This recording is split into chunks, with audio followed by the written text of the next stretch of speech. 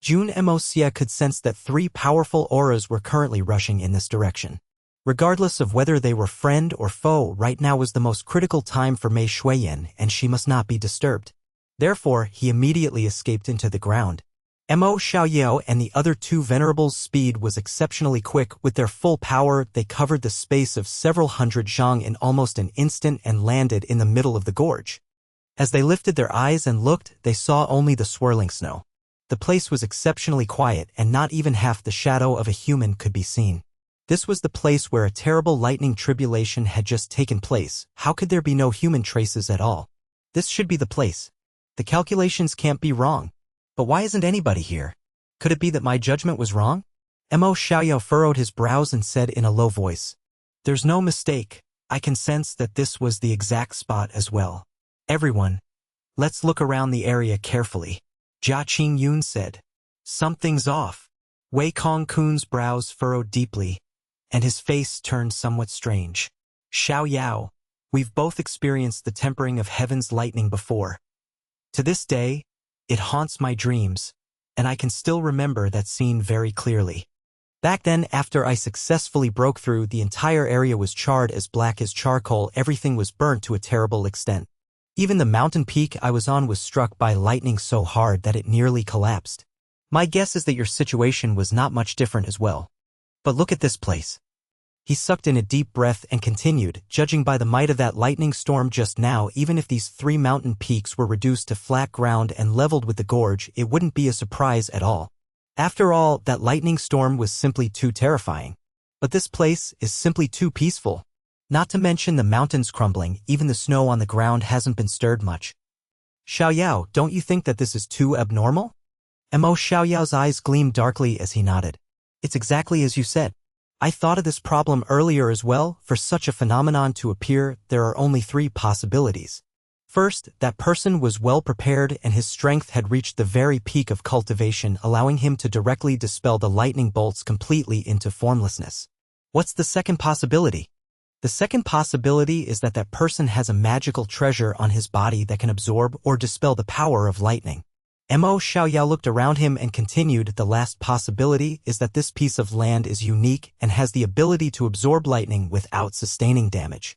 Wei Kongkun laughed bitterly and shook his head. "I would rather believe in the second and third possibility than the first one.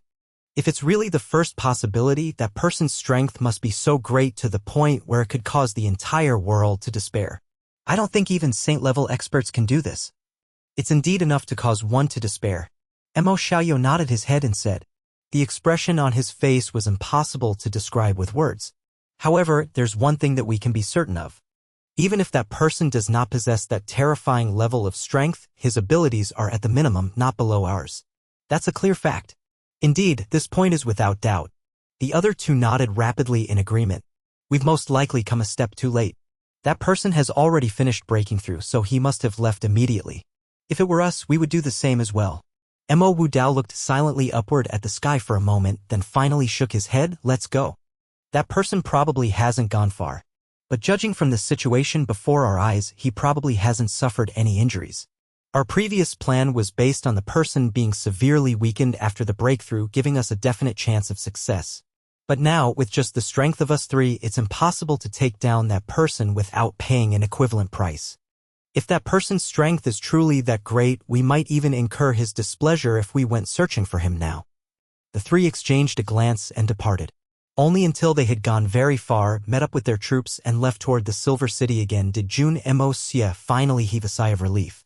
The strength of these three experts was definitely not something that people like Xiao Tianya could compare with. They were truly powerful experts. Turning around, he saw Mei Shuiyan sitting quietly with her eyes tightly shut. A peaceful smile hung on her face, and a pure radiance shone from her entire body. In that moment, Jun Moxie was completely captivated by that sight. After a long time, Jun Moxie suddenly fell onto his butt and rolled on the ground. The reason being that the Hongjun pagoda had suddenly begun to churn.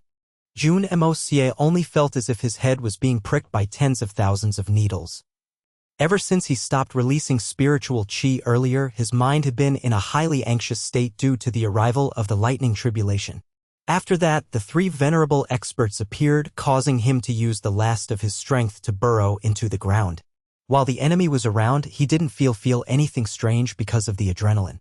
But now that the enemy was gone, his mind became relaxed, and he instantly felt the weakness in his body, causing him to tumble to the ground. The Hongjun Pagoda had released an ocean's amount of chi earlier. With Jun Moxie's current ability, it was still quite strenuous for him to endure. Moreover, he had maintained that energy flow for such a long time. Later, because of the lightning energy the Hongjun Pagoda had absorbed, it released a berserk aura for an instant. With one thing on top of another, Jun Moxie had very nearly lost control of his spirit. The backlash this time was unprecedentedly fierce, surpassing any of the previous times. Due to the danger passing and the fact that Mei Shuiyan's breakthrough seemed to be going well, young Master Jun's mind had thoroughly relaxed. As he did so, all the fatigue and the pain suddenly came flooding into his head. He sat down quietly, closed his eyes, and forcefully endured the unspeakable pain in his head. However, he did not make a single sound, afraid that he would disrupt Mei Shuiyan's comprehension.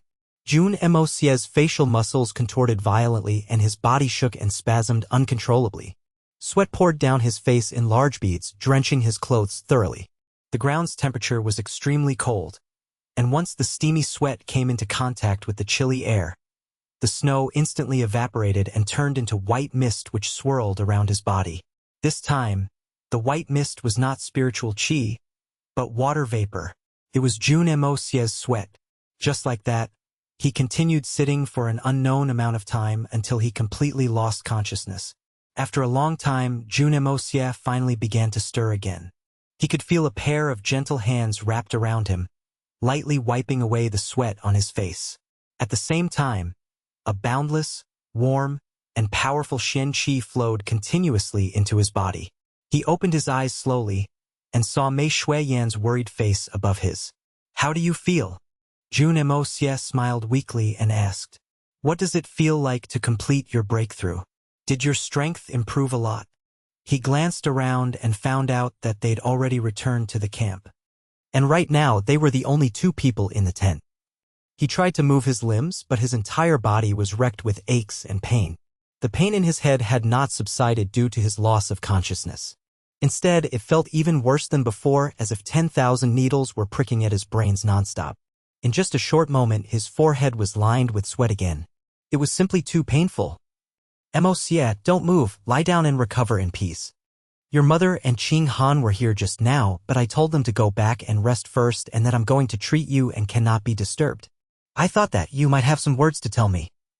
Mei Shuiyan's voice turned gentler, but it seemed to be choking with emotion. "You idiot, why didn't you tell me earlier that you would suffer such a heavy backlash by helping me break through? If you'd told me earlier, even if I were to die, I wouldn't have let you do that. You are really an idiot. Kiki, I naturally have words to say to you." Jun Moxie forced a weak smile onto his face and said in a low voice, "Do you know? I was simply too unresigned. I was unresigned to being suppressed all the time. There's always someone stronger, stepping down on me and suppressing my existence. That feeling simply sucks, cough cough. Ever since I arrived in this world, no matter what I was doing, my opponent's strength was always far above mine, forcefully suppressing me. Every time I broke through and felt my strength increase drastically, I would meet a new enemy again. A new, unconquerable enemy that I couldn't defeat. Every single time, I would be suppressed to the point where I couldn't even breathe. Thus, every time I broke through to a new level of strength, I would continue to exert my utmost strength." A crazed look shone in his eyes, both sharp and profound. "This kind of feeling is too unbearable. I'm truly very tired, it's very tough.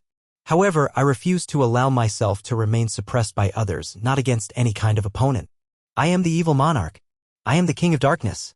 I'm unresigned to be beneath someone else. I want to trump over all my enemies, no matter how strong they may be." Mei Shuiyan's eyes turned red. She could clearly feel the frailty in Jun Moxie's heart as well as the crazy pressure he was constantly under. In the frigid cold of this winter's night, for the first time in his life, the Jun Moxie who was suffering from the pain of a terrible backlash, the evil monarch who was at his weakest point, finally bared his heart and told of his pressure and his unresignation. First, it's the emperor suppressing his loyal subjects. Then, a powerful force like Blizzard's Silver City appeared like an archaic mountain, far away and crushingly heavy. After that, the Shuehan Manor followed closely behind, bursting with arrogance to bully my Jun family. Before those storms had ceased, even the three holy lands joined hands to suppress me.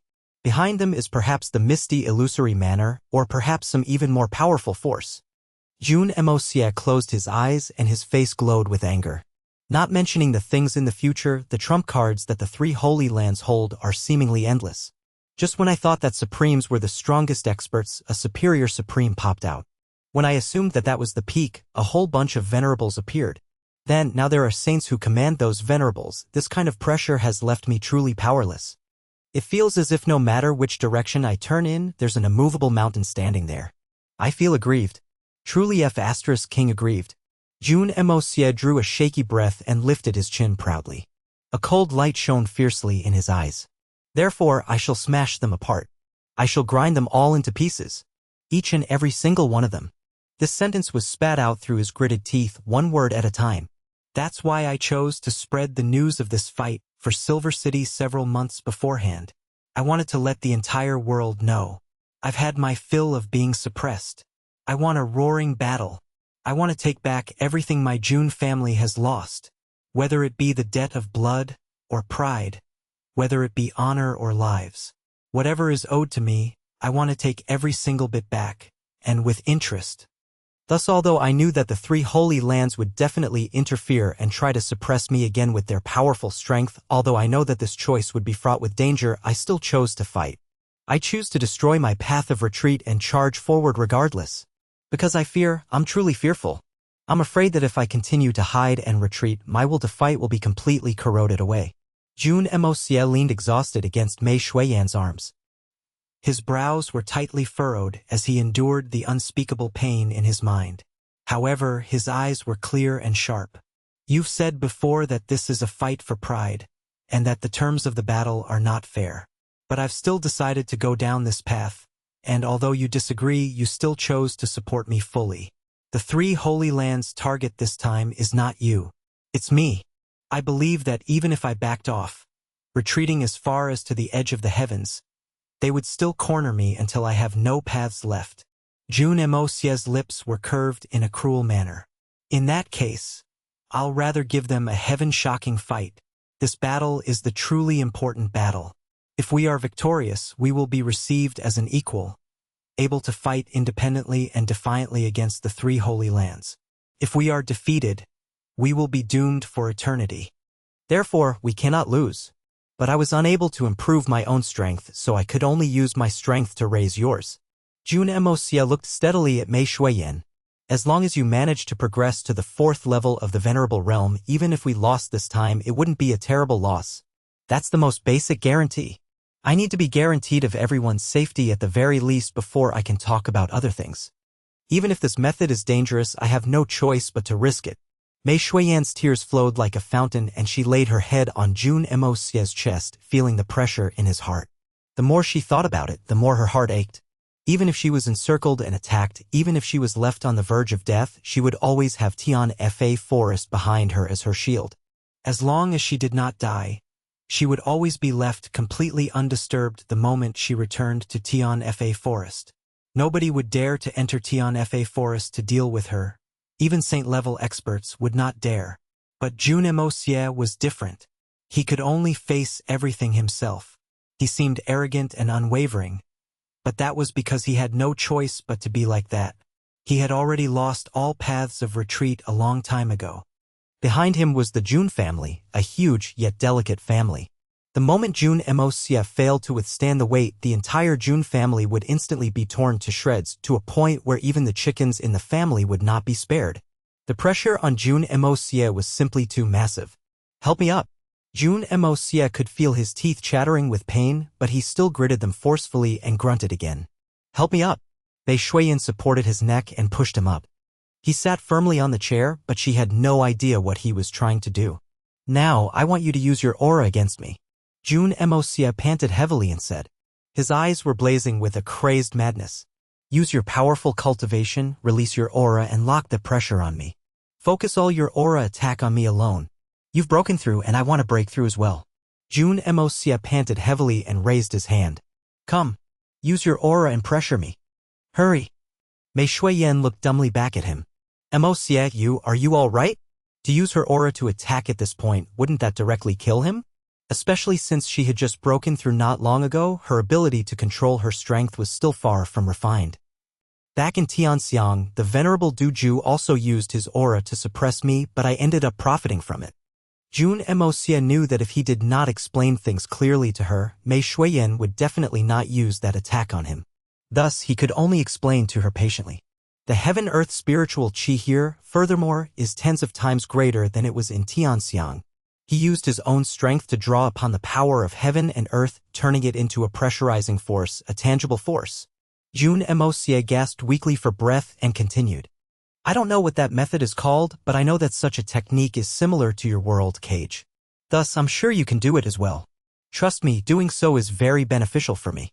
Now, use your strongest force and focus it all on me. Jun Moxie closed his eyes. So that's the case. Mei Shuiyan only relaxed when she knew that this would not harm Jun Moxie, and the latter could also use this method to cultivate. She took 2 steps backward, inhaled a breath of air, and calmed her heart down, returning it to its usual tranquil state. Then she stood motionlessly as a surge of aura gushed out of her body. The aura was swift and seemingly unending, connecting the heavens and earth. In an instant, and pressure that seemed to have come from ancient times appeared. That's still not right, your aura lacks the killing intent. Moreover, it lacks the intense oppressive force of something between the lines of life and death. I want you to close your eyes and imagine that the person before you is not me. Imagine that the person before you is Lucio, that perverted bastard. He's about to do some lewd things to you. He's trying to molest you, Jun Moxie guided with his eyes closed. Except, his words nearly caused Mei Shuiyan to rush over and give him a good kicking. Think of that? Wouldn't that trigger her killing intent immediately? Strangely, as she thought that, a killing intent began to appear. Yes. That's the way. Continue to increase the power, unleash them to your heart's content. Jun Moxie was feeling quite excited. He could already sense the dense and incredibly pure power of heaven and earth gushing toward him. Mei Shuiyan closed her eyes determinedly, and her essence qi burst out in an instant, connecting with the power of heaven and earth. Slowly, it formed into a powerful hurricane that swept toward Jun Moxie. Jun Moxie felt a huge pressure atop his body, as if he was the monkey son Wukong pinned under the 5-fingered mountain. It was as if his skeleton was about to be crushed into powder and his flesh into meat paste. He could not help but suppress a groan in his heart. F***ck. It's so powerful. Mei Shuiyan's strength had already far surpassed Duju's. Now, not only had she broken through, because Jun Moxie had continued to pour pure spiritual qi into her body, even after she had broken through, she had almost reached the middle layer of the 4th level of the Venerable Realm. Right now, Mei Shuiyan's cultivation had already reached the peak of the primary 4th level. Thus, the heaven-earth spiritual qi she could manipulate was over 100 times more than Duju could. With such a powerful pressure, an ordinary Supreme Realm expert would most likely be crushed to death in an instant. Just as Jun Moxie felt that he could not withstand the pressure any longer, the Hongjun pagoda in his consciousness rumbled with a honk sound. Then it began to rotate, sending a multicolored light radiating in all directions. In the instant the Hongjun pagoda started rotating, the stabbing pain in Jun Moxie's head disappeared abruptly. It was like the receding tide, with a schwa sound, it disappeared cleanly. At the same time, an ocean of heaven-earth spiritual qi flooded in from his head. A whale drinking water. The Hongjun pagoda was like an endless abyss, crazily funneling the heaven-earth spiritual qi that Mei Shuiyan sent over and then emptying it into Jun Moxie's body. Outside, the people who were waiting while Mei Shuiyan treated Jun Moxie were all shocked until their mouths hung wide open. Just last night, a strange lightning storm had appeared, causing everyone to be frightened out of their beds. But who would have thought that in just half a night, another anomaly would appear again? The stars in the sky seemed to have stopped moving, and a huge patch of blackness suddenly appeared overhead, spanning several tens of li. It was so dark that one would not be able to see their 5 fingers even if they stretched their hands out before their eyes. But in the blink of an eye, the huge patch of black disappeared. However, numerous strange tornadoes had appeared in the air. Everyone could clearly sense the existence of these tornadoes, but no one could see them. The tornadoes swirled around each other, howling viciously as they surged toward Jun Moxie and Mei Shuiyan's tent. All the Xian beasts, including the beast kings, were so scared stiff that they stayed on the ground, trembling with fear. Because their senses could faintly feel the kind of aura that belonged to Saint Kings. Solitary Eagle and Feng Wanyun looked at the spiritual chi storm and exclaimed together, Heaven-Earth Spiritual Chi. How could there be such pure Heaven-Earth Spiritual Chi? Both of them were clever people. With such a dense amount of Heaven-Earth Spiritual Chi, could they stop themselves from trying to absorb it? But the moment they revolved their cultivation, they realized that although the Heaven-Earth Spiritual Chi had become dense enough that it had nearly turned material, not a single bit of it was leaking outward at all. No matter how they revolved their cultivation technique, they could not absorb even a single bit. They could only watch helplessly as all the spiritual chi flowed into Jun Moxie's tent. It should be Venerable Mei using her powers to treat young Master Jun. Everyone, there's no need to worry. Feng Wanyun sighed lightly and told the anxious-looking Dongfang Wen Xin and Guan Qinghan. As soon as they heard this, Dongfang Wen Xin, Guan Qinghan, Jun Wui, Dongfang Wen Jian, and the rest relaxed visibly. Inside the tent, as the Heaven-Earth spiritual chi flooded in crazily, Jun Moxie's complexion turned increasingly better, becoming more and more calm. Mei Shuiyan opened her eyes and looked at Jun Moxie's face. She was finally able to relax. She concentrated on powering the technique with her full strength, causing the chi flow to seem like a divine dragon rising out of the ocean. She once again expanded her control, gathering all the Heaven-Earth spiritual chi she could control to flood together again. The spiritual chi storm once again surged up, again and again. Wave after wave of pure Heaven-Earth spiritual chi surged over, causing the Heaven-Earth spiritual chi in the entire mountain range to be emptied out, and when the spiritual chi was refilled again from the outside, it was emptied out again. The several tens of li of sky had turned into a huge whirlpool, a bottomless hole, avaricious, mysterious, powerful. Slowly, after the shocking waves of spiritual chi had stabilized into a pattern, the crowd finally left. Even Big Bear, whose strength had reached the superior supreme level, was frightened until his legs felt soft. This was not to say that Big Bear was a timid person, but this kind of natural, kingly aura was simply too scary. This aura was the kind that radiated from a monarch among beasts, causing him to want to bow down to it. Forcefully controlling himself, Big Bear stood up shakily. But the instant he stood up, he felt an uncontrollable urge in his pants. Looking around warily, he hurriedly ran off sneakily. Then, after choosing a hidden spot, he squatted down beside a tall tree and hurriedly unfastened his trousers. In an instant, a loud slopping sound rang out and an unbelievable stench rose into the air. After a long time, Big Bear stood up and put on his trousers again. This time, his expression was much better.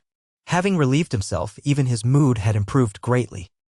He even patted the tree's trunk as he tied his waistband, turning his hairy head to look at the tall tree. Ah, what a straight tree! You're so tall and straight. Could it be that you've been made to stand still as a punishment? This Big Bear here has given you a lot of fertilizer today. So I guess this is also a kind of fortuitous encounter for you. As he laughed and patted his butt, a few other shuffling sounds could be heard from behind him. A few other beast kings also walked out while adjusting their trousers. From the looks of it, there were no exceptions.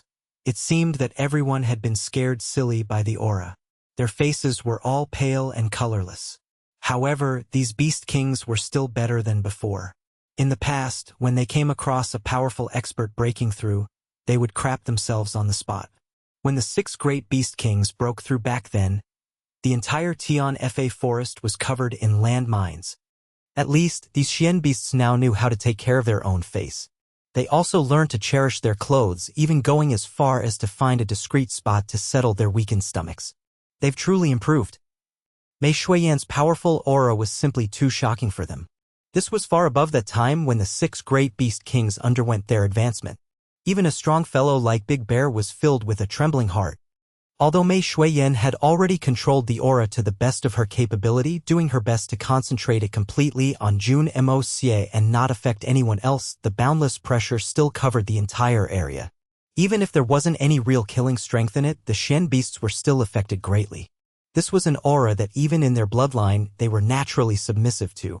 It was a reverence that came from deep within their bones. If it was someone else who worked up such a huge aura, it might have even roused their fighting spirit. But right now, that was not possible. They could only worship Mei Shuiyan. What are you panicking about? Big Bear scolded as he fastened his trousers. Line up properly for me and go one at a time. Don't create a stink here. How uncultured. Do you think that this is your house? You're not throwing your own face when you behave shamelessly here, but the face of our Tian Fa forest. Understood? The Xian beasts made some noises and nodded rapidly, but it was unclear whether they really understood or not. But one could only pity this tree. It was soon going to be completely drowned in scat and piss. However, there were perhaps some benefits to be found in its misfortune. Several hundred years later, this tree would be the tallest in the forest. The lushness of its leaves and the thickness of its branches would be unrivaled among its fellow trees. Inside the tent, the roof above the two's head had already been blown away long ago. Gargantuan amounts of heaven-earth spiritual qi and green, pure spiritual qi constantly flooded in before disappearing without a trace.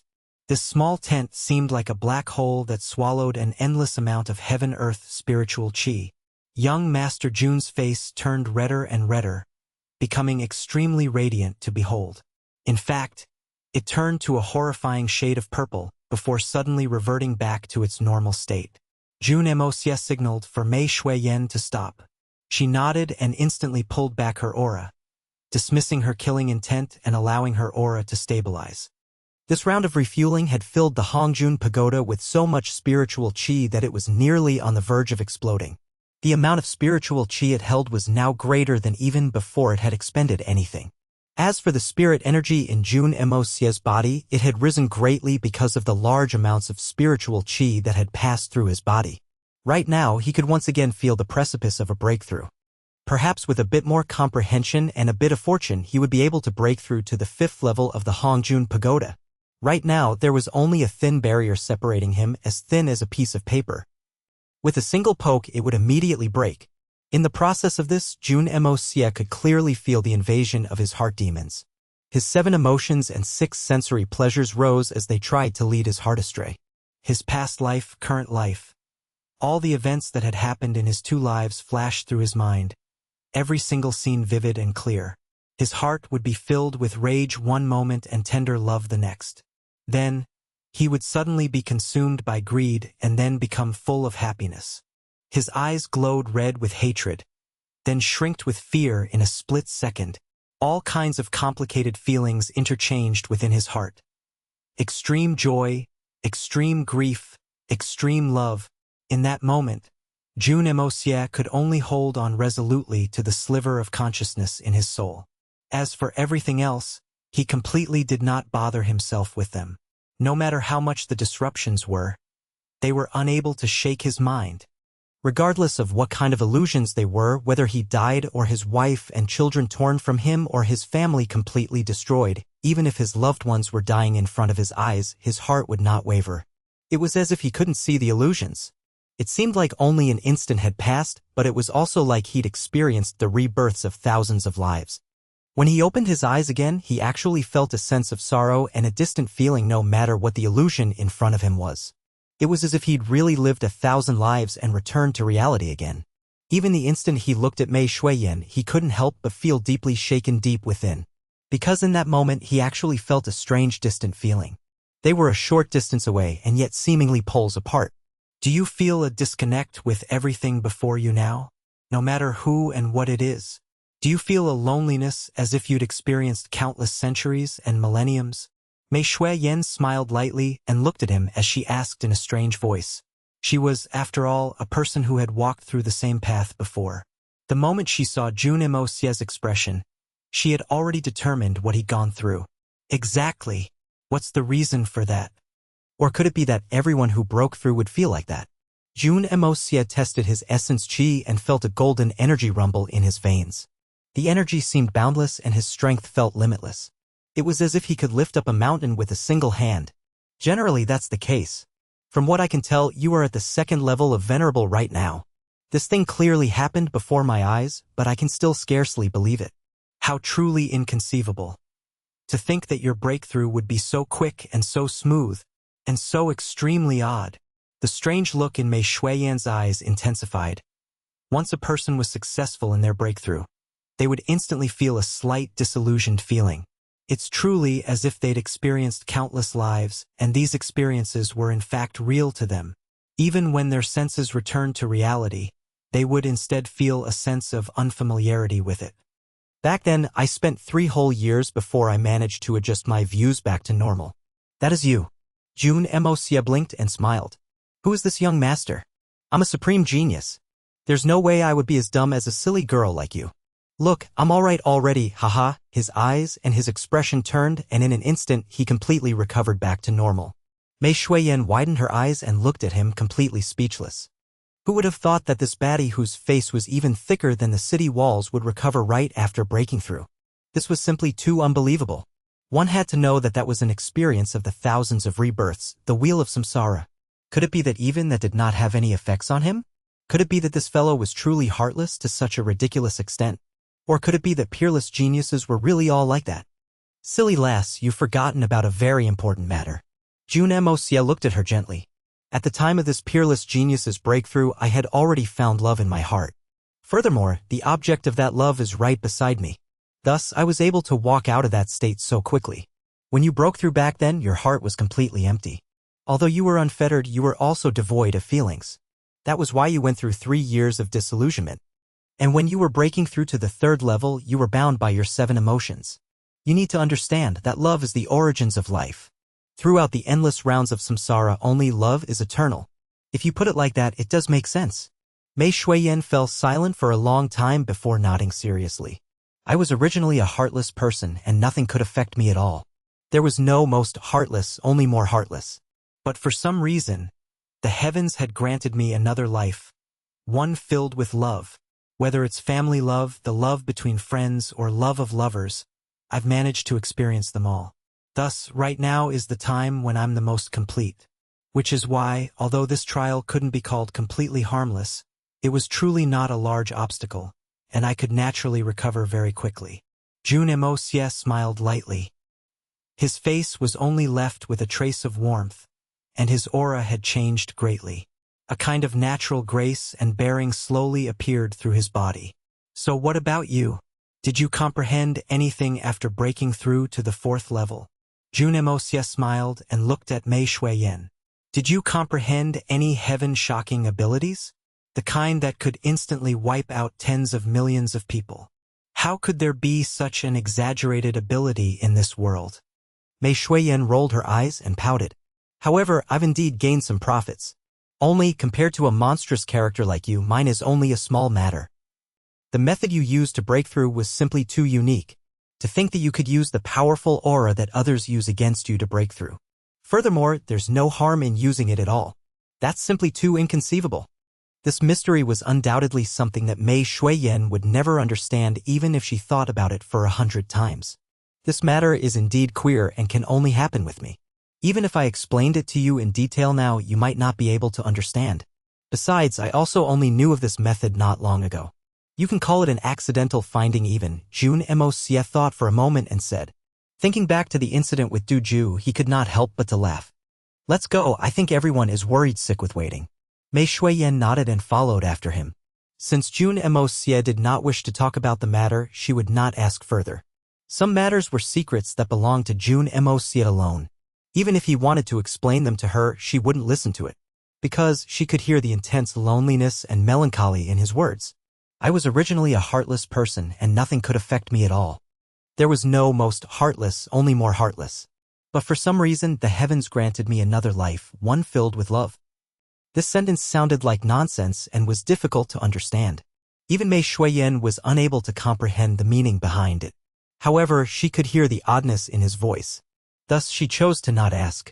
She only wished to use her love to heal the scars in her beloved's heart. Nothing more. When Jun Moxie and Mei Shuiyan stepped out together, everyone could clearly sense that these two had changed. But as for in what way, it was difficult to tell.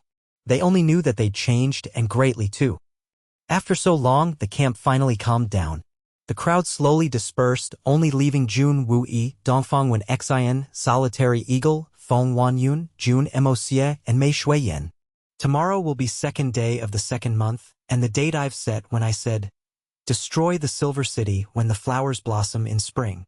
I plan to make a trip into the Silver City tonight. Jun Moxie looked at everyone and continued. It's always better to know what you're up against. You're going alone? Dongfang Wen Xian furrowed her brows with worry. Will it be all right? It'll be fine. Jun Moxie smiled confidently. If I can't do it, nobody else in the world would be able to. Although Moxie's words sounds arrogant, it's indeed the truth. Jun Wui smiled and supported his nephew. Dongfang Wen Xian turned and looked at Mei Shuiyan, who also nodded. Her face was filled with confidence. Then you must return early and not let us worry too much. We've already been worried sick by you today.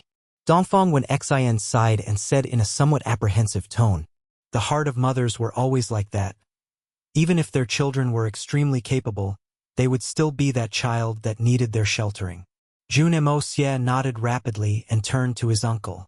Third uncle, I think you should rearrange the battle lineups again tonight. Try to design some battle arrays that can deal with their many experts' joint attack formations. In the battle tomorrow, we will definitely be disadvantaged in this area and can only use this method to prolong the battle, allowing our aid to arrive. You're only saying this now? Even the cucumber dishes on the table have already grown cold by now. I've already designed several formations and plans to counter this a long time ago. Jun Wui smiled lightly and said, Relax. Even if the enemy has some powerful transcendent-level experts with them, I wouldn't allow them to carry out their executions so easily. Ha! Everyone laughed. They were naturally very clear on what this execution referred to. Jun Wui had a somewhat strange look on his face, and Jun Moxie also looked somewhat unnatural. The uncle and nephew duo looked rather uneasy. Jun Wui roughly knew what Jun Moxie's intention was for his trip tonight. His purpose was definitely not as simple as a simple scouting. He had a greater goal in mind, Han Yenyao. Jun Moxie was indeed planning to go and take a look for himself and see if this girl whom all the tragedy originated from was really worthy of his third uncle's full-hearted love. If this matter waited until all the dust had settled, it would perhaps be too late. Thus Jun Moxie was very worried. After all, everything had happened because of her. Although Jun Wui was very anxious, he wanted to know for himself as well. In fact, he might be even more worried than Jun Moxie. He didn't know what kind of feelings his Yao would have as he led his troops to attack Blizzard's Silver City. As he watched Jun Moxie leave, Jun Wui took out a handkerchief from his breast pocket and opened it slowly. There was a lock of very soft hair wrapped within it, and on the handkerchief, there were 4 rows of words. 10 years without combing. My hair has grown long for my husband. Looking toward Tianxiang every night. Never turning back in this life. Jun Wui suddenly felt an unknown, secure feeling in his heart. She would never disappoint him. My beloved Yao would never disappoint me. The sun gradually drifted toward the west. The sky gradually darkened and the snowy ground reflected a silvery light, shining clear and pure. Jun Moxie wore a robe that was whiter than the snow and flitted out of the tent quietly. Mei Shuiyan stood behind, watching his figure disappear into the dusk. She stood there looking for a long time before finally turning around. Jun Moxie dashed through the land carefreely, traveling towards the snow-capped mountains with a speed akin to lightning. Nobody could catch even the shadow of his figure. The speed of the yin-yang escape art had definitely exceeded any movement technique in this world more than once. With this kind of shocking speed, he only took a short moment before view of the city covered in ice and hidden deep within the snowy mountains appeared within his sight. Silver Blizzard City was truly worth its reputation. Looking at it from afar, the city of ice was surrounded by countless swirling snowflakes, causing it to look grand and mysterious. 7 tall peaks surrounded the massive city from all sides like a ring of stars. Although the sky was filled with falling snow, the stars could still be seen, shining brightly above it. The starlight shone onto the snowy ground, casting the mountain peaks with a myriad of brilliant colors. The colors gathered and formed into a radiant beam which fell gently upon the Silver City. This ancient city of ice shone with magical colors, as though it was a dream. No matter who it was, the first time they laid their eyes upon this city, a dreamy and illusory feeling would rise in their hearts. Before the Silver City, there were 4 huge ice pillars. Each pillar carried a word. Wind, snow, silver, city. Although it looked plain, the pillars carried a grand air around them, simple and heroic. They were like 4 giants standing before the gates of the Silver Blizzard City, never sleeping. The sky had already turned dark, but there were still many people moving about in the Silver City. These were the white-robed low-level disciples. These disciples had varying expressions on their faces. Some were filled with joy, some with fear, and some with ardent fervor. Because today many great characters were going to enter the Silver City. They were going to use their powerful strengths to help them to resist the outside invaders. Each one of these characters were legendary figures. The names of each of these experts were well known throughout the world, and their feats were awe-inspiring enough to write stories and songs of. The arrival of these people were enough to cause these young disciples to put down their worries. Even as they patrolled the streets, many of them were discussing in low voices. "Hey, I say, with our current strength, do you think we'll be able to defend against the Jun family's attack? What kind of joke are you making? Even without these seniors, the Jun family is only an insignificant bunch in front of our Silver Blizzard City. With the seniors here now, I think we should be worrying about the Jun family instead." That may be so, but recently I've heard people say that the Jun family's strength had grown very rapidly. "Che, no matter how strong they've become, they can't be stronger than the three Holy Lands, right? The experts of the three Holy Lands are simply what? Simply ridiculous. Like a cow flying into the sky. That's true, they're simply too powerful. You're a person who even worries about falling off your bed in your sleep and dying. You truly have too many things to worry about." Jun Moxie scoffed and rolled his eyes as he passed these guards. Where would he have the leisure to bother himself with the opinions of these young disciples? He continued like a sharp sword toward the large hall at the very center. It was already so late, but the fires were still lit. The big battle was tomorrow, and not only were they not resting in bed and preparing themselves, they actually gathered together. If they were not meeting about the Jun family matters, would they do such an abnormal thing? Those dregs of the Xiao family wouldn't possibly be in the mood to dance and party at this time, right? Jun Moxie easily passed through the thick walls made with 1,000-years-old Xian ice without a single sound or ripple. Without much effort, Jun Moxie had infiltrated into the heart of the Silver City. This large hall was indeed very bustling at the moment, and most of the people here were unfamiliar to him. On the main seats, there was a man and a woman. The man was dashing and suave, while the woman looked pure and graceful. They looked to be only around 30 years old, and from the looks of it, they were the Silver City's city lord and madam. In fact, a slight resemblance to Han Yanmeng could be seen. Only, the two's expressions were not very fine now. Sitting with them were about a dozen old men. They should be the spirit Xian elders of the Silver Blizzard City Han family. On the other side, there was a white-haired old man sitting just below the city lord's position. His hair was as white as silver, and his skin was smooth and soft like a baby. This must be the grand elder of the Xiao family, Xiao Xingyun.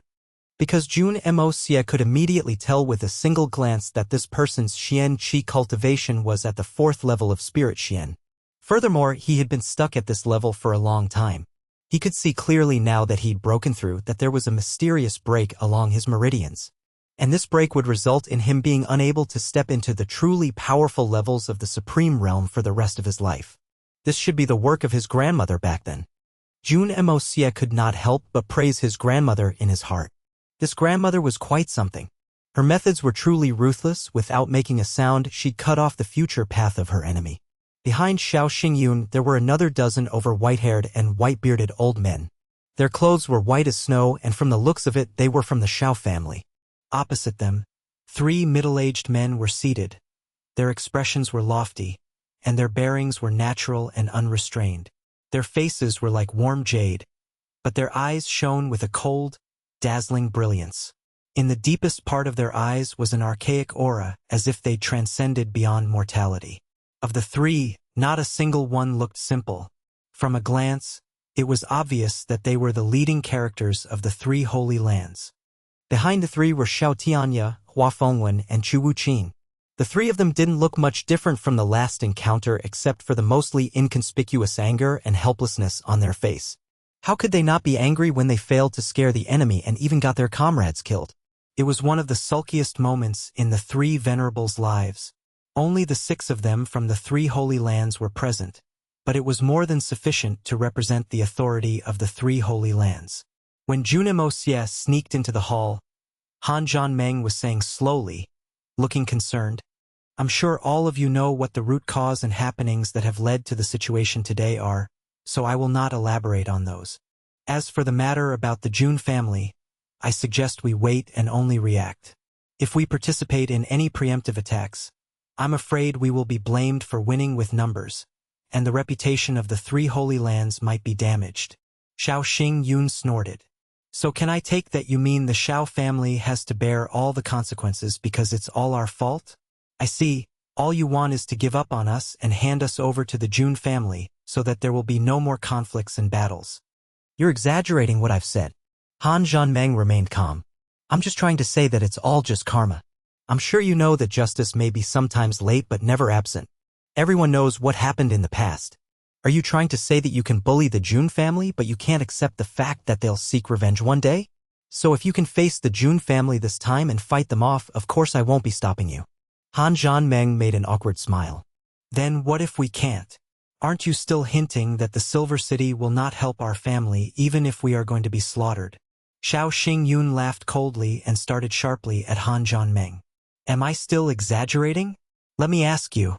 Our family has been so loyal to the Silver City for all these generations. But what do we get back in return? Getting abandoned? No support? Master Han, I am afraid what you have said is too cruel. Having been briefed by his father, Han Zhanmeng obviously refused to concede. However, with the support from the three Holy Lands, the Xiao family was holding on to their firm stance. So they began quarreling in the hall, which was very unusual. And an explicit disagreement between the master and the first elder was also unprecedented. Mo Xiaoyu just watched indifferently.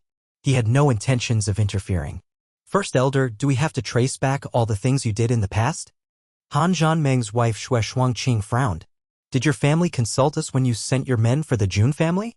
We only knew when everything had already happened and the rumors had spread all around the continent. Were you being loyal when you made all these decisions without letting us know? Were you being loyal when you refused to stop and return when we asked? When you were back, the master asked you to stop all actions against the Jun family, but 3 years later you murdered 2 more young men of the Jun family. Do you know how disgusting your bullying behaviors were? Ask yourself, have you ever regarded yourselves as the subordinates of the Silver City? When your lone actions caused so much trouble, triggering their revenge, you expect the Silver City to be responsible for it. What kind of logic is this? Now you want us to be your scapegoat while your family can continue growing your secret forces? Do you think it's all so easy? Xue Shuangqing's face was flushed red. But isn't your family the master of Blizzard Silver City? How could you not provide safety for your subordinates? Then what is the meaning of being loyal to you? As a leader, is this the right thing to do? Are you really going to abandon your subordinates and hide behind the walls? Xiao Xingyun's eyes flashed as he threw questions back at them. If you can't fulfill your duties as the leader of the Silver City, then I will have to ask you to hand over the position as the master and the authority over the Silver City. We can't tolerate a leader who's so weak. Your family brings shame to the Silver City. If you don't dare represent the Silver City, then let us do it. Xiao Xingyun looked around at everyone as he said loudly, Ha! I only see that all you want is the position of the master. Your rebellious ambition is finally exposed. Xiao Xingyun, I'm sure you've been planning for today for a very long time, haven't you? Han Zhanmeng squinted his eyes at Xiao Xingyun. Han Zhanmeng, stop trying to blame me. You are a useless coward. How could you still be the master? Just because you're the eldest son of the Han family? Even the seniors of the 3 Holy Lands have now witnessed your cowardly agenda of abandoning your subordinates just to save yourself. What else do you want? Do you still want to pressure me as the master? No, from now on, the Xiao family no longer recognizes you as the master. Xiao Xingyun snorted coldly. Very well, Xiao Xingyun. You finally fully exposed your intentions. Han Zhanmeng stared at Xiao Xingyun coldly. Let me ask you, where's the 3rd and the 6th elder? Did you kill them? Where's Mu Shuetong and Little Meng? Xiao Xingyun. I must admit you're patient to wait till now before you revealed your true intentions. Don't try to digress. We're talking about the imminent threat from the Jun family. How would I know where the group of people led by the 3rd elder? Or maybe they are having fun somewhere. Xiao Xingyun laughed coldly. Don't forget Xiao Han and Xiao Feng were also in the group, so I'm also worried. Oh, did you send men to kill them because you were afraid that we would try to contest your position? It makes sense. You only have daughters so they can't inherit the position. So you're afraid the Xiao family will eventually inherit your position. How dare you? How brutal. How can you destroy the future of the whole Silver City just because of your selfish intentions? Xiao Xingyun returned favor. Everyone was suddenly a little bit moved by what he said. Some turned to look at Han Yanmeng with a suspicious expression. What Xiao Xingyun said about Han Zhanmeng having no heirs had always been something uneasy for everyone in the Silver City. Han Zhanmeng was so outraged that he trembled as his eyes turned red. He had already sensed something ominous with what Xiao Xingyun had said. Xiao Xingyun had said that he didn't know where the third elder was, but now he was self-contradictory. What was happening was very obvious. Xiao Xingyun, you're the brutal one. Han Zhanmeng smacked on the arm of his chair as he stood up. He stared into Xiao Xingyun's eyes and said word by word, you will pay the price for what you have done. Pay the price? I've already paid. The Xiao family have done so for many generations. Xiao Xingyun laughed madly. Hundreds of years of subjugation, isn't that enough? Is our loyalty not enough? Han Zhanmeng, you don't have to make more useless effort. Jun Moxie could not have imagined that he would witness the internal conflicts of Blizzard Silver City. Seeing that everyone from the three Holy Lands was silently watching despite the intensifying quarrel, Jun Moxie immediately formed the deduction that the Xiao family might have reached some consensus with the three Holy Lands. Or why would Xiao Xingyun be so blunt right now with all the venerables here? He was not the master of Blizzard Silver City after all. He would usually not be worthy to even speak loudly in the presence of the venerables. Who could have imagined that these dignified guys from the three Holy Lands would actually participate in this sort of private conflict for power? Xiao Xingyun, maybe I should give you some awards for your shamelessness.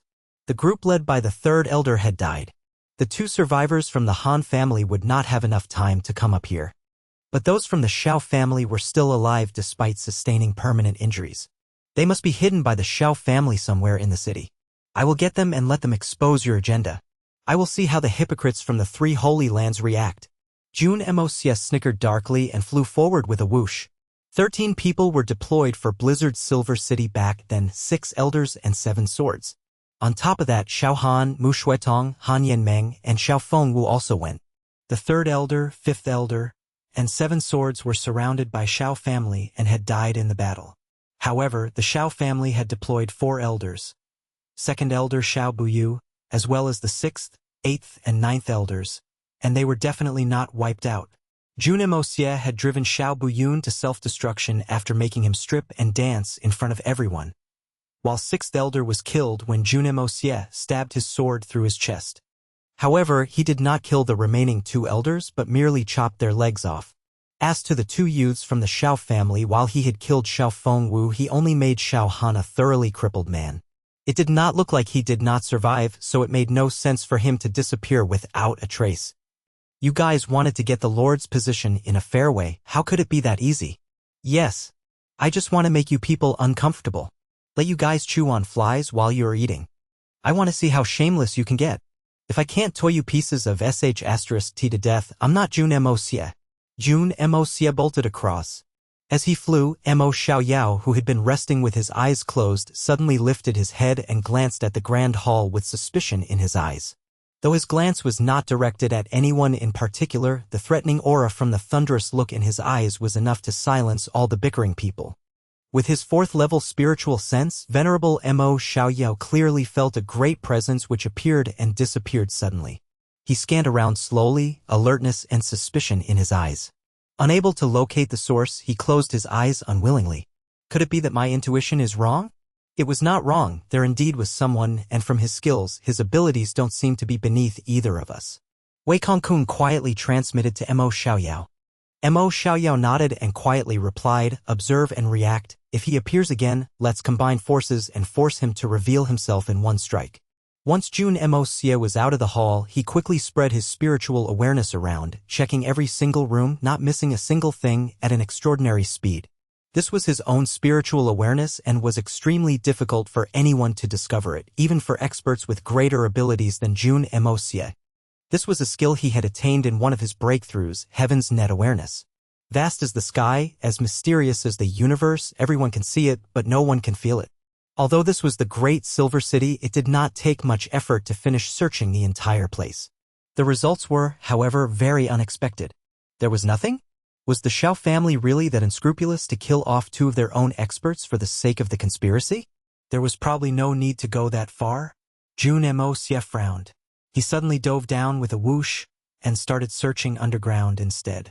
Just as he expected, there were countless secret chambers underground. Jun Moxie started searching carefully underground using the power of earth and yin-yang escape.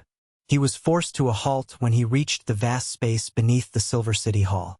It was impermeable even with his newly attained breakthroughs and leveled-up spiritual awareness, as if some mysterious energy was protecting that place. This mysterious energy was undoubtedly formidable and powerful. Furthermore, this was definitely not like the energy felt from humans, but rather a special and mysterious type of energy that could not be understood. Shocked, Jun Moxie avoided the place in his search but committed it to his memory. To think that there was such a strange location in Blizzard Silver City.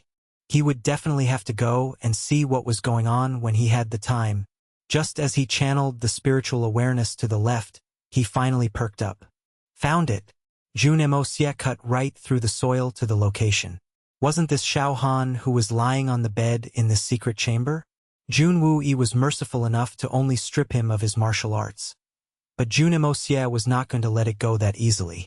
He gouged out his eyes, picked his tendons, cut off his ears, dug out his tongue, shattered his spine, and even crippled his genitals, but he did not kill him. While living in such a state was more tortuous than death, but Jun Moxie intended to let him continue living on like this. Letting him die just like that was too easy for him.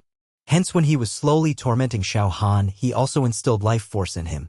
As long as Xiao Han did not starve or get killed by someone else, he definitely would not die. And just as Jun Moxie predicted, while Xiao Xingyun was ruthless in his acts, he could not do the same to his own descendants. So Xiao Xingyun secretly took care of Xiao Han instead. Checking that there was no one else in the secret chamber, Jun Moxie appeared before Xiao Han with a whoosh. He took a deep sniff of the air and annoyance appeared on his face. There is not a single whiff of odd smell in a place like this for a crippled person. Seems like Xiao family did a pretty good job in their aftercare. Jun Moxie took 2 steps in the secret room.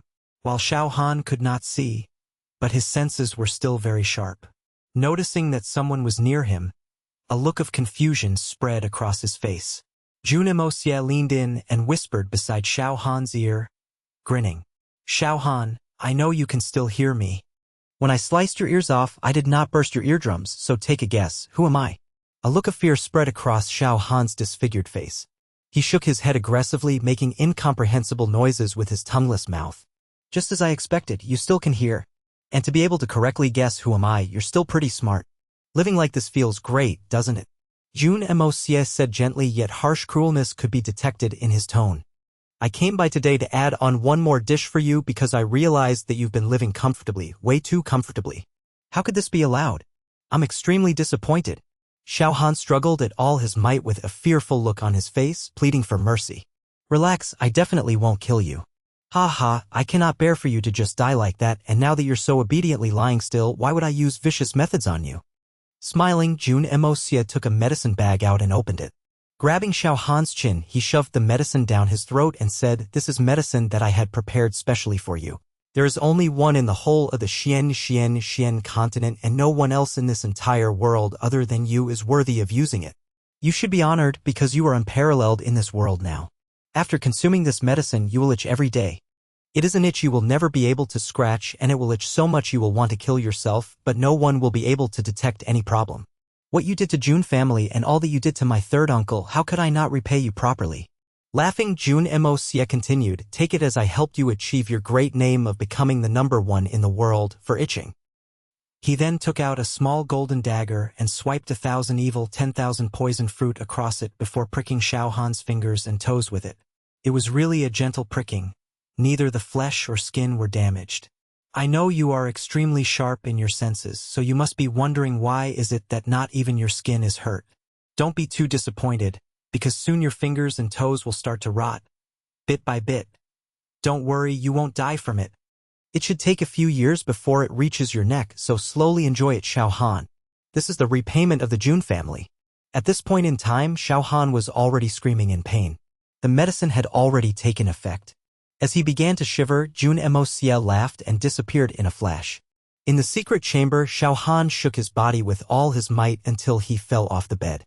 The servant outside heard the noise and rushed in, only to see Xiao Han struggling in pain on the floor. There was nobody else. That's odd, to struggle to get off the bed when he is crippled to this extent. The servant shook his head and carried him back onto the bed. But Xiao Han was struggling and writhing around uncontrollably. He could no longer speak, so he could not tell anyone about the strange itch, and nothing could anything be detected from his body.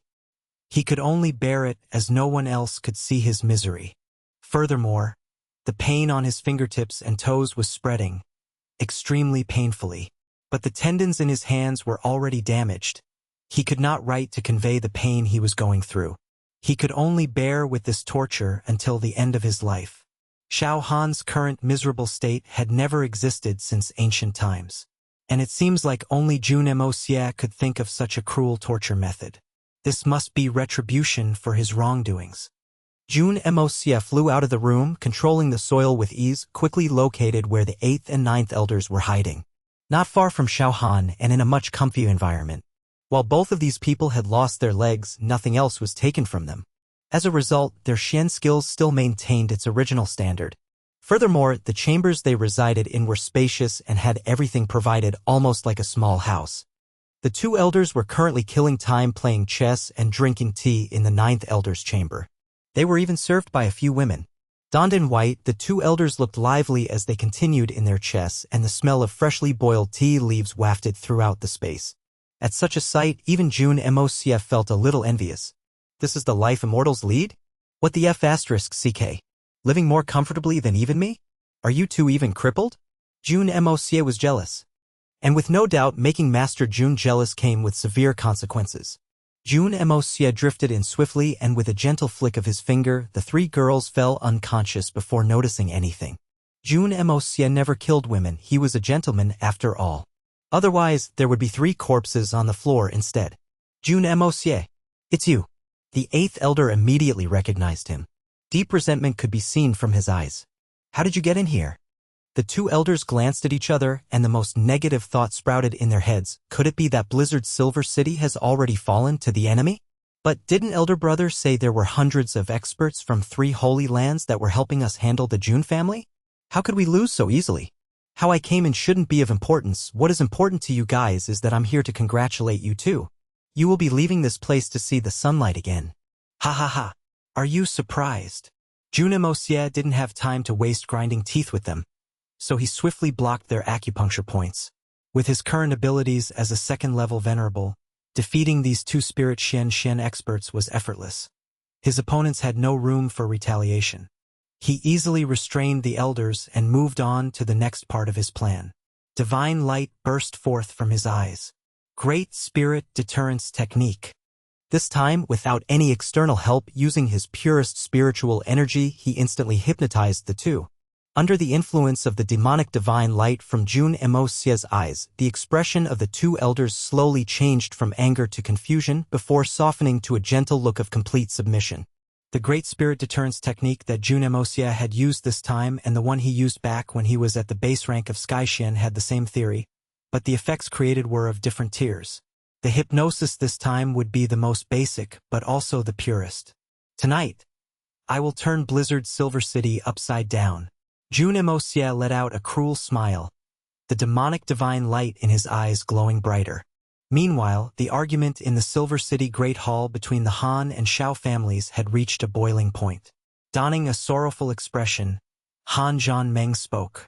Xiao Xingyun, since the building of Blizzard's Silver City, the Han family has always abided by the teachings of our ancestors to take extra care of the Xiao family.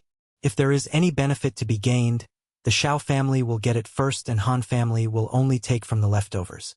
If there is any threat, the Han family will always be the first to eradicate the threat while the Xiao family waits in comfort. There has been countless evidence for such matters. Take the recent case when you killed the 2 members of the Jun family, which triggered the insane pursuit of the Dongfang family. If not for my father breaking the rules and imploring Yun Biqin for help to suppress the Dongfang family, did you think the combined powers of your brothers would be enough to win against the lady of the Dongfang family? The Xiao family would have been wiped out during that incident. Our ancestors have been bonded by brotherly ties for hundreds of years and have always treated each other with respect and care. But to think that when it came to your generation, not only did you plot to snatch the Lord's position, you even ruthlessly killed your own brothers. Such unacceptable actions. Even the heavens would be enraged. Xiao Xingyun, search your conscience to see if you can still show your face to your ancestors of the Xiao family who have spilt blood and died for Silver City. Well said. Han Zhanmeng, since you've spoken, it is my turn to ask you instead. The teachings of our ancestors still hang on the wall, even today. You also said that my ancestors sacrificed their lives for Silver City. But how did you treat us? To think that you even have the cheek to bring this up. Who exactly is the one whose words do not match their actions? Xiao Xingyun's face was filled with anguish and anger, to the point that his beard was trembling. Pointing a finger, he continued, Xiao Han and Yenyao, who were childhood sweethearts, when we decided on their marriage, did anyone have any objections? It was supposed to be a wonderful affair after they wed when they were of age, spending the rest of their lives together. But you, Han Zhanmeng, have failed in discipling your daughter. After your daughter left the mountains, she immediately fell for someone else and said that she would not marry anyone else. The marriage arrangement was still valid, but she even pulled such a stunt, completely insulting the Xiao family.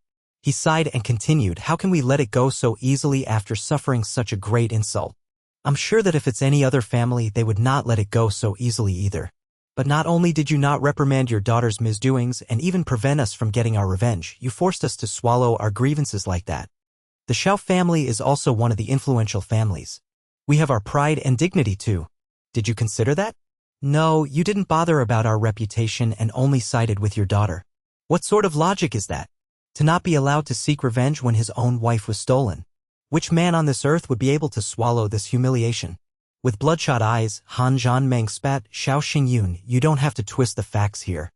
The facts were set clear from the start, and indeed the marriage was decided when Yenyao was young. But it was reiterated that as long as they had feelings for each other after they grew up, the wedding would commence. But if they didn't, there was room for discussion. The elders of both families were present to witness this. I believe everyone still remembers this. And I'm sure everyone is aware of how Xiao Han is as a person after he grew up, so I will not elaborate on this.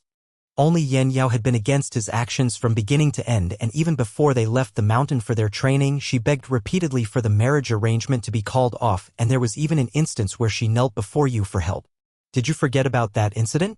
I recall you saying that marriage is a great affair that determines the rest of their lives, and if they really could not get along, there was no need to force them to go through with it. You were the one that said this, did you possibly forget? With all those prior statements, while the wedding arrangement existed, it was purely only in name. But who in the entire Blizzard Silver City was unaware of this truth? How did we tarnish the Xiao family's name? Even when Yenyao left the mountain and met the third master Jun Wuyi, and they developed feelings for each other, Yanhao never revealed her real identity. She did this to protect the image of your Xiao family.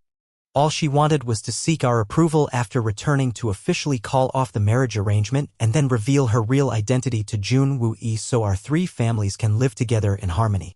Both of us learned of this matter at the same time back then when Yenyao returned. Were you going to pretend that you were muddle-headed and cannot remember? What purpose do you have in twisting the facts and using it as reason for your acts? It was obvious that Jun Wuyi had no idea of the situation and everyone else in the Jun family was innocent. But the Xiao family went down with such great fanfare to capture Yenyao and even threatened the Jun family, as the daughter of the Lord of Silver City, to be forcefully escorted back. I did not say anything back then only because I felt apologetic to Xiao family. But everyone knows that it made no sense because we of the Han family had request to call off the marriage first. But you didn't stop there and even colluded with rogues to murder the White Commander, Jun Wuyi, and his brothers. To even purposely not kill Jun Wuyi but leave him crippled waist down. How wrong was it for the Jun family? They had no clue of Yenyao's real identity from start till end, but still had to suffer such vicious blows. Even Jun Mou and Jun Mo Cho died, without knowing why they had been killed. Had the Dongfeng family not intervened, would the Xiao family not feel as if their actions were too much? Then you blew this matter up after returning to Silver City to force Yenyao to marry Xiao Han immediately, threatening her with the Jun family to make her cut herself to the point she was almost dying and leaving her to live alone in Sword Peak. It has been 10 years since then. Why is it that after all this happened, you conveniently forgot about everything you said before? Overbearing and forceful in every way. The Han family did not pursue this matter as we stayed true to our ancestors' teachings. When you requested the marriage arrangement between Xiao Fengwu and Menger, I agreed to it without creating any difficulties despite not being in support of the idea. It was purely because I thought it would compensate for the failed marriage arrangement. You can even say that it was an act of benevolence. Xiao Xingyun, recall carefully the acts by Xiao family for the past 10 years. Have you ever respected the Han family as masters? On the entire hand, in the past 100 of years, was there even a day where we treated the Xiao family as servants? I can't help but scorn at the words you have spoken. Xiao Xingyun laughed coldly. Indeed, most of what you said was the truth. I did make those statements and also admit that the arrangement could be called off. But fact is that your daughter, who knew no self-respect, got together with someone else before the wedding was officially called off. I've always been a reasonable person. Had the marriage been properly called off, you would have been able to marry your daughter to whoever you wanted. That would have been your problem, not the Xiao families. Furthermore, I also watched Yan Yao grow up and treated her like my own daughter. Why wouldn't I wish to see her happy?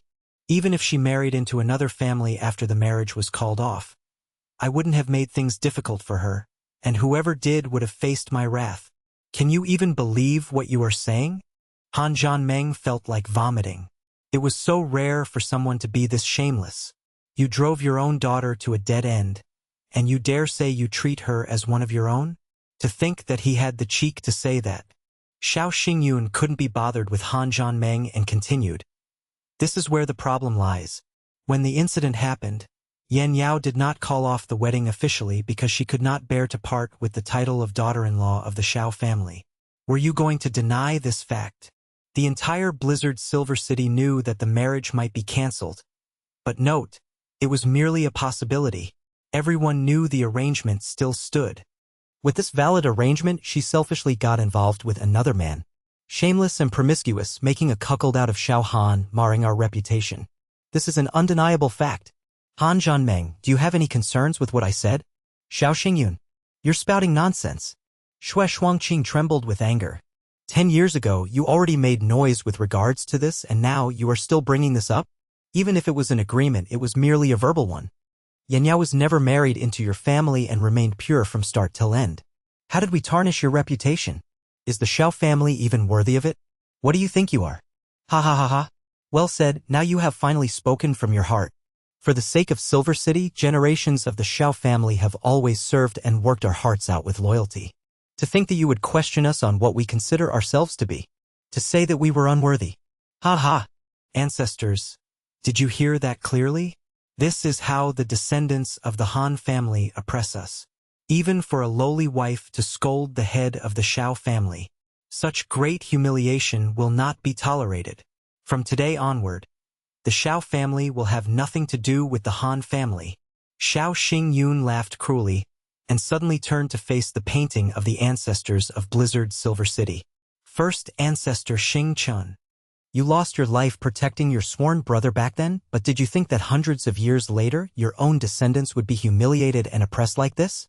If you were watching from above, I wonder how sad you feel if you'd regret what you did back then. Tears streamed down Xiao Xingyun's face as he mourned bitterly. As long as the Silver Blizzard City remains, the Xiao family's descendants will never perish. Master Han, you made this blood oath before the heroes of the world.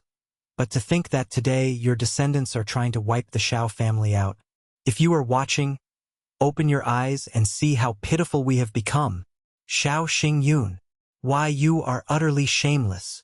Han Zhanmeng was vibrating with anger. If he could, he would strangle Xiao Xingyun to death this instant. After all these years in Blizzard Silver City, he never knew that this elder was such a great actor. All this nonsense spouted was enough to make someone's lungs explode from anger. To think that the descendants of the Xiao family are so ill-fated. Xiao Xingyun continued to cry sorrowfully. Suddenly he gritted his teeth and said, finally, there's somewhere to seek justice. The fair and just 3 holy lands have always helped people. Today, the esteemed elders of 3 holy lands have graced us with their presence. It is a great chance to seek justice for the oppression the Xiao family have suffered. Return peace to Blizzard Silver City. There must be someone who is a fair judge of all these actions. After making this convincing speech, he turned around and looked at Mo Xiaoyao as he bowed deeply. Joy and grief appeared on his face like a tenant who had been oppressed for thousands of years and was finally freed. Elder Mo, you were here to witness everything today. The Xiao family is faced with disaster of our clan being wiped out with little chance of survival. Please seek justice for us. Let the world know that justice exists. Loyalty is not to be insulted. Please, uphold justice for us. Xiao Xingyun bowed deeply again without raising his head.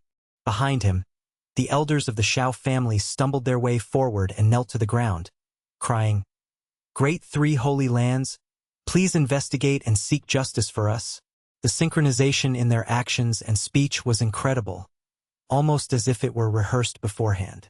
Han Zhanmeng was so overwhelmed by anger that he could not speak. Xiao Xingyun had twisted the facts so blatantly, literally speaking without any conscience. Despite his convincing and moving performance and acting, not a single sentence was truthful. To be able to learn such an ability after living for so long, truly, he was a great talent, an incredible talent. Had Xiao Xingyun practiced with such rigor in his martial arts, even becoming a saint would not have been impossible for him. One could truly become unparalleled in the world by being shameless. Instantly, noises broke out across the hall. The elders from the Han family were appalled by his shamelessness. Despite everyone being aware of the truth, Xiao Xingyun had managed to twist lies into truth. It was the Xiao family who had oppressed and harmed others, but he made himself the victim. Xiao Xingyun, do you have shame? You are destroying the reputation of the Xiao family's ancestors. Xiao Xingyun, to think you could be this shameless when you are this old. Everyone knows how the Xiao family has been in Blizzard Silver City. How do you have the cheek to spout such nonsense? Xiao Xingyun, you being shameless was enough, but to think that the entire Xiao family is just as shameless as you. To even carry out such a shameless act, I must have been blind for not realizing how despicable you were. Had the experts of 3 Holy Lands not be present, the hall would have gone through a bloodbath. The Venerable of Life and Death from the Supreme Golden City let out a solemn look and coughed, and his vigil eyes scanned the entire hall. Everyone was instantly silenced by his aura. I am an outsider in the argument between the Han family and the Xiao family, and should not interfere. However, after observing this whole time, I do understand a little of the situation. Not sure if Han Zhanmeng and Xiao Xingyun would be willing to listen my opinion regarding the justice in this matter. Wei Kong-kun spoke slowly. Venerable Wei, do speak. We will definitely listen and obey your words. Xiao Xingyun bowed respectfully and stayed in that position. Han Zhanmeng pondered for a moment and said, Venerable Wei, do feel to speak if you have any suggestions regarding the current situation. I happen to seek your view on what to do. While Han Zhanmeng made it sound pretty, everyone could tell that he had left room for discussion. Anyone could tell the difference between heeding advice obediently and seeking suggestions. Wei Kong-kun spoke with a smile. For hundreds of years, the two families have been friends, and when facing the imminent threat, wasting time in commotions over such trivial marriage matters would only bring loss. The influence and power of Blizzard Silver City is not achieved by merely the powers of either the Han family nor Xiao family alone. If I put it this way, do any of you have any issues? Xiao Xingyun replied respectfully, Venerable Wei speaks with such enlightenment, I am ashamed. Han Zhanmeng felt that something was off. What intentions do you have speaking like this? What does the threat have to do with the Han family? What imminent threat to the city? When the Jun family attacks, their target would only be the Xiao family. What do you mean by wasting time in a commotion over such trivial marriage matters when there was such a huge discrepancy? However, with Venerable Wei Kong-kun's status, Han Zhanmeng wouldn't dare accidentally offend him. Hence he replied unwillingly, Venerable Wei Kong-kun is correct. I'll continue to speak if that's the case, Wei Kong-kun said.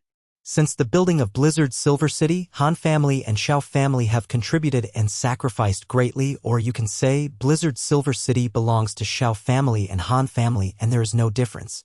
Am I right to say this? Xiao Xingyun nodded aggressively in agreement. The more Han Zhanmeng listened, the more odd it sounded. He frowned. What Blizzard Silver City belongs to Xiao family and Han family? Blizzard Silver City had always belonged to Han family. This way of speaking was completely diluting and mixing the truth. Since the two families are one, then it makes no difference if the Han family or Xiao family is the master. If this is the case, since it is the cause of this disagreement, isn't it easy to resolve? Since the Han family has been masters for hundreds of years, why not give it temporarily to the Xiao family? After all, it does not matter which family it is. It is still Blizzard Silver City. For the sake of the greater good, I'd advise Master Han to give in temporarily. You mean, to ask me to hand the Lord's position to the Xiao family? Han Zhanmeng questioned in shock. To think that the fair and just 3 holy lands would utter such bullshit. Who are you even? A matter as big as changing dynasties would be as simple as a single sentence? What's happening? Your one sentence and everyone in Blizzard's Silver City will adopt Shao as their surname? For generations, the countries and territories of emperors were claimed by their generals. By your logic, a mere discussion can put a general in a position of supreme power? Complete bullshit. Incredibly brainless.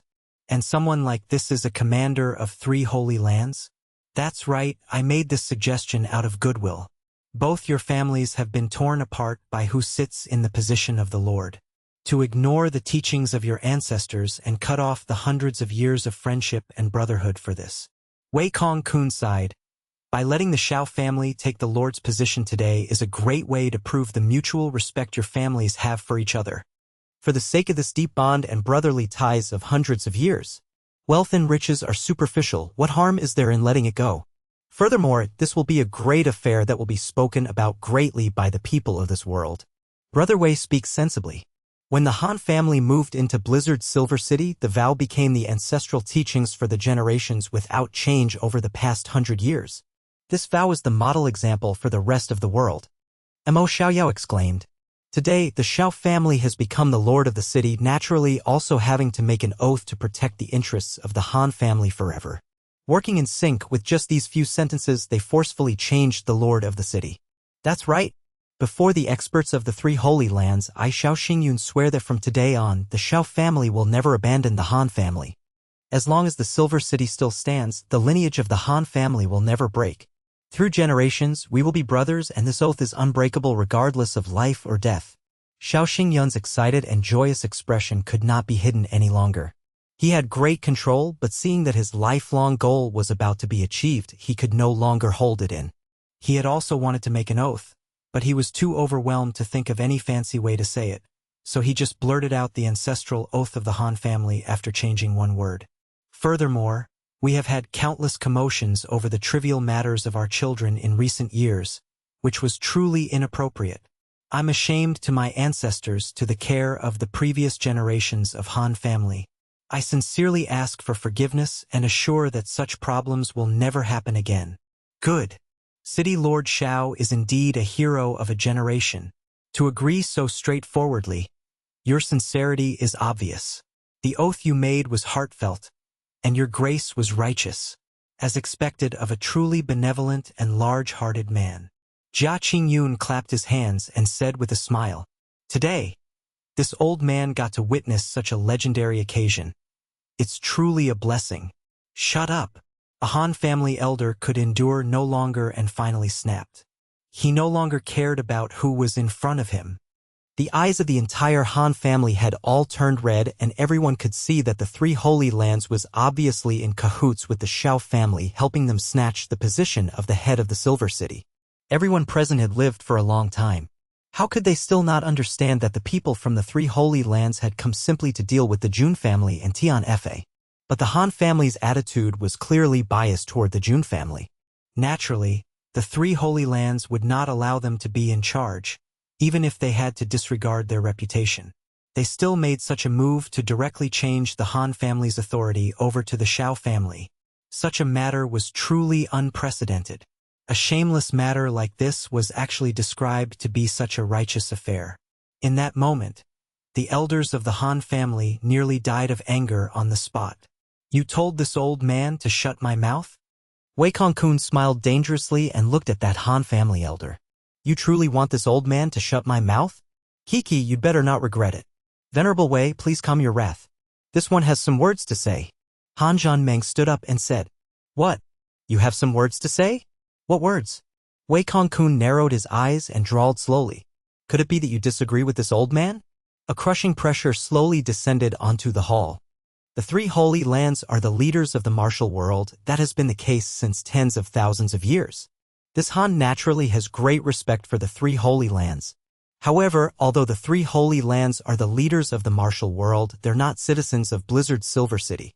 Today's matter is an internal matter of my Blizzard Silver City. This humble city lord is of the opinion that even if the holy lands are the controllers of this world, they should not be able to interfere in this matter. Han Zhanmeng's eyes were blazing with anger, but he forcefully controlled his emotions. His voice was heavy, but he gritted his teeth and continued. Ever since Blizzard's Silver City was built, we've established our own independence. We've never submitted to any powers, even the three Holy Lands. Although our Blizzard Silver City respects the three Holy Lands greatly, we're not subordinate to them. In addition, the position of Blizzard Silver City's City Lord is also not something that can be determined by the forceful intervention of any third parties. This matter, I hope that Senior Wei will be magnanimous to forgive and tolerate our rudeness. We also hope for your understanding. Han Zhanmeng was neither servile nor overbearing. His eyes were tinged with some indignation, but he still refused to give way. He clearly knew that the opposite party was an expert who surpassed him greatly. Although his own cultivation was not low and he could be considered as an expert of his generation as well, the other party could still squeeze him to death with a single finger. He clearly knew all this, but he still said those words without so much as blinking. In other words, I've said so many things and advised so painstakingly, but it's no different to you than if I'd simply farted before you? Wei Kongkun's face darkened and he snorted coldly. Han Zhanmeng, is that what you're trying to say? I dare not, I dare not. A fart would at least have some stench or some noises. As the saying goes, smelly farts are silent, while noisy farts are not smelly. But Senior Wei's words are not only not smelly, there aren't even any ripples. In essence, it's not even comparable to a fart. These words were not spoken by Han Zhanmeng, but from someone outside. The moment these words came out, everyone was shocked to the core. Who would actually have the guts to taunt a venerable expert of the three Holy Lands like that? That person's courage was not little. To think that there was a living being in this Silver City who had such a great amount of guts. Which bastard is it? Roll out here for this old man. Wei Kongkun's eyes widened with rage as he turned around and stared at the entrance. The pretentious look of benevolence that he'd been assuming disappeared completely. A peak-level expert like him had actually been scolded by some ant when he entered their territory. And he'd been scolded so dreadfully. If this could be endured, what could not? I'll roll out here this instance. You think I'm scared of you? I've never done anything against my conscience, so there's nothing to fear. The huge doors of the hall slammed open and two white-haired old men were revealed, their faces filled with righteous indignation. They appeared learned and calm, but their words were vulgar and jarring to the ears. They each sat in a wheelchair, pushed by two servants. 8th, 9th. Xiao Xingyun's bent back straightened in an instant as he looked at the two old men in shock. After shouting out their names, he completely forgot what he should say. This old fox had actually been shocked speechless. Hadn't these two fellows been hidden away by them? How did they appear here now? What kind of timing is this? What are the two of you coming out here for? Eldest brother, we two brothers have come. The 8th elder smiled coolly and said. From the look on his face, there didn't seem to be anything strange about him. Beside him, the 9th elder also looked amicable as of old. These two's minds had completely been controlled by Jun Moxie. But on the surface, it was impossible to tell that something was wrong with these two elders. At this time, they finally stepped onto the stage. 8th elder, 9th elder? You've returned? Then what about Meng Er and the rest? Xue Shuangqing stood up anxiously and asked. She hadn't seen her daughter for so long, so her insides had already turned green with worry. The two of us came back first, but the little princess and the rest aren't back yet. The 9th elder answered curtly. They even seemed somewhat refined and courteous. 8th elder, 9th elder, your legs? Han Zhanmeng looked at them with shock. What happened? How did this happen? This matter has become serious now. The 8th elder sighed heavily. Then, he turned his eyes and looked straight at Xiao Xingyun, hollering, Eldest brother, why are you behaving like this to these outsiders? Our Xiao family has vowed to never lower our heads and never bend our backs. This is the same regardless of who it is. But why are you bowing so lowly today? Damn it! Are you still not getting up? These words were actually spoken with great rage. The 8th elder, who had always been extremely obsequious to Xiao Xingyun, had suddenly changed into a completely different person. Not only had he rebuked a venerable expert from the three Holy Lands, he was even shouting at Xiao Xingyun. This shout had caused all who knew him in the Silver City to open their mouths wide with shock. Had this fellow gone crazy? 8th brother, what nonsense are you speaking? These are the seniors of the three Holy Lands. Toward these seniors, how could we not treat them with respect? Xiao Xingyun's face turned pale as he berated anxiously. Although he was scolding, his words were filled with warning. Those were not people we can afford to offend. Hurry up and ask for forgiveness. Wei Kongkun's eyes were already blazing with killing intent. He looked at the 8th elder and asked with gritted teeth, one word at a time, just now, were you the one scolding this old man? Senior Wei, please appease your anger. Xiao Xingyun hurriedly apologized with a smiling face. Then he turned around and scolded, what's wrong with you too? I haven't seen you for a few days and you've already become so bold? Hurry up and seek Senior Wei's forgiveness. Eldest brother, for this matter, this little brother cannot agree with you, the 9th elder said huffily. Eldest brother, our Xiao family had always done things in an above-board manner. We never needed to hide or shirk from anything. Why do we need to go to such extent?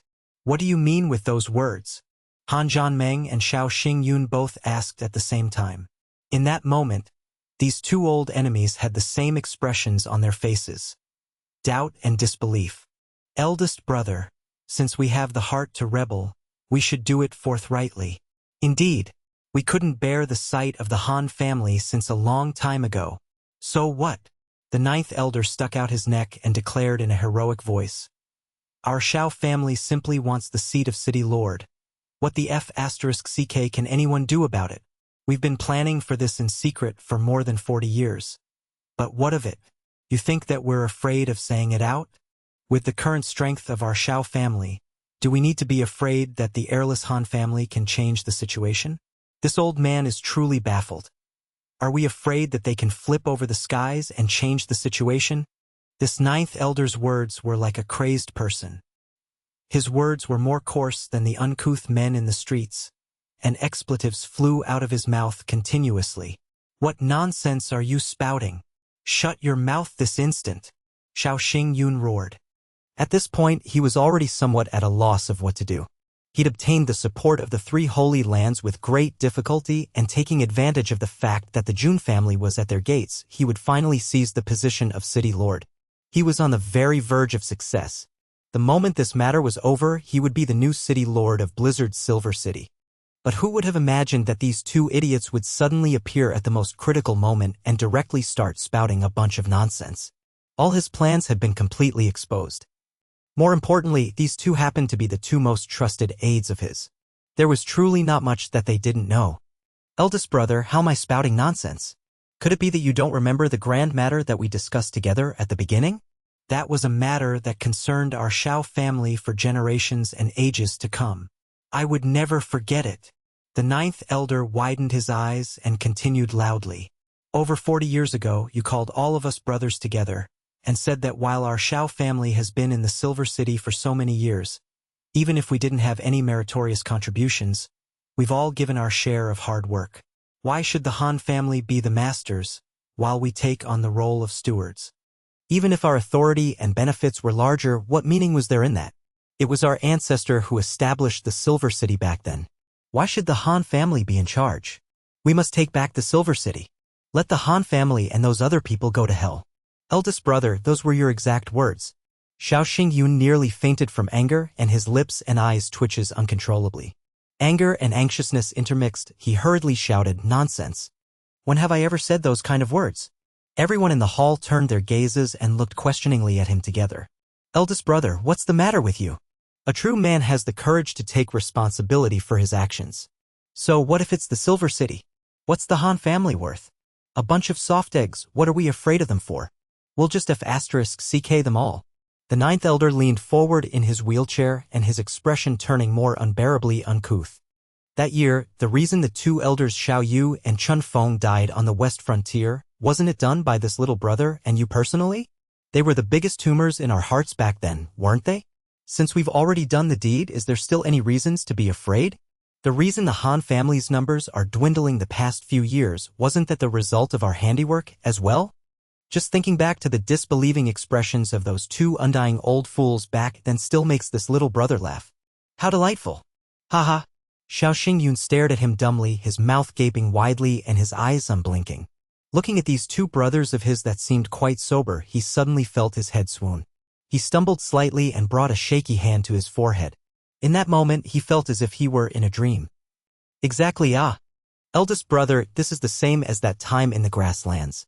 We used poison to harm the 2 Han family elders, Ningshi and Qingchen. Back then, you were the one who laid down the plans and you also executed it personally. Peng peng. 2 swift blades onto the 2's heads. How enjoyable, We've indeed done all that, but so what? Could it be that the Han family is still capable of eating us? Aren't they still kept in the dark? They've been deceived completely. The eighth elder reminisced with relish as he smacked his lips and slapped his legless stumps. His roars were so loud that the entire hall buzzed and trembled. Xiao Xingyun only felt the world spin and his body tottered unsteadily. Raising his head he roared, "You two bastards! Just what nonsense are you spouting? Have you been possessed by a devil in your sleep? Ah? You two wretched scoundrels! Have your brains turned to mush? You son of AB***, tch. Eldest brother, how could you say such things? How are we scoundrels? Eldest brother, we're your left and right hand, Besides, our parents aren't called Wang Ba, so how could we be bastards, one? Eighth elder continued in a wronged manner. Eldest brother, we're really not bastards. Our father is surnamed Xiao, not Wang. Have you forgotten? Double. The ninth elder's brows shot up as he asserted eloquently, there's also this time when the six of us, second, fifth, eighth, third, sixth, and ninth took Xiaohan, Mu Shuetong, and that little b*** tch to Tiannan. Although second brother and sixth brother tragically lost their lives and the legs of us two were cut off, we still managed to come back safely. We're men. Does it matter that our legs are broken? As long as the leg in the middle is not cut off, we're not crippled. King Hell, what does it matter that our legs were severed? Furthermore, not only did we return safely, eldest brother even personally took action, killing the two old idiots third and fifth. I really have to hand it to you, eldest brother. Eldest brother is truly far-sighted, planting spies inside the seven swords even as far back as 30 years ago. Finally, everything came to fruition in one swoop, completely annihilating those annoying bastards. How enjoyable. It's a pity that Mu Shuetong managed to escape along with that little b*** tch. The eighth elder's face grew savage as he continued. It's truly regretful that they managed to escape. Otherwise, I reckon that eldest brother might have some interest in that little b** tch's tender skin. Kakik. Pu.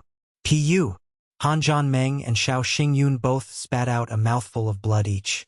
The former was wrecked with grief and anger, and the latter was driven mad from rage. After so many words, Han Zhanmeng finally understood. He finally understood everything. On the other hand, Xiao Xingyun had utterly fallen into despair. On top of that, he felt completely helpless. He was so angry that smoke was nearly spouting from his 7 apertures. This old man was already 100 years old. How long had it been since he'd participated in matters between men and women? Although it was also because he'd been injured and had no choice in the matter, there was no need to stain his reputation like that. What exactly is going on? Why were his own brothers selling him out like that? They sold him out so utterly and righteously as well? Xiao Xingyun, you're good. Truly amazing, ah. Ha ha ha. Han Zhanmeng laughed bitterly as he looked fiercely at Xiao Xingyun. 40 years. Haha, you've actually plotted so painstakingly for 40 years. Silver City, the central strength of the Silver City, ah. Thereafter, he raised his head and roared bitterly to the heavens. A line of blood burst out from his throat and his long black hair burst out of his hair crown, flowing fiercely behind his head without the presence of any wind. His eyes full of tears, he gritted his teeth and laughed maniacally. Elder Xiaoyu, Elder Chun Feng, Elder Ningshi, Elder Qingchen. Third elder, fifth elder. 7 swords. These are all the elites of the Silver City, ah. Xiao Xingyun. Are you still a human? You deserve death. Even 10,000 deaths are too little to repay your crimes. The last sentence was spat out like a roar.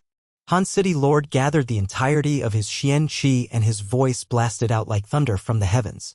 It was so mighty that all the ice on the roof of the hall were shattered.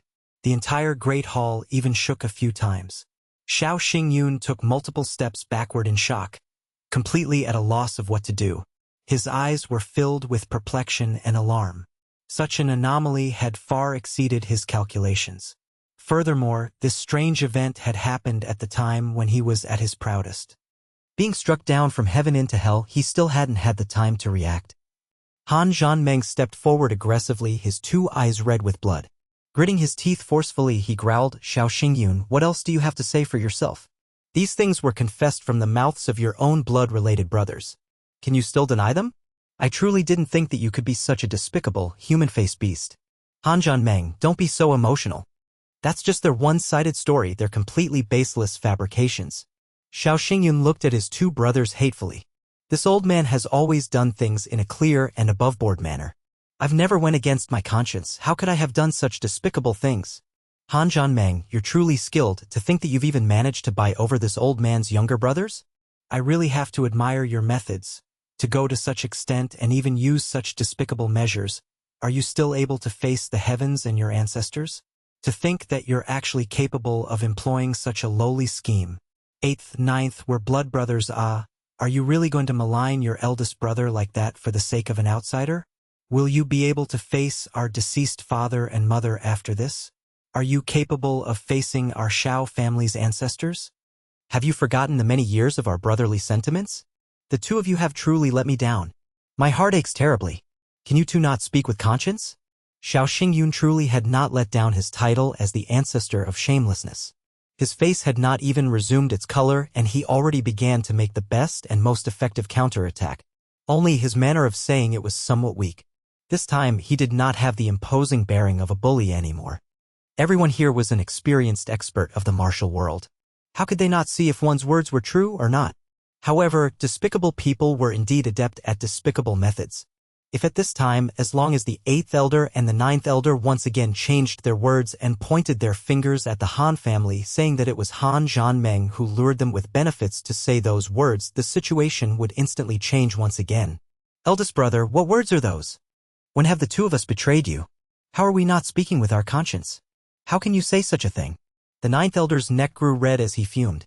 Back then, you asked everyone to swear a blood oath and leave a tattoo on our bodies, swearing to snatch over the controlling rights of the Silver City even if we were to die in the endeavor. All of us followed your instructions and left our fingerprints and swore the blood oath. That parchment with all of our fingerprints was left to me to safekeep. Isn't the first name on that list yours, eldest brother? Could it be that this thing could still be faked? I simply don't understand. Things have already proceeded to such a state and everything has already been revealed. What are you still worried about? We currently control over 60% of the human resource, factions, and all kinds of traps had already been laid out. Han Meng, what are you shouting at my eldest brother for? Do you think that you still have the strength to turn the situation around? Our Xiao family indeed covets your seat. Even if we have to kill the entire Han family, just as the blood oath demands. You can just sit still and wait for your death. As soon as he finished his words, the 9th elder pulled out a white cloth from his robes with a schwa sound. He flourished it grandly in the air. The parchment was filled with large numbers of red dots, all turned dark from the blood having dried. Xiao Xingyun's was right at the very top of it. Xiao Xingyun's rage billowed to the heavens and he no longer continued to deny. He rushed forward and snatched the piece of white parchment away and crumbled it into a ball in his palms. His entire face was red with anger and in that moment rage surged in his heart and he raised his hand. With a powerful hoo sound, his palm slapped toward his own brother's head with incredible momentum. This palm looked exceedingly frightening and carried the roaring sound of wind and thunder. It was as quick as lightning and extremely swift. Although Xiao Xingyun was incredibly enraged, he did not intend to consign his blood brother to death. Although this palm strike looked ferocious, it should not have been much of a threat for the 9th elder with his spirit Xian 4th level cultivation. He could definitely block it. In fact, as long as he moved his wheelchair a little, he would be able to avoid the palm with ease. But the result was far out of Xiao Xingyun's expectations. It had even exceeded the expectations of everyone else in the crowd. Because everyone could tell that Xiao Xingyun's attack completely did not carry any killing intent. Xiao Xingyun was completely stunned by the scene before his eyes. When the deadly slap came down, the 9th elder did not grow anxious and simply looked at the palm in an expectant manner. He actually did not block nor move to avoid the palm. He simply sat there naturally and calmly as if he was a martyr waiting for his death. With a powerful pa sound, his brains were slapped into mush and red and white liquid spilled all over the ground. The 9th elder's fine big head instantly transformed into the like of a ripe orange. His body slid down lifelessly from his wheelchair and flopped onto the ground. Xiao Xingyun froze on the spot. Han Meng froze on the spot. The experts of the Han family and the Xiao Xingyun were all frozen on the spot. Even Mo Xiaoyao, the wandering venerable and the other venerable masters froze with shock. When Han Zhanmeng discovered that the third elder and the rest were dead, he felt a wave of grief in his heart. But when he found out that his beloved daughter and Mu Shuetong were fine, he felt a sense of relief in his heart. When he saw the 8th elder and the 9th elder jumping out for some strange reason to oppose Xiao Xingyun, he felt even more glad. Although he didn't know why this was happening, he still felt extremely refreshed. Stand quietly by the side and watch the brothers tear at each other's throats. Everyone had the same thought, and when they saw the 9th elder standing up to Xiao Xingyun, they all felt that he would definitely have some skills up his sleeves.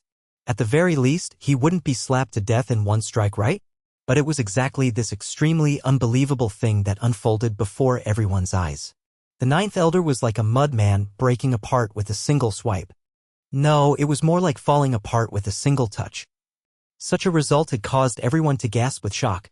9th. Xiao Xingyun exclaimed aloud as he took 2 steps backwards. His eyes were wide open as he stared unblinkingly at his hands. At this moment, his palm had been stained with red and white. This was his younger brother's blood and brain fluid. They were brothers born of the same mother. They've lived together relying on each other for around 90 years already, but today, his younger brother had died by his hands. Xiao Xingyun's face had turned the color of deathly gray. His eyes were unfocused and his body shook as if he couldn't believe this fact. Xiao Xingyun, have you gone mad? You actually killed 9th. Wasn't he only speaking the truth? You actually struck so heavily. You say that we're lying? Even if the white parchment can be faked, can the tattoos on our bodies be faked? Just for speaking a sentence of truth, you dealt a lethal blow. The 8th elder roared crazily and gripping the sides of his wheelchair tightly, he leaped off and fell onto the ground. I don't want to live as well. This old man will fight it out with you. I finally understand now. You saw that the 2 of us were no longer useful now that we're crippled, so you wanted to silence your own brothers. Since you've killed 9th brother, you can kill me as well. Kill me ah, kill me ah. Xiao Xingyun, if you don't kill me today, you're a bastard. Seeing the 8th elder crawling madly toward him like a lame tiger, the panicky and anxious Xiao Xingyun, who was still in the midst of grief, hurriedly dodged. In his state of confusion, he flailed out his arms, but somehow that random action managed to bump against the 8th elder's arm. In that instant, an extremely strange incident happened. The raging Xian Qi on the 8th elder's arm suddenly disappeared without a trace. What was the force that Xiao Xingyun used in that random action? It was most likely not even 5% of his Xian Qi. But such an insignificant action actually created a loud pa sound as it broke the 8th elder's arm. Following that, a series of crackling sounds rang out as the entire arm shattered from the jolt. Then, with a piu-chi sound, the broken arm smashed onto the top of his head, shattering his skull.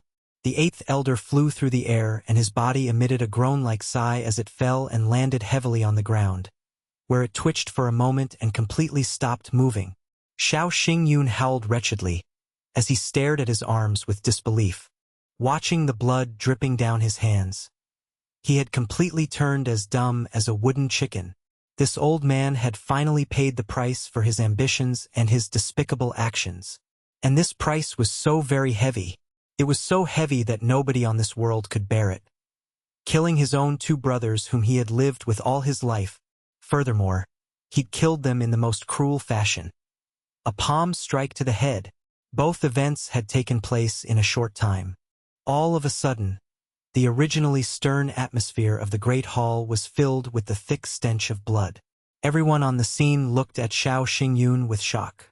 Nobody had imagined that this person would be cold-hearted to such an extent, that he would kill his own brothers on a whim. All the people gathered in the hall were experienced old experts. One could say that they'd seen plenty of evil people. They'd seen even the most audacious criminals. However, a person like Xiao Xingyun, whose temperament was so cold, and whose heart was so poisonous, was truly something they'd never seen, nor heard of before. Xiao Xingyun raised his head shakily and saw the contemptuous gazes of the crowd. His hands shook heavily as he muttered, I did not kill them. It wasn't me. 8th, 9th, stand up please, hurry up and stand up. Elder brother did not use any strength. What are you still pretending for? They're already dead. You killed them yourself. What are the point of your act? Who do you want to show? Still trying to display your deep brotherly love? Hey! A Han family elder spat scornfully, I've really never seen a person like you before. After killing your own brothers with your hands, you still have the face to cry. Didn't use any strength? It's a good thing that you didn't use your strength. Otherwise, wouldn't everyone in this hall be slapped to death by you? Why don't you try to fool the ghosts?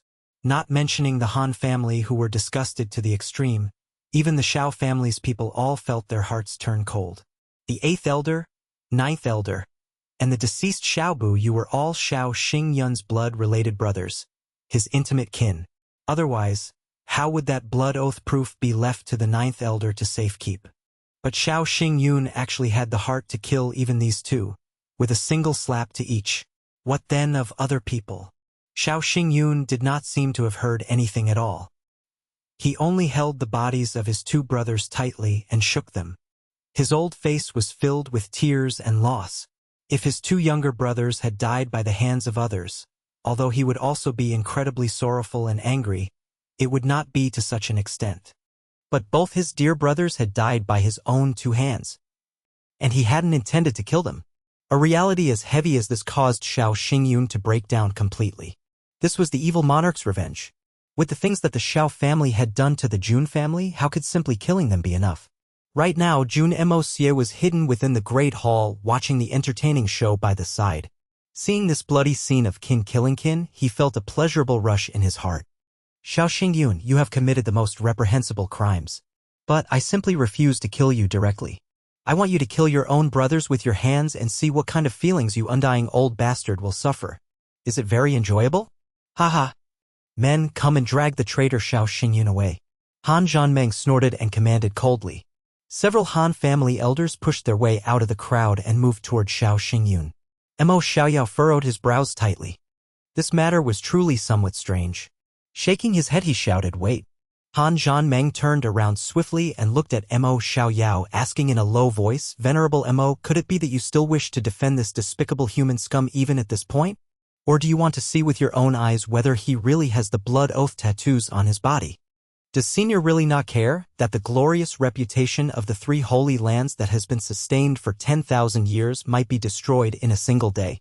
Han Zhanmeng's words were not wrong in any way. The 8th elder and 9th elder had been killed in front of everyone. All of Xiao Xingyun's schemes had also been exposed in full. There was simply no arguing that he was a traitorous man and an extremely shameless person. This point was clearly demonstrated in the eyes of everyone. If the 3 holy lands still wanted to forcefully protect the Xiao family and fight for the position of city lord even at this point, that would be truly too ridiculous. The moment news of this spread out, the 3 holy lands' reputation would become worthless. Thus, this matter had completely put an end to any possibility of the Xiao family's schemes succeeding. Mo Xiaoyao, Wei Kongkun, and the rest could also only curse darkly in their hearts that the Xiao family was too disappointing. Other than that, there were no other words to say about them. A moment ago, they were still helping the Xiao family speak, but in the blink of an eye, something so ugly happened. This was undoubtedly a harsh slap on their faces. A crisp and loud slap. The so-called slapping someone in their face whilst in their presence was this. Forget helping the Xiao family fulfill their ambition. At this point, if it were possible, Mo Xiaoyao truly wished that he could catch all of the detestable Xiao family members and throttle them one by one. *CK their mothers. Even face slapping should not be done like this. Not only had they been slapped on the face, they didn't even have a target for them to release their anger on. This was truly too intolerable. That's not it. How could this old man wish to help this despicable fellow? Our 3 holy lands have always hated people as contemptible and loathsome as this. Getting rid of their kith and kin as soon as they encountered any trouble. All the goodness in the world was destroyed by these scums. Even this old man was nearly deceived by him. Mo Xiaoyu snorted coldly and his face turned slightly green. He had been angered greatly, but there were no place for him to give vent. This kind of aggrieved feeling could even cause one's heart to feel constricted. But today's matter is truly too odd. This seat suggests that we do a thorough investigation. Besides, although the Xiao family had committed grave crimes, we are on the verge of being attacked by a great enemy. Now is truly not the time to deal with them. In my opinion, we should temporarily suppress the matter, and after we finish dealing with the great matter before our eyes, we'll settle it together.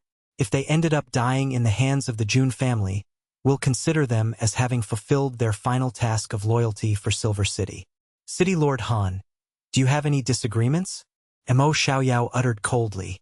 The veins on his temples throbbed heavily as he spoke, evidence that he'd already been angered to an intolerable state. If someone else disagreed with him now, he might move to kill at any time. Mo Xiaoyao's tolerance had reached the extreme limit. The meaning in Mo Xiaoyao's words included pushing the entirety of the Han family in opposition of the Jun family. This was quite apparently the original intention of the three Holy Lands. That's fine, as long as the seniors from the Holy Lands do not interfere in the internal matters of the Silver City. This junior will naturally listen to your instructions. Han Zhanmeng complimented. He was not a fool. If he insisted on dealing with the Xiao family immediately, or if he stated clearly that he had no intentions on fighting the Jun family, the wandering venerable would most likely turn on him. Besides, the Xiao family's situation had changed and the danger was over. They would most likely be unable to create any more trouble. In that case, there was no harm in doing the venerable a favor. Once the battle begins, we'll use the Xiao family as the vanguard. Let these bunch of scums all die. The venerable of life and death, Wei Kong-kun, said with gritted teeth. The ones whom he'd proclaimed as righteous heroes had turned into low-life scums now. His face was still somewhat red even now. Only a short moment ago he had forcefully twisted logic and called the Xiao family righteous. But before his words had settled into everyone's ears, this happened. Right now he only felt as if he had been fooled by someone. The rage in his heart could hardly be restrained. This is fine too. Han Zhanmeng nodded but began to probe tentatively. Since the Xiao family's punishment has been decided and their schemes had been exposed, our Silver City should have no more conflicts with the Jun family now. In that case, this battle, why don't we just call it quits? We'll get to save the lives of our soldiers and the city itself. Isn't it a good thing? Nonsense. Fanciful thinking. You're daydreaming. The three venerables all shouted at the same time. Did you think that we're participating in this battle for the sake of the Xiao family? What is a mere Xiao family worth? Is it worthy enough for our three holy lands to join hands to help them? Mo Xiaoyao looked coldly at Han Zhanmeng as he snorted. Do you wish for your Han family to end up like the Xiao family? Han Zhanmeng immediately felt an unknown fire surge up from his belly. Although these people were seniors from the three holy lands, this is still the Silver Blizzard City. How could they bully them in such a brazen manner and not leave any face for them? His face turned red and his breath grew heavy. Xue Shuangqing held his arm worriedly and said in a light voice, since the senior has said it like that, we'll just leave everything for the senior to decide. Besides, even if the battle starts, our strength is weak and won't be able to help much. Everything shall have to depend on the seniors. We thank the various seniors for your great help. After that she bowed slightly to Mo Xiaoyao. These words of hers had given the three holy lands sufficient face. Yet it had a more subtle meaning of letting them extricate themselves from the conflict. This sentence was nearly flawless and killing many birds with one stone. Mo Xiaoyao looked meaningfully at her for a moment and suddenly burst out into a smile. That's a matter of course. Madame Han is wise and graceful. You have this old man's appreciation. Madame Han smiled faintly and replied, I don't dare. Senior has unparalleled martial prowess. We shall wait for news of Senior's victorious return. At this time, the Han family had thoroughly placed the experts of the Xiao family under their control. After losing the support of the three holy lands, they instantly became much more subdued. Actually, even if they didn't have the support of the three holy lands, as long as they worked together and Xiao Xingyun had not lost his spirit and personally controlled the situation, it was still possible to fight against the Han family forces. In fact, they could even be in an advantageous position.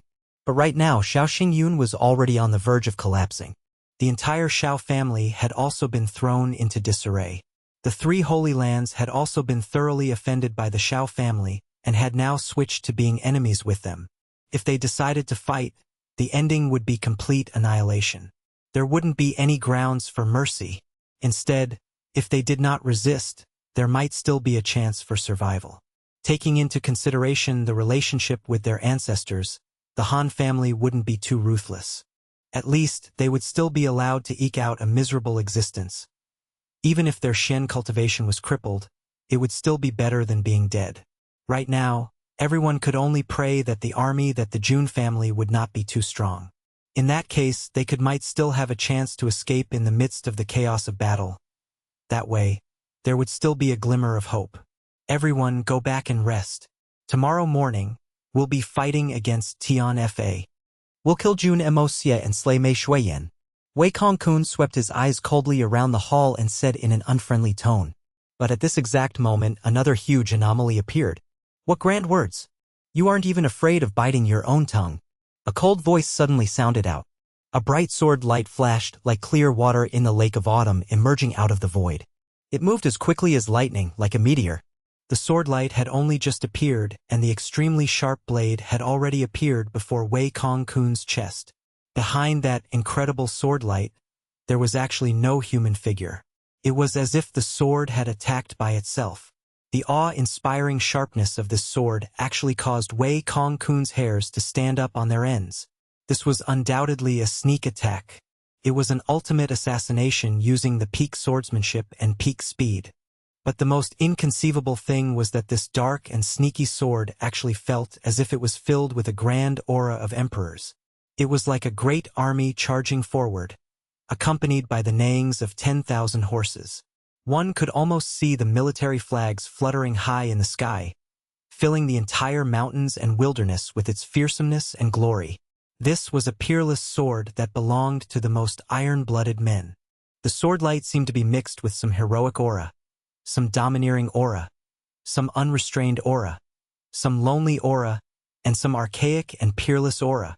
The subtle feelings of such extreme contradictions are surprisingly embodied inside this sword. In the instant that the sword appeared, everyone only felt that the heavens and earth had grown silent. This sword actually seemed to be timeless in this instant. Such harmony and orderliness actually even gave others a serene feeling. Even an expert like Mo Xiaoyao could not help but to gasp in shock the moment he saw the sword. Shaking his head, he praised, "This sword should not belong in this world. This is a shocking sword that should only exist in heaven. A heaven-dazzling sword." But after thinking all this, Mo Xiaoyao suddenly thought of the most important matter. Wei Kongkun was in danger. Even Mo Xiaoyao himself did not have any confidence in receiving the sword. At the very least, he would still receive a terrible injury. The sword that appeared out of nowhere had come from Jun Moxie. Jun Moxie had used the Great Spirit Deterrence technique and directly crushed the 8th Elder and the 9th Elder's mind. Then he placed some information and pre-designed plans into their subconscious. As expected, the 3 Holy Lands and the Xiao family's every move had been successfully calculated by him. Seeing Xiao Xingyun having his spirit broken and turning into something akin to a bag of walking flesh, and the 3 Holy Lands so humiliated that they nearly hid their heads in their underpants, he could not help but smile smugly. A great anger had finally been expelled. As for this sword strike, it was not something that he had decided on at the moment. Instead, he'd planned this a long time ago. Jun Moxie had already been annoyed with this Wei Kongkun fellow for a long time. Since the first time he met him, he'd already detested this venerable of life and death. Just the look of this shameless fellow whose skin was as thick as an ox's skin, and the way he strutted about as if he were number 1 under the heavens caused him to feel a pain in his crotch. In particular, this gross fellow loved to pose as a person of high morals, but his words were filled with shameless words that were disgusting to the extent. Yet, he still had such a righteous look on his face when he spoke those words. This caused Jun Moxie to feel a deeper ache in his nuts, causing him to want to kick that creature's face in. "What are you being so proud for? Have a taste of this daddy's sword." That was why, after he finished directing the tragedy of the Xiao family, he did not hesitate and immediately unleashed this shocking sword. With this sword, Jun Moxie was actually aiming to kill a 4th-level venerable. The moment it was unsheathed, the sword swore to not return unless it saw blood. Blood of yellow flame, powerful and unstoppable. This was how a true peak-level sword struck. These two were going to fight sooner or later. If they did not fight today, they would do so tomorrow. But if he could settle the issue right now, wouldn't that be even better? He could even avoid unnecessary losses. After his breakthrough, Jun Moxie had not had a proper fight yet. If he could use the blood of a 4th-level venerable to wash his blade, that wouldn't be bad either. Just thinking of it gave him an excited rush. The evil monarch's heart was furthermore already unbearably itchy from not having assassinated anyone for such a long time. With an opponent like that, with such a despicable assassination target in front of him, it would be going against the laws of heaven if he did not strike out with his sword.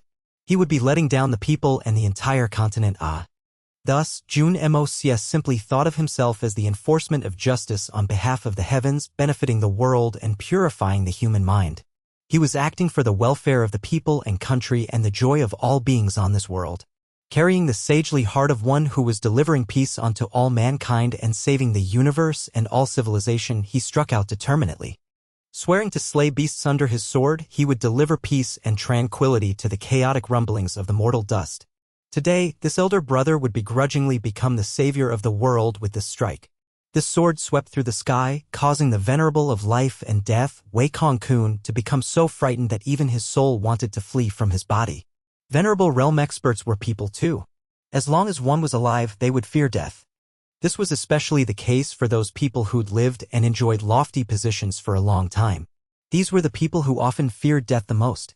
Everything one possessed would become like smoke the moment one lost their life. The dynasties that one had built, all the past glory, the honors and riches would all turn to dust in an instant. Against this sudden and heaven-dazzling sword, even an existence like Wei Kong-kun with his 4th-level venerable strength was completely left with no ability to dodge or block. The sword's attack range was actually not wide. In fact, it was extremely narrow. There was only one target, and that was his heart. But regardless of the timing or the positioning of the attack, they had all been placed at the most perfect level.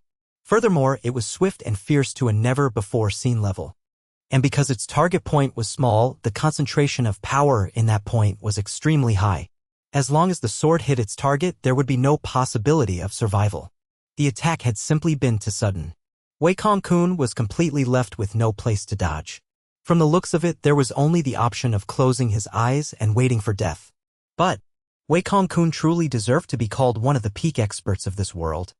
In such a terrible scenario, he actually managed to come with an immensely strange countermeasure. In a split second, a muffled roar rang out from his throat and he took a deep breath. During that moment, his body actually shifted in a grotesque manner, and with a pa sound, a hole actually appeared on his body. More appropriately, a hole had appeared on his chest where his heart was supposed to be. This technique was truly weird to an extreme level. That scene was as if Wei Kong-kun's body had suddenly shifted and split on its own. The area on his chest had mysteriously disappeared, and everyone could even see through the hole to the scenery behind him clearly. In the instant that the hole appeared, Mo Xiaoyao's face turned as pale as a piece of paper.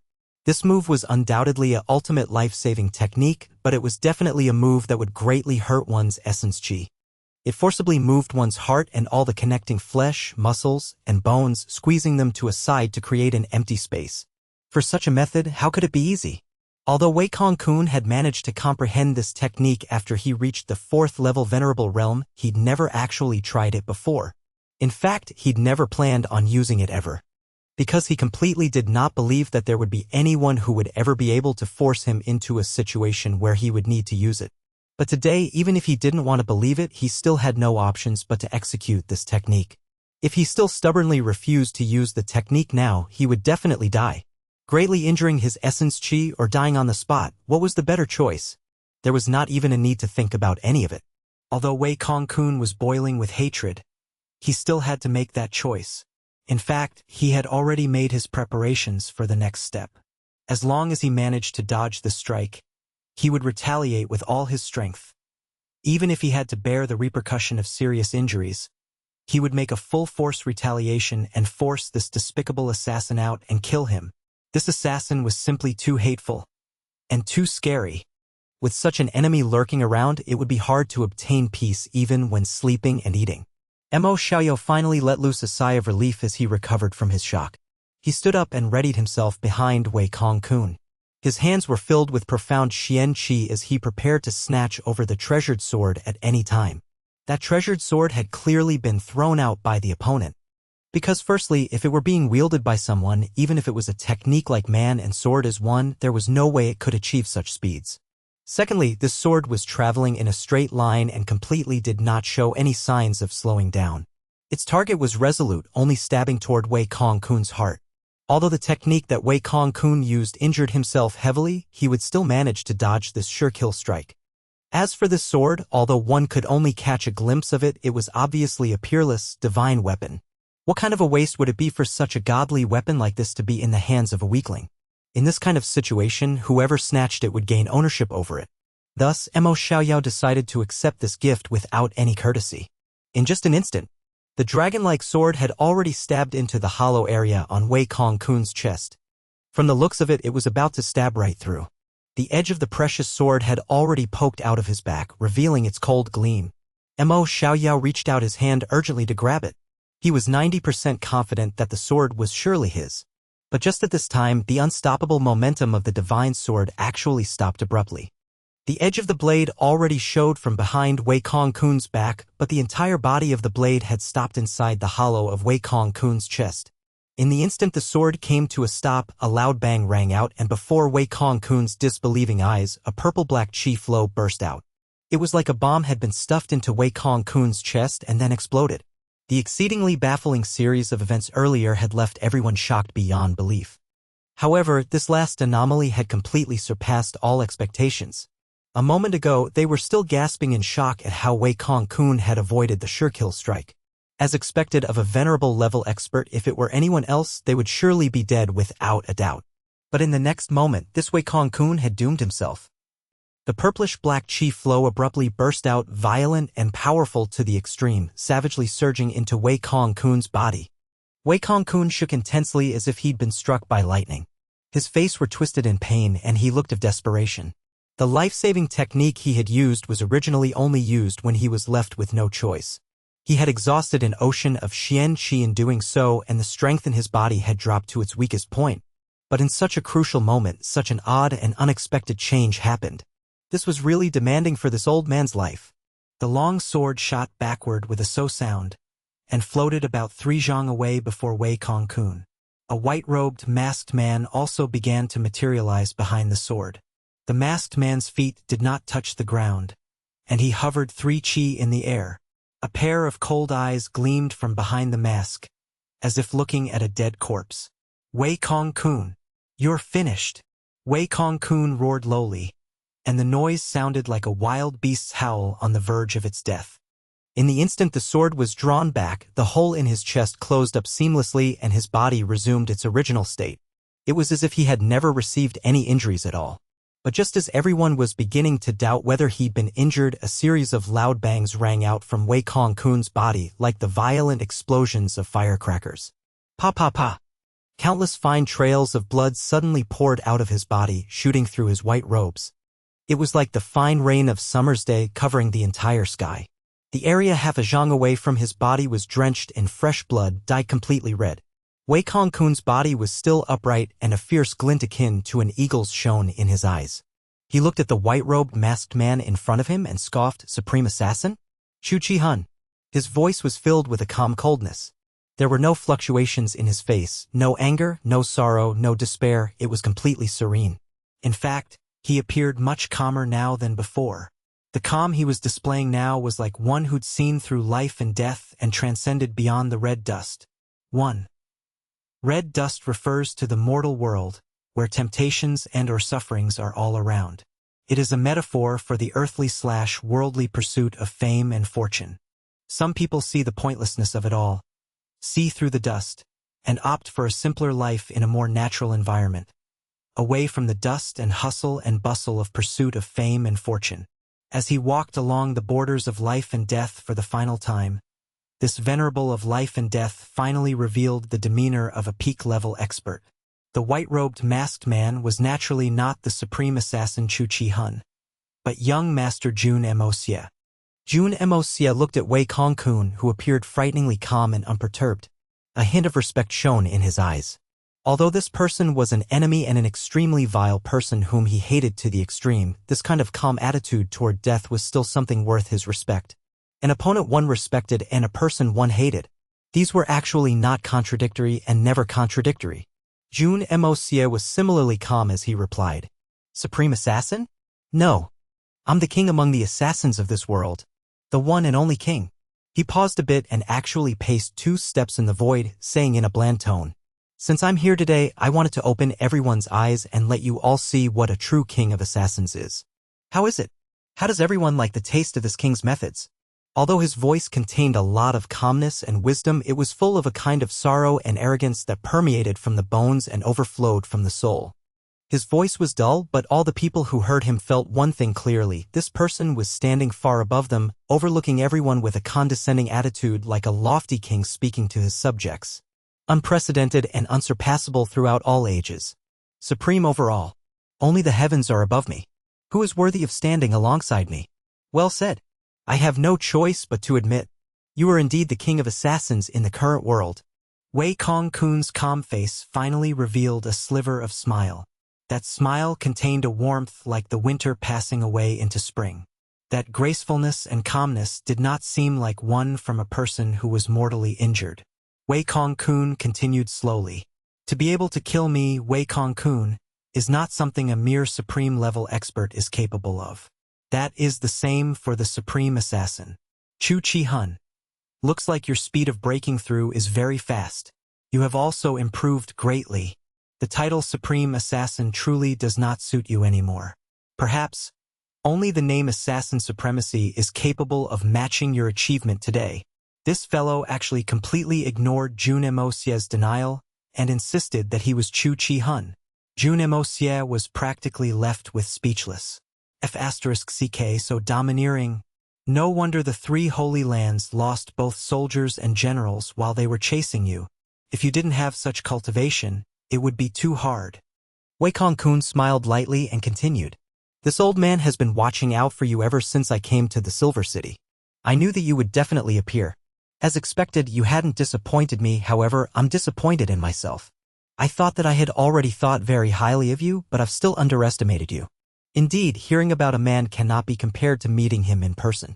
The king of assassins. Well deserved, well deserved. He smiled calmly, looked down at his chest, and raised his head again as he sighed bitterly.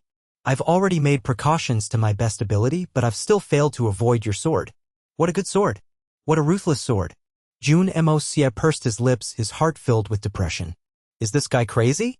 I've already said so clearly that I'm not the supreme assassin. Can he understand human words? A guy on the verge of death can still be so assuming, actually saying things like, you've improved. You've broken through. I'm truly. Just what the heck is this? But Jun Moxie didn't know that although he was feeling depressed to the extreme, there was someone else who was feeling even more depressed than him. In fact, he was many times more depressed, almost to the point of vomiting blood. And this someone was currently hiding atop the Great Hall's roof watching the entire drama. When Jun Moxie unleashed that dazzling sword strike, he nearly could not stop himself from clapping and whooping in excitement. But when he heard Wei Kong Kun's words, he almost vomited blood on the spot, very nearly dying from anger. He is driving me beyond the limits of tolerance. You three dogs *T Holy Lands are dumping *T on this daddy's head too smoothly. No matter what matter it is, you just have to blame it on me. Just like this time. The other guy is standing right before your eyes, and you still say that it's this daddy. Is there still justice left in this world? That person had even said very clearly that he was not the supreme assassin. Yet, you want to forcefully insist that it's me. Just what kind of dog *T reasoning is this? Truthfully, Wei Kong Kun was not the only person who thought like this. Nearly everyone present had determined that this strike could only be done by Chu Chi Hun, the supreme assassin, no, the assassin supremacy. As for the truth, apart from the person on the roof and young Master Jun himself, nobody else knew. However, you're dead for sure today. You want my, Wei Kong Kun's, life, so how could you not be buried alongside me? Wei Kong Kun looked venomously at Jun Moxie and shook his head lightly. Chu Chi Hun, since you've succeeded in the assassination, you should not have showed yourself. Now that you've shown yourself, this venerable is destined to have a companion in death. The moment he finished these words, Wei Kong Kun immediately burst into attack. This was the last attacking opportunity of his life, the most violent retaliation before his death. Wei Kong Kun's body seemed to be fall apart as he attacked. However, it was reconstructing itself continuously. Just like that, forming his body in an amazing loop, he struck a killing blow toward Jun Moxie. His left hand sometimes rushed out of the right armpit, but the right hand also grew suddenly sometimes and abruptly shrinking the next. His shoulders, elbows, toes, knees, and even his thighs all became the lethal weapons for his attack. His movement was like a violent storm, unceasing and relentless. The two heaven-shocking attacks from that single strike from Jun Moxie had caused this venerable of life and death's life force to be completely depleted. He was dead without a doubt. Wei Kongkun's heart had already been blasted into muck by the explosion of purple-black qi long ago. Although his life-saving technique had managed to create a gap in his body allowing him to avoid the actual strike, but his heart had merely been shifted away and it was still within his body. But when the blast of qi exploded, it had instantly crushed his weakened heart. Even his 5 viscera and 6 bowels had turned into minced meat. But Wei Kongkun was still a peak-level expert who had experienced the tribulations of the heavens. In such a situation, he was actually still able to retain a final breath of pure Xian Qi, preserving his vitality and allowing him to not fall dead on the spot. Not only that, he was still able to unleash a final counterattack. Furthermore, his momentum was extremely fierce. No different from a person who wasn't injured at all. An all-out attack from a completely uninjured 4th-level venerable, disregarding his defense. A powerful 4th-level venerable who wanted nothing but to perish together with the great enemy in front of him. But how would young Master Jun let him have his way? Pitting one's life against a person who was already bound for death was surely not the wisest choice. In that moment, he executed his wondrous movement technique and floated away like a puff of formless mist. Although the venerable of life and death was attacking with all his might, it was nothing but the desperate struggle before death. At this time, an angered roar suddenly rang out and another bout of shocking aura blasted over. The wandering venerable had chosen to attack together. This king of assassins was simply too scary. Even though the venerable of life and death was burning every single ounce of his Xian Qi, Mo Xiaoyao still did not have any confidence that the former would be able to take him down. Only by joining hands could they hope to kill this king of assassins before Wei Kongkun's energy ran out. But even though the two formidable venerable experts were acting together, that king of assassins still did not fall into a disadvantage, happily fluttering through the great hall. This kind of movement technique was simply even more ghostly than a ghost's. The 4 remaining venerables also rushed over. The strength of this person was simply too scary. If they could remove him, the consequences might really turn unimaginably dire. Simply facing the Jun family and the Xian beast horde was already extremely difficult. Now, there was the addition of a king of assassins who could even kill venerable realm experts. The Xian Qi in the Great Hall suddenly became as violent as a tsunami. The Great Hall that had been made entirely from 10,000-year-old Xian ice actually began to sway like a drunk person, emanating teeth-numbing creaking sounds. Jun Moxie laughed loudly, and a sword light flashed as his sword disappeared. His body rushed upward like a white crane, shooting straight into the sky. A bright gleam flashed in Wei Kongkun's eyes, which were previously as calm as a dead lake as he roared, "Where are you fleeing to? World Cage?" Wei Kongkun had not dared to use the World Cage earlier as he was wary about Jun Moxie's miraculous movement technique and it needed a bit of time to cast. Although the time needed was short, it was enough to cause a fatal opening. With Wei Kongkun's current state, if he got hit with another attack, he would be thoroughly finished. But with 5 great experts to assist him, the space that Jun Moxie could move in had been greatly restricted. Thus, this was naturally the best time to use the sure kill technique and kill the enemy. An even more violent spatial ripple surged out, as if it wanted to cut the space in the Great Hall apart and turn it into little pieces of separate space. However, Jun Moxie's figure, which should have been completely trapped, suddenly disappeared at this exact time. The white robe that was just fluttering before everyone's eyes had vanished. Young Master Jun had trained himself to defend against Mei Shuiyan's signature entrapment technique a long time ago.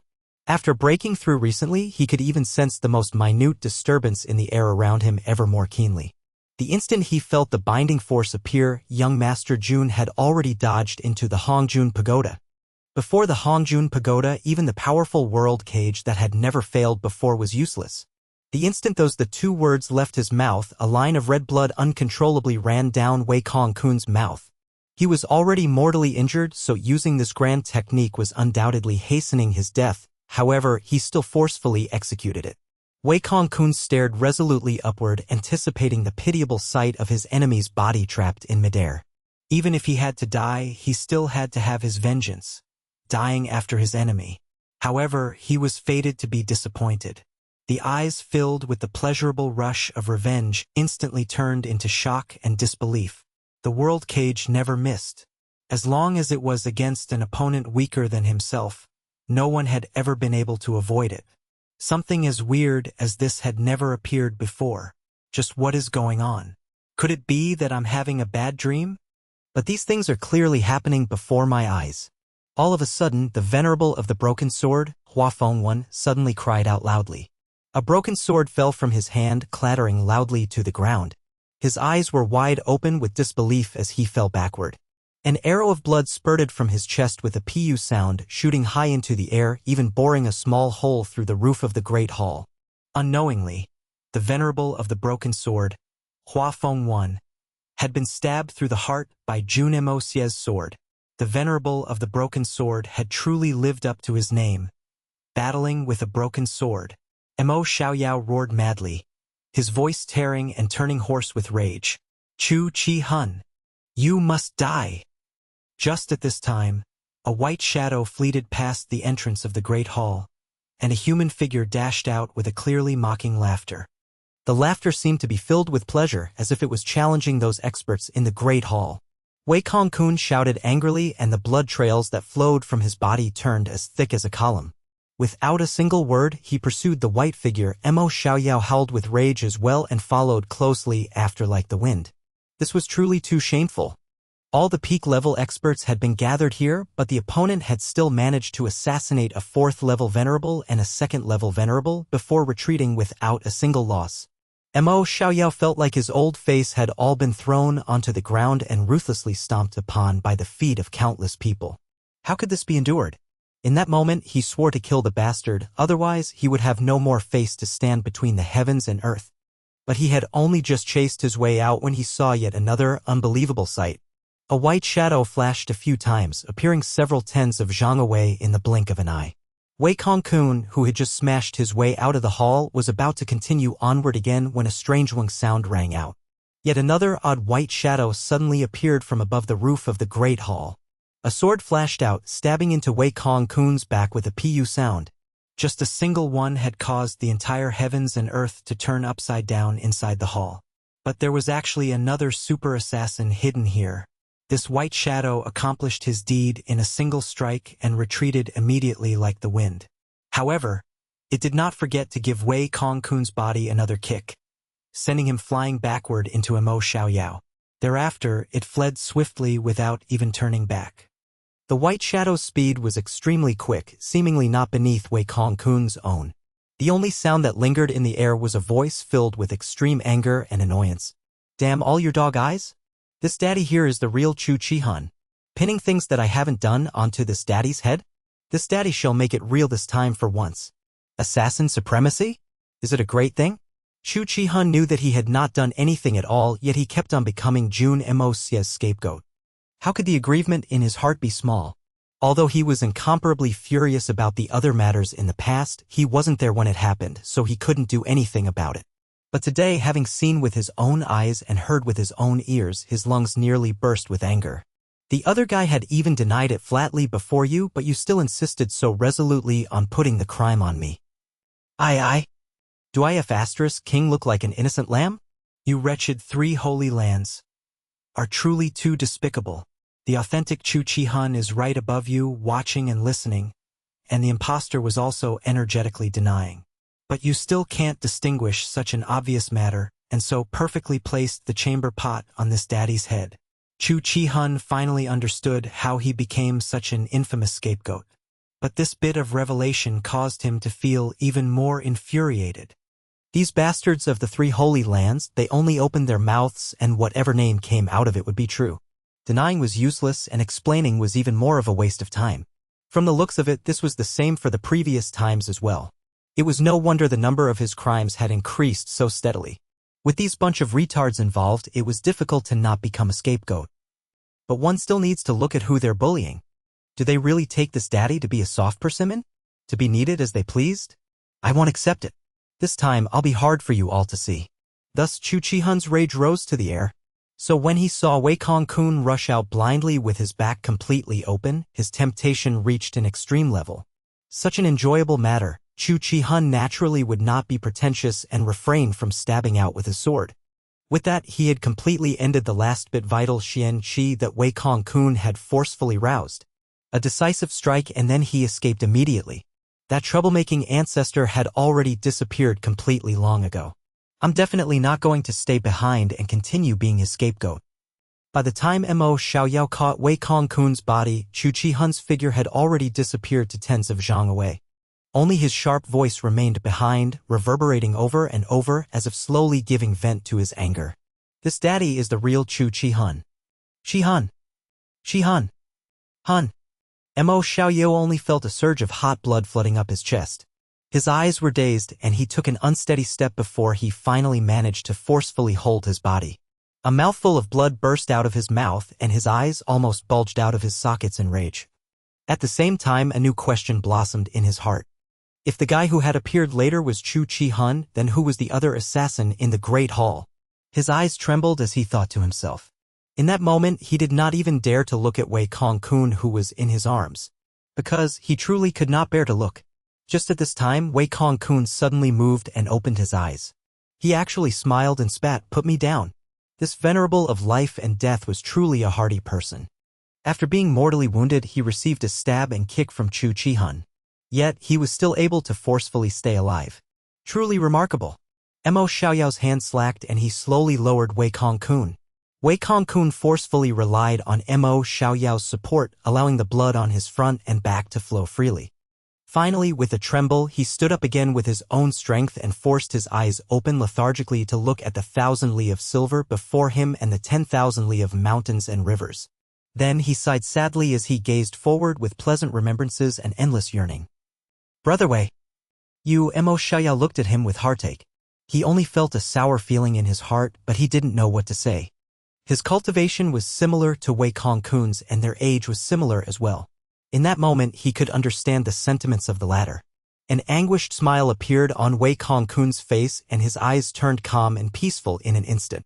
"I'm truly not going to make it this time, Kiki, to think that I've lived so a domineering life, but I'm going to be buried in this desolate land of ice.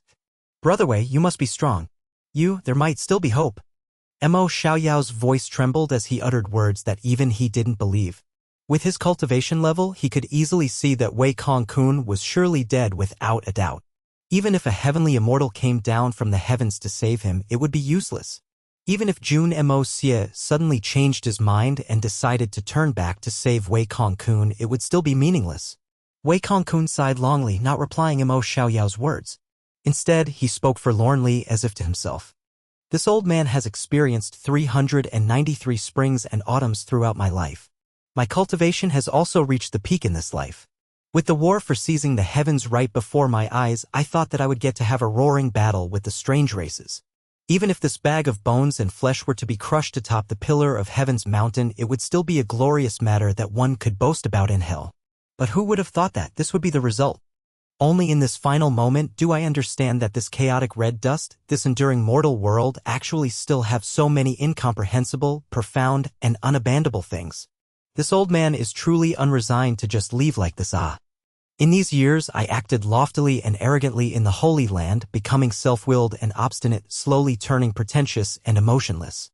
The heroic spirit I once had before I joined the Holy Lands has actually turned so unbearably vulgar. It's a pity. I only understand that I had been wrong all these years right before my death. Truly, how sad it is to look back upon these things." Wei Kongkun's expression turned peaceful as he spoke slowly. Fresh blood flowed continuously from his mouth, ears, and nose, dripping onto the ground. His voice was somewhat muffled, becoming harder and harder to distinguish.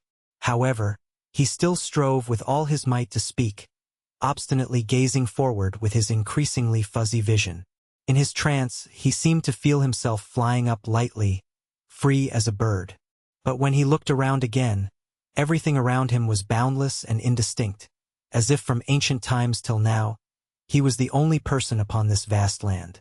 In that moment, a sense of loneliness rose in his heart, and he sighed lightly. Really so lonely. After that, this peak expert simply remained standing, but there were no more movements from him. Mo Xiaoyao turned his head and looked, only to see that Wei Kongkun's face was filled with an unspeakable loneliness and melancholy. It was the kind of loneliness as if he hadn't found a single person who knew him in his past and present life.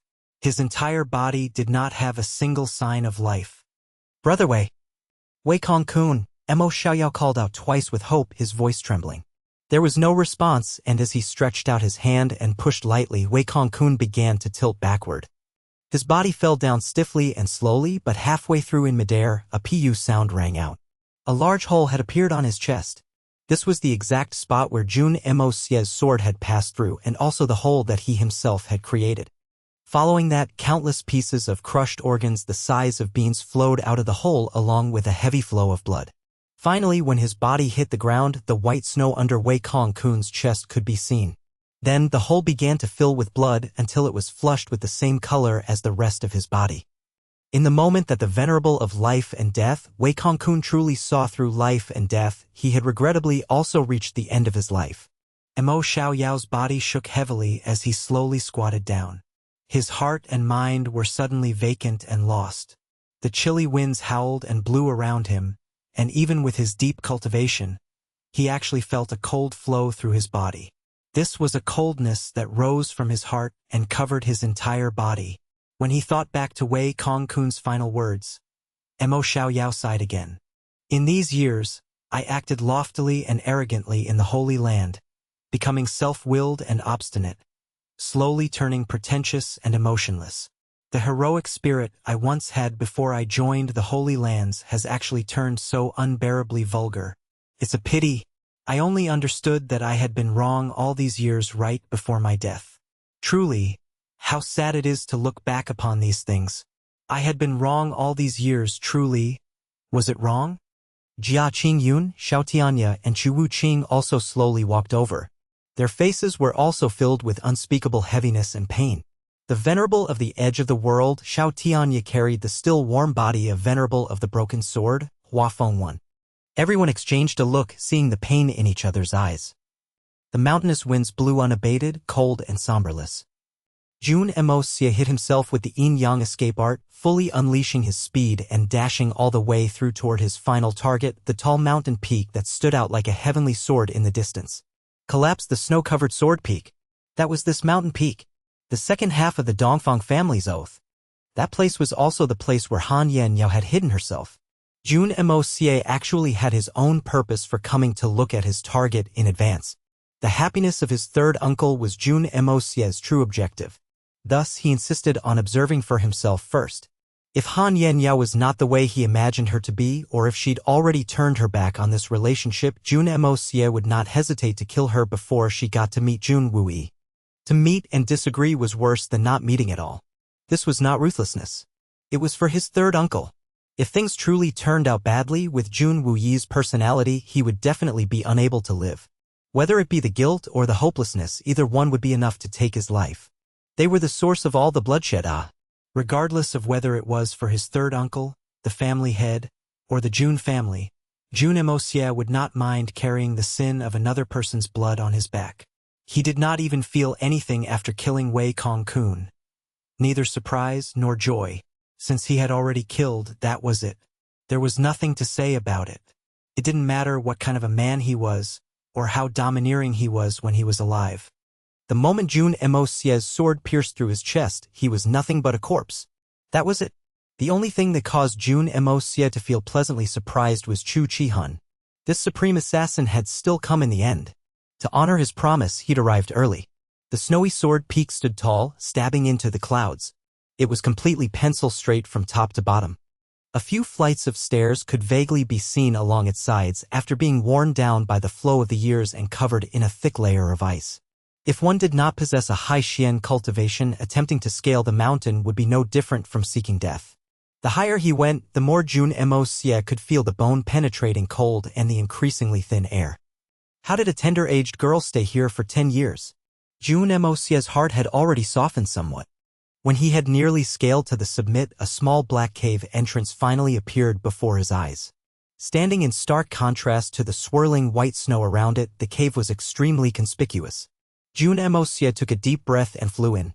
Jun Moxie hid his presence using yin-yang escape, so naturally he was completely invisible to others. But he was startled when he entered the cave. While the floor was clean, the place looked nothing like a place suitable for a lady to live in. It was different from his expectations. The inside of the cave was much colder than the outside. The walls were smooth and reflective, and needless to say, this cave was dug directly out of 10,000 years of mysterious ice. But the inside of this cave was deep and spacious, with a couple of turns here and there. Jun Moxie only felt a bit of warmth when he was in the deepest part of the cave. On the left was a small bed with blankets neatly folded. A light pleasant fragrance wafted in the air. On the right was a stone table. Right in the center of the space sat a figure donned in white facing north, quiet and still. Jun Moxie ran his fingers through the walls of the cave, only to find bumps under his fingers. He took a closer look and realized that there were words carved into the walls of this cave. Upon closer inspection, what greeted his eyes left him stunned. Wu-yi! Wu-yi! Wu-yi! Jun Wuyi's name had completely covered 3 walls. Each character of his name was carved neatly and clearly into the wall. From the looks of it, every single stroke was probably carved into the walls with the writer's nails. Not even the strongest Sky Xian expert would be able to do this with their mere fingernails, and when Han Yanyao willingly allowed herself to be put under house arrest, she definitely was not a Sky Xian. She was barely 20 years of age then and was pampered and protected from young. How could she have this high and deep level of cultivation of Xian Qi? If that was the case, then how did these words come about? Jun Moxie noticed that there was some dark, reddish stains on some of the words, probably fresh blood from the nails that were damaged when carving these characters. Jun Moxie was overwhelmed by an unexplainable wave of emotions.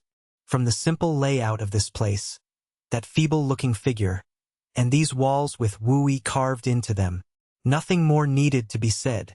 Han Yanyao was still the same Han Yanyao that was in Jun Wuyi's heart. Jun Moxie's third aunt. Every night, I look at the moon and hope to come to Tianxiang. But I know that life doesn't go in reverse.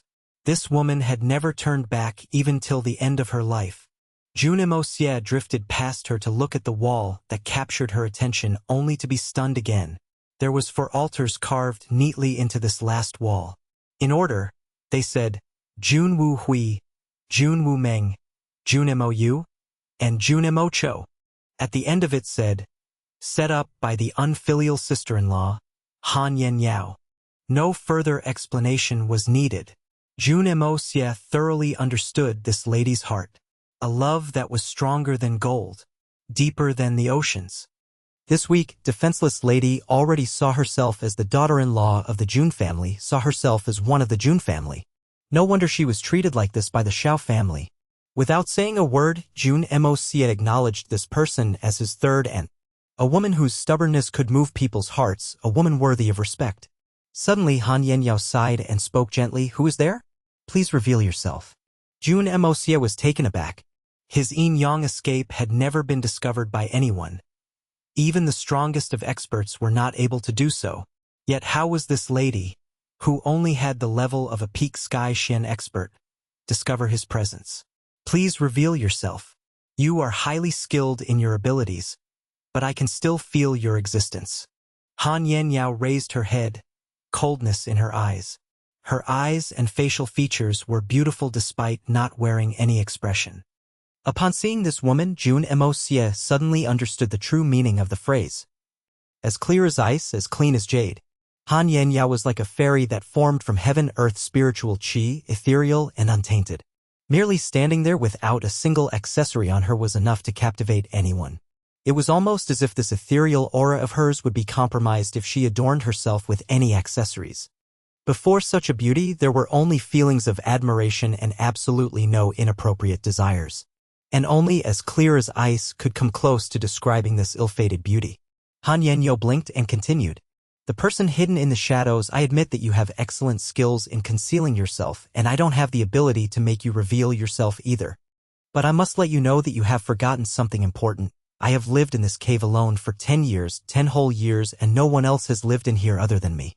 I know every nook and cranny of this space, how it smells and feels at different times of the day, and how the qi flows in the space in relation to the weather outside. I know it very well. You are extremely skilled in concealment, and based on Xian skills alone, I would not be able to detect your presence.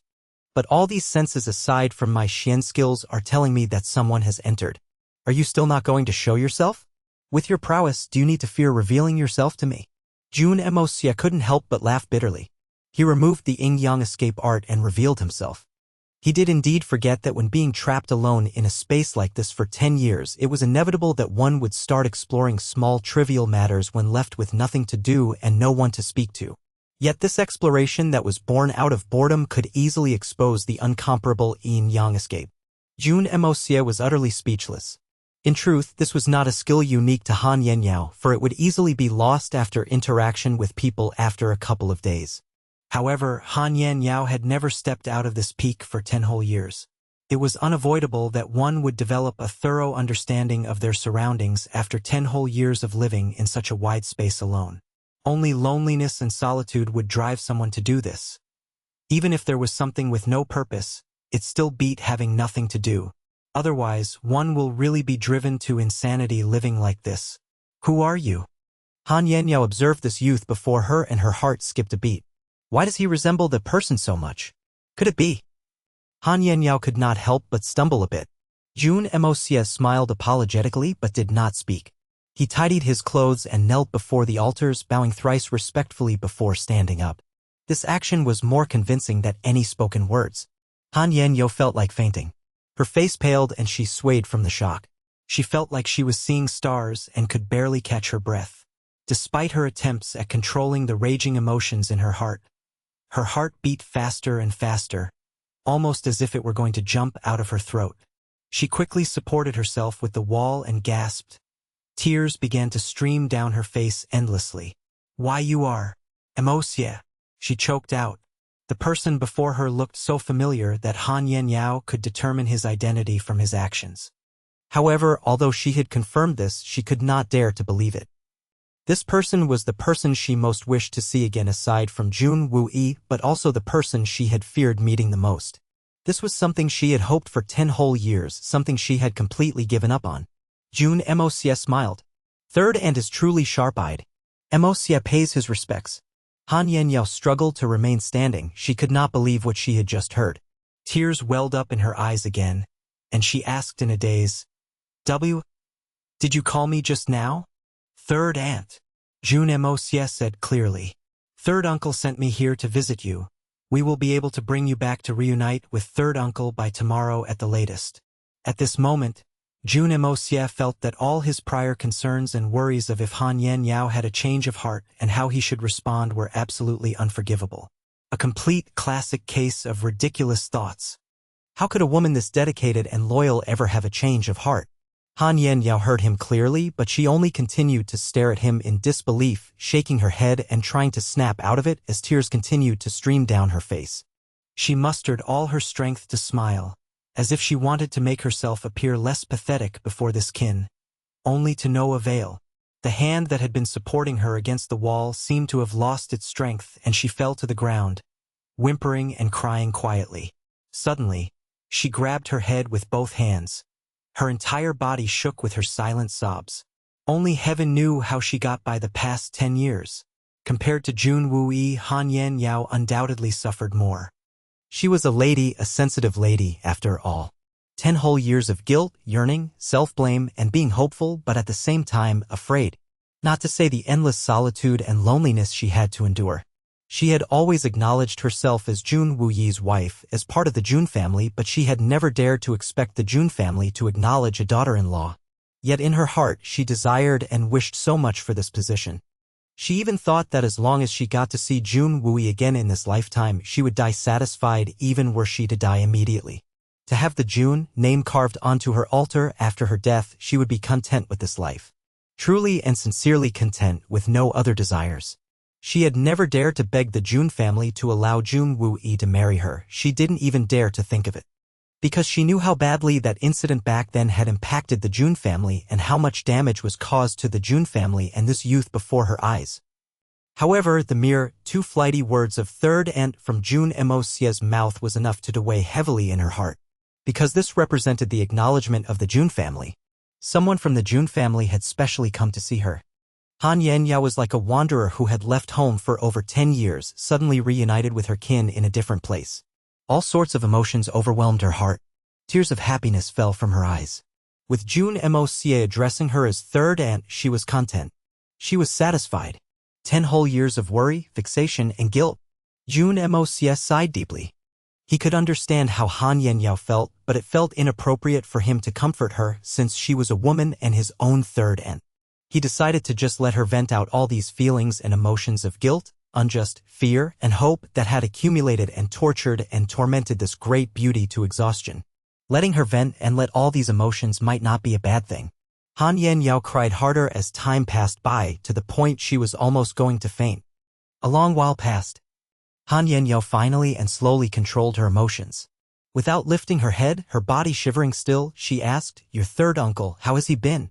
It seemed as if she had used up the last of her energy to ask this question. Her voice was gentle and almost inaudible, but she still hoped that Jun Moxie could give her the confirmation she sought. "Third aunt. Third uncle, his health has been well. His leg injury has recovered completely and his Xian Qi cultivation has also improved significantly. He is almost at the 5th level of the spirit Xian realm." Jun Moxie paused for a while before continuing. "But I could tell that he was not well in any other way other than his health." "How could he be happy?" Han Yenyao said softly. "He will never be happy as long as I am alive. Everything, it was all because of me, because of an inappropriate woman like me who implicated him and not only Wu Yi but also his brothers and 2 nephews. I am truly sinful." Jun Moxie frowned and was a little at a loss for words. It looked like his third aunt was truly unhappy, almost as if she had no other lingering attachments to this world. "Moxie, help me tell Wu Yi that I will pay for my sins with my life. Though I know a single life of mine will never be enough to compensate for everything. I can only pray that I will continue to make amends in my next life. I have hung on so long, waiting for the day when the Jun family would come for their revenge. Finally, this day has come, which is the same as saying my revenge has been attained. I have no more regrets in this world. Xiao family, I will not let them off even when I'm in hell." Han Yenyao cried. Jun Moxie sighed and rolled his eyes, ignoring everything she had said. "There are 2 dead knots in third uncle's heart and they are extremely difficult to undo. If not undone, I'm afraid." "Dead knots?" Han Yenyao laughed pitifully. "I know. I understand. The first dead knot is still the Xiao family, which is not too difficult to do. We just have to kill all of them and get our revenge. But the second knot is the sins the Xiao family have committed." Jun Moxie's face darkened as he shared what happened in Huanghua Hall. "But this is more difficult to sort out." Han Yenyao shook with anger after hearing the heinous crimes the Xiao family had committed. To think that they are this savage. To not even spare a child? Worse than a beast. Exactly. We didn't expect the Xiao family to be this ruthless, to even harm these innocent parties after targeting the Jun family. Jun Moxie continued solemnly. "But there will be opportunities to resolve these problems in the future, but the priority right now is actually third uncle. With these 2 knots in his heart, even after getting our revenge, I'm afraid third uncle will only live like a zombie thereafter and even be unable to continue living. For his heart is filled with bitter sorrow that cannot be erased from blaming himself, much like you, third aunt." "Wu Yi." Third aunt's eyes were filled with sorrow. "Wu Yi, you, my pitiful Wu Yi. No one can help third uncle undo these 2 knots, but if it's you, there's a chance." Jun Moxie was sharp enough to notice from Han Yenyao's words that the knots in her heart were more serious than third uncle's. He had to take precautionary measures otherwise, because even if third uncle finally came around but third aunt was unable and an accident occurred, it would only be another tragedy, even more difficult to salvage. The knots that Jun Moxie had spoken of were not entirely false, but they were more or less resolved by him. The greatest issue was the knot in Han Yenyao's heart. "Me? How could it be?" Han Yenyao was so surprised that she forgot to cry. "I'm the ominous person who had caused all these problems. Wu Yi will only feel more despair when he sees me. How could I be the one to help him? Precisely because it is you that lead to all these happenings. But you only think of ending it all by dying without taking responsibility for everything. Everything has a cause and effect. If you will not be the one, then who else can it be?" Jun Moxie continued coldly, his voice sharp and menacing. "Are you going to continue running away? You ran away and hid in these snowy mountains, avoiding people, living carefreely. 10 years of solitude, do you think it can compare to the innocent children who suffered from this incident? Night after night, they howl in despair. And to those innocent souls that died in such a tragic manner, do you think imprisoning yourself here is enough to atone to them? You are just running away. Stop. Don't go on anymore." Han Yenyao covered her ears and screamed. "I'll die. Is that not sufficient? Dying is the simplest way of running away. Going out like a flame is so simple. It is not only is the simplest way, it is also the most despicable, the most thorough way of escaping from everything. Jun Moxie continued. Then what are those who were left behind after your death? Who can they rely on? How innocent were those children? Many of them lost their hands and can't work. They cannot speak because they lost their tongues. Some are even blind and deaf. Every bone in their bodies was contorted out of shape. They cannot even grow anymore. Even if they survived, with no way to do work, they would only be a parasite to others. Who would support them for free? These children who are the descendants of brave warriors. Even if they grow into adulthood, will there be any lady willing to marry them? Which man would be willing to take someone like that as their wife? The bloodline of these brave warriors will never continue. If you are not going to take responsibility for this, who will? Jun Moxie stared coldly at Han Yenyao. You caused all this. Although you did not do it, you were the cause of all this. You had always understood this fact, so why won't you step up and take responsibility for what you should be taking responsibility for? Han Yenyao cried out involuntarily. Furthermore, you have completely ruined my third uncle's life. After we get our revenge, he might seek his end any time. You already made him like this, are you going to just let him die like that? My grandfather has 3 sons and he already lost 2. If third uncle leaves as well, do you really want to see the Jun family go through another major change? Jun Moxie continued coldly. All these matters and problems await you to take responsibility of them.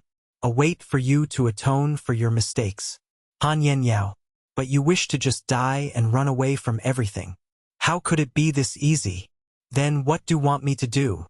What should I do? What can I do? Han Yenyao cried pitifully, tears flying down. Did I not wish to make amends? Did I not wish to atone for these mistakes? But how do I face them? Am I supposed to beg those children to forgive me? Beg for forgiveness? What purpose is there in doing so? Why don't you try taking care of and nurturing those children? Help them live properly and start their own families. Were you afraid that it will be tough?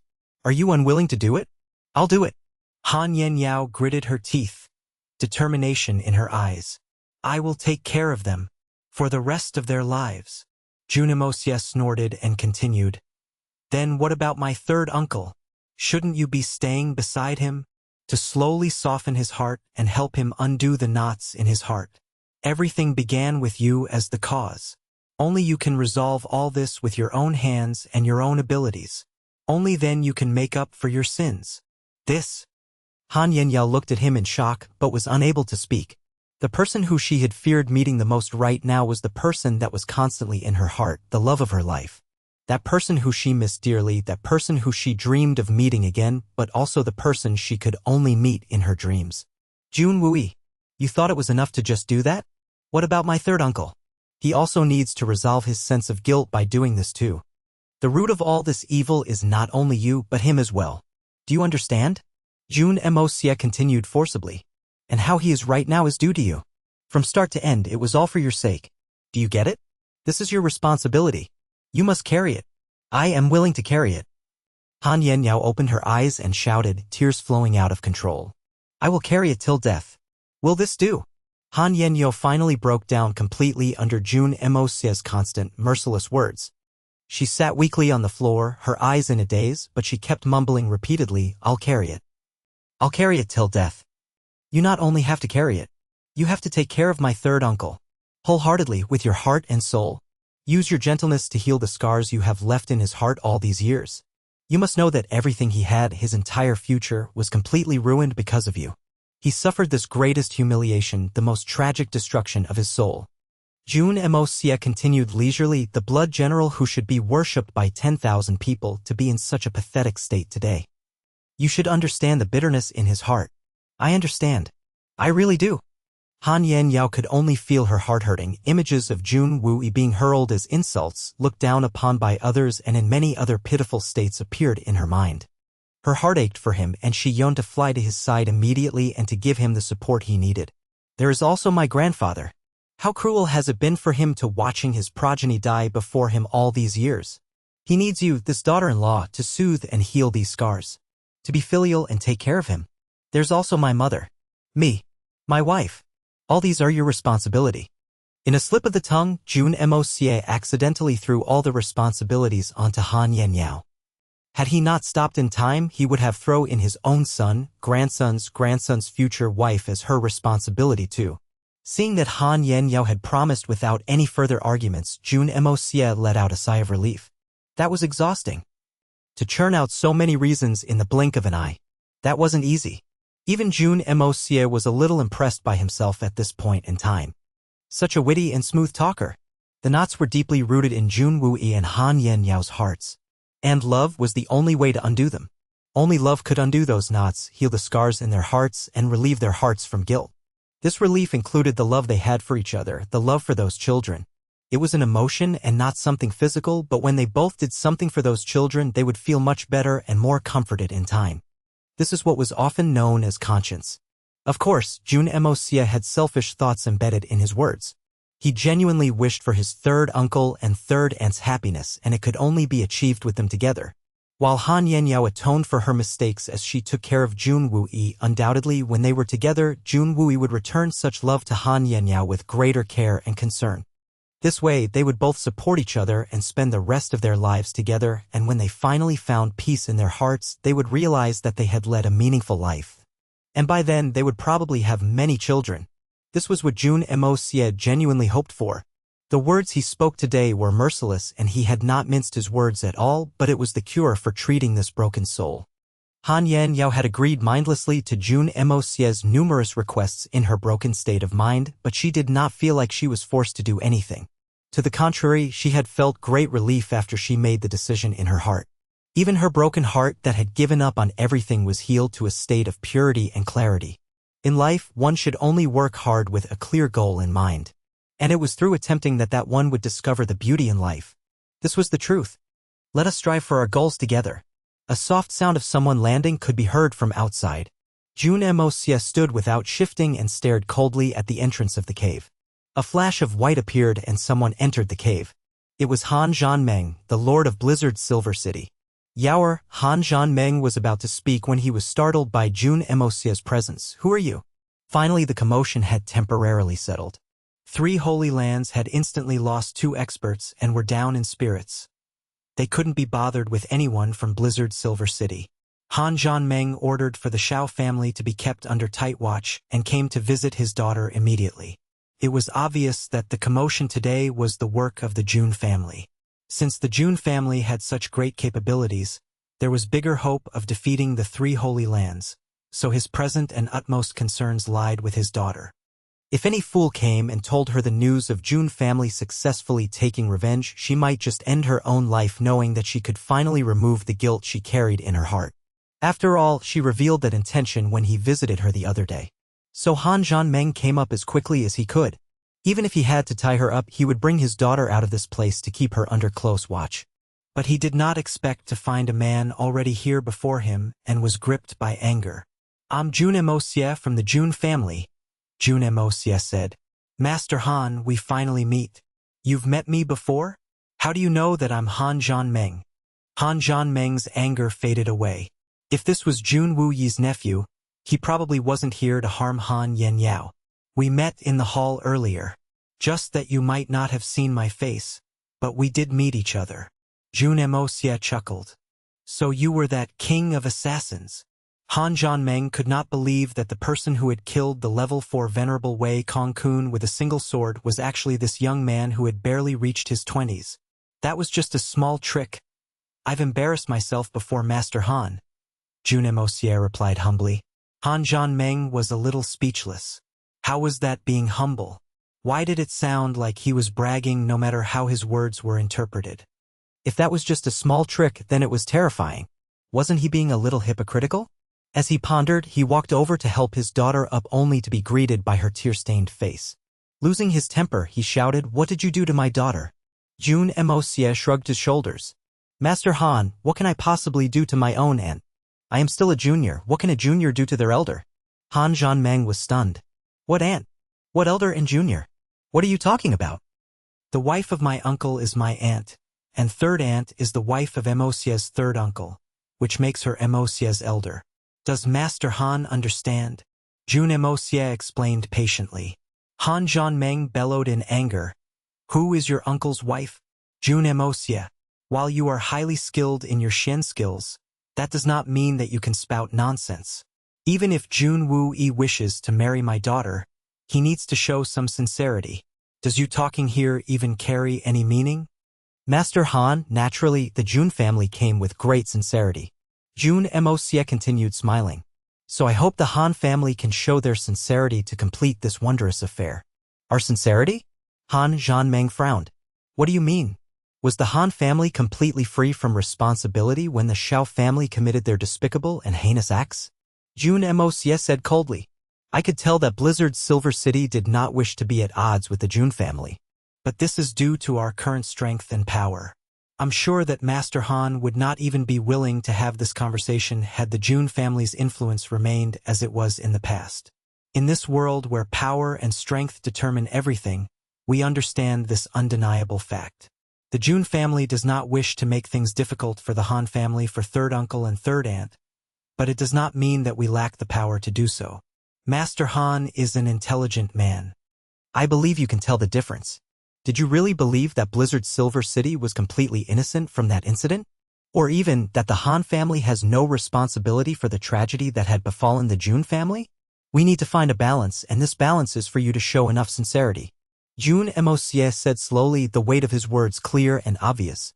Guilt appeared involuntarily on the face of Han Zhanmeng when Jun Moxie brought up that incident from the past. He was an upright man and was unwilling to speak without his conscience. After a while, he let out a long sigh and said, Blizzard's Silver City indeed has to take responsibility for what happened to the Jun family. This I would not deny, but Jun Moxie, you also clearly know that this is a world where power and strength determine everything. This is how the pugilistic world is. The weak is food for the strong is respected.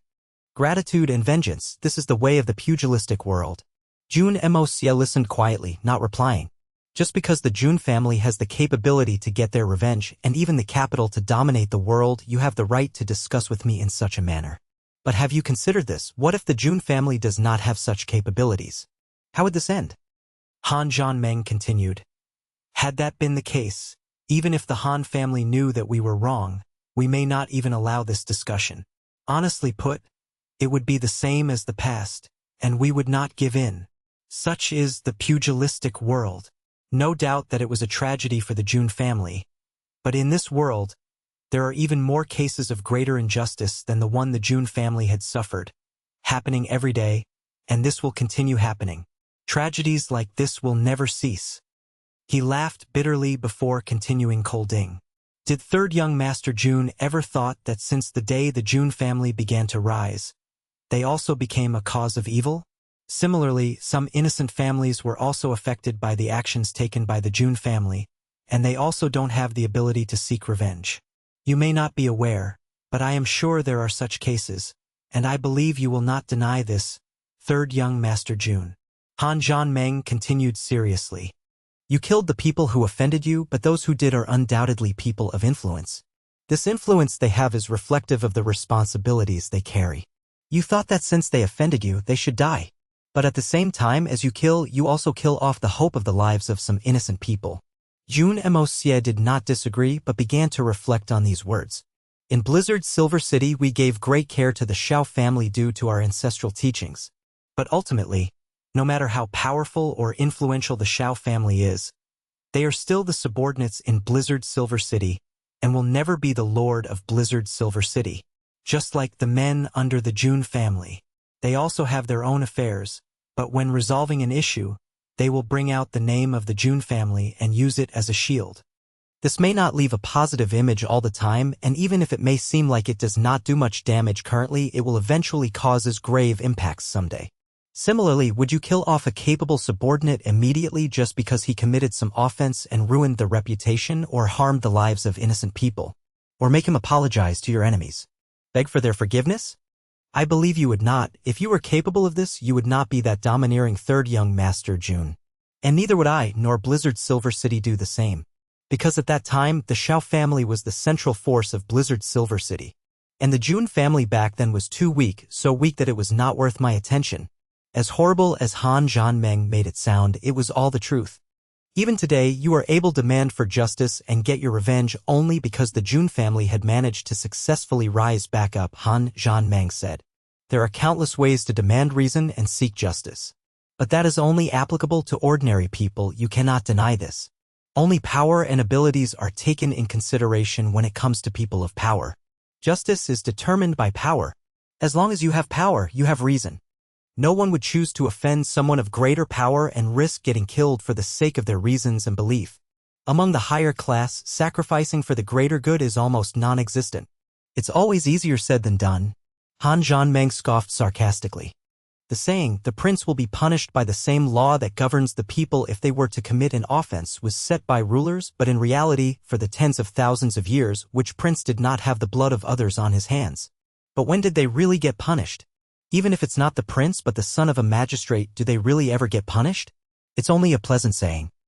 The distinction in status has been set clear from this seemingly fair and impartial saying. In reality, this is the same as saying, if the prince is to commit an offense, who dares to arrest him? Han Zhanmeng laughed sarcastically.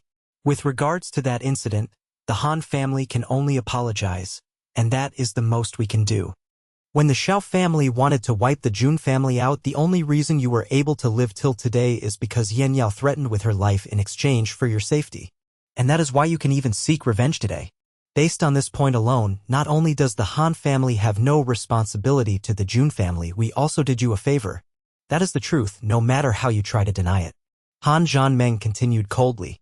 Precisely because the Jun family was too weak back then. Had the Xiao family wiped you out, it would have made no difference to us. Isn't the only reason why you can seek revenge today is because you have sufficient power and ability today? I agree with Master Han. I feel the same. Jun Moxie spoke in an equally sincere and genuine manner. Indeed, this is the pugilistic world. It is a place that leaves little choices. Everything is determined by power and strength, and justice is determined by fists. There was nothing wrong with what the Blizzard Silver City did then. I can understand. But understanding is one matter, how to react is another. I still seek an explanation from you, and it is just as Master Han said, precisely because the Jun family has the power to do so now. We did not do so back then because we were too weak. It would have been the same as disgracing ourselves. Jun Moxie spoke honestly. You said that the Han family did the Jun family a favor, but I cannot agree with this statement because you did it not for the Jun family but for your own daughter's sake, so please don't ever say that you did us a favor or anything of such sorts. So Blizzard Silver City still has to pay the price. Jun Moxie said mercilessly. Just as Master Han said earlier, this is the pugilistic world. That's right. This is the pugilistic world. Han Zhanmeng said sorrowfully after a while. Moxie, can't you spare Blizzard Silver City? Han Yanyao stood up and pleaded. How could your third uncle and I face each other like this?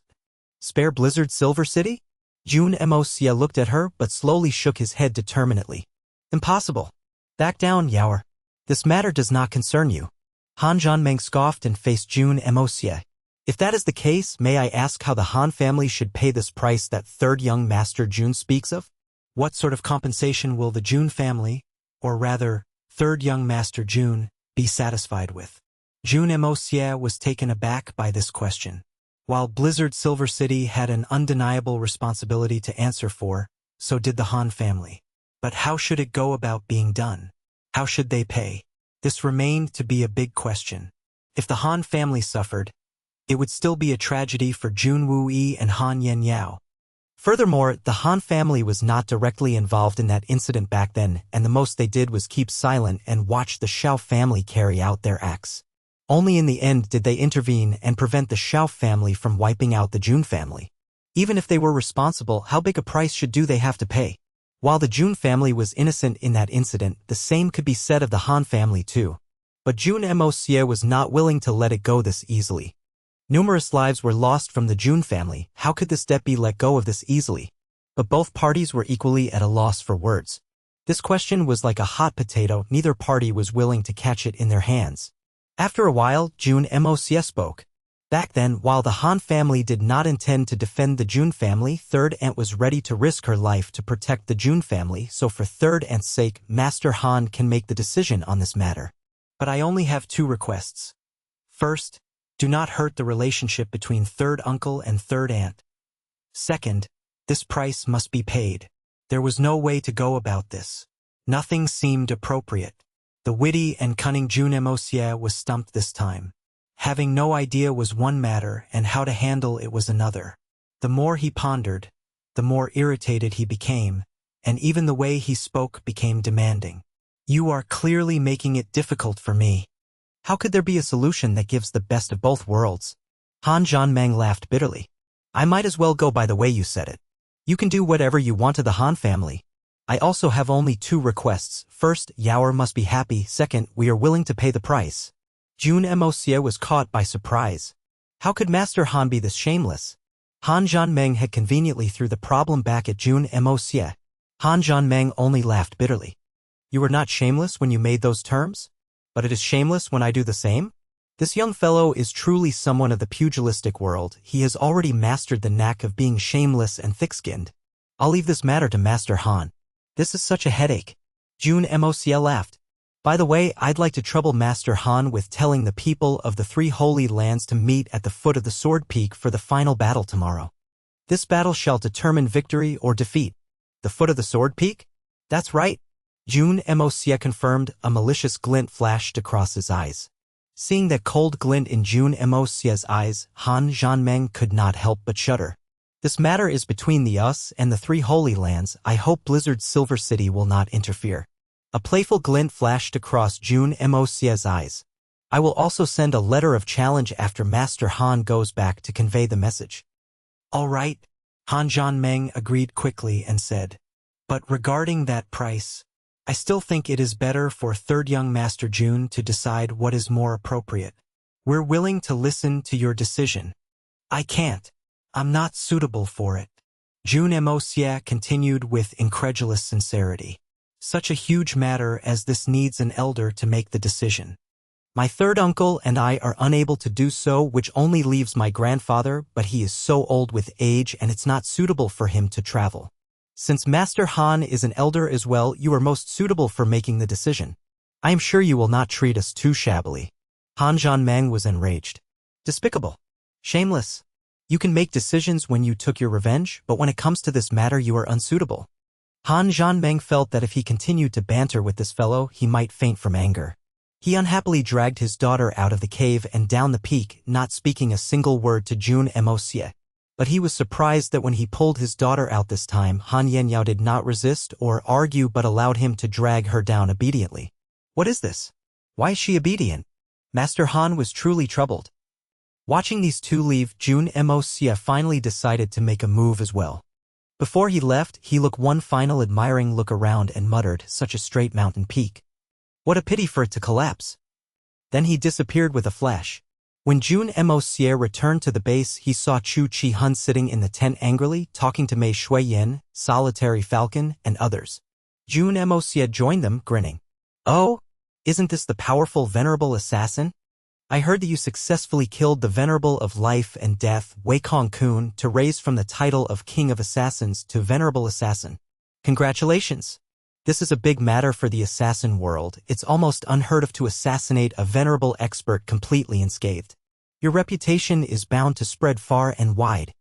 Chu Chi-hun didn't know whether to laugh or cry at Jun Moxie's praise, and scrunching his face, he spat. Those fools from three holy lands really drove me to my grave. Calling them pigs would be an insult to the animal. Now will you finally stop blaming me? Do you understand how you became a scapegoat now? Jun Moxie said mockingly. I get it. I was so angry listening to them make me the scapegoat that I almost fell off the roof. Son of a b*****. To think that such an absurd thing can happen to me. I really am unlucky. Chu Chi-hun's face was black. Mei Shui-yen and the rest were puzzled and asked for an explanation. With Chu Chi-hun's skills, how could he kill a venerable level expert? But venerable of life and death really died. Everyone was curious at such a shocking turn of events. Thus Jun Moxie began to share about the whole incident in a moving and dramatical manner, perfectly mimicking the manner Wei Kong-kun and the rest spoke, even adding some extra lines to spice things up. Ha ha ha ha. Everyone roared with laughter to the point they couldn't breathe. Solitary Falcon even cried from laughing so much. Clutching his stomach, he said, Chu Chi-hun is truly unlucky, aside the fact that he had no chance with any good things happening to even have to become the sole scapegoat for everything. This is too.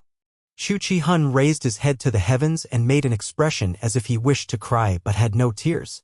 Everyone laughed even harder, and Solitary Falcon could not stand up from laughing too hard and remained on the floor.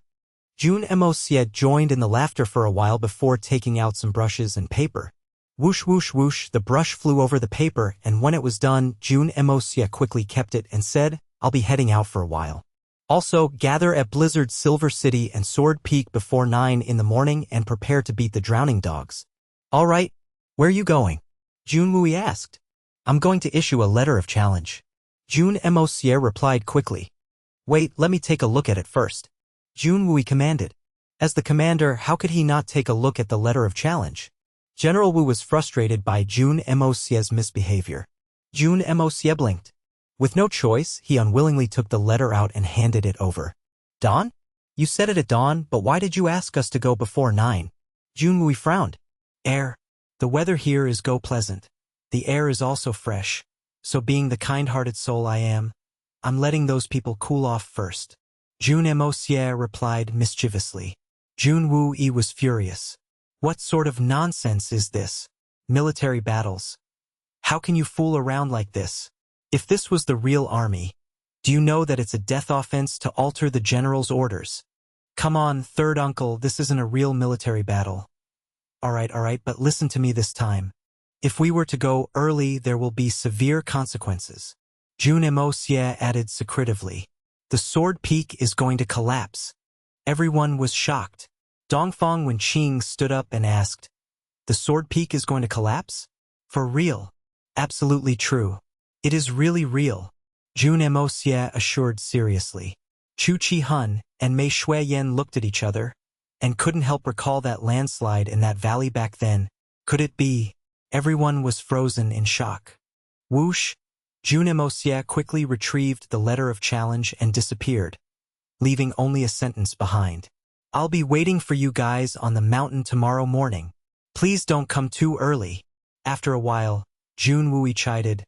This slippery fellow, but that letter of challenge is too infuriating. Who writes a letter of challenge like that? That's too tactless. Everyone was speechless. Chu Chi-hun was thinking of another matter. This Sword Peak is bigger than the other two mountains. So much bigger. Who knows if those venerable experts would be crushed to death if a mountain of that size collapsed. It was afternoon at the moment. Blizzard Silver City was shrouded in a tense and heavy atmosphere. Mo Xiaoyao and Jia Qingyun sat in the hall, a heavy look on their faces. In the center of the hall were two ice coffins. The bodies of two venerables laid quietly inside. Surrounding it were the remaining 500 experts of 3 Holy Lands. This time, the 3 Holy Lands had deployed a third of their forces, a powerful lineup that was unheard of. Put into perspective, aside of the venerables, this lineup was easily all the forces from any single family in the 3 Holy Lands. Xing Yun, perhaps we made the wrong decision to come here. Mo Xiaoyu spoke slowly, staring at Mo Xiaoyao's coffin, desolation evident in his voice. Why would Brother Mo make such an auspicious statement right before a big battle? Jia Qingyun asked, puzzled. Not only now, but before we had even set off, I felt an ill-foreboding feeling as if something major is going to happen. Sighing, Mo Xiaoyao continued. Just as expected, we have already lost 4 venerables. Heartless Venerable Du Ju is also heavily injured and bedridden. All these happenings only confirm my premonition. Right now, this feeling is getting stronger and stronger, and my thoughts are getting more and more conflicted. Mo Xiaoyao let out another loud sigh. Could it be that something is going to happen again? Jia Qingyun couldn't help but shiver, and laughing dryly, he said, perhaps Brother Mo is overthinking too much. I'm sure we are all distraught by Brother Wei's passing. Not only Brother Mo, even I feel afraid. 400 years of bitter cultivation, ruined in a moment. The impermanence of life is truly common. Mo Xiaoyao remained silent for a long time, before letting out a long sigh. This is the way of the pugilistic world. Once you set on this path, you either die at the hands of another or at the mercy of the heavens. Since ancient times, how many people have been spared? How many people were able to live till the end of their time? Even if it's a venerable, how many people are there? This logic I've understood since hundreds of years ago, but bringing this up again today, why do we bother? Mo Xiaoyao's speech had evoked some unexplainable emotions in Jia Qingyun. He also sighed unwillingly. After we eradicate Jun Moxie and Venerable Mei and get revenge for Wei Kong-kun, I'll return to Holy Land and live in seclusion. Until the war for seizing the heavens comes by and I toss this body at the heavenly pillar, that will be it. War for seizing the heavens. Heavenly pillar. Mo Xiaoyao's face was overwhelmed with emotions. Suddenly, I feel like making such a statement is such a faraway dream, so far out of reach. Eradicating Jun Moxie and Venerable Mei alone already is so difficult with such high risk of danger, and even getting revenge for Wei Kong-kun is easier said than done. You and I both saw the way the King of Assassins assassinated. Honestly speaking, had that sword headed toward me, I'd have ended up like Wei Kong-kun. A glimpse of fear appeared on Mo Xiaoyao's face. I have absolutely no confidence in avoiding that attack. That sword is really forceful. Jia Qingyun also had a fearful expression, clearly recalling that impressive sword. It is not the sword that is forceful, but the person. Because you will never know where that sword is going to attack from. That is the most fearsome part. But when you realize it's all too late, you'll end up like Wei Kong-kun. Mo Xiaoyao shook his head. We have gone through more than hundreds and thousands of battle in this lifetime, but against that sword, I had no idea how to counter it back then. Even till now, I still cannot think of any methods. The only method of survival I can think of right now is the same as Wei Kong-kun had used. But if I did that, how would I counter the sword that follows? Mo Xiaoyao shook his head, clearly troubled. Also, who exactly is that person? When did such a shocking assassin appear in this world? The three holy lands have eyes and ears all over the world. How could we be unaware? This matter is truly frightening. All in all, the pugilistic world is changing. It's no longer the same pugilistic world we were used to. Jia Qingyun sighed and asked, Brother Mo, could it be that the generation that belonged to us is now over? Mo Xiaoyu was stunned. After a while, he mumbled in a daze, our generation is over. Is it really over? His voice was soft, as if he was questioning himself, but also questioning the heavens. At this moment, a clear voice called out, Mo Xiaoyao, get your ass out here to take my letter of challenge. The voice rang out clearly around the silent snowy peak. Mo Xiaoyao raised his brows, but did not lose his temper, but spoke quietly. To think that it's the King of Assassins from earlier. May I ask how I can help you? He could recognize that the person speaking right now was the person in white who had killed Wei Kong-kun earlier. Facing an enemy like this, even if Mo Xiaoyao had 10,000 guts, he would not dare to go out to meet him alone. If the person attacked again, Wei Kong-kun was the best example of what would follow. Everyone in the three holy lands stood up instantly, and Mo Xiaoyao gave everyone a look. Jia Qingyun, Xiao Tianya, Chu Wuqing and Mo Xiaoyao got into a defensive formation, hatred and alert in their eyes. They slowly approached the person outside. Suddenly, a white object came flying in with a whoosh, and maniacal laughter could be heard from outside. Ha ha ha! I knew you all would not dare to come out, so I'll just toss it in for you instead. Three holy lands. Ha ha ha! It's hilarious. Why not change it to 3 giant tortoise shells instead? A bunch of coward to have the cheek to call yourselves 3 holy lands. Ha ha ha, what a joke. The laughter slowly faded and the person left in a flash. The white object fluttered down and landed on the ground. It was a white piece of silk with words written harshly on it. Mo Xiaoyao took a look at the silk and was furious, rage and fury evident in his eyes. This was a letter of challenge, but the contents of it were enough to make someone explode from rage. More than a letter of challenge, it was clearly a letter of insults. Tomorrow, at dawn, at the foot of the Sword Peak, let's settle all our scores in a single battle. After that, I will kill Mo Xiaoyao, step on Jia Qingyun, punch the hell out of Xiao Tianya, and kill Chu Wuqing with a single fart. Hypocrites of the elusive world of immortals, villains of the supreme golden city, and useless bums of the illusory blood sea shall all turn into ashes tomorrow. The decline of the 3 remainder lands shall begin at dawn tomorrow. I treat the world as beneath me and flaunt my arrogance. I, Moxie, am the only supreme in the universe. The 3 remainder lands shall become laughingstocks. And mighty Tian Fa will last forever. Venerables, saints shall become a pile of white bones. No country clowns shall be spared. Bast asterisk RD Xiaoyao, do you dare come forth and fight? Descendant of rats Qingyun, do you have the balls? Either way, death awaits you. Don't say that I had not warned you. I'm going to turn your filthy bodies into fertilizer to fertilize this earth. I will make your pathetic souls into a puff of green smoke and shoot you up into the sky with a single fart. Awu awu. If you do not dare come, you can go straight home to drink milk. Let your mummy's one feed you milk till you grow a pair. Triple awu awu. P.S. This is a battle between Tion Fa, the Jun family, and the 3 remainder lands.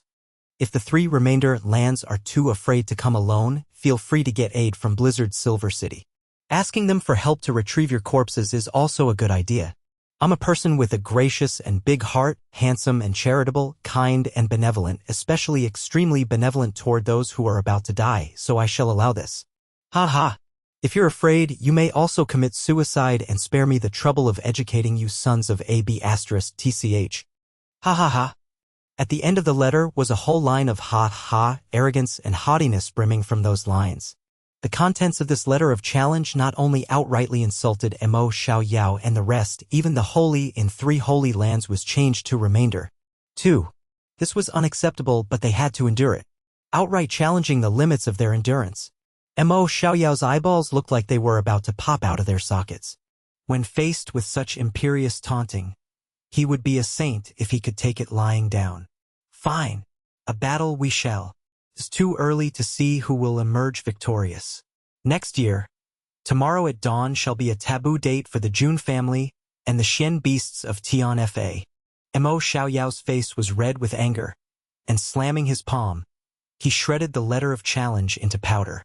As Brother Mo sees it, if there is a direct clash between the 2 sides, what are the chances of us winning? How should we arrange our formation so that we have a greater chance of victory? Jia Qingyun asked with a solemn expression and a frown. But the more he calculated, the lesser confidence he had.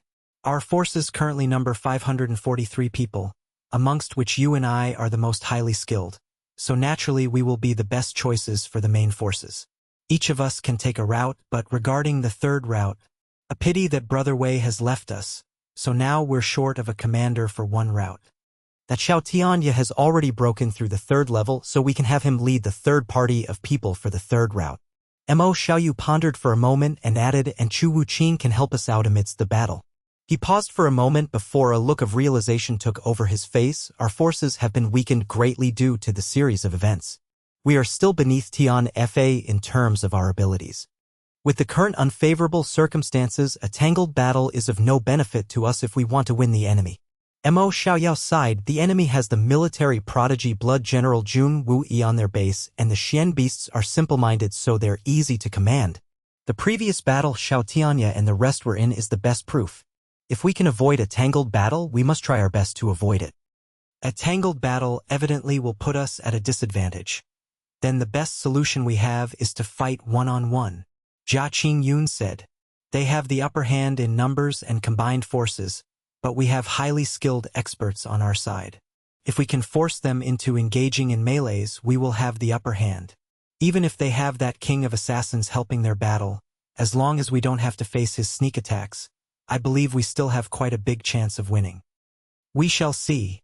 If we are unable to create a situation where it's a one-on-one battle, we shall trigger the tangled battle first.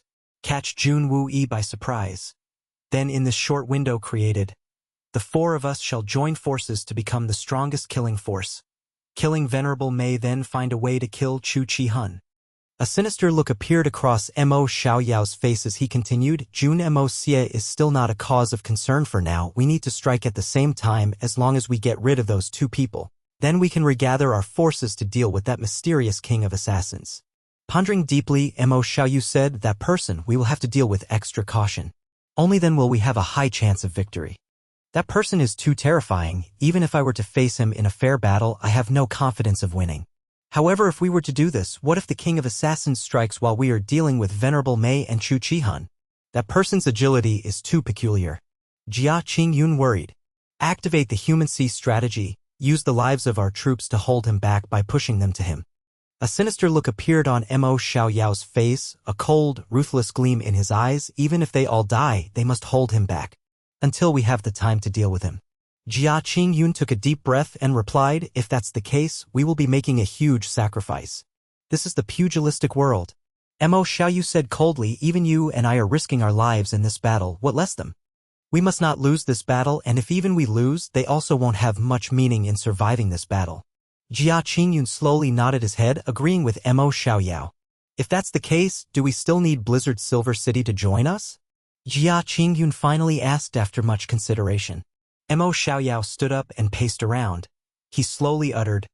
The letter of challenge stated clearly that if people from Blizzard Silver City were to appear at the battleground, the enemy won't take us seriously. But Blizzard Silver City cannot be sitting out of this battle completely. Send 10 venerable level experts to keep an eye on them, and once we begin the tangled warfare, let them launch a sneak attack from the back of the Jun family and Tian Fa's troops. They may be unable to be a useful force in this battle, but they can definitely help create a mess on the battleground. He grinned maliciously, planning to sit out of this battle? How could it be so easy? All the more to drag them into this whirlpool. If the Han family does not wish to render its strength in this battle, we don't have the time to banter with them as long as they don't attempt to backstab us. Mo Xiaoyao continued, and his eyes suddenly brightened. Also, we need to work on the Xiao family. Gather all the Earth Xian forces of the Xiao family. They are dead enemies of the Jun family. I'm sure they will give their everything to aid us. Besides, we must give them hope. Promise them that if they are able to contribute greatly to this battle, we can ensure that the Xiao family will not perish. As long as we can eradicate the Jun family and Tian Fa alliance, we promise that they will forever enjoy the ownership of Blizzard Silver City. If we do so, there will most likely be issue from the Han family. They are the owners of this place after all. If we were to, Jia Qingyun said, if the Jun family is defeated, what comeback could the Han family create? If the Jun family wins, the Xiao family is bound to perish. We are only letting them have a glimpse of hope in their despair. Furthermore, after this battle is over, how many of the Xiao family could be left? Mo Xiaoyao said sinisterly. Excellent plot. All is good like this. Jia Qingyun nodded his head in agreement, obviously impressed. Xiao Tianya, bring a few men with you. With aid from the Xiao family, go down to the battle site and see if there are any suitable spots for ambushes and hide a portion of our forces to utilize during the actual battle. Mo Xiaoyao commanded coldly. Xiao Tianya obeyed, and with a wave, a few experts who were better in speed and agility followed him and drifted out of the hall. Mo Xiaoyao looked outside coldly, and raising a palm, he stood there, unmoving. After a while, he spoke. Brother Wei, Brother Hua, your brave souls have not left us too far yet. We shall seek revenge for you tomorrow. We shall use the fresh blood of the Jun family to water your graves. I'm sure you will be smiling in the netherworld. Unlimited killing intent seeped out of him and rose upward. A few birds at the snowy peak were shocked by this spine-shivering atmosphere and let out a few cries before flying away. Mo Xiaoyao could only feel the blood in his veins boiling. His fingers slowly clenched into a fist, and his joints popped out prominently. The desire to battle that had never appeared for hundreds of years began to pour out of his heart. This moment, he felt like the heavens and earth were beneath him. He was the only supreme ruler in this world. Ha ha ha! Fight! Vengeance of life and death shall be settled in a battle tomorrow. The venerable Mo Xiaoyao shouted. This one shout had all his Xian cultivation instilled in it. It was thunderous as it shook the surrounding mountains. Even the accumulated snow on a faraway mountain began to fall off in chunks, and the rumbling sound was shocking. He actually created a small-scale avalanche that only stopped after a long time. A battle cry this level raised the originally low spirits of the experts of 3 holy lands in an instant. They chanted in unison. Vengeance of life and death shall be settled in a battle tomorrow. The shouts of the crowd echoed between the mountains, back and forth, while their voices were full of vigor and spirit.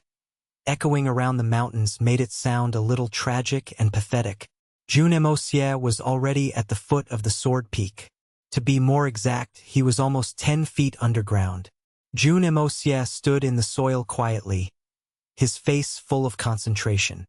When he felt that the energy was right, he made a sharp turn and faced the thick soil wall. Spreading his palms outward slowly, as if he were pushing something of incredible mass, a small glow of yellow light appeared on his palm and spread all over his body, enshrouding his entire body in holy light. He chanted, 5 elements. Power of the earth. Out you go. The yellow glow that covered his body suddenly radiated outward, infiltrating into the rock layers wave after wave. It took a long while before the glow died down. Although Jun Moxie's cultivation had been beefed up with the full blast, he still couldn't help but pant from exhaustion. He adjusted his breathing and slowly gathered the power in his body again. The Hongjun Pagoda was spinning tirelessly in his mind as a large abundance of spiritual chi flowed into his meridians, replenishing what he had used. The entire snow-capped peak was too humongous. It was an impossible feat to collapse the entire peak with a single blow. It was not even possible with the supernatural abilities of Jun Moxie's power of earth due to the limitations of Jun Moxie at this stage in time. He could only attempt to shake the foundation of the mountain bit by bit with maximum effort every time. The Hongjun Pagoda, Jun Moxie's ultimate cheating machine, was able to top up Jun Moxie with spiritual chi, allowing him to gain in quick recovery. Before long, another blast of yellow light would seep into the soil. But with 2 more cycles, Jun Moxie could not help returning to the state of gasping for breath. The rock layers were packed denser than what he had imagined. With so many blasts of the power of earth, there was still no signs that the peak would budge. The ice layers that were formed in the span of 10,000 years are too hard to break. Wait, ice layers? Ice? Isn't that frozen water? Perhaps it's not that the power of earth is not strong enough. Maybe it's just that I've used the wrong technique. Jun Moxie was suddenly enlightened. He took a deep breath in as he suddenly opened his eyes and yelled, "Power of water. Out you go!" Jun Moxie's eyes turned sky blue the next moment. He formed different sets of complicated seals with his hands with so many variations that it appeared as if he were dancing very elegantly. The next moment, a beam of faint blue light shot out from all parts of his body. The beams were like dancing butterflies looking for their way home through all the dirt and rocks. With 4 consecutive blows of the power of water, Jun Moxie was exhausted. He sat back on the ground and panted heavily. With a short break, Jun Moxie changed his position and alternated between the power of water and power of earth again. As he repeated these actions below the 4 corners of the mountain, Jun Moxie was finally able to enter the center of the peak, the position right below the sword-like protruding rocky structure that pointed up into the sky. This location was the key, and Jun Moxie was surprised to find that he was having a lot of difficulty moving through all the rock even with his yin-yang escape technique. It was only the second time Jun Moxie was unable to pass smoothly with his yin-yang escape ever since he acquired the technique. Previously, it was in the Tian Fa forest. He was unable to pass through the mist that veiled all the secrets and mysteries. Then he was still not aware that it was the location where the 9 Nether 14th young master was trapped with the Tian Fa Saint King guarding within. The retarding force was even greater this time. The challenge the previous time was only that the mist seemed to be endless no matter how far he went. But this time, Jun Moxie was faced with very solid and dense matter. Looking at the miraculous scene before him, Jun Moxie even regretted slightly his plans of collapsing the snow-capped peak. At the right center was a layer of ice with a rainbow glow. This layer of ice was unusual. Frozen within it was a huge reserve of extremely pure heaven-earth spiritual chi. The concentration was so high that even Jun Moxie was facing difficulties breathing properly here. The spiritual chi had literally solidified here. What a miracle! The source of the rainbow glow was the solidified spiritual chi. They formed strips of glowing ribbons embedded in the icy layers, lighting up the whole cavity below the peak. How beautiful! Jun Moxie was amazed. So comfortable to be standing here. Suddenly, without any warning, Jun Moxie could feel that the Hongjun Pagoda suddenly rise and begin spinning, radiating out similar rainbow-like beams. The Hongjun Pagoda was automatically awakened. As Jun Moxie was still recovering from the initial surprise, the Hongjun Pagoda drifted out of his body from his forehead. The pagoda was like a microscopic gem that still gave out flares despite its small size. The pagoda only paused before him for a very short while before finally hovering above his head. It spanned faster as it grew in size and its flare intensified. It expanded until its size was half of a room. The gates of the pagoda suddenly sprang open. This time, there was no heaven-earth spiritual chi leaked out from the gates. Instead, the heaven-earth spiritual chi in the ice layers were attracted over and flowed into the pagoda uncontrollably at a crazy rate. It was like a moth seeking flames. Jun Moxie carefully observed that spiritual chi would arrange itself properly by color and enter the pagoda in a very orderly manner. The most amazing was the speed at which it was separated and sucked in. Pure white, pure black, pure red. The Hongjun Pagoda was like a giant that was always glutinous. The rainbow beam rearranged into obvious beams of pure light as it rushed into the gate. Upon seeing this, Jun Moxie felt jealous. He could not help but want to pick up some strands of rainbow and absorb it for his own use. Just as he tried to move, he found out that he couldn't even lift a finger. However, it was not a surprise to Jun Moxie. Every time the Hongjun Pagoda self-initiated, he would be unable to move. A whole hour passed. Even with the full absorbing power of the Hongjun Pagoda, it took an hour before all the spirit chi was taken in. What a crazy and unimaginable amount of spirit chi. After the hour, all the rainbow color was gone, but the ice layers were still glowing. The sucking power of the pagoda became even stronger as the sound of sucking in a large volume of air was audible. Finally, there was a small tremor and an object the size of a palm which was giving off brilliant white light shot out from the ice layers and entered the pagoda. It was so fast that even Jun Moxie could not identify what the object was. The pagoda suddenly stopped spinning. It zoomed back into Jun Moxie's head and settled back down in his consciousness. It was like a well-fed man resting to digest his sumptuous meal. Immediately, Jun Moxie felt that he was able to move again. He took 2 deep breaths immediately. He didn't even realize that he had even lost the ability to breathe in those 2 hours. If not for his recent breakthrough, he would have been suffocated. Only after a few breaths did he realize that the surroundings had become pitch dark, dead silent, and there were no signs of life. He approached the ice layer and poked at the ice softly to check. But with a snap, a hole was made. Damn! Jun Moxie couldn't help curse. The power of the Hongjun Pagoda is truly formidable. He used his yin-yang escape again, and just as he had expected, there was no more obstruction. He went a cycle around the peak before he quickly hopped out of the ground. He was afraid that the peak would come crashing down any time because he found out that all the soil beneath was loosened. Jun Moxie speculated that with just a single blast of the power of earth, the peak would be going down. It was breaking dawn when Jun Moxie emerged from beneath. He had spent a whole night below. The strange encounters tonight made him feel like that it was all just a dream. What exactly has happened? What is all that rainbow-colored heaven-earth spiritual chi? What's that small object? Jun Moxie thought of entering the pagoda to see. But to his surprise, the pagoda refused to open its doors. There wasn't even a slight bit of heaven-earth spiritual chi leaking out. Jun Moxie thought that it might be the pagoda still trying to process all the new spiritual chi it had received.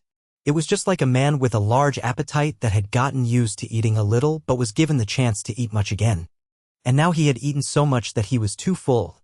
Perhaps the Hongjun Pagoda had too much to digest. Thus before the Hongjun Pagoda managed to digest all this heaven-earth spiritual chi, it was unlikely to be of any use to Jun Moxie. This is the... Damn it. Of all times, you choose to go on strike on me now. Don't you know that we are only an hour away from when the battle begins? Why did you eat like a country bumpkin who had never eaten anything decent in life and finally entered the city? You only stopped when you ate till your belly was about to burst. Although it was temporary, this is too ridiculous. Jun Moxie criticized and grumbled internally. Hongjun Pagoda remained still and let Jun Moxie continue running his mouth. If it could speak, it will definitely shoot back disdainfully. F***ck. Isn't it all because your incompetent ass made me like this? Who would be able to take it as you keep drawing blood but don't feed me? If you had fed me properly every day, would I even have to overeat now? Furthermore, it's not that I overate, it's just indigestion, blaming me instead of yourself. How could you be this shameless? You heartless bast *RD. Scolding didn't work and hitting couldn't be used. Jun Moxie was completely out of tricks, so he could only come to terms with it. A situation like this was definitely temporary, so he could only pray that this fella can finish digesting as quickly as he could and hopefully didn't get some sort of stomach ulcer just from this. I'll let you take a temporary holiday then. God damn it, just because I don't have a butcher I'll have to eat an unskinned pig? Watch me make a splash with my own real capabilities. I can still wreak havoc and turn this world upside down. Jun Moxie concealed himself and stood there, experiencing the cold, merciless winds. Looking down at the smooth surface beneath the mountain, he muttered internally. It's almost time. Why haven't those shoals arrived yet? What if the peak collapses before they arrive? This mountain peak is at risk of collapsing any moment with no solid foundations. It'll be a complete tragedy if he still had to use his own strength to hold and support it till the enemy arrives. Just when he worried, whooshing sounds could be heard. Over 10 people cut through the misty dawn at incredible speeds. Everyone in this group was highly skilled, their steps firm and fast. They were people from the 3 Holy Lands. And the person leading this group at the front was Chu Wuqing. He commanded in a hurried tone, "Hurry. Faster. Faster. There. And there, go camouflage yourselves and wait for my command. At the sound of my loud whistle, charge out. We have to catch them off guard. Cause the greatest possible damage at the beginning." Everyone else nodded, but no one spoke. Followed by a couple of whooshes, everyone sought for a location to hide in. Jun Moxie wasn't sure if it was a good or bad thing, but one person had picked the spot Jay was standing at as his hiding spot.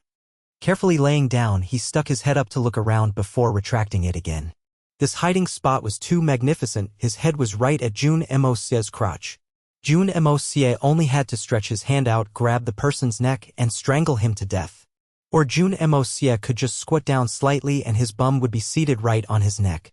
This guy just had to stretch his neck a little and he would have an extremely intimate contact with a certain private body part. Jun Moxie didn't know whether to laugh or cry at having someone stick their head in his crotch while he was invisible. This brother is too good at hiding. To hide in such a place is making it extremely convenient for me. But Jun Moxie was not able to do anything to him currently. To be able to see and touch, but have to hold himself back. Jun Moxie was annoyed and frustrated. At this moment, this person randomly turned around and faced the sky, a satisfied look upon his face. Burying his nose under Moxie's crotch, he even 2 deep breaths, opening his mouth widely. His eyes turned into crescents as he commented, "This air here sure is fresh. If I were capable of farting at my own will, you would instantly find it unfresh." Jun Moxie thought angrily. Watching the wide mouth that was opening and closing beneath him, Jun Moxie thought, if I suddenly have the urge to pee, it'll all go into this guy's stomach, not a single drop would go to waste. Naturally. If it's diarrhea, this person might be worse off than eunuch Zhu Lao. Forcefully fighting the urge to strangle this person to death and the tempting thought of taking a leak right there, Jun Moxie let out a sigh of resignation and got ready to leave. Before leaving, young Master Jun was still not willing to walk away just like that. Jun Moxie began to circulate the qi in his body, heading up before going down till it reached the dantian, went into the spleen channel of the tying foot. With a slight tightening of the rectum, he released a silent fart. As the saying goes, a loud fart doesn't smell, but a smelly fart doesn't sound. Under the careful control of Jun Moxie, this extreme fragrance entered the mouth of the guy below with a whoosh, not a single bit going to waste. With another whoosh, young master disappeared into thin air. The person below was still taking in deep breaths through his mouth that was open wide like a satisfied toad. Suddenly, an odd and extremely pungent odor hit him right in his mouth, causing him to choke. An odd flavor spread across his tongue and he gagged, feeling as if his stomach was about to overturn and he was almost going to vomit. Chu Wuqing transmitted over coldly, Who is it?" The guy pinched his nose and replied with much difficulty, "Master Chu, please simmer down, it was me. Cui Ningshi, you son of AB***, tch. Why are you so useless? Why are you gagging? Did you have *king eat a fart? What sort of timing is this? If you don't believe that I'll kill you, go ahead and gag one more time." Chu Wuqing cursed harshly. Cui Ningshi was a submissive person, so he did not dare to make any noise. But he was reminded by Chu Wuqing's words.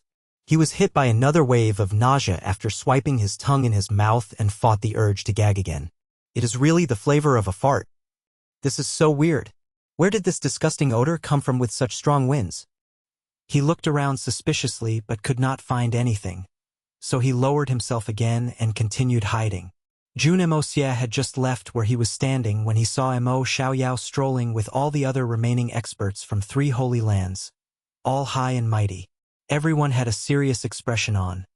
Their strong killing intent and aura rushing up to the skies and blowing the white clouds away. They're here, they're finally here. Finally here to court death. Jun Moxie's heart was hit by a wave of excitement and adrenaline. What's going on? Why has the enemy not arrived yet? Mo Xiaoyao turned around and asked in confusion.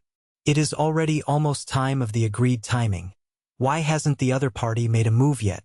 Is there more than what meets the eye? That's right. They came from so far away. How could they not have made a move yet? They should at least have some sort of action done by now. The skies should have been filled with Xian beasts that could fly by now. Jia Qingyun was just as confused. Could they be making a joke out of us? Mo Xiaoyao's face darkened, his eyes oozing with killing intent. He gritted his teeth and said, "We'll wait for a while more. If they do not reach by the agreed timing, we shall retreat. They are the ones who did not keep to their word. If it's embarrassing for anyone, it's for them." "All right." Jia Qingyun nodded heavily. He turned around and made a gesture to question Chu Wuqing on the state of the preparations. Chu Wuqing signaled back that all was ready. Thus, they settled down to meditate at the foot of the sword peak, peace and serenity across their faces.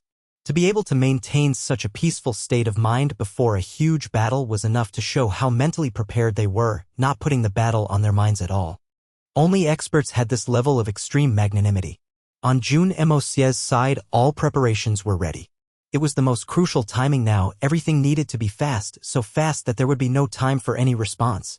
He went underground with a whoosh, exerting all the power of earth he had accumulated in the free timeout in one shot, and at the same time he spread the deep blue-colored power of water all around, causing all the energy that was trapped within to explode outward. As quick as lightning, he made his way to the center of the ground, the blood of yellow flame turning into a sword with the glow of a mystical dragon. With one single sword, the layers of Xian ice underground that were of 10,000 years of age were completely destroyed. Then he rose upward, utilizing the highest speed of the yin-yang escape technique, flying like a shooting star.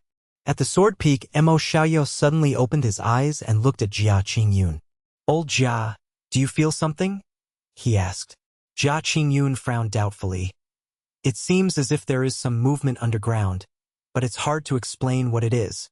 Or maybe there is a small avalanche somewhere. Our war cries yesterday sent tremors all over and created some avalanches in some places. Perhaps the movement now might be related." Mo Xiaoyao hummed in agreement. He turned around and took a look at the snow peak that was not too far away. He exclaimed, "This sword peak is truly worthy of the name. Sword Peak. Looking at it as a whole, it really looks like a sword, a gigantic one. I wonder what sort of godly creature would be able to utilize a stunning heavenly sword as such." Jia Qingyun laughed. "Brother Mo, it is just a mountain, but it really looks too much like a sword." Mo Xiaoyao chuckled. Suddenly, his face darkened as he tilted his head backward and looked at the tip of the sword peak. He frowned and asked, "Why does it look like it's slanted? Is my eyesight that bad?" Jia Qingyun laughed, "Haha. Brother Mo, let me reiterate, it is a huge mountain. How could it be as straight as a sword?"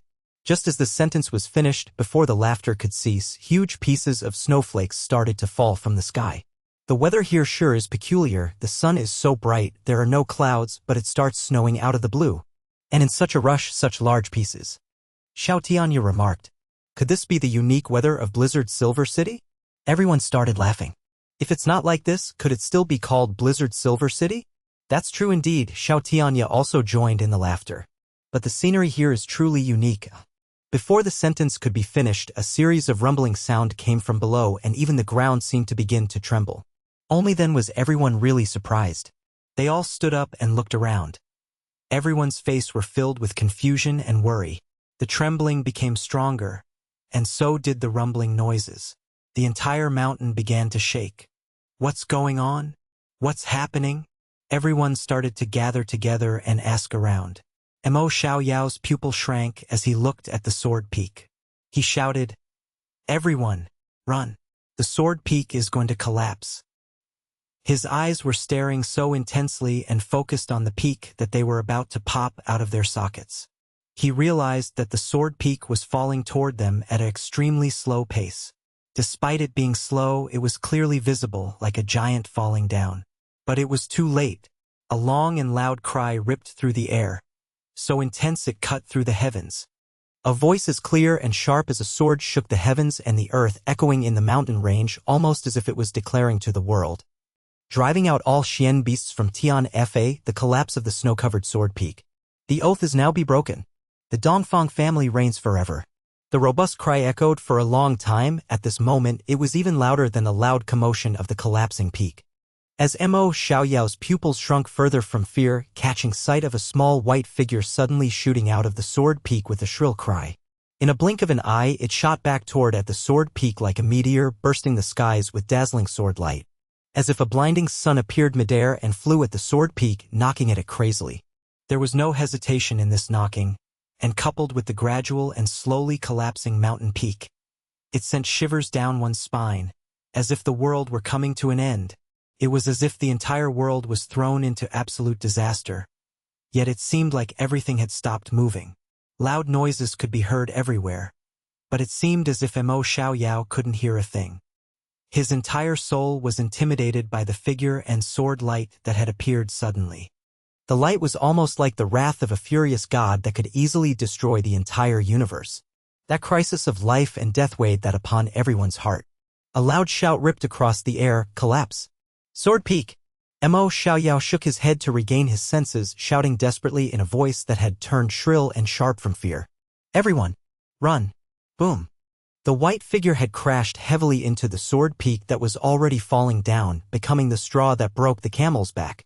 A mushroom of clouds appeared between the sword peak and flew straight to the skies. Countless rock pieces flew out from small pieces to large pieces in a blink of an eye. The sword peak that was collapsing slowly suddenly increased in speed, like a tractor that was slowly moving, transforming to a Ferrari on full acceleration. It fell toward the tiny speck-like people mercilessly. This white figure was Jun Moxie. He reached the waist of the mountain and began his operation. Shooting out, flailing his sword around, both his arms turning into hurricanes. The blood of yellow flame awakened along with his agitated emotions, and sword energy shook the heavens like the roar of a dragon and tiger. In a blink of an eye, thousands and 10,000s bursts of sword energy shot toward the enormous mountain body. Jun Moxie kept his sword, channeling earth-shattering energy in his palms as he fired away at the mountain. As if in a single breath, hundreds of attacks fell heavily at the same spot. As if a massive, heavy hammer repeatedly hit the same location. This was the wrath of thunder. This was the might of heaven and earth. Jun Moxie had the cultivation level of a 2-level venerable now, coupled with the power from the art of unlocking heaven's fortune. Even if there was no damage to the ground beneath the sword peak, he could still make a hole out of it. Furthermore, now that he had completely hollowed the ground beneath the sword peak, it was as sturdy as a building with no solid foundation. What more, when the sword peak was falling in the direction where Mo Xiaoyao and the rest were, Jun Moxie had already dug a vast and endless pit. With the combined efforts of the top and the bottom, the collapsing sword peak that had suddenly increased in speed fell down with a loud bang. Innumerous boulders began to roll down from the mountain. Like meteorites, they fell and crashed toward the ground. Those left on the ground only felt as if the originally blue skies suddenly turned dark in an instant. The height of the sword peak was in the thousands, and when it fell down like this, the area it covers was naturally endless. Furthermore, with the falling parts, the area that it covered seemed to have doubled. Mo Xiaoyao and his party were originally situated near the foot of the sword peak. Now with the speed the peak was collapsing at, it was highly unlikely that those 500 people could get out of this death circle before the peak fell, even with all their saintly cultivation and training. When faced with such a terrifying encounter, everyone from the 3 holy lands began to run for their lives, regardless of those who had arrived to ambush or those who had arrived later. They were all like ducks being chased, running for their lives in a crazed state of mind. Who would still be bothered with principles and mission at this juncture? Escaping for their lives was the most important thing right now. Everyone looked hysterical, and their hearts were completely taken over by the despair and fear of impending death. Despite everyone clearly knowing that their resistance was futile, they still continued to run. Humans will always treasure their lives. Even when faced with a hopeless situation, they will still resist with all their might. If they can live for a minute more or even a second more, whatever manners, status, position, image had all been tossed out of the window, only begrudging that their parents didn't birth to them with more legs. When faced with a terrifying force from the natural environment, no human would be able to stop it. Even if you had the highest cultivation level or skills, you might not be able to survive an ordeal like this. Mo Xiaoyao and Jia Qingyun were about to vomit blood. To think that we were set up and driven into such a pathetic state, despicable, shameless, outrageous, dirty. although they were still unclear on how one could shake a huge ancient mountain with their strength alone, but it was definitely not a coincidence. The enemy not appearing at the agreed timing, while those that had arrived on time were subjected to a deadly disaster like this, and that peculiar white figure. Everything pointed to a fact. This was an enemy set up. This theory was definitely valid. We really ate a huge disadvantage this time. As the two ran with their might, they angrily regretted and chided themselves. We obviously aware that the enemy had no good intentions in asking for a battle, but thought they were too conceited in their own strength and abilities to come forth without any worry. We stuck our necks under the enemy's chopper and were basically asking to be slaughtered. Mo Xiaoyao was so distraught that he puked blood. He was confident that his wit and intelligence were unparalleled. But to make a mistake like this and allow himself to be manipulated by the enemy without realizing it. They should have retreated the moment he noticed that the enemy had yet to arrive when they had. He noticed something was off, but did not take note of it. But this turn of events was too ridiculous. Could you even blame this on me? Who the F***ck knew that a good old mountain would collapse just like this? What sort of methods are capable of causing this horrifying disaster? Am I possibly dreaming? Hey, even if it is a nightmare, it mustn't be this frightening. Mo Xiaoyao almost felt like crying. What sort of bad luck is this? Under normal circumstances, when would a venerable even be needed to make an appearance? Any random great master would be enough to handle everything. But right now, he brought a whole bunch of great masters and venerables out only to be met with a pathetic, tragic end like this. He was still planning to finish Tian Fa and the Jun family off quickly and returning back to the mountains immediately to prepare for the incoming battle. But he didn't expect to be crushed by the opponent with a mountain and face the possibility of death. Am I really not going to survive this and become meat pancakes for real? He raised his head to look at the looming mountain peak that was getting bigger and bigger. Mo Xiaoyao finally cried. Looks like it's wishful thinking, hoping to turn into meat pancakes. I'm going to be smashed completely, turning into minced meat directly. God damn it, you don't even need to mince the meat for dumplings. We are going to be instant ones for your use. As a 4th level venerable expert, a death like this is too aggrieving. I can't resign to an end like this. Jia Qingyun, who was running, suddenly stopped in his tracks and shouted as if he were mad, "Everyone, stop running. The area the mountain covers is too big. It's impossible for us to escape before getting crushed. Everyone gather at a spot and channel all our power to fight this disaster. We will only have a possibility of survival if we find a way out. If we all continue running in different directions, we are all going to die." His voice was fast and hurried, and just from listening to him, everyone felt as if he were about to throw up blood. Mo Xiaoyao was awoken instantly and started to join in the shouting. The two were 4th level venerables with many years of Shen Qi cultivation. With such conscientious effort in shouting, their voices were heard instantly despite the commotion in the surroundings. But hearing was one matter, and following was another. In an instant, 200-300 people flew over to their sides instantly, but the remaining continued to run amok like headless flies, doing things their own way. Especially those who were running the furthest were better skilled in agility. Naturally, they believed that they could escape death with their level of abilities. In a life or death situation, who cared about venerable commands? They continued to run on their own, ignoring the commands from Mo Xiaoyao and Jia Qingyun as if they were farts. Some others were clearly shaken by this horrific turn of events and were unable to react event if they had heard it. At this moment, bang! The entire ground shook. The first large boulder had finally landed onto the ground. Boulders and rocks continued to rain from the sky and layers of thick snow flew up due to the impact of the ground shaking, creating a series of gigantic explosion plumes. A spectacular sight. Countless boulders fell like mighty raindrops, followed by the entire mountain body, looming overhead and blocking the entire sky. In the eyes of those below, the entire world had just turned completely dark and eerie. Mo Xiaoyao let out a loud cry, his beard flying in the wind, stumbling as he got up. His sword glowed with a blinding light as he stabbed ruthlessly into an incoming boulder. Boom! That rock exploded into tiny stone chips that flew across the air.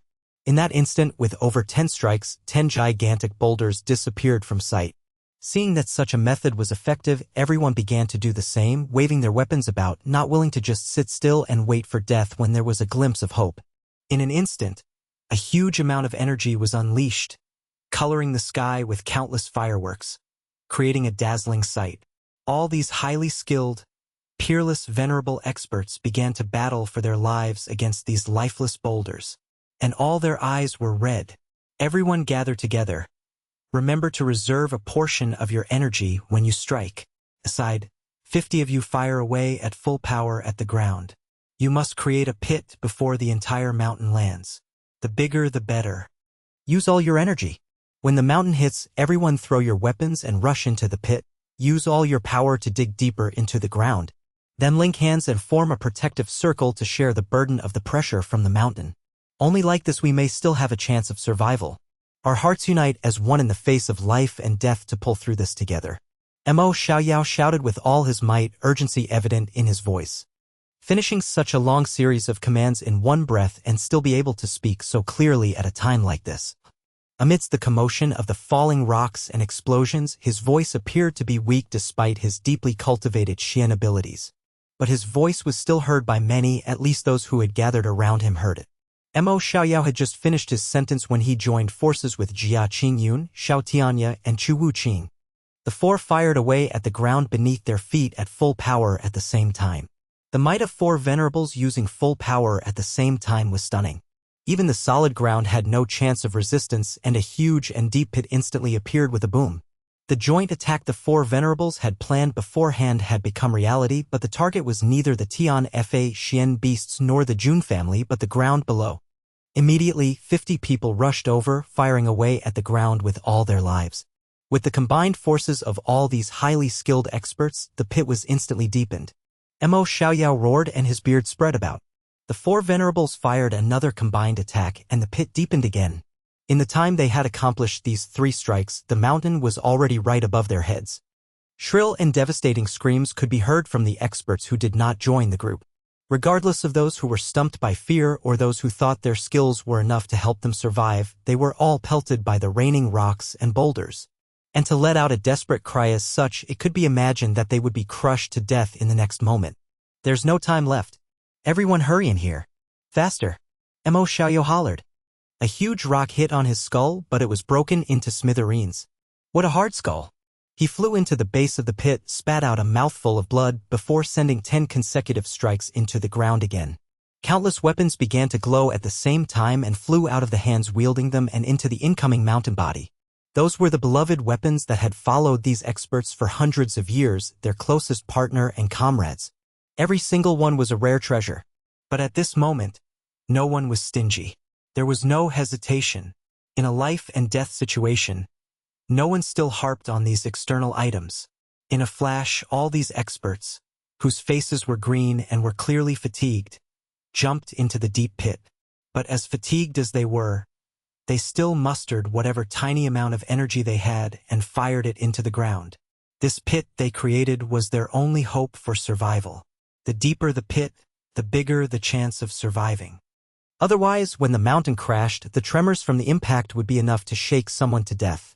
The impact could even cause the ground beneath to converge and squeeze everyone to death. Regardless how powerful an expert was, in the face of nature's might, everyone was just like ants. At this moment, everyone could only think of hiding from being crushed by the mountain. No one had the mind to consider how to get out from the ground if they managed to avoid instant death. There's no time to think. Let's talk about it after we survive this.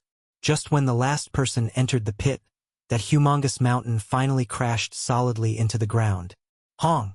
Finally, a deafening sound resounded all around. At this moment, the ground did not experience any tremors, but jumped up. Yes, it jumped up. The mountain rocks flew high up into the skies from the impact and landed somewhere unbeknownst like meteorites. Even the faraway Blizzard Silver City, that gigantic piece of architecture, jumped heavily into the air due to this huge change. There was no other words to describe it. The entire city jumped like a human, even the most solid base left the ground in that instant. And by at least 3 foot. This bizarre sudden increase in altitude could only be described as jumping heavily. And it was in the manner of a standing high jump, literally pulling itself out of the ground. But a difficult performance like this, done by an entire city, no one had ever seen before.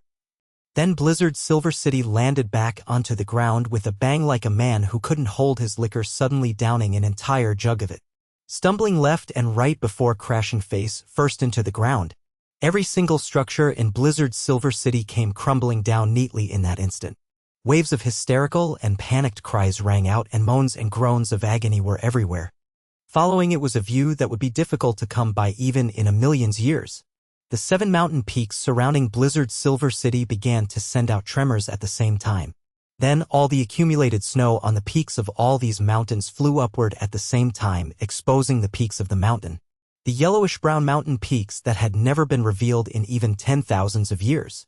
These layers of snow and ice paused midair like sharp cone hats, hollow in the center and like pointy mushrooms. Like 7 baldies had removed their hats at the same time, exposing the treeless mountain peaks. A spectacular sight as such left Jun Moxie, who was hovering midair to avoid the calamity, in complete awe and amazement. It's really King spectacular. My eyes are in for a treat today. If I had brought a camera along to snap a picture of this and sold it back on Earth, even my grandsons could retire with the money earned. What a pity! He had yet to finish marveling when yet another indescribable spectacle unfolded. Though all 7 hats had flown off in sync, they all fell at different timings due to their different sizes. There was not much difference in the state they began to crumble into, for they had all set off a series of avalanches of the same scale. And they were all great avalanches. An avalanche of such a scale was unprecedented. Jun Moxie definitely dared to bet that even if the Himalayan mountains were to experience an avalanche, it definitely would not compare to this. Snow flew up and covered everything overhead. A sight like this, not even 70, even 70,000 atomic bombs exploded simultaneously could not be capable of creating a horrifying effect as such. Boom, boom, boom. All the other mountains, regardless of their distance away, responded to this series of avalanche fulmination.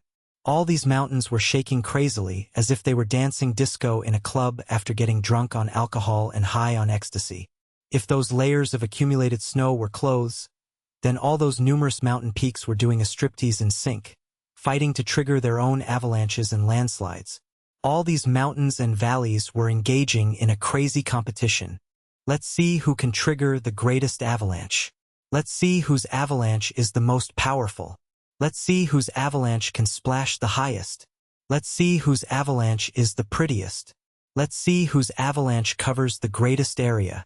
The east wind blew. The war drums pounded. Every mountain was a million-year heap who was not afraid to compete. This avalanche competition continued for an hour before finally coming to a stop unwillingly. The ground continued to shake, but finally after a long time, everything became still and silent. The entire mountainous region had gone through a complete change. The terrains where thousands of mountains stood before had transformed into a vast and endless flatland. All the peaks had shortened by at least half their original height.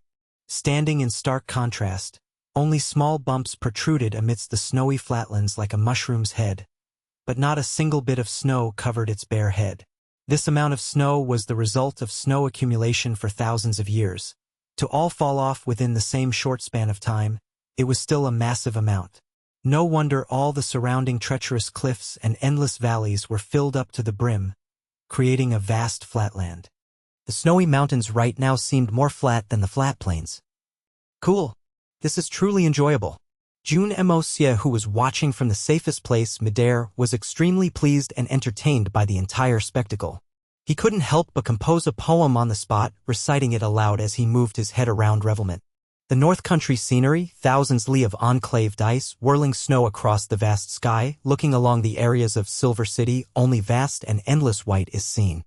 Top to bottom of the snowy mountains, an entire torrential surge. Mountains dance and expose their bare heads, toss their large hats, vie with the heavens for their handsomeness. Viewing on a sunny day, watching fresh blood spill, exceptionally enchanting. The snowy mountains are enriched in the scenic beauty, breaking the backs of the 3 holy lands. Pity, the venerable of life and death has already met death, the wandering venerable can no longer wander. Oh, all of them have become the past. When it comes to brilliant heroes, I'm still the best one. Good poetry, truly great poetry. Jun Moxie shook his head in marvel at his own creation, extremely satisfied with his unprecedented talent in literature. This terrorist, who single-handedly orchestrated the collapse of the Sword Peak, triggering a landslide and avalanche that was unprecedented in the world, and had also led to the utter destruction of the mountainous scenery, and caused the fearsome blizzard Silver City to turn into countless pieces in the snap of a finger. Was even feeling pleased with himself. What sort of person was this? Wasn't this too much? Far away, the snowy grounds were moving. A head popped out of the ground with a whoosh slash, then another popped out, followed by over 100 heads, and everyone pale in the face. Blood dripped from their mouths in a pathetic state. These were people from the Xiao family. They were forced to ambush the Xian beasts and the Jun family by the experts of the Three Holy Lands. As they were still relatively near, they were caught up in the disaster. Although they weren't crushed to death headfirst, they were more dumb, and in the face of such tremendous and intense shaking, many of their people failed to survive. This group of people had almost 300 people upon arrival. About 70 to 80 died from the flying boulders. Those who survived all sustained injuries, and the aftershock killed another 50 people. They were at less than half of their total manpower, since there were countless casualties. Furthermore, there were many that were still buried under the avalanche, struggling for their lives, unable to get out due to the heavy injuries they had sustained. But those who had successfully escaped were also heavily injured. How did they have the extra strength to save them? So those who survived were just as good as dead. They won't be able to survive no matter what. The strongest man of the Xiao family, Xiao Xingyun, climbed up shakily, his face written with shock at the sight before him. But when he turned around to look at the direction of Blizzard's Silver City, he began to laugh maniacally, shouting loudly, "Ha ha ha ha. That's great! What the Xiao family cannot get, does that mean the Han family can own it forever? Ha ha ha. It's finally all destroyed. Good destruction. Just parting our ways like this, perfect. F***CKU Blizzard Silver City. Ha ha ha. This feels great. Wonderful." He jumped around as he hollered and shouted, looking just like a lunatic. The other people who had dug their way out were bleeding from their eardrums having been damaged from the tremors. They couldn't hear a single word he was shouting clearly, so they watched him jump around and open his mouth like a madman, as if he were performing a mime. Actually, even Xiao Xingyun could not hear what he was shouting, but he was just hollering away like he had lost his soul or was possessed. This was an old man who had spent his whole lifetime cunningly plotting to usurp a position. A ruthless and formidable man of his generation.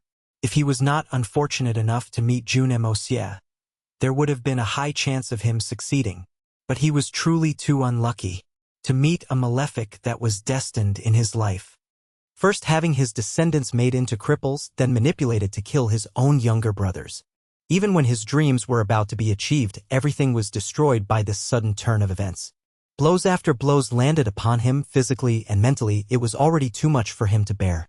Such consecutive hits had already made him break down. Now looking at his lifelong goal, everything he had worked so much for, his much-desired Blizzard Silver City turning into a pile of rubble in a single day, he finally lost his marbles. No one else had intervened, and all his painstaking efforts, all those he held dear, all his ideals and goals, all his careful plotting and calculations, destroyed in the hands of a single person, Jun Moxie. It was all over for Xiao Xingyun. The current Xiao Xingyun was no longer that cunning, manipulative, and scheming person anymore. His entire spirit was broken. He was completely gone. Watching Xiao Xingyun, who was laughing and hopping up and down without the air of a Xian skill expert, the experts from the Three Holy Lands that were in charge of keeping watch on the Xiao family glanced at each other wordlessly and shook their heads at each other. Looking at all these people who were behaving like ducks struck silly by lightning, they sighed in sync. If the enemy were to arrive right now with their current condition, how could they battle? Even if they were able to engage in combat, how many of them will be able to exert enough fighting power? The leader of the group of experts from the Three Holy Lands signaled to the rest to quickly use the current time to regain their senses. Even if they couldn't recover back to a pristine condition, they had to regain their sense of hearing. The feeling of being unable to hear was truly too uncomfortable. After some time, those with deeper spirit Xian cultivation managed to recover slightly. While the buzzing sound remained in their eardrums, they could at least hear each other's voices now. "Leave these two men here. The rest hurry over to take a look. Not sure how the venerables are. Hopefully they are." 8 people flew over like shooting stars, taking a look at the surrounding. They all inhaled a sharp breath of cold air. On the ground, a range of mountains fallen over had appeared out of nowhere, hundreds of yards tall and covered with enormous boulders. Those boulders that had yet to come to a stop wobbled unsteadily, releasing rumbling noises. Beside it, there were a few large cracks that were so dark you could not see the bottom of it, clearly the result of the intense tremors. Not a single soul was seen around it. All the other experts from the 3 Holy Lands had disappeared. All 8 people stood before the mountain like stunned mullets. Looking at this gigantic mountain body, everyone's backs went cold. The current situation was not optimistic at all. Without a doubt, Mo Xiaoyao and the rest were buried under this. But with an analysis of the situation before their eyes, all 8 people did not have much hope of the possibility of Mo Xiaoyao and his party being alive. One of the people who coincidentally happened to be there almost died in the landslide when he was after Chu Chihan. That landslide was only 1/100th of this in terms of scale, but he was already crushed to that state. Although Mo Xiaoyao and the rest were much more powerful than himself, they were definitely not 100 times stronger than him. It was almost impossible to survive this ordeal. This was not something that could be resisted with mere human strength. No matter how powerful a person was, before the forces of nature, everyone was only a fart. How this happened didn't need much consideration, it was just not hopeful at all. These 8 people stood stupefied, sweating buckets. It was too hard to believe that such a powerful force, a combination of 500 great masters and 4 venerables, all perished within the blink of an eye. It was too difficult to believe. Suddenly, vibrating noises could be heard coming from underground, almost as if someone was hammering away at the ground. "They're not dead yet." All 8 people exclaimed in happiness at the miraculous change in situation. They all pressed their ears into the ground, listening carefully to where the sound was coming from so they could render help from outside. Everyone was aware that even if Mo Xiaoyao and his party were lucky enough to survive, the air below was thin, so it would not take long for them to suffocate. This sort of rescue mission HDS to be done as quickly as possible. Lives were being lost within the blink of an eye. After listening carefully, all 8 of them were speechless. The knocking sounds clearly came from the area near the center of the mountain. In order to save them, they'd have to shift all those huge boulders. Looking at this mountain laying horizontally, everyone felt a shiver down their spines. Even the smaller rocks definitely weighed thousands of jin. The bigger ones, even a weighing scale for measuring millions of kilograms, would be broken. One of the more sharp-witted people suggested an idea. "From the crevice. We can dig our way in from the side." The other 7 brightened up at the idea. Though it may be further away, it would be much faster. With no further delays, all 8 people set to work immediately.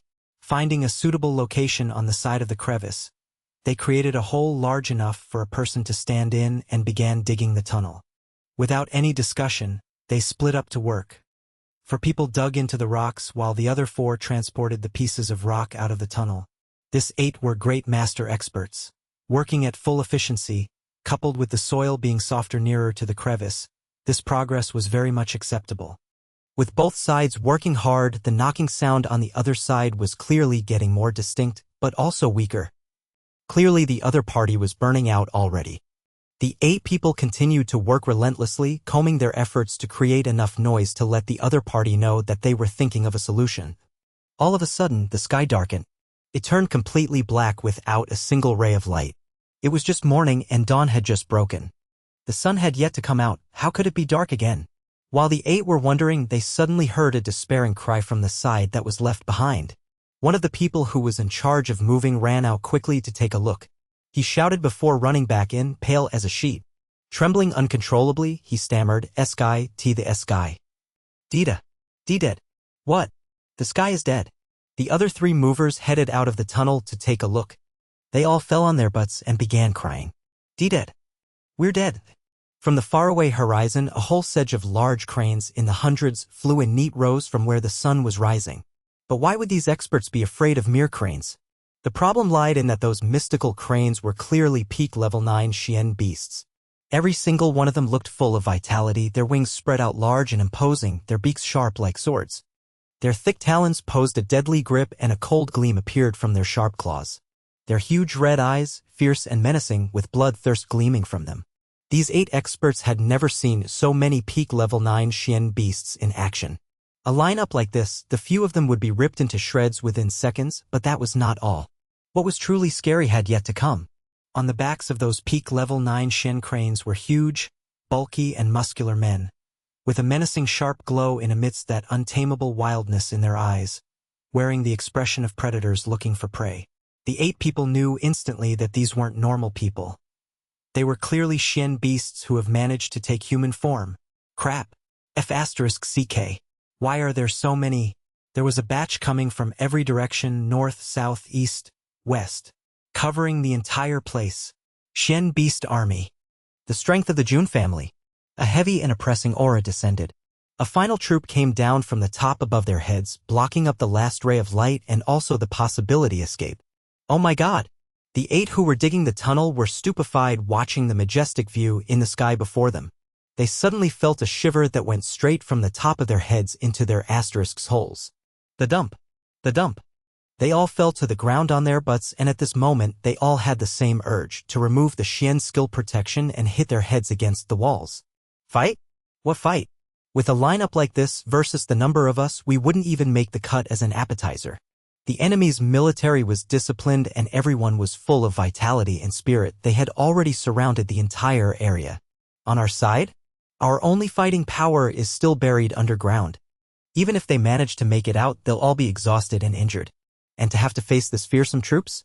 There was simply no hope to anticipate towards. Like a widowed woman who had her menopause and losing her only son, there was absolutely no hope. Just as these 8 great masters were despairing, they heard a loud boom from the ground.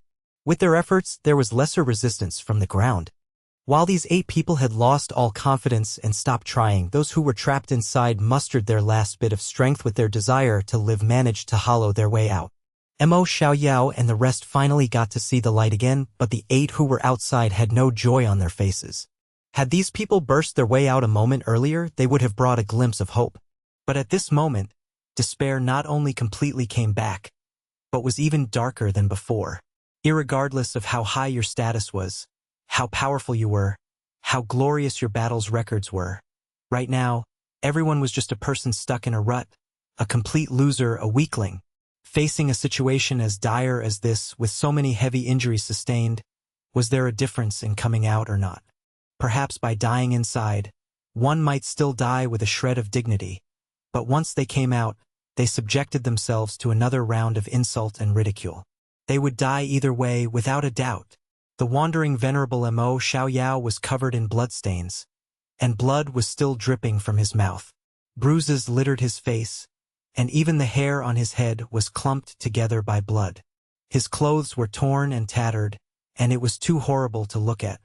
There was no remains of his aura in the past, but compared to the rest, he was one of those who had suffered the least injuries. The remaining hundreds of people were completely covered in injures, their faces deadly pale, panting heavily. Some of them even had to drag their broken and crippled limbs out.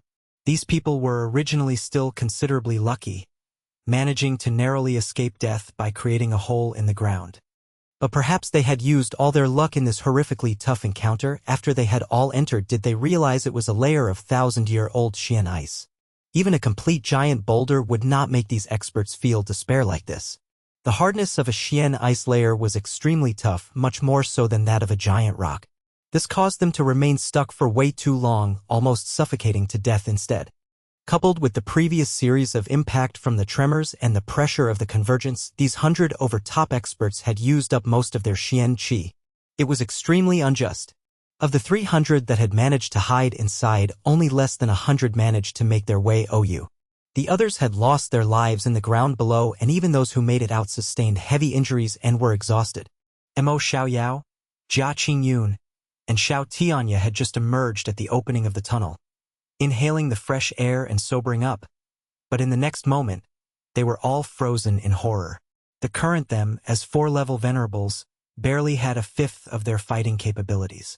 But the enemy was fully recharged and prepared, already having surrounded them. There was no hesitation in this battle. There was completely no need to fight. Forcefully them to try to fight was just asking to be ridiculed. Under the command of Jun Wuyi, Mei Shuiyan and the rest had made their way over to arrive at the timing Jun Moxie had specified, but halfway there, the sword peak suddenly collapsed, causing 80% of the flying Xian beasts to be freaked out and fall out from the sky and almost get buried alive by the avalanche. But luckily they were too far away, so they only encountered a small-scale avalanche with no bigger threats, and with everyone's solid capabilities, naturally they were able to get by with no loss. Even so, everyone was so frightened that all color left their face.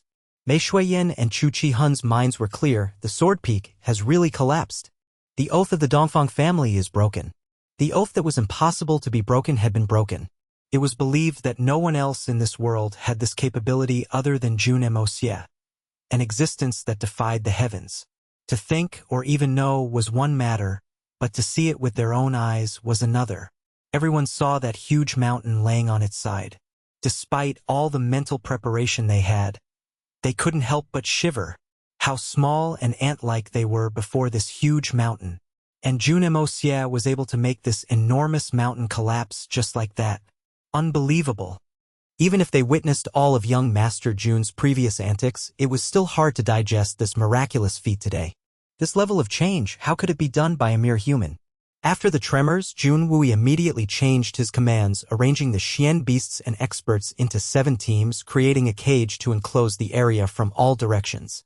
The sudden change in plans by Jun Wui was a perfect complement to the letter of challenge by Jun Moxie.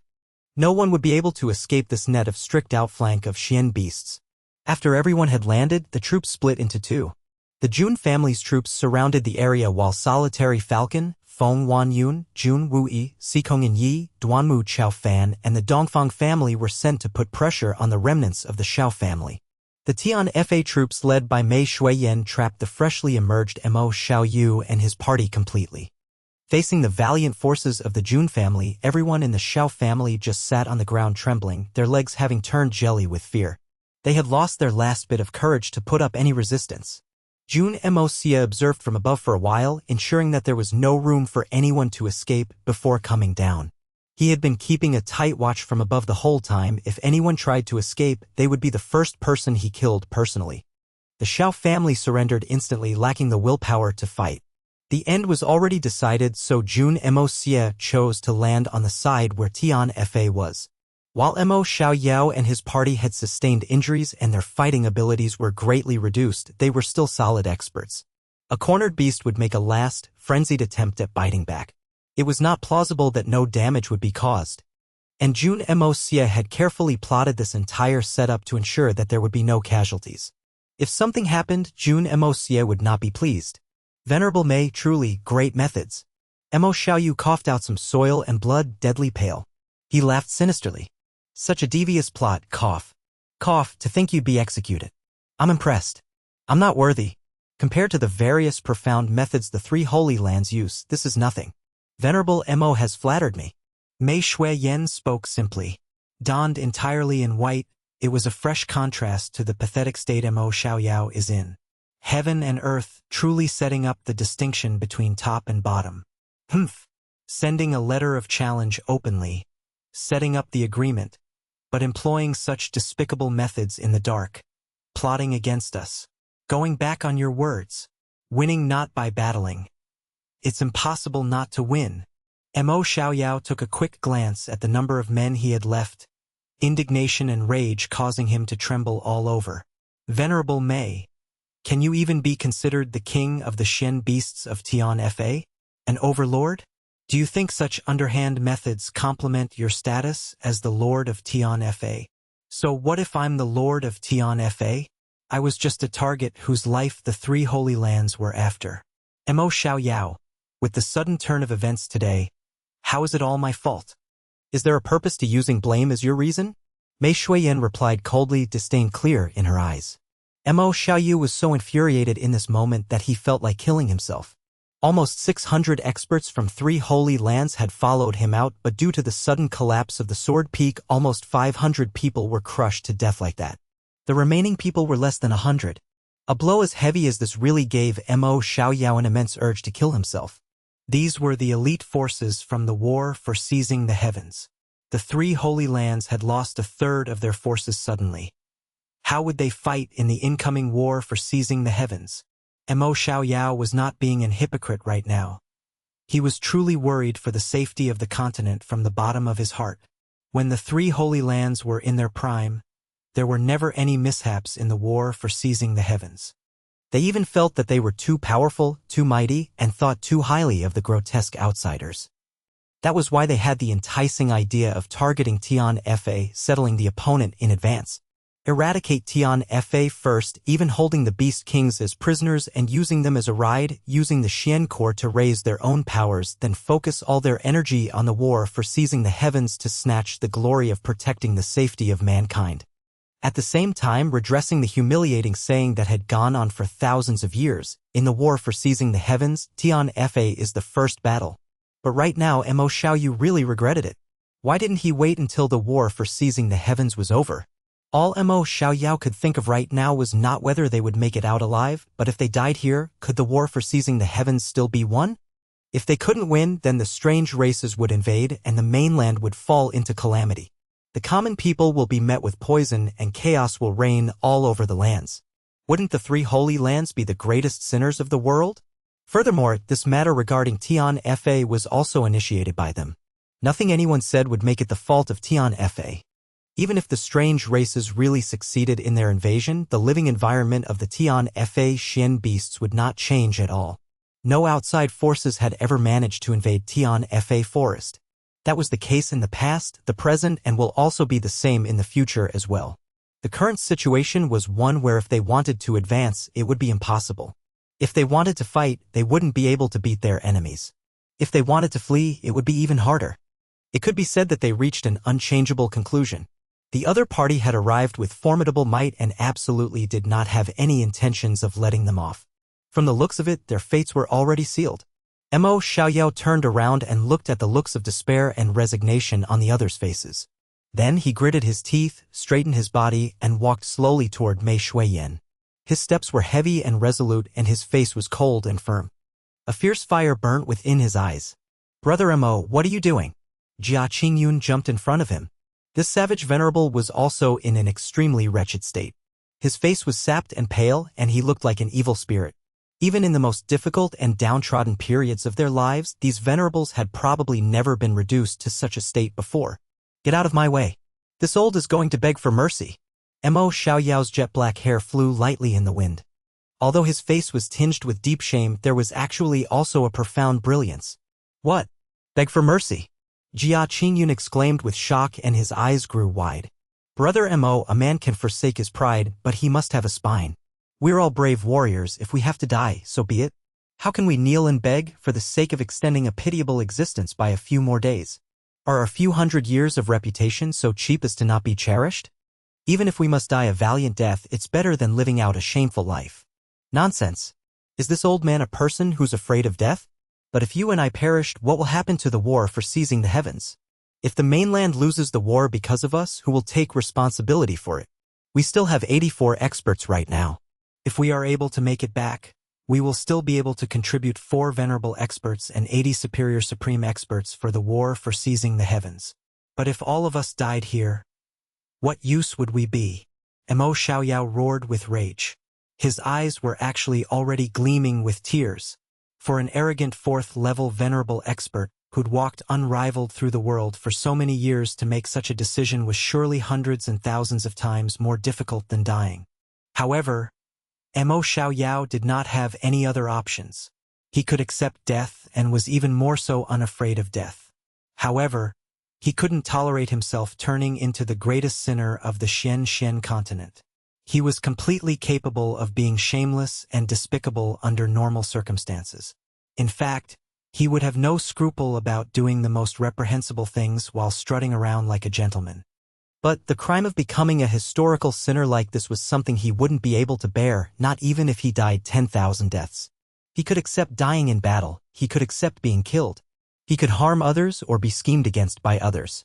But at this point, he could not afford to die. At least, he couldn't die such a worthless death. Because the war for seizing the heavens was the main goal that he had been working toward the day he entered the elusive world of immortals. Thus in that moment, no matter what, he had to bear the humiliation and live on. All for the greater good that he had been working toward his entire life. Seeing Mo Xiaoyao struggling as he walked step by step over, his legs seemingly weighing 1,000 jin, Jia Qingyun fell silent.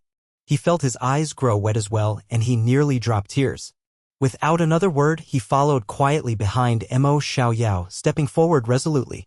Xiao Tianya stood silently and sighed deeply. Finally, he also walked over together with Chu Wuqing. Mei Shuiyan saw the 4 walking toward her.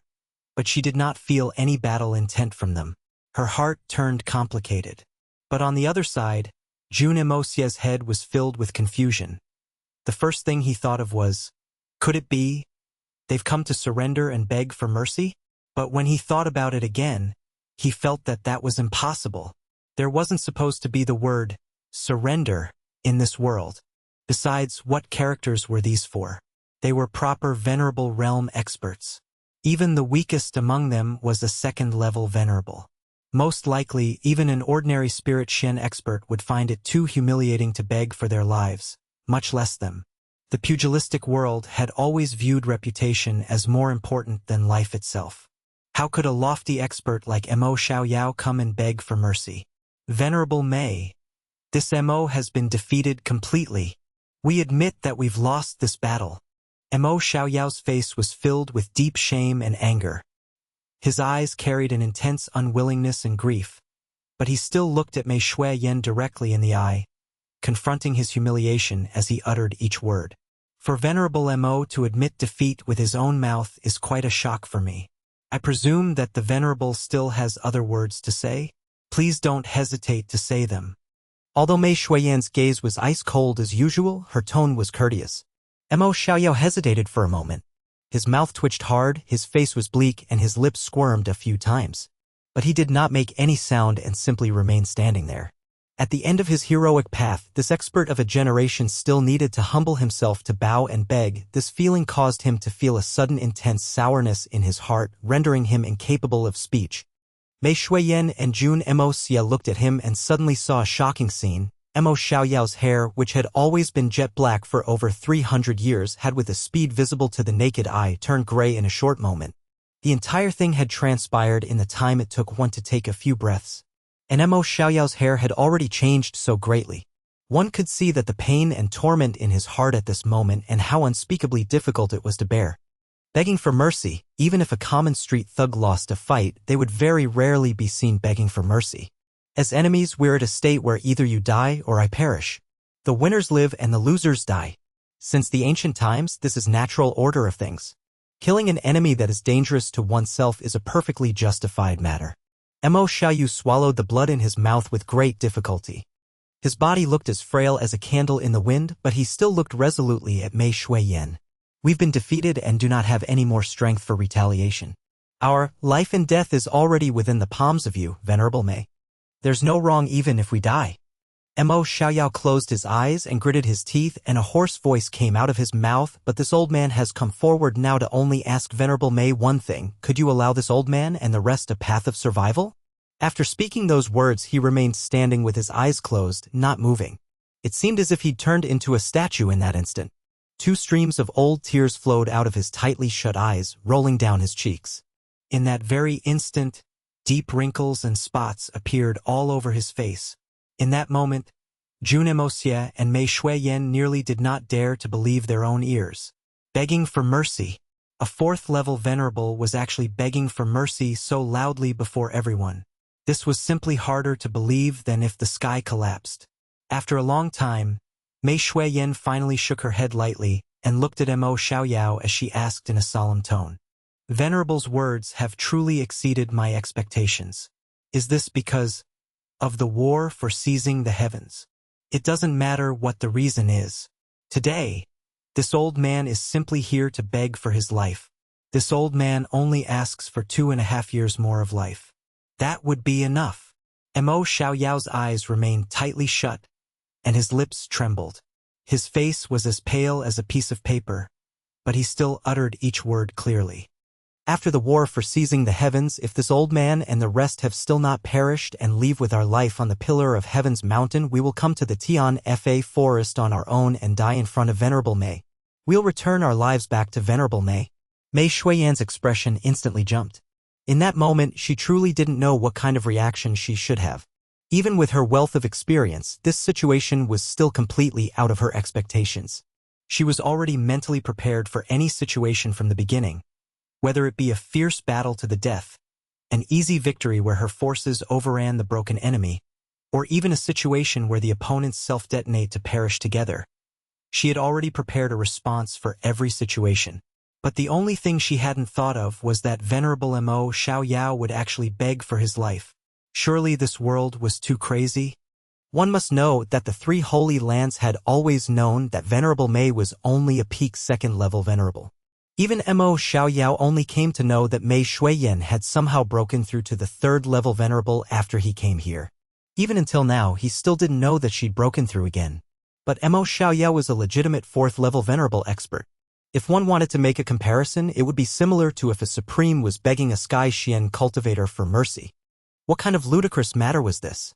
A moment ago, they were still tearing at each other's throats. But in the blink of an eye, one was begging the other for mercy. What kind of mentality would one need for this? What kind of courage? What kind of endurance for humiliation was this?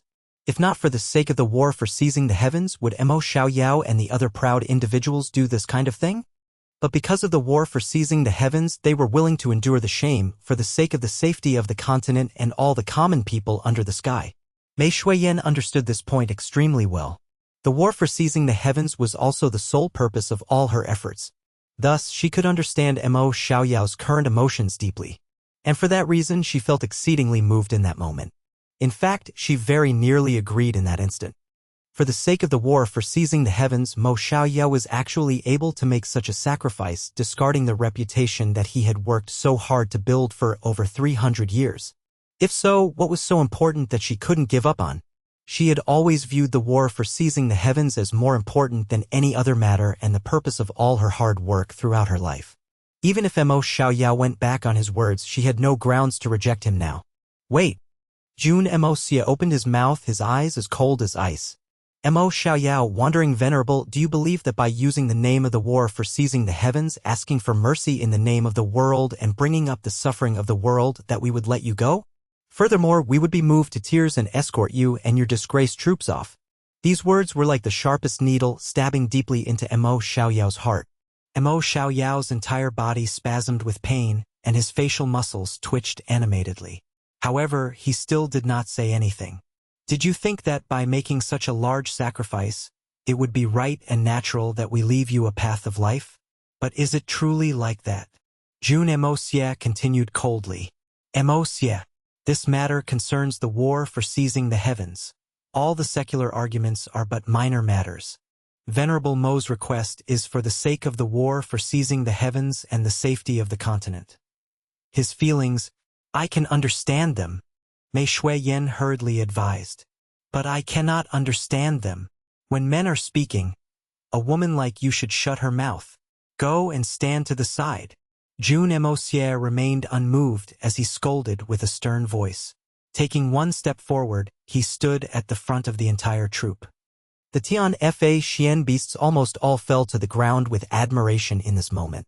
This brother-in-law of theirs was simply too formidable. Eldest sister was so domineering, yet she was still scolded like that. This was too imposing, too incredible. Mei Shuiyan's face turned white and a trace of rage finally blazed in her eyes. She was not angry about Moxie snapping at her. Instead, she was angered by his uncaring attitude toward the fate of the common people. Moxie, how could you say that? For the sake of the war for seizing the heavens, what are the losses of mere personal interests worth? Mei Shuiyan took a deep breath and suppressed her anger. Even Venerable Mo could make such a great sacrifice. Do we have to still insist on taking their lives? Is there any meaning in doing that? Truly too soft-hearted. I told you to scram to one side just now, didn't you hear? Jun Moxie snorted angrily.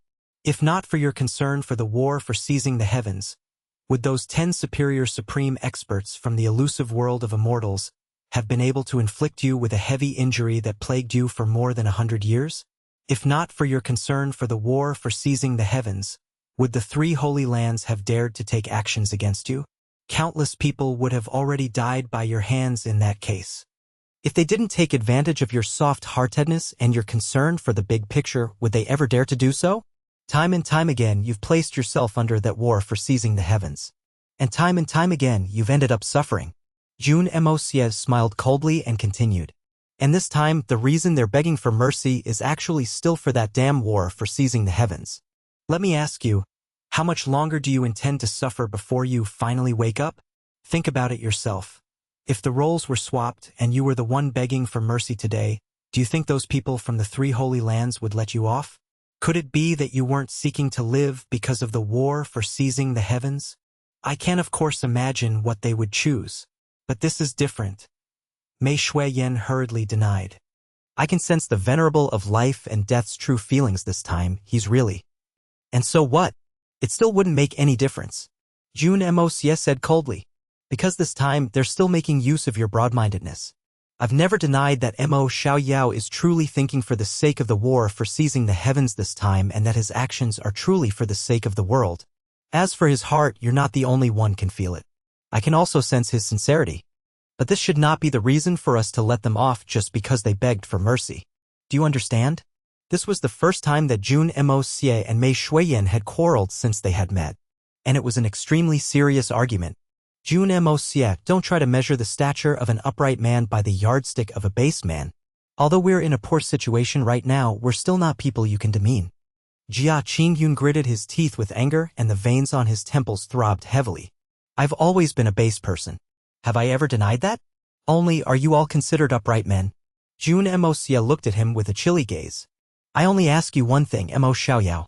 Stop making that face as if you have suffered bitterly in the society and are nursing a great grievance as if you've been wronged greatly. Lift up your head and open your eyes. Since the most difficult words have already been said, could it be that you don't have the guts to open your eyes and look at the person who holds the power of life and death over you in the eyes? Mo Xiaoyao opened his eyes slowly as though they were heavy with lethargy. A deep humiliation could be seen in his eyes as he asked coldly, what do you want to ask? Go ahead. This old man shall hear them clearly. I'll only ask you one very simple question. Did the elusive world of immortals take action against Venerable Mei so many times over the years by making use of her weakness of prioritizing the big picture over her interests? Did you all do that knowing that she wouldn't kill recklessly because she was considering the war for seizing the heavens? That's a very simple question, right? You just need to answer yes or no. Give me a definite answer. Jun Moxie asked coldly. Yes. A hint of guilt appeared on Mo Xiaoyao's pale face. However, his answer had come without hesitation. The fact was as such. They had indeed been taking advantage of her kindness to plot against her time and time again. If Venerable Mei was a vicious character that didn't shy away from doing any evils and was the kind of Tian Fa Lord who acted without any inhibitions, would you still dare act like that? Jun Moxie pressed relentlessly. We would not dare. But if an opportunity appeared for us to kill her with certainty, we would definitely seize it. Mo Xiaoyao sighed and shook his head. Because if she disregarded everything and one day decided to activate the Xian beasts to trample the continent, a huge disaster would ensue. Thus, we needed to consider very seriously whether she was such a character or not. It's fortunate for us that she isn't. Mei Shuiyan closed her eyes bitterly. She had already guessed that this was reason long ago. But hearing these words from the culprit with her own ears now still gave her a deep pain, as if 10,000 arrows had pierced her heart. There was also a sadness over the worthlessness of her actions. It turned out that the reason that the people whom she'd fought side by side with in the past moved against her was actually because of her kindness. It was because she was too kind and too concerned about the big picture that they acted so outrageously, ambushing her on so many occasions and even almost taking her life. It was because they knew that her retaliation would never be too ruthless. She would never deal with them in the same way they dealt with her. Thus, they became completely fearless. What exactly happened to this world? Is kindness the reason for deserving death? Is kindness the reason for deserving to be ambushed and plotted against? Is kindness the reason to be suppressed? Is kindness the excuse for others to act despicably? In that moment, Mei Shuiyan sunk deeply into a state of bewilderment. Now you've been defeated. But you suddenly want to bring up the matter about the war for seizing the heavens, Jun Moxie laughed scornfully. Venerable Mo, I know that you are truly feeling regretful in your heart now, which is why you begged for mercy in consideration for the war for seizing the heavens. I know that you truly wish to contribute your strength toward the war for seizing the heavens. That is an undoubtedly noble and admirable intention. To this extent, you've also made a huge sacrifice. Based on just this point alone, I respect you. But I have to say this. No matter how noble your intentions are, they are not the reason for you to bully others and do all kinds of evil. Jun Moxie laughed coldly. For the sake of the war for seizing the heavens, for the sake of the world, these words are extremely good to hear. And you all have indeed fulfilled those words and made your contributions. But that doesn't mean anything. Every evil needs to have a corresponding consequence. Just because you've guarded the continent in the war for seizing the heavens doesn't mean that other people should obediently stretch out their necks for you to slaughter whenever you please. Even if it's for a so-called heroic cause, evil deeds cannot be simply covered up with past merits. Jun Moxie continued emotionlessly. There are some people who commit robbery so they can feed their family. In a more noble view, perhaps they've adopted countless orphans and was robbing others to feed the children. However, the noble cause does not change the fact that they've committed robbery. Some people commit murder in order to protect their loved ones. But the fact remains that they killed and took another's life. This is the truth. No one would let these criminals go just because they committed the evil for a so-called noble cause. By what rights, then, do you expect to be an exception? Jun Moxie pressed relentlessly. You schemed against your comrades, betrayed your allies, hunted the Xian beasts, and robbed their Xian cores, justifying everything by claiming that you're increasing your strength for the war, for seizing the heavens. Of course, I indeed believe that you're truly using your upgraded strength for the war for seizing the heavens. However, are there really any connections between this and that? The war for seizing the heavens was your duty from the very start. It's not an excuse, and it's not a shameless reason for you to commit all kinds of evils. Jun Moxie snorted and his voice grew increasingly calm. Today, I will definitely not let you off. Pointing coldly at the group of experts on the ground, he sneered. Mo Xiaoyao, I believe that you meant every single word you just said. But do you know how many people have died here today? Turn around and look at your subordinates. Which one of them do not harbor extreme hatred toward us? There are over 80 superior supreme experts gathered here now. Mo Xiaoyao, while I may believe that you will not seek revenge, what about them? Can you guarantee that none of them will seek revenge against me and against the Jun family? Tell me, can I really let you all go? Can I release the tiger back into the mountain? Would I dare to do that? If it were you, would you dare? Mo Xiaoyao's spirit sank and he sighed longly. From the start, he had found Jun Moxie's words to be incredibly jarring to the ears and he took them as a great humiliation. However, as he listened, he finally understood. They had indeed been too overboard with their actions. The three holy lands had always felt that as long as it was for the war for seizing the heavens, every action they took would be right. However, this thinking in itself was a great mistake. Jun Moxie, what inhibitions do you still have about us? Could it be that you want us to swear blood oaths and sign a written vow with our blood? Xiao Tianya asked with clenched teeth. Blood oath? That's nothing but a line of words. Anyone can utter those words by moving their lips. Written vow? That's also just a piece of paper. Do you think I would put my faith in those things? Jun Moxie laughed coldly. You want me to bet the lives of my entire family on the reliability of your so-called oaths? You people can even turn your backs on the 1,000-year-old pledges made by your ancestors and attack Tian Fa. If I believed your words today, wouldn't I truly be a retard? I will not take this kind of risk, and I do not dare take this kind of risk. We've suffered an overwhelming defeat in this battle. To think that we had been self-indulgently plotting and scheming, even making plans for after the battle. So it turns out that we were overestimating ourselves and courting our own humiliation. Mo Xiaoyu laughed bitterly. Turning around, he saw the rage and hatred on the faces of those 80 experts behind him. Even Mo Xiaoyao could clearly sense the deep hatred and malice in their hearts. And he couldn't help but sigh helplessly. It was as Jun Moxie had said. Although he could guarantee that he would not seek revenge himself, even going as far as being able to guarantee that Jia Qingyun, Xiao Tianya, and the other venerables would not seek revenge, but what about the rest? Judging by the poisonous rage on their faces and the killing intent radiating from their bodies, if those people said that they wouldn't seek revenge, even he wouldn't believe them. There was simply no need to talk about it. This kind of bone-deep hatred was so intense that even if they were bounded by all kinds of vows and restrictions, someone would definitely still secretly take revenge. As for the words about them going to Tian Fa to offer up their lives if they managed to survive the war 2.5 years later, that was even more nonsensical. Jun Moxie most likely would not fear their vengeance, and the same went for Mei Shuiyan. However, what about the rest of the Jun family? The other Tian Fa Xian beasts? Not everyone was venerable-level experts. There was also the Duanmu family, Xikong family, Dongfang family. As long as any of the people here managed to leave here alive today, those families would all be met with a vengeance of blood. That was a matter of certainty. There was no doubt about it. Just 10 superior supremes were able to ambush Venerable Mei back then, even nearly managing to take her life. Not to mention the 80 peak-level experts present here. Although Mei Shuiyan had already been seriously injured at that time, the might of those superior supremes was also unquestionable. With the exception of the Jun family, it wouldn't be an impossible matter to completely flatten all those affiliated families. In fact, just sending 1 or 2 of the 80 experts here would be more than enough to accomplish this. The other 4 venerables also instantly recognized this point. Everyone here was an experienced veteran. If they still couldn't figure this out, they would be too naive. Thus, none of them could say a single word.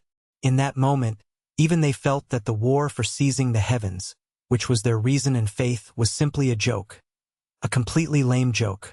Jun Moxie had made one thing known very clearly. No matter how noble their motive was, it was not a reason to do evils freely. Regardless of whether the original intention was good or bad, it would not be able to cover the crimes they'd committed. Behind them, a superior supreme expert took a step forward, his nose fuming with anger. Jun Moxie, you're going too far in bullying others. For the sake of the people and the safety of the continent, our 3 holy lands have guarded the borders with perseverance and consistency for thousands of years. What crime is there to speak of? Have you considered that if all of us died now, who would go and block the invasion of the strange races in the war for seizing the heavens? Do you really intend to see the world burn and the people slaughtered by the strange races? The safety of the continent? The people? Jun Moxie cocked his head and looked at him. The F***ck, does that have to do with me? I've never considered them as a factor even once. I only know one thing. Even if the entire continent was destroyed after I killed all of you, it will not affect me. I am a selfish person and have always been a selfish person. A sharp glint flashed across Jun Moxie's eyes as he continued slowly. I've always lived my life by a belief: if people do not transgress against me, I will not transgress against them. Give a plum in return for a peach, an eye for an eye. I don't care if your actions are motivated by the wish to save the entire world. As long as you offend me, you will die. It's either your death or mine, and I don't want to die yet. What I want is actually very simple. I only want to live in peace. I've never gone and offended you all in a way, but you kept coming to bully and suppress me. Left with no choice, I could only retaliate. But now that you all are at a disadvantage, you want to talk to me about the war for seizing the heavens? Ha ha ha ha. Jun Moxie laughed aloud. One can be shameless, but they can't be shameless to this extent. Jun Moxie, you bastard. Person behind Mo Xiaoyao hollered with rage. There's no need to say any more. Mo Xiaoyao chuckled and raised his hand, silencing the people behind him. His back straightened abruptly. If you want to kill, just kill. Why say so much? Since things have already reached this point, further talk is useless. However, all of us here are experts in our own rights.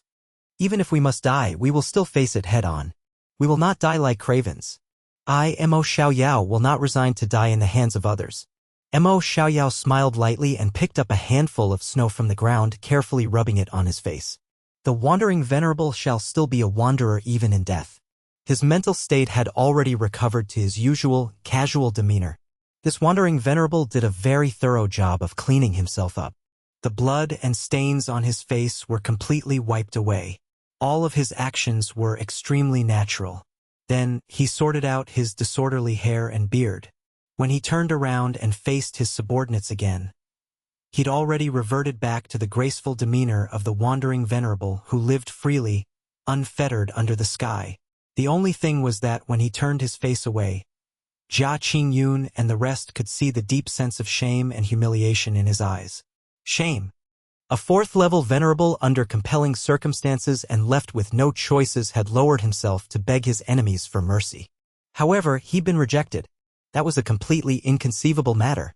The way they saw it with Mo Xiaoyao's identity, the fact that he could humble himself like that and plead with 2 juniors who were beneath him in strength was already an unthinkable matter. It could be said that this was both a commendable and a humiliating action. If you give someone a peach, they will reciprocate with a precious jade. If the other party left one side of the net open, would Mo Xiaoyao not return the favor? No matter how one looked at it, the other party should be willing to give them this much face at least. Just for the sake of Mo Xiaoyao's concern for the bigger picture, they should feel touched by his heart for the people and the world, respectfully escorting them out. But to think that Jun Moxie would actually be so heartless as to directly reject them. It was a truly unthinkable outcome. Brother Mo, you must not take this matter to heart. How will today's matter bring any harm to your illustrious reputation? The matter today will even improve your reputation, leaving your name among the heroes of history. Only this kind of short-sighted, selfish, young generation brat would show disdain toward your noble efforts. This old man looks down on such idiots from the bottom of my heart. Jia Qingyun consoled and continued with a sigh. The pugilistic world now is no longer the same one we knew. The number of warm-blooded people in the world is getting fewer and fewer. His words were filled with sadness, as if he were lamenting the moral degeneration of the world and how human hearts were not what they were in the old days. Mo Xiaoyao shook his head, his expression one of exhaustion. Brother Jia, we're all experienced people, so what's the point in deceiving yourself and others? The bitter fruits of today are all a result of the seeds we sowed in the past. Only until today did this old man finally truly understand. Venerable Mei had been preparing wholeheartedly for the war for seizing the heavens all this time. But have we let her off even once? Every time she backed off one step, we take a larger step forward. Have we ever considered the bigger picture before? Now that things have reached this stage, do we still have the face to accuse others of not considering the big picture? Let me ask this: if the person in front of us was changed from Jun Moxie, taking into consideration the same inhibitions he's facing, would you have the ability to overlook close to 100 peak-level experts who already have a death grudge against you? Do you really have the guts to do that? Jia Qingyun's face turned slightly green and his expression was a little awkward. This time he stayed silent, unable to retort a single word. Everyone, you're on your own now. This old man has grown tired of the affairs of the mundane world and will be leaving first. Mo Xiaoyao looked calmly at everyone. His back was turned to Jun Moxie, and without turning his head, he spoke carefreely. After today, no matter if you're friend or foe, as long as there are any survivors, when you meet the lords of the 3 holy lands in the future, please help me to bring a word back. There was a hint of heartfelt lamentation on his face as he slowly said, "Don't use nobleness as an excuse, and don't find excuses for committing evils. I hope that in the future, the 3 holy lands will not shame the once radiant name of the war for seizing the heavens. That is the greatest glory of the 3 holy lands." He paused slightly and smiled bitterly. And remember, it is only a source of glory, not a qualification. After saying that, a warm smile appeared on Mo Xiaoyao's face as he sighed. Do not say that there's no path beyond the clear skies. Live carefully while you can.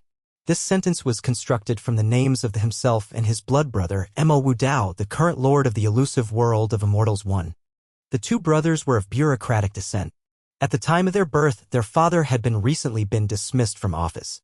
A friend of their father had gifted him with a poem when he came to visit. When will there be an end to the chase for position and wealth? Fame and fortune can disappear in the blink of an eye. Do not say that there's no path beyond the clear skies. Live carefully while you can. Their father had picked out the words Wu Dao no path and Xiao Yao carefree from the poem and named the brothers in that manner. Mo Wu Dao. No matter what situation it was, never run out of paths to tread. Mo Xiao Yao. No matter what, never behave too carefreely and lose your bearings in conceitedness. This was a heartfelt wish from their father to his 2 sons, to act as a blessing as well as a warning. At this moment, other than his father's wish, Mo Xiaoyao could only think about his elder brother, Mo Wudao, not the Mo Wudao that was the lord of the elusive world of immortals. After saying those words, Mo Xiaoyu sighed lightly. His body shook and suddenly became still. A stream of thick white smoke rose out of the crown of his head, hovering and not dissipating for a long time. The chilly wind of winter blew relentlessly around him, but the smoke did not scatter. A long time passed and the thick white smoke turned into a plume of mist, thinning as it spread into the air, finally disappearing completely. Mo Xiaoyao had destroyed his cultivation, cut off his own heart, and perished on the snow-capped peaks. A 4th-level venerable's life was ended just like that. Jia Qingyun stood ramrod straight like a tree, completely motionless. He felt as if he were stuck in a dream and everything seemed extremely unrealistic. A 4th-level venerable was such a supreme existence. However, he was actually forced to such a point where he would commit suicide in front of everyone. A look of pity flashed through Jun Moxie's eyes. However, his face still remained stern and cold, cruel to the extreme. Jia Qingyun, I will give you all a chance too. You can choose to end your own life, keeping a complete corpse. You will have a moment to prepare yourself and face your death, Jun Moxie said coldly. Not a shred of emotion could be heard in his voice. Moxie, they cannot die. Mei Shuiyan's face turned anxious. This is a matter that concerns the war for seizing the heavens after all.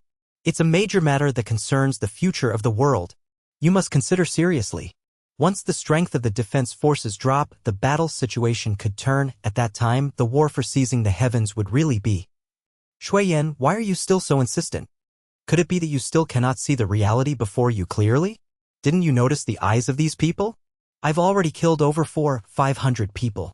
The people who died were comrades that they had known and lived with for at least 100 years.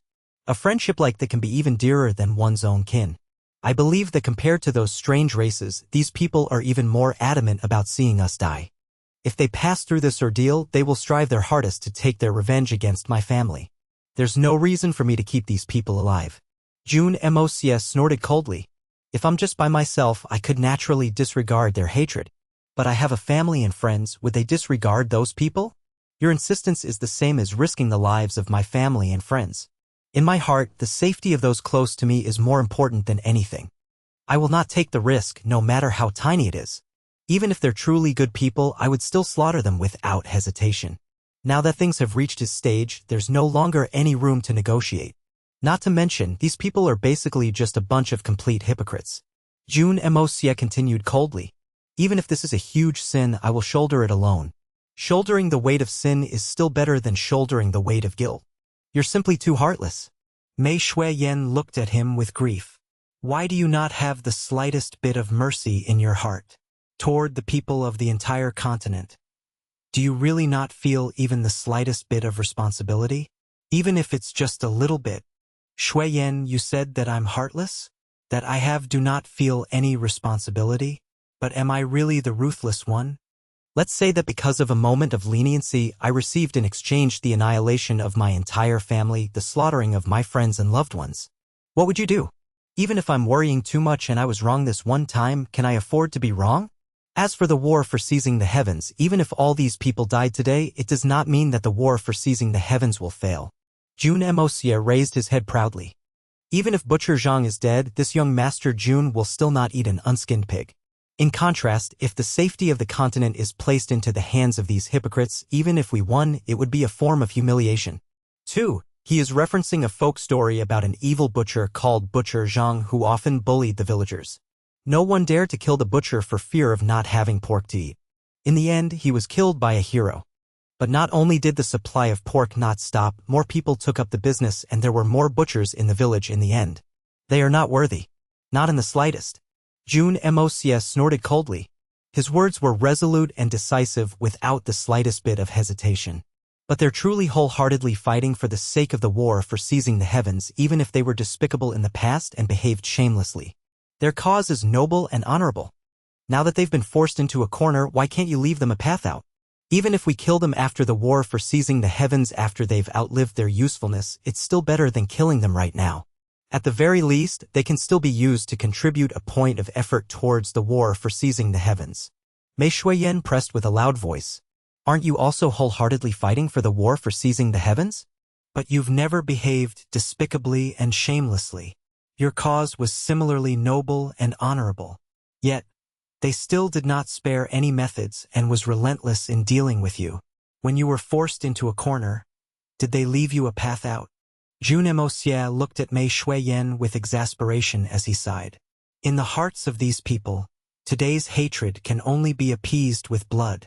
A debt of blood can ultimately only be washed clean with fresh blood. If it were us in their place, it would be the same as well. Lass, you are still too naive. You're simply too pedantic. Mei Shuiyan's figure slumped and her tone finally softened as she said in a pleading voice. Moxie, just let them off this one time. For the war for seizing the heavens, for the people of the mainland. Moxie, I'm pleading with you, be noble this one time. Believe in humanity this one time. No way. To talk about humanity with people without any humanity is the stupidest thing one can do. You've already been dragged down by the war for seizing the heavens for so long. Why are you still insisting so stubbornly? Could it be that a tragedy must really happen before your eyes before you will wake up? Jun Moxie shook his head slowly and decisively. His face remained as cold and expressionless as a statue. In the future, I will also participate in the war for seizing the heavens. Jun Moxie raised his head and looked at the clouds floating about the sky. However, I only wish to fight alongside my comrades and not my enemies. Because I dare not trust my back to these people. Back then at Tiannan, the war between humans and Xian beasts was filled with betrayal and treachery because of this very reason. I do not wish to have to experience it personally. The three holy lands are not necessarily indispensable for the war for seizing the heavens. Jun Moxie continued coldly. Even if all of them are dead, there's still me, Jun Moxie. Since I've killed them, I will naturally make up for the deficit. My purpose is not to just contend against the strange races in the war for seizing the heavens. I want to completely annihilate them, erasing the need for a war for seizing the heavens in the future. It's not for the sake of a so-called noble purpose. I just don't want the world to be plagued with so much hypocrisy. Jun Moxie said sharply. I detest pretentiousness. I'm especially disgusted with people who commit evil acts for their own benefits while pretending they're serving a noble cause. I don't just want to kill these people. When I have enough strength, I will personally go and wipe out those three holy lands. Jun Moxie smiled lightly. The chilly wind swirled around him, causing his hair to dance atop the mountain peak. He stood confidently with a detached attitude, his voice cold and emotionless. There's one thing that I'm sure you don't know. The greatest threat to this continent is not the external forces, but the internal conflicts. External enemies can never truly destroy a country or a world. However, internal battles can destroy everything very quickly. And today, the three holy lands have already become the very source of all major conflicts in the continent. Even if Tianfa is gone, and you and I are removed from the equation, the three holy lands would still eventually fight against each other. They would fight for the title of number one under the heavens and the ultimate glory of being at the peak of the world. Since it's like that, I might as well just claim that glory for myself. So I must kill. My original intentions never involved the safety and peace of the world. I'm not such a noble person. However, if people think that they can bully me, that's impossible. Not the three holy lands and not the strange races. The same goes for a venerable expert or even a saint.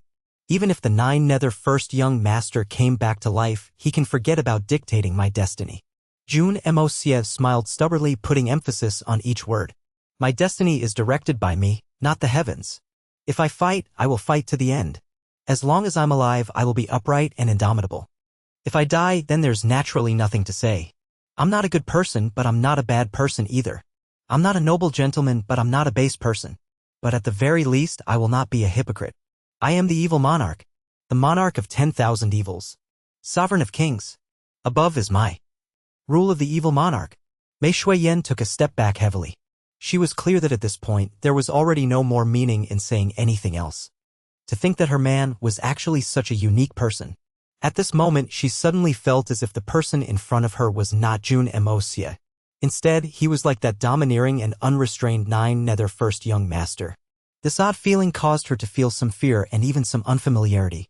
The Jun Moxie who was standing opposite her seemed somewhat distant. Even if you feel wronged, even if you don't understand, can't you just condone it this time? Mei Shuiyan could not grasp this point even until now. But she had overlooked one thing: her seemingly merciful condoning could perhaps be repaid with relentless suppression. Her tolerance was the best excuse for her enemies to grow more bold. Her moment of mercy was more likely to end with irreparable despair and remorse. Between mortal enemies, there were never any morals or justice to speak of. Take herself, for instance. If she had been more ruthless and directly killed the 10 experts who encircled her the first time, then even if the three holy lands were more unbridled, they wouldn't be aggressive to such an extent. Condonation was the best habitat for breeding evil. This point was something that Jun Moxie, who had experienced 2 lives, understood better than anyone else. Thus, he would not leave his enemies with any chance to retaliate. Nobody could affect his decision this time. Not even Mei Shuiyan, whom he loved dearly. Across from him, the experts of the three holy lands had already stood up, their hatred and anger surging to the skies. Roaring savagely, they charged forward with the momentum of one who wished to perish with their enemies. Vengeance for Venerable Mo. Vengeance for our fallen brothers. You want us to kill ourselves? How could there be such a free thing in the world? Brothers, let's fight it out with them. Fight with your lives. If we each kill one, we'd have broken even. If we kill 2, we'll have profited. Jun Moxie did not move and watched them charging over coldly. His face was as calm as an ancient stone statue and his eyes blazed with a chilly gaze as he slowly raised a hand. All of a sudden, a loud roar rang from his mouth. Kill! Strike hard and fast, do not leave a single one alive. Mei Shuiyan closed her eyes painfully and turned her face away. Accompanying Jun Moxie's bloody command, a mighty blizzard instantly blazed in the air as 500 peak 9th level Xian beasts and beast kings roused into action at the same time. Charging and diving, all the Xian beasts rushed forward with the momentum of a mighty thunder. They had already grown impatient long ago. Their blood had been boiling uncontrollably since long ago. What they needed was a battle. Only battling, continuously battling. A hot-blooded and enjoyable battle. To them, it didn't matter whether those people from the three holy lands were good or bad people. In fact, it was completely meaningless. What does that war for seizing the heavens thing have to do with us? If we're required to go, we'll go. If you don't want us to join, then we won't. It's really not a big deal. They only knew one thing. These people had harmed their brothers and tried to kill their boss. This was an enmity that they would not permit to live under the same sky. Only by tearing these people apart would they be able to vent their anger. Wretched cries rang out ceaselessly. Jia Qingyun roared loudly, rushing madly into the fray. His palms smacked out repeatedly, sending over a dozen beast kings flying. His entire body was drenched with blood, and he charged in front of Jun Moxie and Mei Shuiyan, laughing madly. What are you laughing about? Do you think there's still a chance for you to leave this place alive? Jun Moxie furrowed his brows with annoyance. Haha. I'm laughing about how you're still not aware of your death even though death is already knocking at your door. Jia Qingyun laughed wildly, crazily gasping. His face was savage as he continued happily. This old man exhausted all my Xian Qi to rush here just to tell you one thing. Do you think that the three holy lands sent just this one group to deal with you? Ha, Jun Moxie, so what if you killed all of us today? You will pay the appropriate price for this. Just wait, when you return to Tianxiang, just prepare yourself to send your grandfather off. Ha. Nonsensical words of a fool. I'm afraid you people still don't have that ability. Jun Moxie scoffed coldly. I know. This old man knows that your mysterious master is residing in Tianxiang. But do you know who's going to Tianxiang? Haha, Jia Qingyun looked cruelly at Jun Moxie. Yes. You are ruthless and you are decisive. You are emotionless. However, the ones who went to Tianxiang are the saints of the three holy lands. A total of 9 saints. Your master is powerful, but so what? Can he cover the entire sky with one hand? Saint realm experts. Do you know what that is? Haha, little brat. Do you think that master of yours is some heaven-shocking character? Even if he's formidable, could he be more formidable than 9 saints combined? Don't look at me like that. I reckon that by now, Tianxiang City's Jun family has already been turned into a pile of rubble. Your grandfather Jun Tian should be nothing but a pile of rotten meat now, emitting a disgusting stench. Ha. Jun Moxie, this is your retribution. Your retribution. Jia Qingyun clutched his stomach and laughed madly. Mei Shuiyan's face dropped in an instant. Jun Moxie's body flashed and his hand shot forward with a speed akin to lightning. Grabbing swiftly, he clutched Jia Qingyun's shirt by the collar and pulled him forward. Are those words true? Jia Qingyun was already a lamp spent. In order to approach Jun Moxie and Mei Shuiyan, he had exhausted the last bit of strength in his body. There was no resistance when Jun Moxie grabbed him. However, he never intended to resist in the first place and allowed himself to be grabbed by Jun Moxie. Smiling crookedly, he tilted his head and asked, "What do you think? Why don't you try to make a guess? You said you wanted to protect your family? I'd like to see how you'll do that. After today, not only the Jun family, all the families that ever lent the Jun family any aid will be completely annihilated. I'll be waiting in the Yellow Springs for your arrival. I believe that this day will definitely not be far off." Ha. His laughter had not yet faded when Jia Qingyun suddenly roused all his remaining Xian Qi.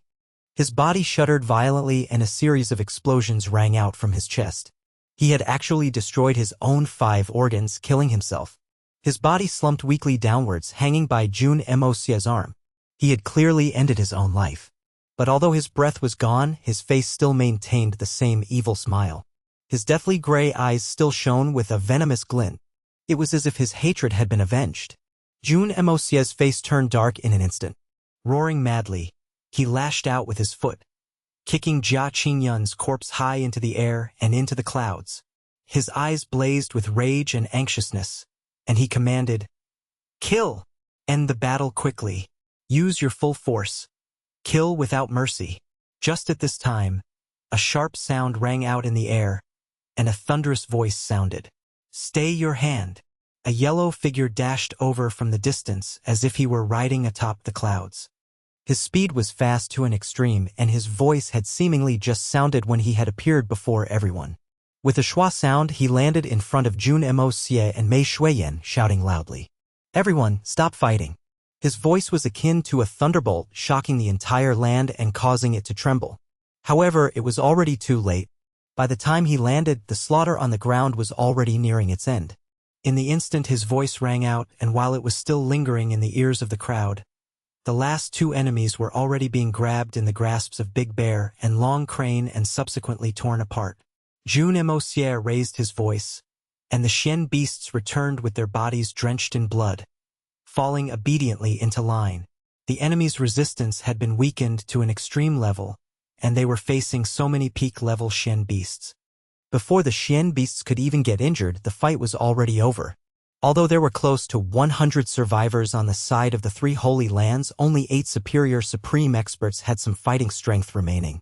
However, they were all quickly disposed of by the flood of beast kings and flattened into meat paste. On the side of the Xian beasts, less than 20 had received minor injuries from the attacks of the 8 superior supreme experts. This could be considered a complete victory. The newcomer was a man dressed in yellow robes.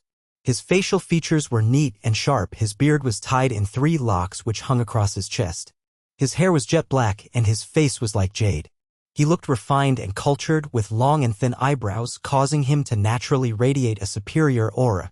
But as he looked at the entire ground littered with corpses, his eyes were filled with sorrow and anger. Turning around swiftly, he looked at Jun Moxie and Mei Shuiyan. "Why must you kill? Why must you be so ruthless as to spare none?" The instant he opened his mouth, it was actually full of an interrogative tone. Although he was facing thousands of powerful Xian beasts, as well as an expert like Mei Shuiyan alone, he did not seem to be worried in the slightest. "Why can't I kill? When battling to the death with an enemy, it is naturally important to destroy the foe completely.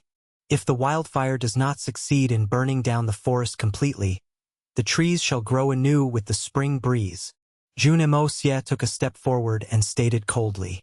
Ever since he received news that 9 saint-level experts had gone towards Tianxiang, he only felt an incredible pressure on his chest, causing him to almost go crazy. But at such a time, this yellow-robed fellow actually approached him with such an interrogative tone. In that moment, all the anger boiling in his stomach was vented onto the yellow-robed fellow. "But do you know how great an impact the death of these people will have on the war for seizing the heavens?" The yellow-robed man roared with rage. "You are also a part of the Xian continent. Could it be that these heroes who fought in the war for seizing the heavens before are actually so worthless in your eyes? So worthless that you have to go this far? Heroes of the continent? What does that have to do with me? I only know that they wish to kill me. These are all my enemies. Since they're my enemies, what's wrong with being ruthless?" Jun Moxie stared back at him coldly. "And who are you? What's your status and what qualifications do you have to ask such questions? Truly unbridled. You must be the Jun family's Jun Moxie, right?" The yellow-robed man seemed to be holding his anger in forcefully. "This seat is the misty, illusory manner's current generation's emissary." "Emissary? Never heard of that before." Jun Moxie shook his head with annoyance. "If there's nothing else, please leave. This seat still has important matters to handle, so it's inconvenient for outsiders to be present." "Never heard of that before? That's because you're ill-informed and ignorant." The yellow-robed man snorted coldly. His self-control had always been good. However, he traveled a long way and his original intention was to stop this grand battle. But who would have thought that after rushing for so long, he would only arrive to see a ground full of corpses? Anger surged through his chest in an instant like an unknown ball of fire. Then, after hearing the roguish words of Jun Moxie, he very nearly could not control himself. Otherwise, with his normal bearings, he would never say these words. After sucking in a deep breath and forcefully controlling his emotions, the yellow-robed man continued. "Jun Moxie, you've taken your revenge and vented your hatred. I hope that this matter ends with this. The war for seizing the heavens is right around the corner. Whether it is Tian Fa or the Holy Lands, all of them make up the main fighting force of the war for seizing the heavens. You should disregard previous enmities, live and let live. No problem. Absolutely no problem. Jun Moxie smiled lightly with his eyebrows slightly raised. As long as the three Holy Lands do not have an opinion on this young master will similarly not have any opinions about this at all, absolutely none. Jun Moxie. The yellow-robed man felt his anger rushing upwards again. You've killed nearly 600 peak experts of the three Holy Lands in one shot, including the biological brother of the elusive world of Immortals' Palace Lord. How could they possibly not have an opinion? The force gathered here made up nearly a third of the combined strength of the three Holy Lands, yet they had been completely annihilated. Xian cultivation is different from worldly wealth, the yellow-robed man said with furrowed brows. When a poor man suddenly becomes rich, it's an understandable matter if he decides to flaunt his wealth. Even those who cannot understand the poor man's arrogant actions are not necessarily able to do anything about it. But for one who becomes nouveau riche in Xian cultivation, the ending can be very tragic. I hope you remember this point. So you're trying to say that I'm like a nouveau riche? Jun Moxie had a sudden urge to place his hands around this yellow-robed fellow's neck and throttle him to death. If not for the fact that he was unable to see through this person's cultivation, he would have kicked him aside long ago. This bro is in the midst of worrying about his family, but this fellow does not seem to be capable of shutting up. If he was just talking, then so be it. But this fellow was simply giving him a lecture. Who do you think you are? But since he couldn't see through his cultivation, and considering the shocking momentum he displayed when he appeared, Jun Moxie guessed that this fellow's cultivation was definitely not below Mei Shuiyan's and might even be above it. For such a strong foe who was also the emissary of the misty illusory manor, at the very least, he couldn't afford to offend him for the time being. You're a nouveau riche, the yellow-robed man said with scrunched eyebrows. You're a complete nouveau riche from head to toe. Got him. Jun Moxie's hands dropped and he became somewhat speechless. Just who was this person to not give him any face at all? Was having a high Xian cultivation and a powerful backing very amazing? Actually, whether it be Tian Fa or the three Holy Lands, everyone's purpose is to grow stronger for the war for seizing the heavens and to safeguard the future of the continent. This seat suggests that the Jun family should make the first move and apologize to the three Holy Lands. Then this seat will act as the mediator between both sides and help you all settle the problem. No matter what kind of enmity you all have with each other, it can all wait until after the war for seizing the heavens. This way, everybody gets to reserve their strength. Isn't that a good thing? The yellow-robed man continued with his eyebrows deeply furrowed. Jun Moxie was completely speechless at this. Right now, he heavily suspected that this fellow must have spoilt his brain from too much cultivation. Or perhaps he'd been staying for too long in the misty illusory manor and became naive and ignorant to the ways of the world. Aren't you thinking too highly of yourself? Everything will be fine if you act as the middleman, and you'll personally mediate? Who do you think you are? Apologize? The only thing that I haven't done in my 2 lifetimes is apologize. Not to mention, Jun Moxie would never be willing to apologize. And even if he did, the 3 Holy Lands would never be willing to accept. Could such a heavy loss be so easily forgotten with a word of apology? That was the most ludicrous solution in the world. Mo Wu Dao's little brother had even been forced to death by him. Such a level of hatred was enough for him to be unreconciled to live under the same sky as him. Other than fighting it out, there were no other solutions.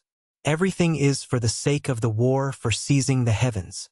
Everything is for the sake of the people of the world. The yellow-robed man continued sincerely. I hope that Venerable Mei and Third Young Master Jun can consider this seriously. Fortune or disaster, God or devil, everything comes down to one decision. Ha ha ha. Mr. Emissary, I just want to ask you one thing.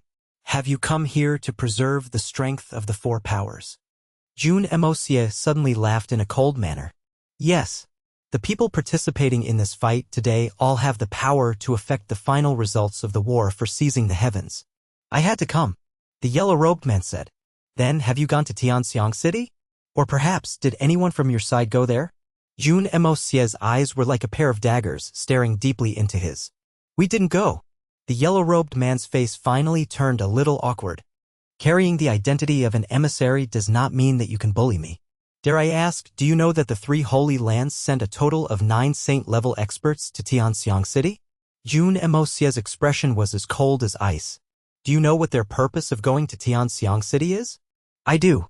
Fine beads of perspiration had appeared on the yellow-robed man's face, and his graceful demeanor of the past had all but disappeared. Jun Moxie could see very accurately that while this person's Xian cultivation was high, he was not very well versed in worldly matters. Ah, so you did not care about that side because the people there are basically all common people.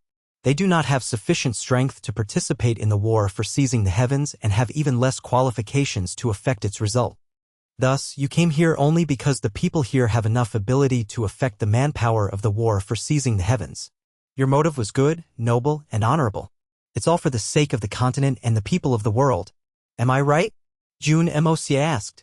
That's right, it's exactly like that. The yellow-robed man said with a straight face. F***ck your mother's common people. F***ck your grandmother's safety of the continent. What kind of dog**t logic is this? It's completely ridiculous and shameless to the extreme. Jun Moxie erupted with expletives all of a sudden. Taking 2 steps forward, he pointed at the yellow-robed man in the face and scolded, spittle spraying out of his mouth in rage. To think that you actually had the cheek to lecture me, since all you noble people already know of the situation, what have you been doing? Ah? There's a war here and people are dying. But isn't there also a war on the other side? Won't people also die there? Is Tianxiang City not part of your people of the world? And you have the face to come and advise me to put down my hatred? How the F***ck did you manage to let those words out of your mouth? Just scram away from me as far as you can go. The yellow-robed man's body swayed and he took several steps backwards. His face was filled with awkwardness. Jun Moxie, there's a reason for this matter. Besides, this incident was too sudden. In such a short time, how could we consider every aspect? We could only make a hasty choice. After all, this is the more critical area. The results here could affect the entire war for seizing the heavens. It's a pity that your so-called critical battle has already concluded.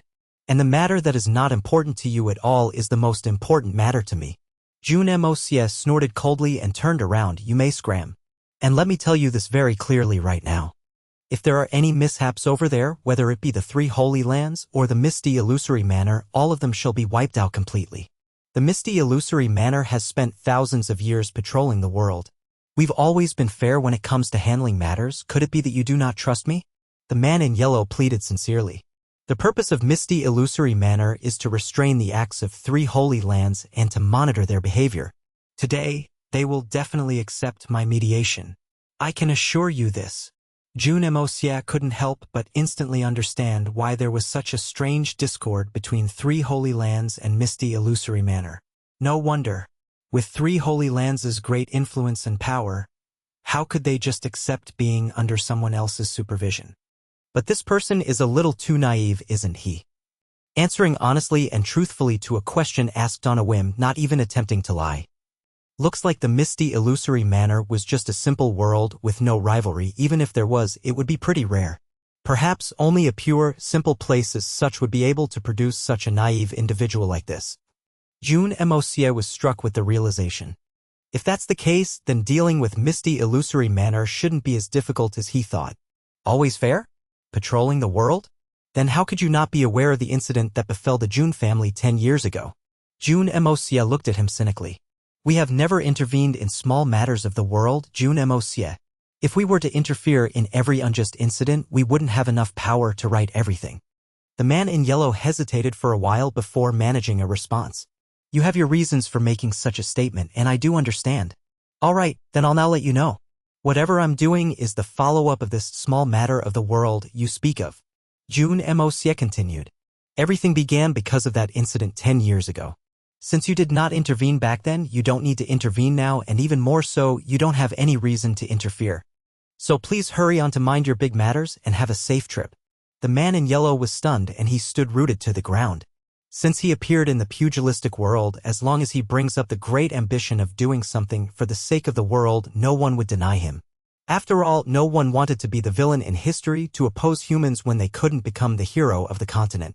Furthermore, with his high and solid Xian skills, everything has always been smooth. Regardless of what sort of matter, it was always smooth sailing. It was only when he met Jun Moxie that he learned of the existence of someone who didn't give a flying sh*t. But this is for the sake of the war for seizing the heavens that happens in just 2 years' time. A war that concerns the future of mankind. The man in yellow looked angrily at Jun Moxie. How could you be so senseless toward the greater good? Yes, actually I'm doing this for the war for seizing the heavens too. I'd also like to ask, you won't be participating in the war for seizing the heavens, will you? The man in yellow was taken aback and snapped irritably. The misty illusory manner has never and will never participate in the war for seizing the heavens. That's great, that's great.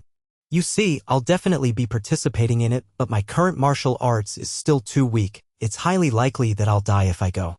It's not a big deal if I were to die, everyone dies in the end. But it'll affect the overall outcome of the war for seizing the heavens.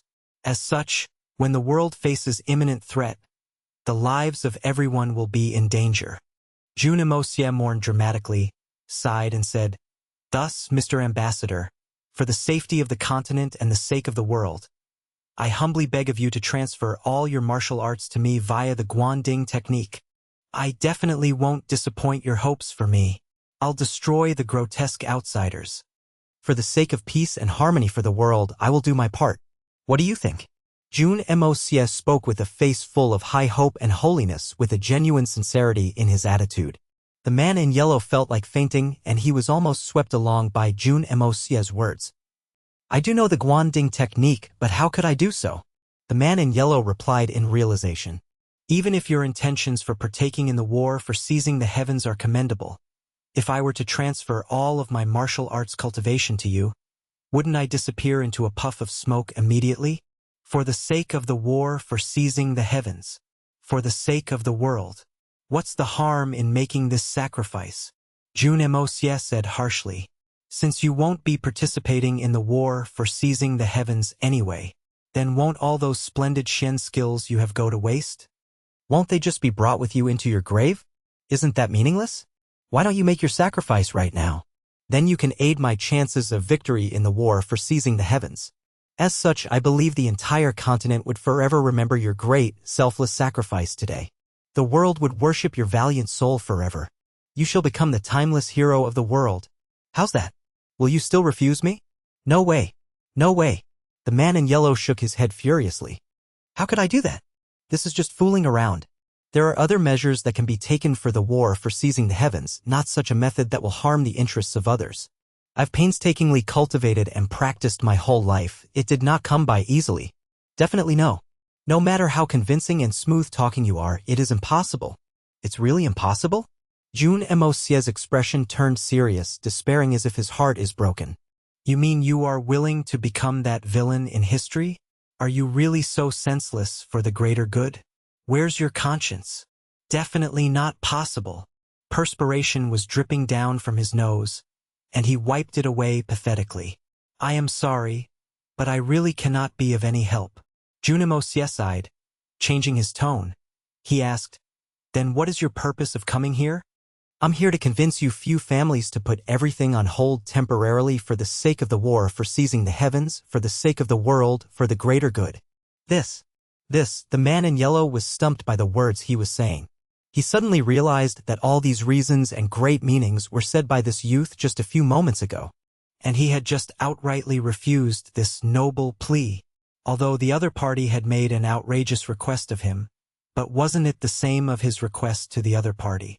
Honestly, making a comparison, if he himself was unable to accept the other party's request, what sort of reason did he to request of the other party then? He let out a loud sigh and turned to Mei Shuiyan. Venerable Mei, what are your intentions then? My intentions are her intentions, Jun Moxie said firmly. I'm not asking you. The man in yellow sighed, slightly raising his arm. A cloud of eerie, milky white mist scattered, and Jun Moxie suddenly realized that he could no longer move. Jun Moxie was taken by surprise. He was currently a solid level 2 venerable. To think that someone was able to restrain him in a second with such ease, what level of Shen skill would that require? A technique of such a level easily surpassed Mei Shuiyan's world cage, and by a few folds. Mei Shuiyan let out a soft sigh before bowing slightly. This great saint, it is just as Moxie said, his words are as good as mine. Moxie is able to make any decisions on my behalf. Regardless of timing or matter, I will always stand by him even if it's a choice that concerns the war for seizing the heavens. Saint. Mei Shuiyan actually addressed this man in yellow as Great Saint. The man in yellow laughed bitterly, obviously dejected. If that's the case, looks like I was asking for contempt then. I shall take my leave now. He got up and exploded into a blinding dazzle without a single noise. That light disappeared in a second, so did that yellow-clad figure. Mei Shuiyan couldn't comprehend Jun Moxie's actions today, even finding it difficult to accept, but until the end, she still chose to support him without turning back.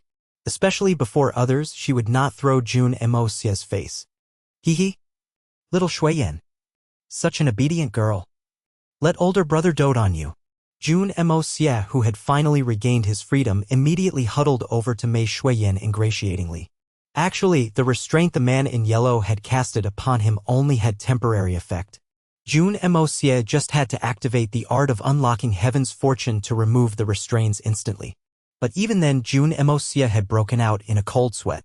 Because in that short moment, if the other party had wanted his life, they could have easily killed him 10 times over. So Jun Moxie quietly decided in his heart that he had to be more cautious from now on. There were no limit to the universe. There will always be someone stronger. Then hearing Mei Shuiyan's words, he couldn't help but feel touched. After all, he wasn't very nice in his tone and words earlier. All the people had already been killed anyway, so there was no other issue. That's why he shamelessly sought comfort by being chummy. Mei Shuiyan let out a sigh of contempt, saying coldly, "Weren't you very heroic just now? Didn't you say, 'A mere woman? Stand aside and wait'? Why are you bothering with this woman now? Aren't I the silly one? It's okay if I'm silly, but what if I make the clever young Master Jun silly with me?" Jun Moxie chuckled and went behind her, skillfully massaging her shoulders, laughing apologetically. Actually, I didn't finish that sentence earlier. I meant to say, aside from Shuiyan, all the other women, get out of the way. But I was in a rush and missed out many words. It's true. Please believe me. Humph. Mei Shuiyan turned around to avoid his massage, her face as cold as ice. Don't bother about me. Jun Moxie grinned and suddenly his palms slid down quickly, kneading and copping a feel of her round mounds before retracting his hands and standing still with a stoic and serious expression. Mei Shuiyan shivered, face turning completely red. Feeling her entire body going weak, she fell backward. Jun Moxie caught her quickly but exclaimed, "Aya. This. In a public place like this. This. It is improper for men and women to have contact. This lady, please get up quickly. I'm a proper and pure person." His mouth might have been speaking of his purity, but his limbs were acting otherwise, completely hugging Mei Shuiyan tightly, refusing to let go. Mei Shuiyan was so embarrassed her entire face was burning red and she struggled. "Let go of me quickly. So many people are watching." "Oh? That means if not so many people are watching, I don't have to let go? No problem, I can wait till then." Jun Moxie grinned, playfully blowing into her ear. Mei Shuiyan felt her entire body going weak again, her cheeks and ears bright red. "You're still not going to let go?" "I'm not going to let go." He blew another warm puff of air at her ear. "Do you still dare be this fierce next time?" "What? I'm incapable of punishing you. Let go first. Then we talk." Mei Shuiyan struggled with all her might. "We talk first. Then I'll let go." Jun Moxie was firm and refused to let go. The warmth of his palms passed through the garments on Mei Shuiyan's waist and seeped into it.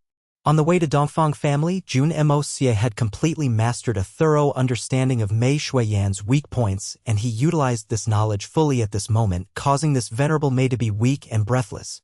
Mei Shuiyan was left without a choice, so with a blush she whispered into his ear, I won't dare to anymore," her voice as quiet as a mosquito. "Good girl." Jun Moxie laughed deviously in satisfaction, only letting her go after he had landed a hit on her buttocks. With a whoosh, Mei Shuiyan instantly distanced herself away from Jun Moxie before turning around, her face still red from embarrassment. She was met with the sight of all the Shen beasts, whom under the command of the Beast Kings, stood at attention with their backs facing them, pretending that they did not see anything. But all their ears were perked up. "Why you've gotten me killed." Covering her face, Mei Shuiyan ran toward the Jun family. Jun Moxie grinned and was about to follow after her, when Big Bear huddled over, wearing a smile. "Brother-in-law, are you done?" "What? Am I done?" Jun Moxie was confused for a moment, but then understood what Big Bear was asking. Relishing in the aftertaste of the short encounter earlier, he couldn't help but rub his palms that were still tinged in a pinkish hue. "Yeah, I'm done." "Amazing!" Big Bear gave a thumbs up. "Brother-in-law, I really admire you. You're truly manly. Even Big Sister is at your mercy.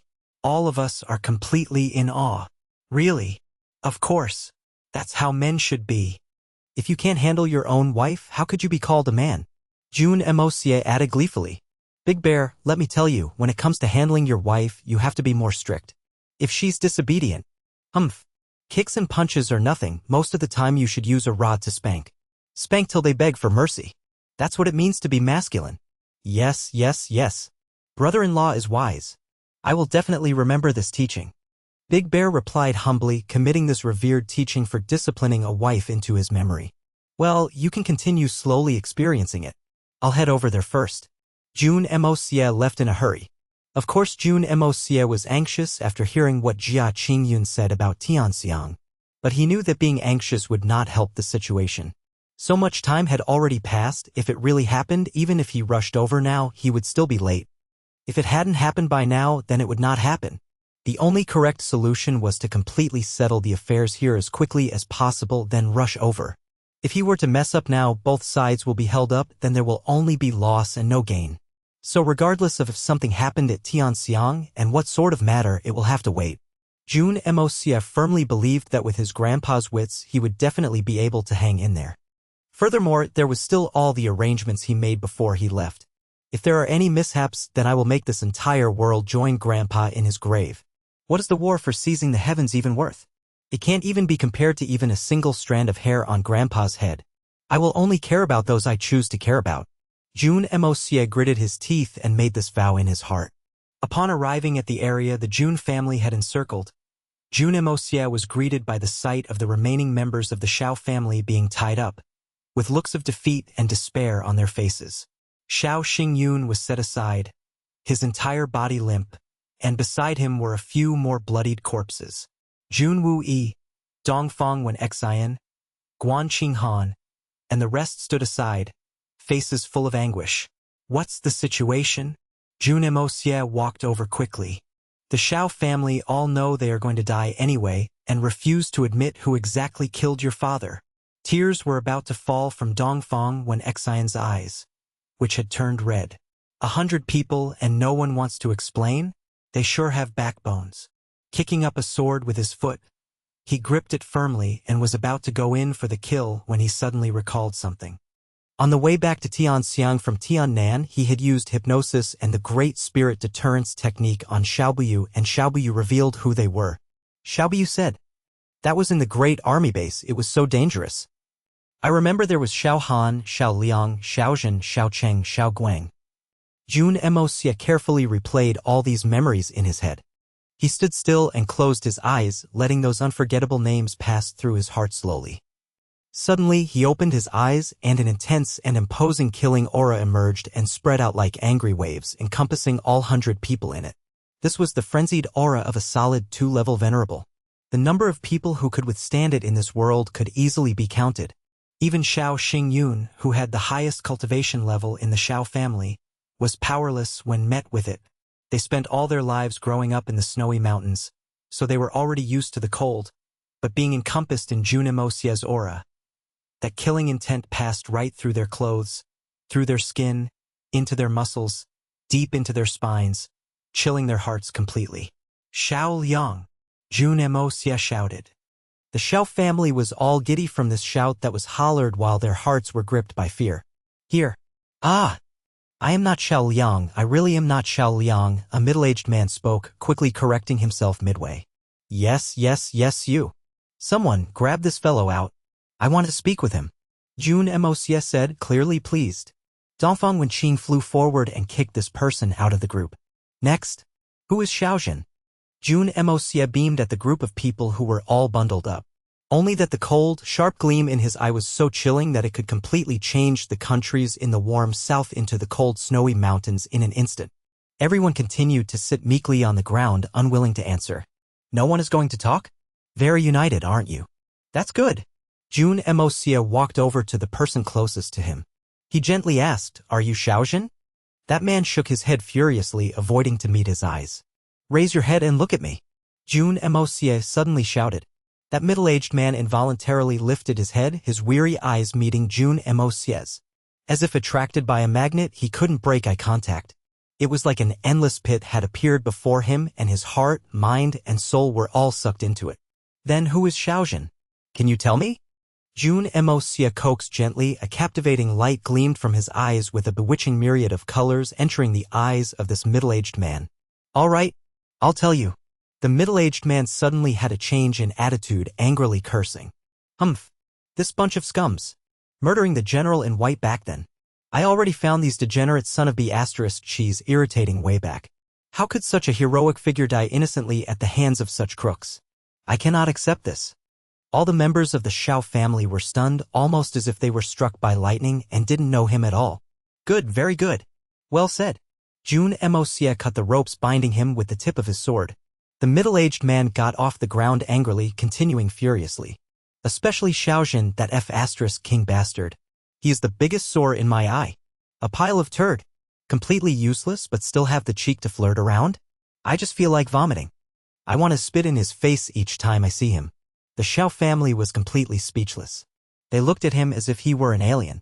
Yes, I can completely understand how you feel. Now will you please point out who is Xiaojun? Jun Moxie said tenderly.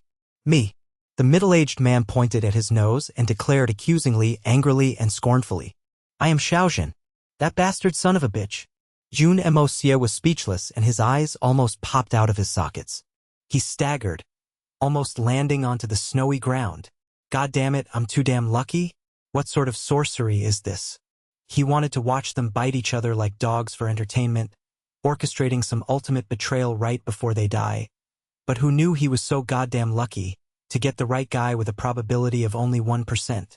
With this kind of luck, I should really go buy the lottery. Xiaojun is a real bastard. My heart must be blinded by lard to commit something that wicked. I really should be cut into pieces. Implicate my entire clan, die without any descendants. Even if I had descendants, let the males become gigolos and the females prostitutes for every single generation forever.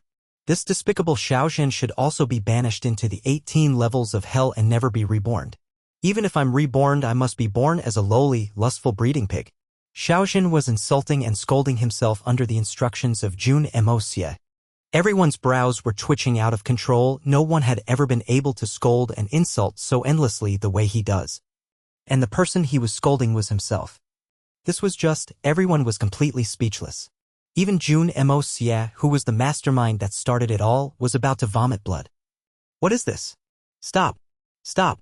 Jun Moxie immediately halted the scolding. Since you are so righteous, why don't you point out the remaining few who joined you? They've committed such a wicked act. By pointing them out, you are doing the act of heavens, punishing your own family in the name of righteousness. Naturally, your family and the world would sing of your praise. This is a noble cause, and you'll leave your name in history. Xiaojun actually had a look of pride on his face after hearing these words, as if he really could do something great for the people and was accepting people's praises.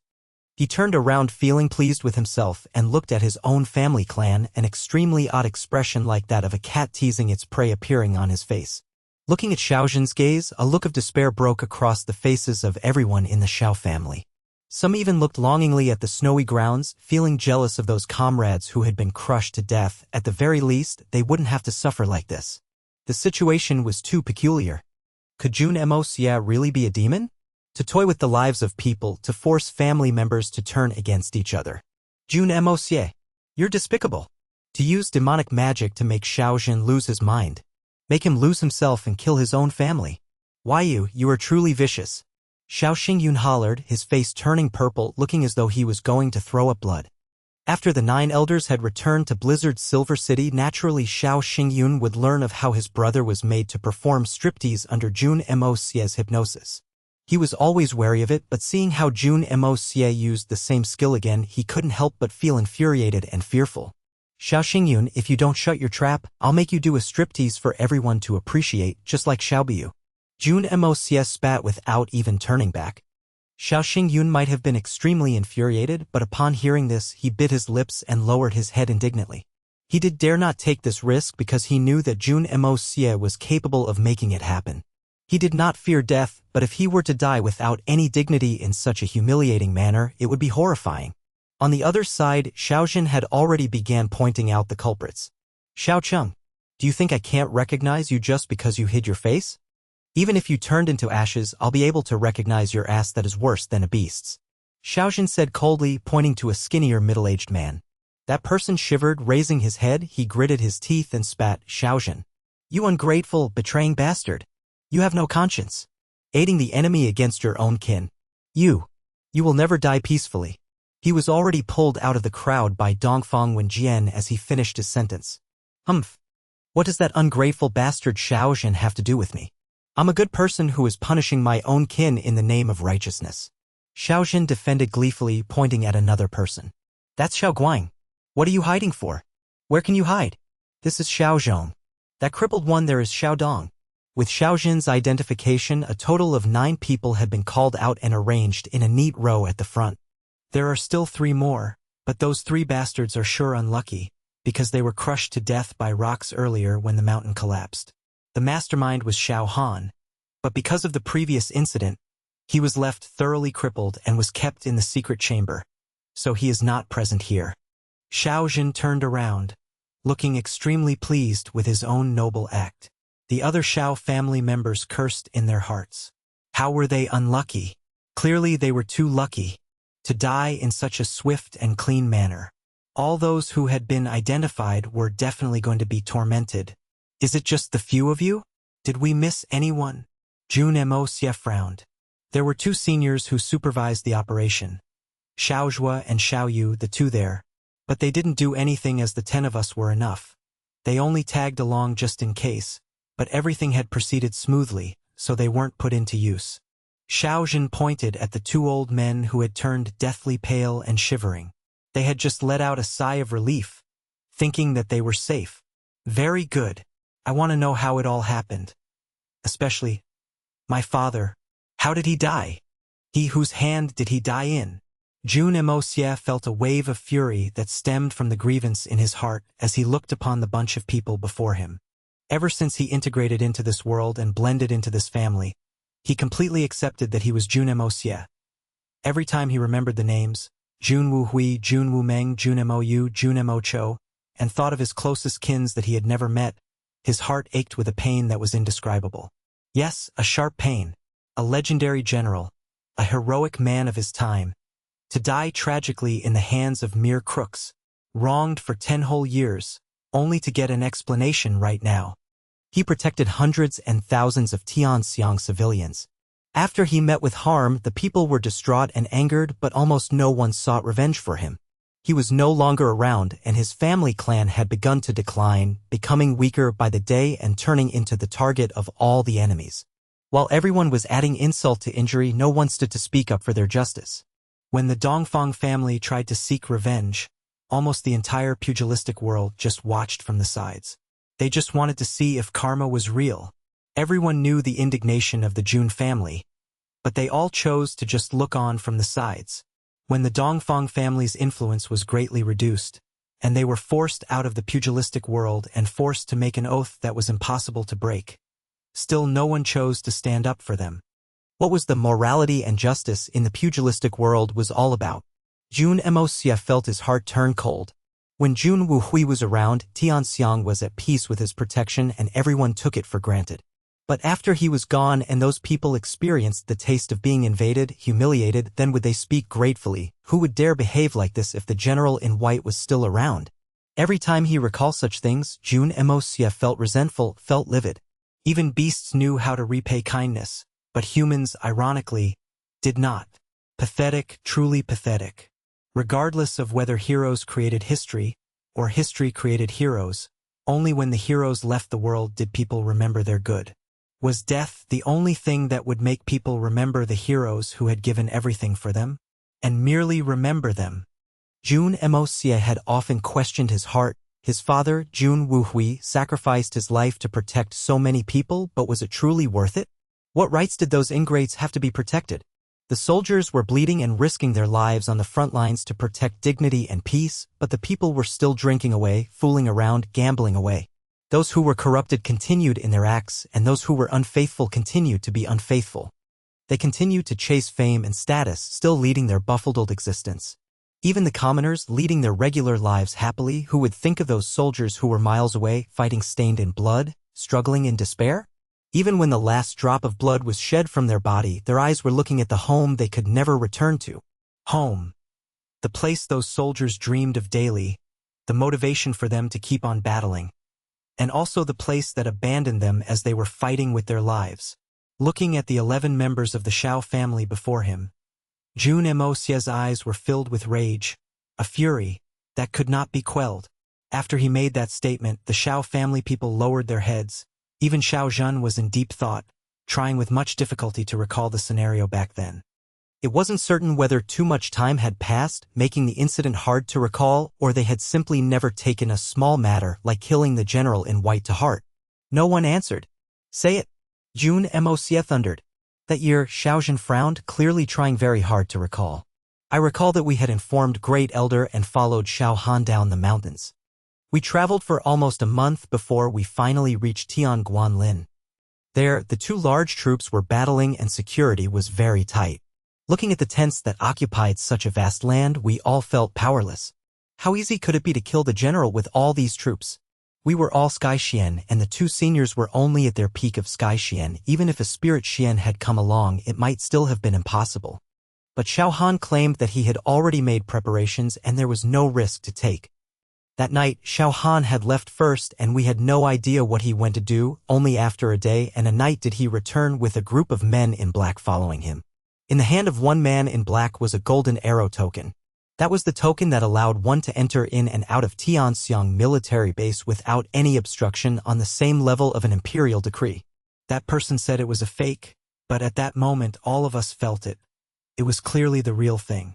If that was a fake, with the strict control of the general in white, how could we infiltrate the base? If it was a fake, then we wouldn't even dare to take the risk. Then this man in black took out many clothes for us to change into and pose as his followers, bringing us into the military camp. The entire process was so smooth that it was unbelievable. As long as that golden arrow token flashed, there was no obstruction at all. No one ran any checks, and we made our way straight to the commander's tent. This left us baffled, for even if that golden arrow token was the real thing, it was too effective. It was only after that did we learn that the person clad in black had made multiple trips here 2 months prior with the golden arrow token. To the troops of Tianxiang, both the token and person were familiar faces, so they had no suspicion. Or else, how would this group of 20 pass through the military base? Jun Moxie slowly clenched his fists. He could totally guess that it was Xiao Han who had conspired with these people before turning to the snowy mountains for some more backup. Which also goes to say that those men in black were members of the Bloodsword Hall, which meant that those imperial troops he killed earlier had already planned to kill his father beforehand. Even if Xiao Han did not make a move, they would still have done it. It was just that there was a higher chances of success to have Xiao Han and the rest do it with no fear of pursuit from the Jun family. To have plotted for such a long time. To use his frequent visits to make the troops lower their guard. Jun Moxie also knew where the magically effective golden arrow token came from. Because only one person in the world could hand out a token like that, the Emperor of Tianxiang, Yang Huayu. Only a token that he had handed out personally would not raise any suspicion from the Tianxiang army. To the point that no one dared to reveal the whereabouts of that golden arrow token afterward. But the tragedy was all hidden in this golden arrow token. When we entered the commander's tent, there were many people discussing how to counter the enemies. Jun Wuhui was still clad in his armor, donned in white, sitting on the commander's seat. On his right was Jun Wumeng. Below were 15 other generals sitting on 2 sides. When we entered, the first to notice us was Jun Wumeng. That time, Jun Wumeng said, "Old Meng, why did you change a group of people this time? You sure have quite a lot of underlings." Many other generals who were present started laughing, clearly familiar with this man in black. But Jun Wuhui was very calm. He kept observing us but did not say a word. After a while, he said, "Since the imperial envoy is here, let's stop here for today. You also go, I have something important to talk to the imperial envoy about." That last line was directed at Jun Wumeng. Though he had not mentioned any names, it seemed as if Jun Wuhui had already noticed that we came with ill intents. Because while he sounded calm and peaceful in his tone, his face had changed a little. Thinking back, perhaps he was hoping that we did not recognize Jun Wumeng and let him leave like that, but we had came to target the two of them. How could we not recognize Jun Wumeng? Even if we couldn't recognize him, that Meng fella sure could have. Then all the other generals headed out, but Jun Wumeng remained behind, looking at his elder brother wordlessly. He ignored us, but his expression changed to that of grief and anger. After everyone had left, Jun Wumeng turned around and stared at us, saying, "You're from the Xiao family?" This was when we realized that Jun Wuhui had noticed something was amiss the moment we had entered. But against us, the regular generals stood no chance, so it would be useless if we were to engage in battle. And those generals held important roles in the military. If they met mishap, all the millions of Tianxiang soldiers would become without a leader, so he chased all of them out. Plus, we had already infiltrated the commander's tent. It was useless even if he intended to trap us within and battle. Furthermore, we had the golden arrow token. If he tried to activate the troops, that would be the same as trying to start a rebellion. They stood no chance of survival now that they were surrounded by so many experts, so why would he implicate the other soldiers? So he could only request to protect the lives of those under him first. Only Jun Wumeng noticed Jun Wuhui's face, and the sentence did not mention his name, and realized that something was amiss, so he also refused to leave. Xiaojin had only finished that sentence when a cracking of knuckles could be heard. It was Jun Wui clenching his fists, tears welling up in his eyes. Dongfang when Xin felt herself swaying, but she still forced herself to stand upright. She bit her lips so they started to bleed. Jun Moxie's expression did not change. If I had entered the wrong body and became Jun Wuhui in that moment, what would I do? Obviously, there was no way to win them in a fight. Since the enemy was already in his tent, there was nowhere else to run. If he panicked at that moment, perhaps none of his comrades in the tent would have been able to escape. If Jun Moxie was in that situation, he had a few options. 1. He would hint in his words for those outside to surround, attack, and die with the enemy. But in that scenario, he would still die first. 2. He would still find a way to escape first, knowing clearly that it would be impossible. But the difference in strength was still too great. It would be pointless, and he would still die. If it were him, he would still put up a fight till his death. Despite knowing that there would be no chance of leaving alive, he would still take a shot at it. This was his personality. Jun Wuhui was clearly different from him in terms of his personality. No matter what, the Jun Wuhui at that point in time definitely had no chance of surviving.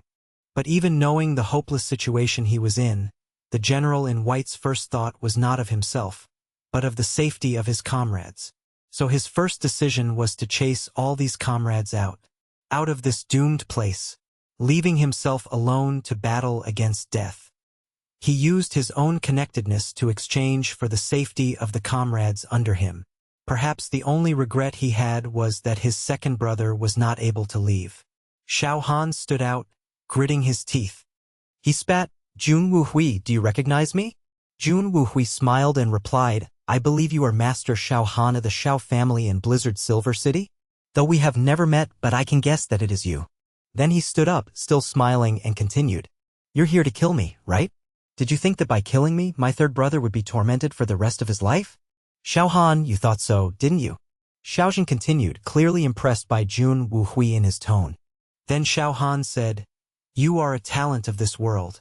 If I had a choice, I would not wish to kill you too. But who made you the brother Jun Wuyi held in such high respect? There are two people in this world who can completely destroy Jun Wuyi with their deaths. One is Han Yenyao, but I cannot kill her. The other person is you, and I happen to have the ability to do so, so why would I not? So please, great General Jun, please don't blame me.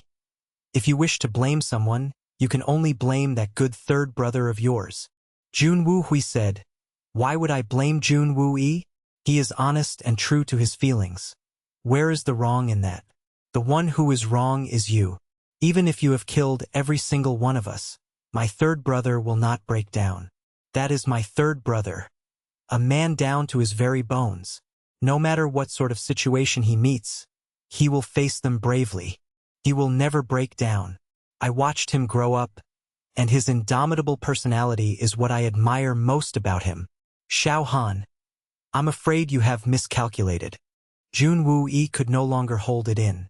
Voice raspy, he cried out, "Big brother?" And tears streamed down his face. Xiao Han had replied, "Whether he breaks down or not, I will know once you are dead. A pity you are destined not to be able to see it." Jun Wuhui smiled and said, "If that's the case, there's no harm for you to wait and see." After that he sighed and said, "So many experts. Looks like you definitely have to kill me. We had enough fighting prowess at this point, and the seniors had the cultivation level of a peak Sky Xian. Most of us in the 12 had reached the beginning stage of a Sky Xian, while the remaining experts were all peak Earth Xian level." Jun Wuhui looked at the colors of our Xian Qi and smiling, he said, "We brothers have always been prepared to die since the day we stepped onto the battleground. But what we expected was to die on the front lines, not in our own commander's tent. But we Jun brothers will never die in the hands of other people." Xiao Han said, "Jun Wuhui, you are a legend that I admire, so I can make an exception and give you some time to write one last letter to your family members. The Xiao family won't be bothered by the revenge of a mere worldly family." Jun Wuhui laughed upon hearing this. "Of course Blizzard Silver City won't be bothered by the Jun family, but by giving me a chance to leave a letter, were you planning to use my suicide note to land a blow on my third brother and family? But did you know? I, Jun Wuhui, have always admired and cared for my third brother. As long as I am alive, I will not let anyone use my name to hurt him. Even if I am dead, I will not let myself be used. So thank you for your generosity, but I do not need it." Xiao Han laughed coldly and said, "Do you still believe that you are that general in white who commands millions of troops even until now? Not only will you die, but I'll even make that precious third brother of yours wish for death." Jun Wuhui replied calmly, "That's your problem. But the men of the Jun family will never ever give in. The Jun family ancestral teaching, having balls does not make you a man. It is the incomparably indomitable spirit which does. I have always thought it was a little crude to be said out loud, but today I want to say it loudly, *ck it." He started smiling pleasantly after saying this. After saying this, he turned around to look at his second brother, Jun Wumeng, and smiling, he said, "Wumeng, looks like we really have to go this time. We brothers have spent all our lives fighting at the borders, and we barely get a couple of days to reunite in a year. To think that we will be leaving together at the end." Jun Wumeng laughed loudly and said, "Brother, when we've reached hell, I will still stand before you and be your shield without change. Just as our ancestors said, *ck it. Father has sister-in-law and third brother to take care of him, I rest assured. I shall take my leave first." After saying that, Jun Wumeng sat on the chair, drew his sword, and cut his throat. Even when he died, there was not a slightest look of regret on his face. Jun Wuhui chuckled and said to us, "Please wait for a while, it won't take too long. I want to help my brother tidy himself up first. This boy is always in a mess, being able to command thousands of troops with ease but still unable to groom himself, always giving me a headache." Then he carefully tidied Jun Wuhui's body, tying up his belt, making him sit upright, and then gently wiped Jun Wumeng's face. He had done all this very quickly, as if he had done it countless of times before. Then he turned around, and standing before the seat of the commander, he said, "My second brother has already went in for the battle on my behalf, so I should join him soon. Going in too deep in battle all alone is not a good thing." After that, he made four weird gestures with his hands, and his expression was also quite odd. Then he drew his sword and stabbed it right through his heart, dying immediately. Aside from an uncontrollable sobbing, the surroundings were completely silent. "What weird gesture did he make?" Dongfang Wen Xian asked quickly, her face streaked by tears, but there was no concealment of her hope. Xiao Zhen looked at her oddly and mimicked the gesture Jun Wuhui did before he died. Like this, Jun Wuhui clenched his left fist and hammered his heart lightly 3 times, then kept it there. His right hand held the sword, piercing through his left hand and into his heart, nailing it in place. But before he died, his expression was that of utmost gentleness. "Wu Hui," Dongfang Wen Xian staggered as she cried out bitterly, "Even to the end, you were still thinking of the 4 of us." She trembled all over, completely overwhelmed by distraught, fainting all over a sudden. Guanqing Han, who was prepared by her side, caught her quickly. Everyone understood instantly. "So that's how it is." Jun Wuhui did not mention his wife and children even at his end because he feared that Xiao Han and the rest would be reminded to go after them to eradicate them completely. But those 4 gestures embodied all the lingering attachments this general in white had. Left hand clenched into a fist and hammering lightly on his heart when xin mou mo cho. Be it when xin mou or mo cho, they were all in his heart. So he only lightly hammered his heart thrice to represent 3 people when xin mou mo cho. He still hoped that his wife and children would remain untroubled. The sword was Moxie. Piercing that sword through his fist and heart, nailing it down, was the greatest dying wish of the general in white, to nail all the love and emotions he had toward his wife and 3 sons into his heart and bring it along with him. He did not say it, but this peerless hero wordlessly dedicated the last bit of time in his life to his wife and sons. Everyone was speechless, and they glared angrily at all the members of the Xiao family. The main culprits. They single-handedly created this tragedy. They must die. Jun Wuhui felt his heart hurt as if it were being crushed. He could only feel that his heart was going to burst. He gasped for air, but it was useless. All the pain, agony, and anguish had filled his entire chest entirely. There was no room left for anything else. The tears in his eyes fell uncontrollably, and he trembled all over. Never belittle a man who cried. Everyone has to endure sadness at some point in one's life. In the blurriness from his tears, Jun Wuhui felt like his big brother was standing right before him, that powerful and determined voice echoing, "Why would I blame Jun Wuhui? He is honest and true to his feelings. Where's the wrong in that? The one who is wrong is you. Even if you have killed every single one of us, my 3rd brother will not break down. That is my 3rd brother, a man down to his very bones. I, Jun Wuhui, have always admired and cared for my 3rd brother.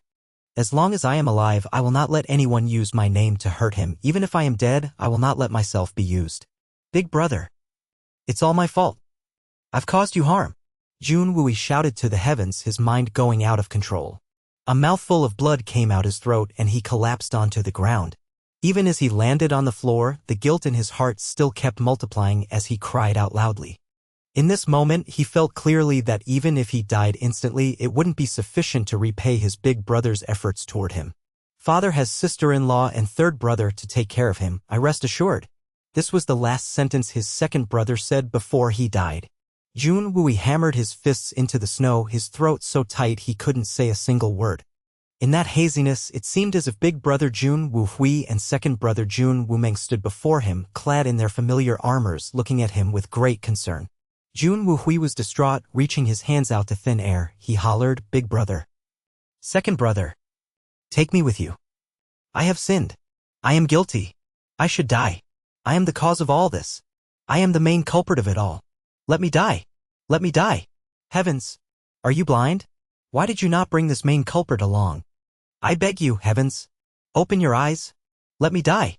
I only beg of you to let my big brother and 2nd brother to be revived," Jun Wuhui shouted, blood spraying out of his mouth and scattering all over the floor.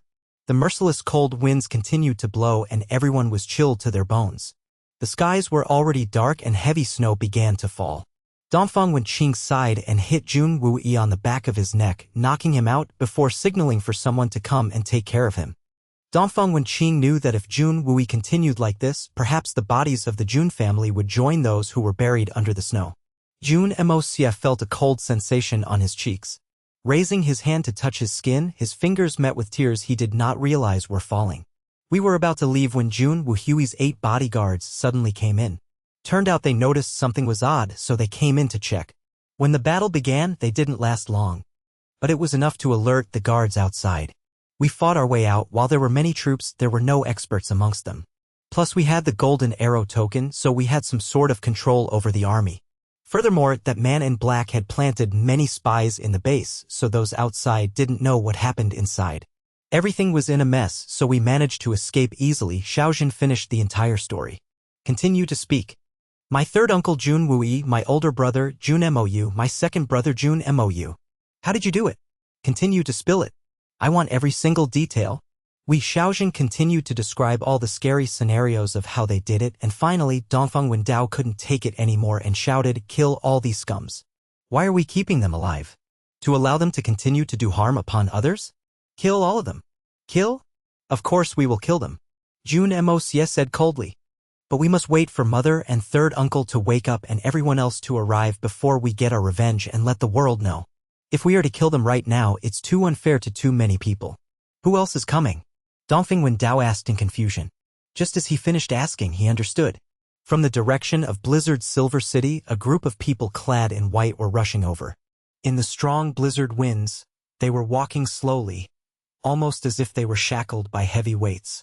The person in front, though looking weak and feeble, was Han Yen Yao. Behind her was an old man with white hair and bread, a middle-aged scribe, and a man with a bulky build. Behind that was Lady Han Zhanmeng and the people of the Han family of the Blizzard Silver City. Looking at the middle-aged scribe, Dongfeng Wenqing's eyes narrowed. Yun Bi-chan. Jun Moxie was startled and looked over quickly. Yun Bi-chan was one of the three witnesses alongside with Han Fengshui and Li Ju Tian, who made the Dongfeng family take oath. To think that he would reappear at a crucial time like this when the Jun family was taking revenge. Mei Shuiyan also looked over quickly. The object of her focus was not Yun Bi-chan, but the bulky man beside him. That person jumped in and raised his head, and meeting Mei Shuiyan's cold gaze, his large body began to shiver and tremble, panic and guilt evident in his eyes. Amongst the Xian beasts, the pings suddenly released a loud cry, stirring the clouds in the sky. But before this cry could reach its climax, Mei Shuiyan was enraged. Narrowing her eyes, her imposing aura rushed over and subdued all the pings mercilessly. With a boom, none of the pings dared to make a single noise. They were completely oppressed by this powerful, kingly aura to the point they trembled on the ground with their wings spread out and pressed into the snow, as if they were having spasms. What are you shouting for? Since the day he left Tianfa, he is no longer your king, and will never be, Mei Shuiyan said coldly, facing the Pungs. Today, he is just a complete traitor. Even if we have the same enemy and our paths cross, we will be enemies. What are you cheering for? Big boss. You. That bearded bulky man cried, running over, but he froze before all the Xian beasts because he no longer existed in those eyes of his past comrades. Mei Shuiyan continued to look into the faraway distance as if she didn't notice there was someone before her. Long Crane had an odd expression, lowering his head. Big Bear turned his face away, Earthcracker, Monkey King, and the rest all turned away after spitting with a pooey. All these simple-minded beast kings only knew that their second brother, the Peng King, had left the Tianfa forest, leaving the responsibilities he should have carried and betraying their ancestral teachings. That made him the ultimate traitor. He was no longer their brother. Furthermore, becoming a mount of a human as a beast king of Tianfa. A humiliation to the entirety of Tianfa. After listening to Mei Shuiyan's words, all the beasts no longer had that excitement and joy from earlier, and their eyes filled with rage. Especially the few Peng kings who had finally cultivated a form. Looking at the king of all Pengs of the past before them, they only felt resentment, disdain, and some melancholy. Tianfa will forever be Tianfa. Tianfa's high-ranked Xian beasts can befriend humans and even become good brothers, but never will become a servant of humans. If a friend is in trouble, you can render your help in the name of brotherhood. But after it is over, you are still a Xian beast of Tianfa. This rule applies even if you are a beast king. What we of Tianfa have always pursued is to be of equal standing to humans. Not become their slaves and be beneath them. It was we who had contributed the most to the war for seizing the heavens. To prove that Xian beasts are not weaker than humans. That we are even stronger than them. This was a saying left behind by one of the ancestors of Tianfa from God knows how long ago. But this saying had become a golden rule for the Xian beasts that had always been suffering from discrimination. It was etched deeply in the hearts of every generation of Xian beasts. So for millions of years, from past till present, Tianfa Xian beasts becoming a mount for humans was extremely rare. Or you could even say that there were none. But until Mei Shuiyan's generation, an outlier appeared. Tianfa's Ping King blatantly broke this distinct taboo. Not only did this Ping King leave Tianfa on his own, he became the mount of the human greatest master Yun Bichen. So Mei Shuiyan definitely could not accept this. Such a great humiliating affair to happen in the time she was ruling Tianfa. And when she went into closed-door practice after being hurt, Tianfa was under the temporary charge of the Peng King. But he tossed that responsibility down and went to become a mount for a human. None of the beasts of Tian Fa could accept that when Mei Shuiyan was healing behind closed doors, the Peng King left Tian Fa. The entire Tian Fa forest entered its weakest, dimmest period since getting its reputation. Many high-leveled Xian beasts met accidents during this period, and they even lost some beast kings. Tian Fa almost only had a mere reputation left. This was something that no Tian Fa Xian beasts could understand or forgive. No matter the reason.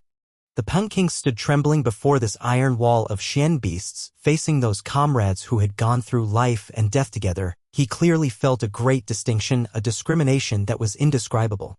Those were brothers who were as close as his own kins, but they looked scornfully at him like they were shooting daggers. Even those 9-level peak-flying Xian beasts who had yet to cultivate a form had their feathers ruffled, glaring at him with animosity. He knew clearly that that was their battle mode. Looking at the sight before him, he knew clearly that he could longer return to this group. He could never return. Never. Peng King's face was gray and stumbling backward, his burly body looked helpless and withered like leaves in the wind. The people from Blizzard's Silver City finally came closer. The first person was Han Yenyao, carrying 4 altars in her arms. Since she left the Sword Peak, she worked day and night to make these 4 altars and worshipped them. No matter if the Jun family had won or lost today's battle, she vowed to carry these 4 altars with her. If Jun family had unfortunately lost, she would hug these 4 altars and die with Jun Wu-yi. If the Jun family emerged victorious, then she would offer the Shao family's blood to these 4 altars, to pay tribute to those unyielding brave souls. There were only 2 outcomes, but she made both into a single one. Father! Mother! Han Yanmeng shouted cheerfully, running over into Xue Shuangqing's hug. Xue Shuangqing hugged her youngest daughter, who she hasn't seen in a long time, crying tears of happiness. Good girl, my Mengearth. My precious baby, I finally see you. Xue Shuangqing hugged her daughter, carefully scrutinizing her face, trying to see if her daughter had suffered during the time she spent wandering outside. For the sake of this missing daughter, Xue Shuangqing had her heart broken, longing for her return for the past few months. Now that her daughter finally returned safely, naturally she needed to take a good look and pamper her thoroughly. But unexpectedly, this youngest daughter did not lose any weight nor turn tan, but seemed to have put on some weight. There was a healthy, rosy shade on the cheeks on her fair face, and in a turn of an eye there was even a tinge of bashfulness that had never existed. Bashfulness? Xue Shuangqing was surprised. Just at this moment, Han Yanmeng whispered into her mother's ear. Mother! Look, that fellow is Jun Moxie. Hee. I've been staying in his home the past few months. This guy is really annoying. He is the nephew of Jun Wu-yi, so he should be calling me aunt, but he cheated me into making a bet with him, calling me his mistress. That's so annoying. Xue Shuangqing looked at her daughter whining. While she might have been uttering words of unhappiness, her eyes were clearly delighted and even a little embarrassed. Her happiness that brimmed from her heart couldn't be concealed. Xue Shuangqing couldn't help sigh helplessly. The Jun family. Are they really an endless pit? Do I really have to allow both my daughters into it? And this fellow is Jun Wu-yi's nephew. On the other hand, Dongfang Wen Xian and Jun Wu-yi were saved by Jun Moxie using his spirit energy, but they still couldn't help but cry. Jun Wu-yi's face was cold again, but those 2 streaks of tears on his face showed no sign of stopping. Han Yanyu slowly walked over carrying the altars, sorrow on her face. Her long hair flew in the blowing winds. Her lips trembled, wanting to say something, but she couldn't mutter a word. She stood watching Dongfang Wen Xian, who was suffering in her anguish, then fell onto her knees. Sister-in-law, I have let you down. I have let all of you down. I am the one who should have died. Why am I still alive? I've implicated those who were innocent, causing those who shouldn't have died to die. I'm the main cause of all this evil, but I'm still living freely in this world. I'm the one who should die. Dongfang Wen Xian sighed, and suppressing her whimpers, she wiped her tears away and said, Younger sister, get up quickly. How can this be your fault? Were you not a victim as well? You have suffered all these years. Dongfang Wen Xian's voice was trembling, and just as she had finished her sentence, both of them hugged each other tightly and started to wail loudly. After a long while, under the coaxing of others, did they finally let go of each other. Han Yenyao was pulled up by Dongfang Wen Xian. They stood both side by side. Jun Wu-yi's eyes had never left Han Yenyao since her arrival, and at this instance, their eyes finally met. It was such a brief contact, but they quickly looked elsewhere. Tears welled up in their eyes. It was in that brief contact that they felt each other's sorrow and suffering, and that unexplainable, heavy sense of guilt. At that instant, both their hearts began to ache like it was going to burst and tear. 10 whole years of separation, 10 whole years of bone-cutting yearning. 10 entire years were enough to chance the seas, and what less of people? This couple that was deeply in love finally met again after thousands of dangerous encounters and torment. They finally reached this moment where they were reunited. But they didn't even dare to look each other in the eye. Because the other party had so much sorrow they couldn't bear to look. And they were more fearful that if they took another glance, had their gazes met again, it would intertwine quickly, tightly, and never be separated again. Jun Wui walked forward, but did his best to not look at Han Yenyao. But Han Yenyao's eyes were glued to his face, unblinking, crystal-like tears slowly welling up in her eyes. Jun Wui reached out his shaky hands, retrieving the 4 altars into his hands. His entire body trembled as if he were experiencing a spasm, and hugging the altars, he suddenly pressed them onto his face. Big brother, second brother, my 2 nephews, the bloody vengeance of the Jun family, today we finally get our revenge, he choked out, and rubbing his face against those altars, he felt like he had returned to back when he was just a child, that warm, cozy feeling of being carried in the arms of his brothers.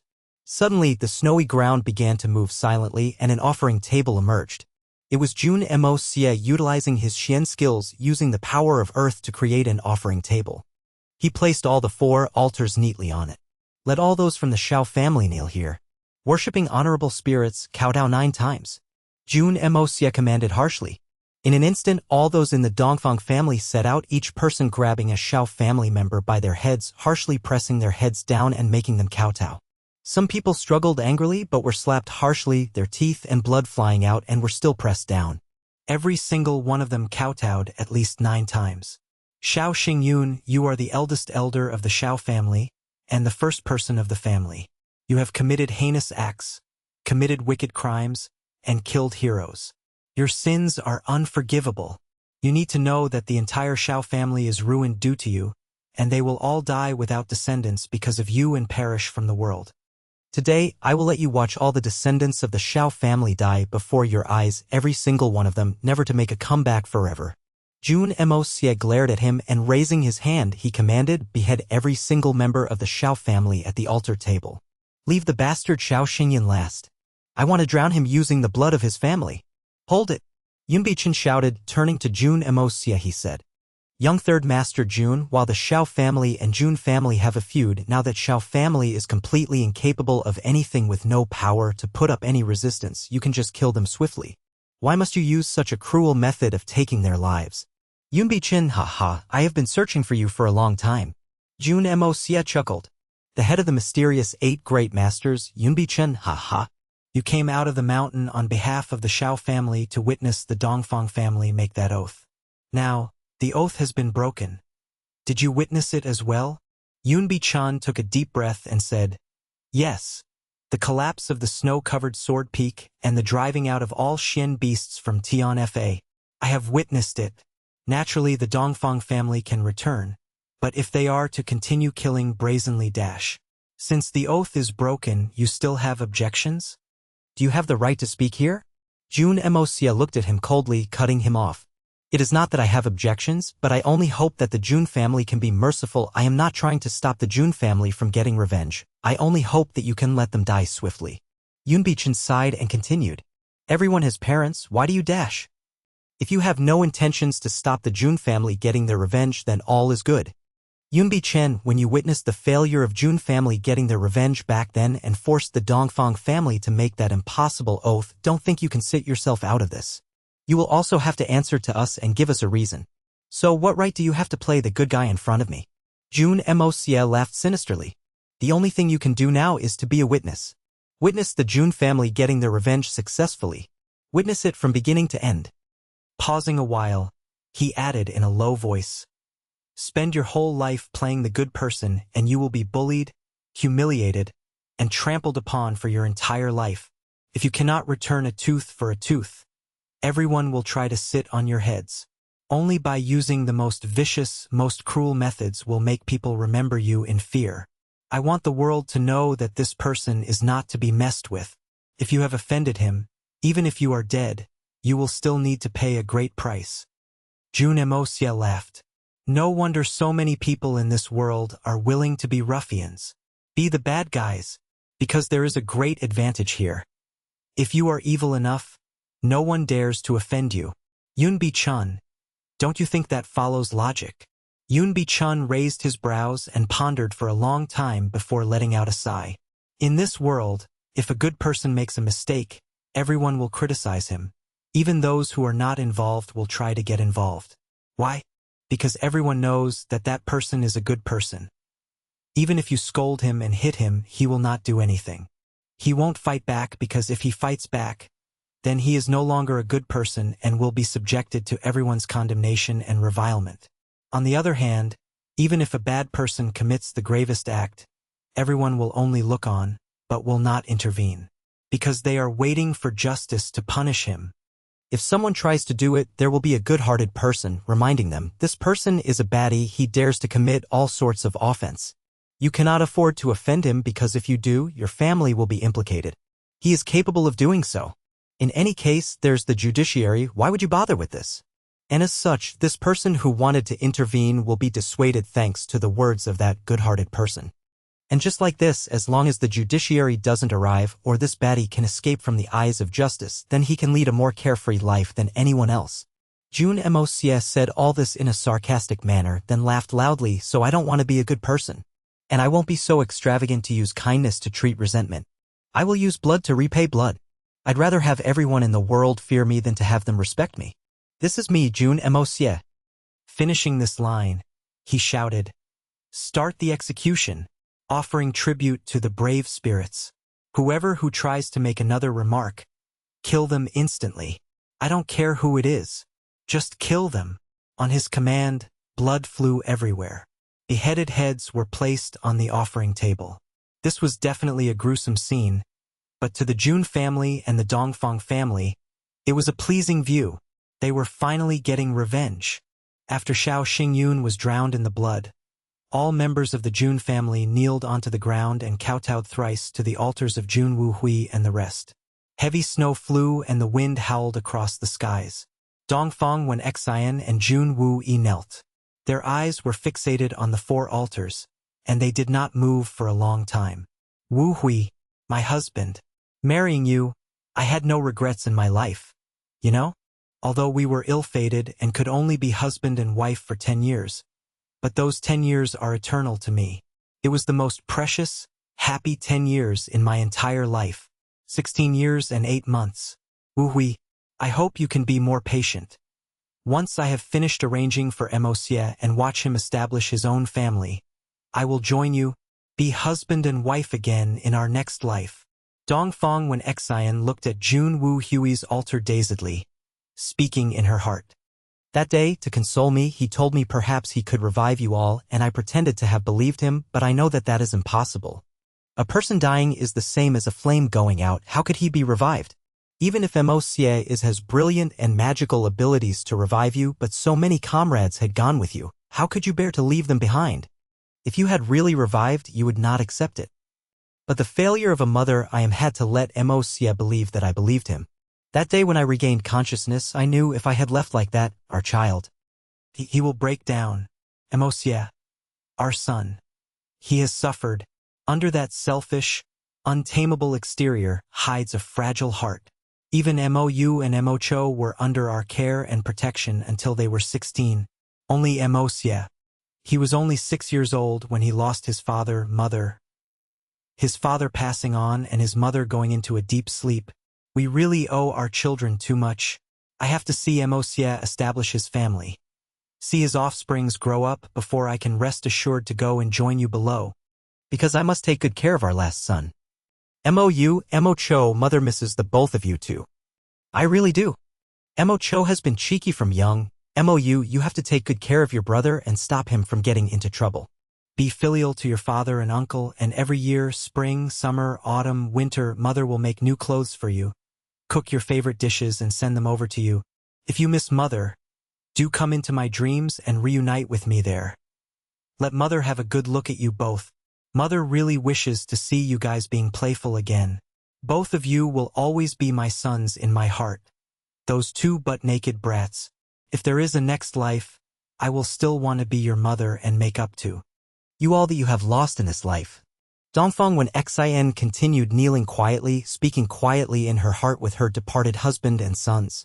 Heavy snow descended on her body, accumulating into a thin layer of white, but she did not move an inch, allowing that pensive grief to pass through the gates of hell, conveying all her longing and emotions to her husband and sons who were sleeping eternally. Jun Wui knelt straight like a statue, and beside him was Han Yenyao. Even though this knot had been undone, he still did not know how to face it. Looking at his widowed sister-in-law and the altars of 2 generations of Jun family, his heart felt like it was being ripped apart mercilessly. What should I do? What exactly should I do? Heavens! Please tell me, what should I do? Han Yenyao, who was kneeling beside him, was currently experiencing the same emotion. The two of them were at a loss for what to do. After a long time, Dongfang Wen Xin got up slowly. Wiping away the tears on her face, she said smiling, "Everyone, get up. I thank everyone on behalf of my husband, second uncle, and sons. It's cold and chilly, so be careful not to catch a cold. Wu Yi, lead everyone to get up. We've come to achieve 2 things. Our revenge has been completed, so now it is time to see to your wedding with sister-in-law. You can go and inform Master Han. Bring Yan Yao back to hold that much-delayed wedding ceremony at the Jun family. From now on, both of you must love and care for each other, taking care of your children and growing old together. This is what father-in-law and I, as well as Wu Hui, Wu Meng would hope to see." Jun Wui jumped, raising his head quickly. "Sister-in-law, this is my order, and I represent the Jun family right now, which also represents your big brother. Do you have any objections? Do you dare to disobey?" Dongfeng Wen Xin did not give him the chance to speak, continuing. "Your big brother's greatest wish in his life was to watch you grow up into a splendid hero, establish your own family, and be happy. Did you wish to not let his soul rest in peace even in heaven?" Jun Wui was stunned. He remained stunned for a while before harshly kowtowing to the floor. He whimpered, "Big brother," and suddenly started crying sorrowfully on the floor again. Han Yenyao crawled forward on her knees and hugged Dongfang Wen Xion's legs, crying loudly, "Sister-in-law, thank you. Thank you. I'm unworthy." Dongfang Wen Xian smiled tenderly and helped her up, wiping her tears away gently, as she chided, "Silly girl, since you already call me sister-in-law, why do you still need to thank me? Furthermore, it was your big brother's greatest wish to let the 2 of you be happy together. Which part of you is unworthy? As long as you don't mind this ignorant 3rd brother of mine." Han Yenyao continued to shed tears, and was unable to speak from all her emotions, so she kept nodding her head. Accepting Dongfang Wen Xion's hug, she began to cry loudly. At this moment, Jun Moxie was already standing in front of Han Zhanmeng, and beside Master Han was the previous lord of Blizzard Silver City, Han Fengshui, as well as Xue Shangqing and Yun Bichun. Mei Shuiyan drifted over and stood behind Jun Moxie. The Han family is not completely free from the responsibility of the Xiao family's evil doings. The matter with the Dongfang family was completed with the aid of the 3 great masters, which was extremely unfair. So, as I had mentioned previously, for the sake of 3rd uncle and 3rd aunt, we are unwilling to become enemies with Blizzard Silver City. But I still demand an elucidation. I wonder if Master Han has carefully considered how he will answer to us? If you could return us this justice? Jun Moxie said straightforwardly. "Blizzard Silver City. Haha. What Blizzard Silver City is there now?" Han Fengshui's face was full of sorrow and despair, looking at the rubbles of what was left of Blizzard Silver City. He zoned out for a while before turning back to look at Jun Moxie. Since Han Zhanmeng returned that day, he conveyed 3rd young Master Jun's request to me. I thought for very long, and the Han family does indeed owe the Jun family justice, so naturally we have to give you an answer. Han Fengshui's white beard flew in the wind, but his voice was heavy. Blizzard Silver City has been passed on for generations, but in this generation, Zhanmeng has no sons and only 2 daughters, so it can be said that we have no descendants. But Blizzard Silver City cannot perish like this. So I've decided, after Yan Yao and Jun Wui got married, their offspring shall be the ones to continue Blizzard Silver City. That way, Blizzard Silver City has someone to inherit it, and we will also be answering to the Jun family. Will you be satisfied with this arrangement?" Han Fengshui had a tragic expression as he said this.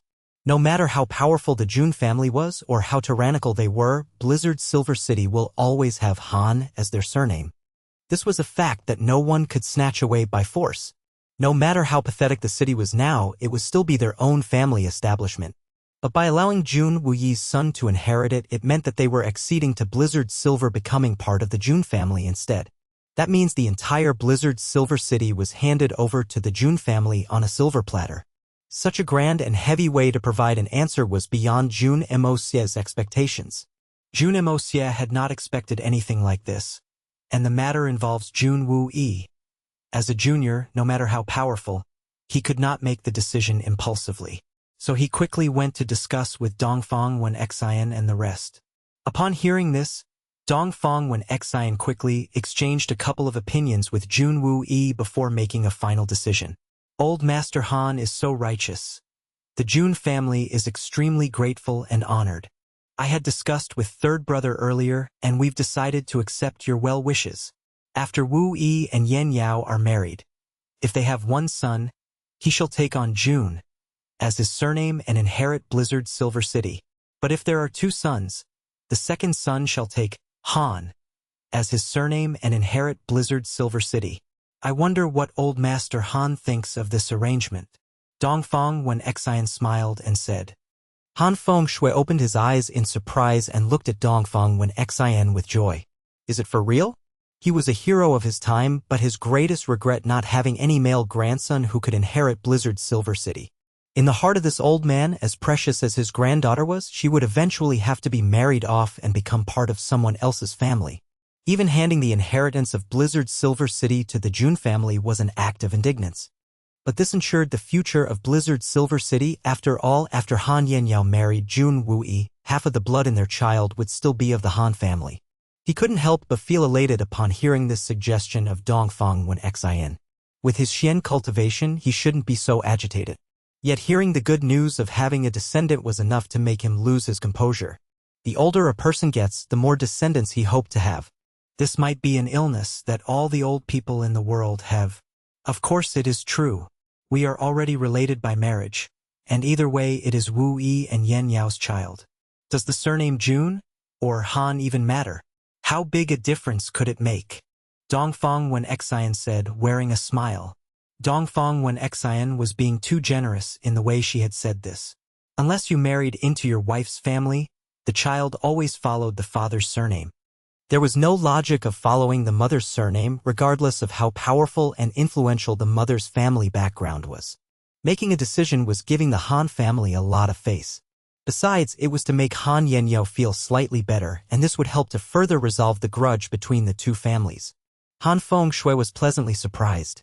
Not bad, he said, rubbing his hands, clearly a little too excited. He coaxed, Yaoer, today you get what you have always wished for. You have to work hard and hurry up to give me a few great-grandsons. Ha ha ha ha. Everyone burst into laughter and Han Yanyao turned red instantly. She lowered her head in embarrassment. In front of so many people, how could this grandfather not have some sense of privacy when he speaks? She stomped her feet into the snow and refused to raise her head again. Just as she was feeling angry and embarrassed, she felt a hesitant, but big, warm hand holding on hers. Han Yanyao snuck a glance at Jun Wuyi, who was trying to hold his composure standing beside her. She secretly intertwined her trembling fingers with his, holding tightly, never letting go. Jun Wuyi jumped, a familiar yet foreign warmth that had never existed in 10 whole years rushing in and filling up his heart. Seeing that everything had finally come to an end, Jun Moxie wanted to rush back to Tianxiang. Just as he was about to speak, his entire body shook. Jun Moxie felt a wave of giddiness. The Hongjun Pagoda, which had gone to sleep, suddenly began to turn again with a OM sound at an incredible speed. It seemed to be looking forward to something. There was another strong attractive force that pulled his body toward Han Fengshui. If Jun Moxie tried to go the other way, he would instantly be hit by a massive headache. What was happening? Hongjun Pagoda was forcefully tugging his body over there, leaving no room for negotiation. A self-initiated act like this by the Hongjun Pagoda had never happened before. The F***CK. Didn't you overeat? Why would you come out to cause trouble now? This is a crucial time. Time is of essence here. Brother Hong, I have something urgent that I need to see to back at Tianxiang. The situation there is very critical. Can't you just sleep peacefully? Why must you pull me along like this? Jun Moxie pleaded in his heart. But that Hongjun Pagoda didn't seem bothered and continued to tug him over stubbornly. God damn it. Didn't you overeat? Just be good and digest it. Eat, drink, and sleep, isn't that the best? Why must you restrict me? The situation at Tianxiang is extremely urgent and critical. If I am a step too late, people will die. Jun Moxie was angered already. Hongjun Pagoda turned even more rapidly and that odd attraction force became stronger and stronger. Jun Moxie resisted it, standing rooted to the ground so he could go back to Tianxiang immediately. But the more he resisted, the stronger the force, to the point he started to turn pale. Jun Moxie sighed in resignation and walked closer to Han Fengshui. Since we need to go near, then let's go as near as possible. So Jun Moxie got so near that he and Han Fengshui were standing almost cheek to cheek. Hongjun Pagoda became even more excited and an emotion of urgent desire was reflected in Jun Moxie's heart. It was the same feeling the soul-replenishing jade gave off. And an unknown, powerful energy. Jun Moxie could distinctly feel it. Since this aura was a little weak from Han Fengshui, it could be felt that it was not one that he was naturally equipped with. Such a unique aura was the result of staying in a place full of soul-replenishing jade for a long time. The place where Han Fengshui had stayed in for a long time seemed to have a lot of something that seemed like the soul-replenishing jade. And it was much bigger and more than that few pieces of soul-replenishing jade the Xiao family had combined together. After wiping out the entire Xiao family, Jun Moxie had already secretly retrieved the soul-replenishing jade from Xiao Xingyun's possession. At this moment, not only was the Hongjun Pagoda reacting, but even the soul-replenishing jade in Jun Moxie's possession began to turn warm for no reason. Han Fengshui stumbled back in shock, looking at this young fellow who appeared in his face suddenly in surprise. Upon seeing a greedy, somewhat lecherous look upon the lad's face, he frowned and said warily, "What do you want? Doesn't this fellow already have a few soulmates? Why is he looking at me like this? I may not look exactly old, but I'm a solid elderly from head to toe. What are his intentions?" "I did not have any intentions, I was merely admiring the superb cultivation that old Master Han has." Jun Moxie smiled. Suffering the Hongjun Pagoda's blow of waves in his head, using all his power to prevent himself from losing self-control. He was very surprised. What sort of magical object would make a heavenly treasure like the Hongjun Pagoda so thirsty with desire? This was too peculiar.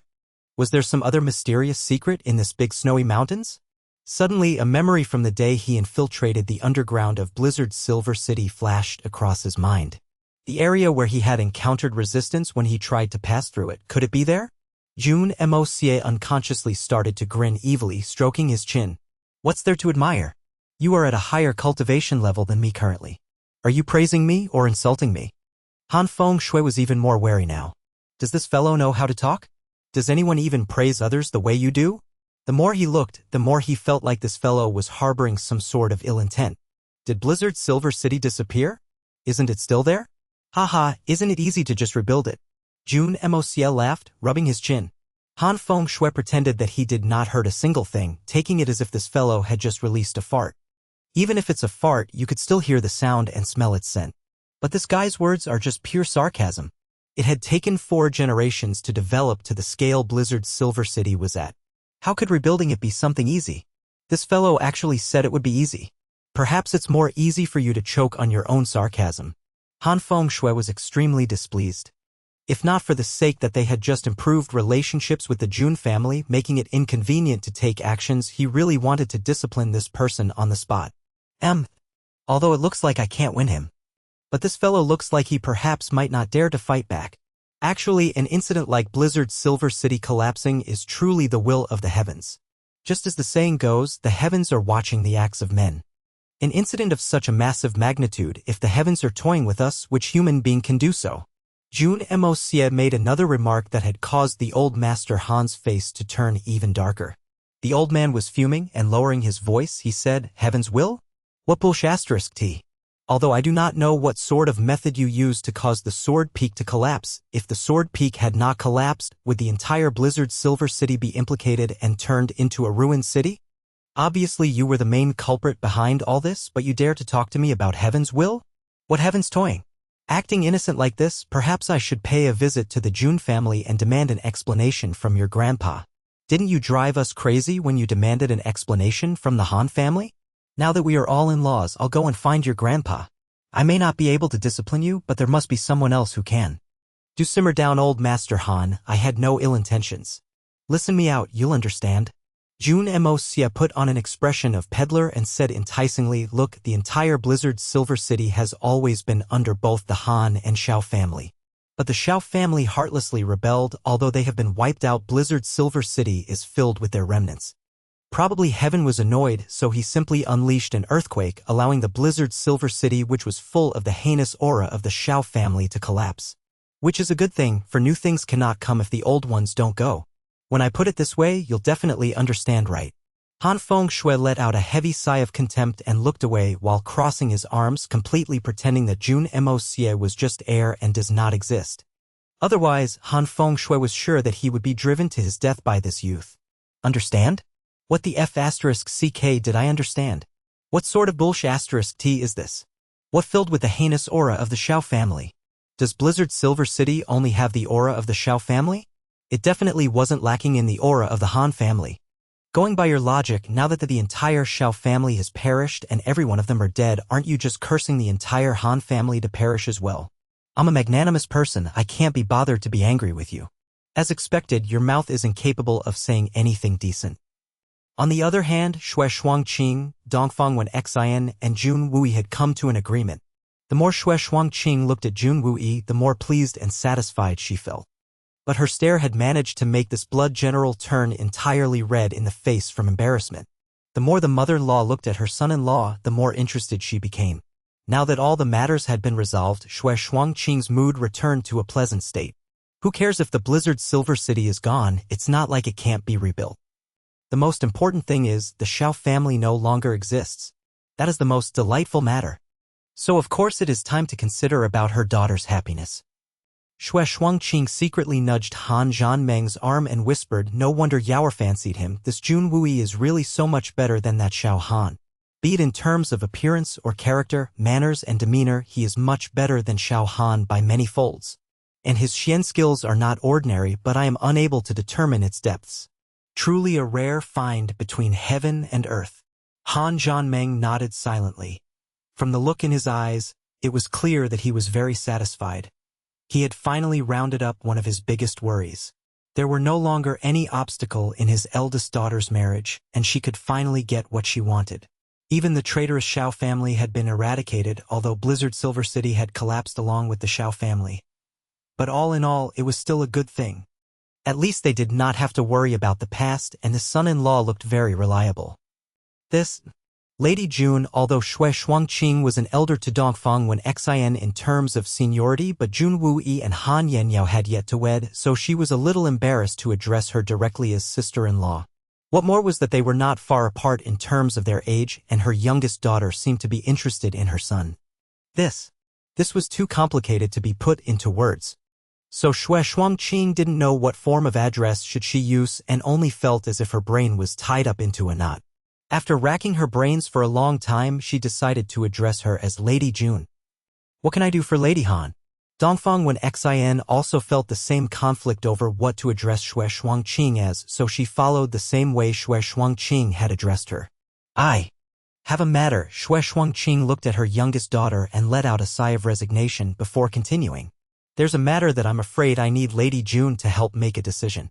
Looking at her expression, Dongfang Wen Xin more or less could guess what it was about. Do speak, Lady Han. Xue Shuangqing first sighed before speaking. Actually, these are just small matters regarding the children, but they've really given me a headache all these years due to the poor decision made by us parents. Yaoer had suffered for 10 whole years. I have also finally became more clear-minded, and I feel like I should leave the happiness of my daughters to themselves. As parents, we are really powerless. As long as they feel blissful, that is greater than anything. Better than worrying ceaselessly day and night but remaining unable to do anything about it. We might as well let go and let it be done according to their wishes. Yes, one will never understand the woe of being a parent until they've become one themselves. These children have really cost us much effort. Dongfeng when Xin nodded in agreement, letting out a deep sigh before continuing with much satisfaction. Luckily our Moxie has always been an honest boy. He was very obedient and well-behaved from young, always obeying what he was told, saving me a lot of worry. Suddenly Jun Wui, who is beside, let out a pft. He turned away quickly with an odd expression, as if he had suffered an internal injury from suppressing himself. What? Honest? Well-behaved? Obedient? Save you from worrying? It's not that these words cannot be said, but how could such beautiful words be used to describe a brat like Jun Moxie? If you had known what sort of nonsense your son has been doing all these years, I can promise that your face will turn green from anger. I really must pity all the parents in the world. For the sake of praising their own child, they are not afraid to say anything. Even a gentle and gracious woman like sister-in-law knows how to talk blindly now. This is really not easy. Isn't that the case? As long as the children are obedient, it'll be much easier for us parents. I'm really envious of you to have such a capable son who is so obedient. Shuangqing was lying when she had made the sentence.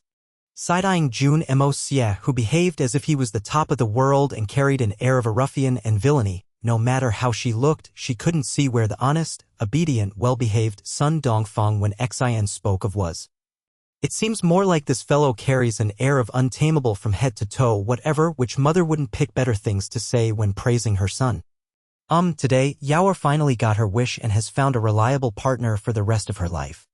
The two of us have finally put down a big worry of ours, Shuangqing continued haltingly.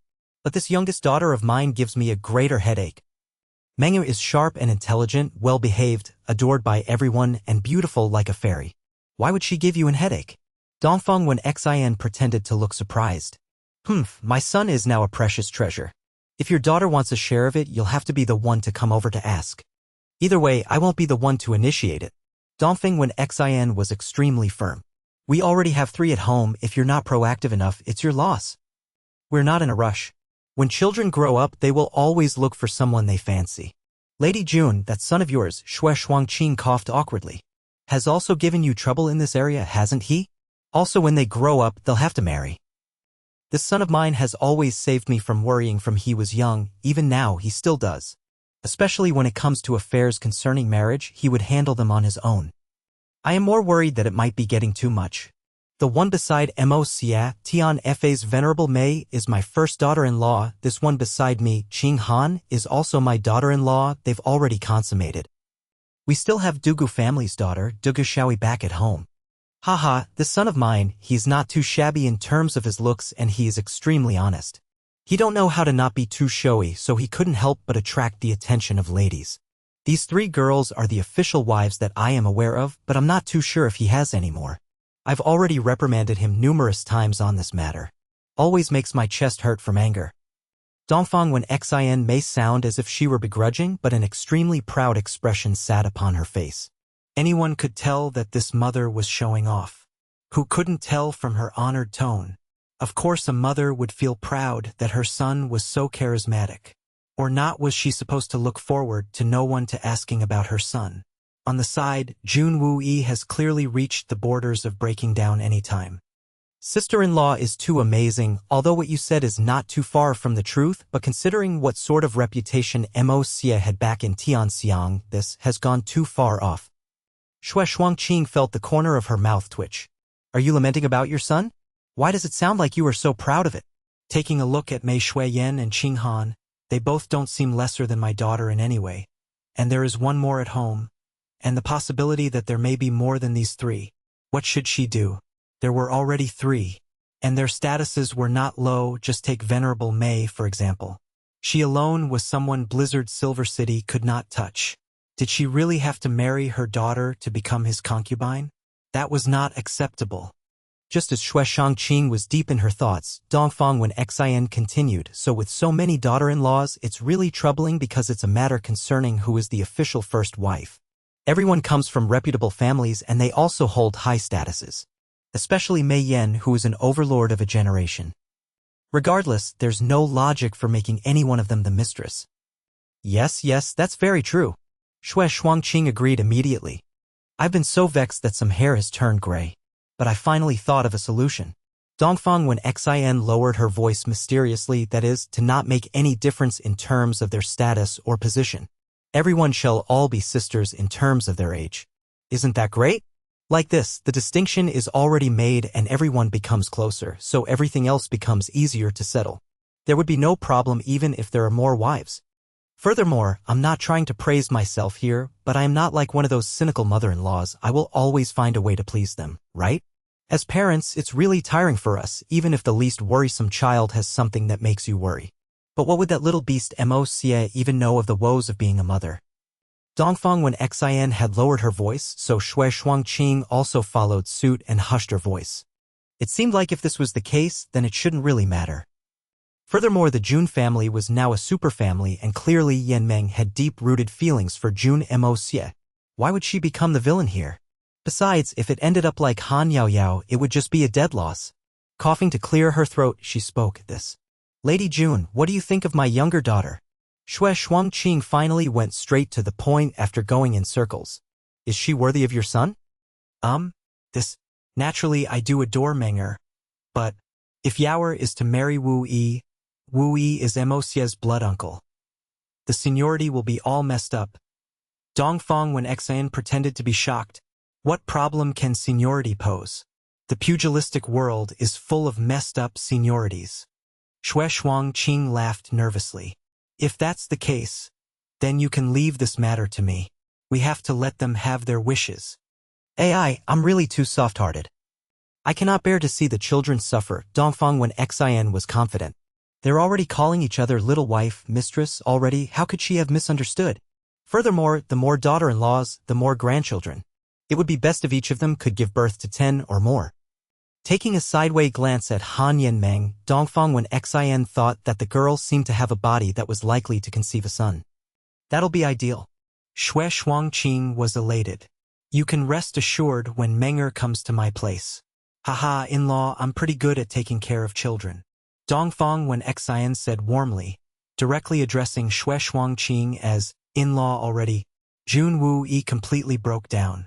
Sister-in-law, you dare say you are good at taking care of children? Shui Shuangqing, on the other hand, nodded her head continuously, replying more passionately and addressing the other party as in-law as well. I marry the older sister, my nephew marries the younger sister. So do I call Moxie brother-in-law? Or should he call me brother-in-law? We will both have to address Shui Shuangqing as mother-in-law. But if we have children, Third Master Jun felt like his brain was not enough to process all of this. He should just faint. Dongfang when Xin was already plotting in her head. If she wanted to accomplish this matter, there shouldn't be any issue with Jun Moxie and Dugu Shaoyi as well. She was still clueless about everything and can be easily pacified with a few pieces of sweets. The most important matter to settle was Guan Qinghan and Mei Shuiyan. Those two girls were very obedient toward this mother-in-law and had a pretty good relationship with little Meng'er. And there's also Jun Wuyi and Han Yanyao. It shouldn't be too big of a problem.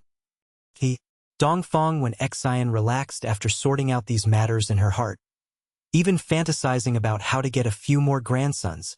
Thus, with no one else's knowledge, these two mothers had made such a big decision. And it was a big decision that concerned the happiness of both parties. Someone clearly was still out of the loop, completely unaware that the little wife he had made for himself from a prank had now become reality. Jun Moxie was currently talking to Han Fengshui in an extremely friendly manner, clearly trying to get chummy much like the stickiness of a chewing gum. This left Han Fengshui at a loss as to what to do. This fellow was demanding justice a moment ago, but in a blink of an eye, he went through a complete change in attitude? Could this fellow really have some sort of ill intentions or that sort of preference? Even if he was like that, there were so many muscular men around, it makes no sense to come for an old man like me even though I'm still young at heart, handsome and gracious. But little did he know that Jun Moxie, who was harboring ill intentions, was even more frustrated. You think I wanted this? Who would want to act chummy and talk nonsense with an old man like you? I'm in a hurry to return to Tianxiang, but that thing in my head doesn't allow me to. So the young and the old continued their stiff conversation. Jun Moxie kept trying to look for conversations and Han Fengshui tried his best to counter, but he was truly at a loss as to what to do. Mei Shuiyan was facing two other people, Yun Bichen and Ping King. Although Yun Bichen had used some underhanded methods in that incident back then, it was a fact that both of them were a good match in personality. Yun Bichun roamed the world at his own pace, and the Peng King had a personality with no attachments. Otherwise, the Peng King wouldn't have been tricked so easily and even remained so obedient after knowing that he was tricked. Those two had very indifferent characters, aloof and detached about the world, and were heading toward a lifestyle of a hermit not shackled by anything. As such, they instantly matched and became partners roaming the world. With regards to their reappearance, Mei Shuiyan only said one thing. The Peng King betraying Tian Fa was unforgivable. I have no intentions to do anything to you both, but the ancestral decree of Tian Fa cannot be violated. Whether you are a hero or a coward shall be determined in the war for seizing the heavens. The two of you can do whatever you want, become hermits or make a comeback. But the only condition is that the Peng King can use his martial skills and strength, but he is never to utilize that kingly aura that belongs to Xian beasts. If this condition was broken, he would be killed without mercy, even if he was miles away. Mei Shuiyan may have sounded merciless, and even emphasized on the words war for seizing the heavens. But did she wish to be so heartless? If the Peng King could really aid in the war for seizing the heavens, she would give him another chance. These were Mei Shuiyan's intentions, although she had not clearly stated it, but she knew the Peng King understood what she had meant. Yun Bichun and the Peng King both let out a long sigh and agreed on this condition. Then the two slowly made their way off. The Peng King wanted to go and bid farewell to the Xian beasts before leaving, but he felt intense animosity when he was approaching them. So he turned his head and left in resignation. Mei Shuiyan turned around after she had resolved this matter, only to see Jun Moxie playing ruffian with Han Fengshui, who was wearing a helpless expression. She couldn't help but feel angry and amused by the sight. Walking over, she said, Moxie, things here have been resolved. She should rush back to Tianxiang now, the situation there. Jun Moxie rolled his eyes. Lady, did you think I don't wish to go back? I want to go back more than anyone else. But the problem right now, I really can't leave. Looks like if the Hongjun pagoda in my head doesn't get the secret from Han Fengshui's body, I'm destined to find difficulty in stepping even an inch away. As unwilling as Jun Moxie was feeling on the inside, his mouth spoke otherwise. Blizzard Silver City has suffered so many great loss because of me. As the perpetrator, how could I just leave like this? No matter what, I should try to help a little. Han Fengshui, who was near 100 years in age, was on the verge of suffering an internal injury from the shamelessness of Jun Moxie. He quickly shook his hand and refused. No need. There's no loss too major. Our people can do the tidying ourselves easily, but his heart was bleeding. The entire Blizzard Silver City is destroyed. We've lost almost 90% of all our valuables, and rebuilding will require another large sum of money which we don't know where to get from. Although he was sabotaging himself by refusing, as long as Jun Moxie could go away as quickly as possible, it would all be worth it. Jun Moxie rolled his eyes, then whispered into Mei Shuiyan's ear. Although he didn't clearly state what was happening, it was enough for Mei Shuiyan to understand that something peculiar prevented him from leaving. Mei Shuiyan frowned. Since Moxie wishes to aid in the rebuilding of Blizzard Silver City, how about I bring the troops back first? After all, we cannot afford to have any delays on that side. Jun Moxie considered for a while, but he couldn't make a decision. There were 9 saints over there. Even though Mei Shuiyan was a 4th-level venerable, she might not be able to make a big difference even if she headed back. Using Xian beasts to launch a brutal battle would only result in a huge loss even if they won. This was not a good decision, but the longer they remained here, the greater the danger Tianxiang would be in. What should he do? It's a good idea if you guys returned first. Jun Moxie gritted his teeth, eyes turning a little red.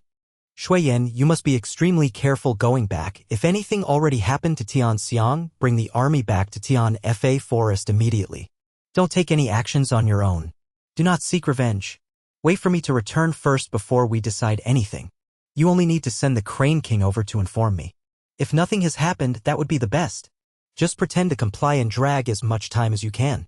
If they are too demanding, then tell them that my master has set a date to meet them for a battle to determine victory and defeat next month. We have to hold them back no matter what.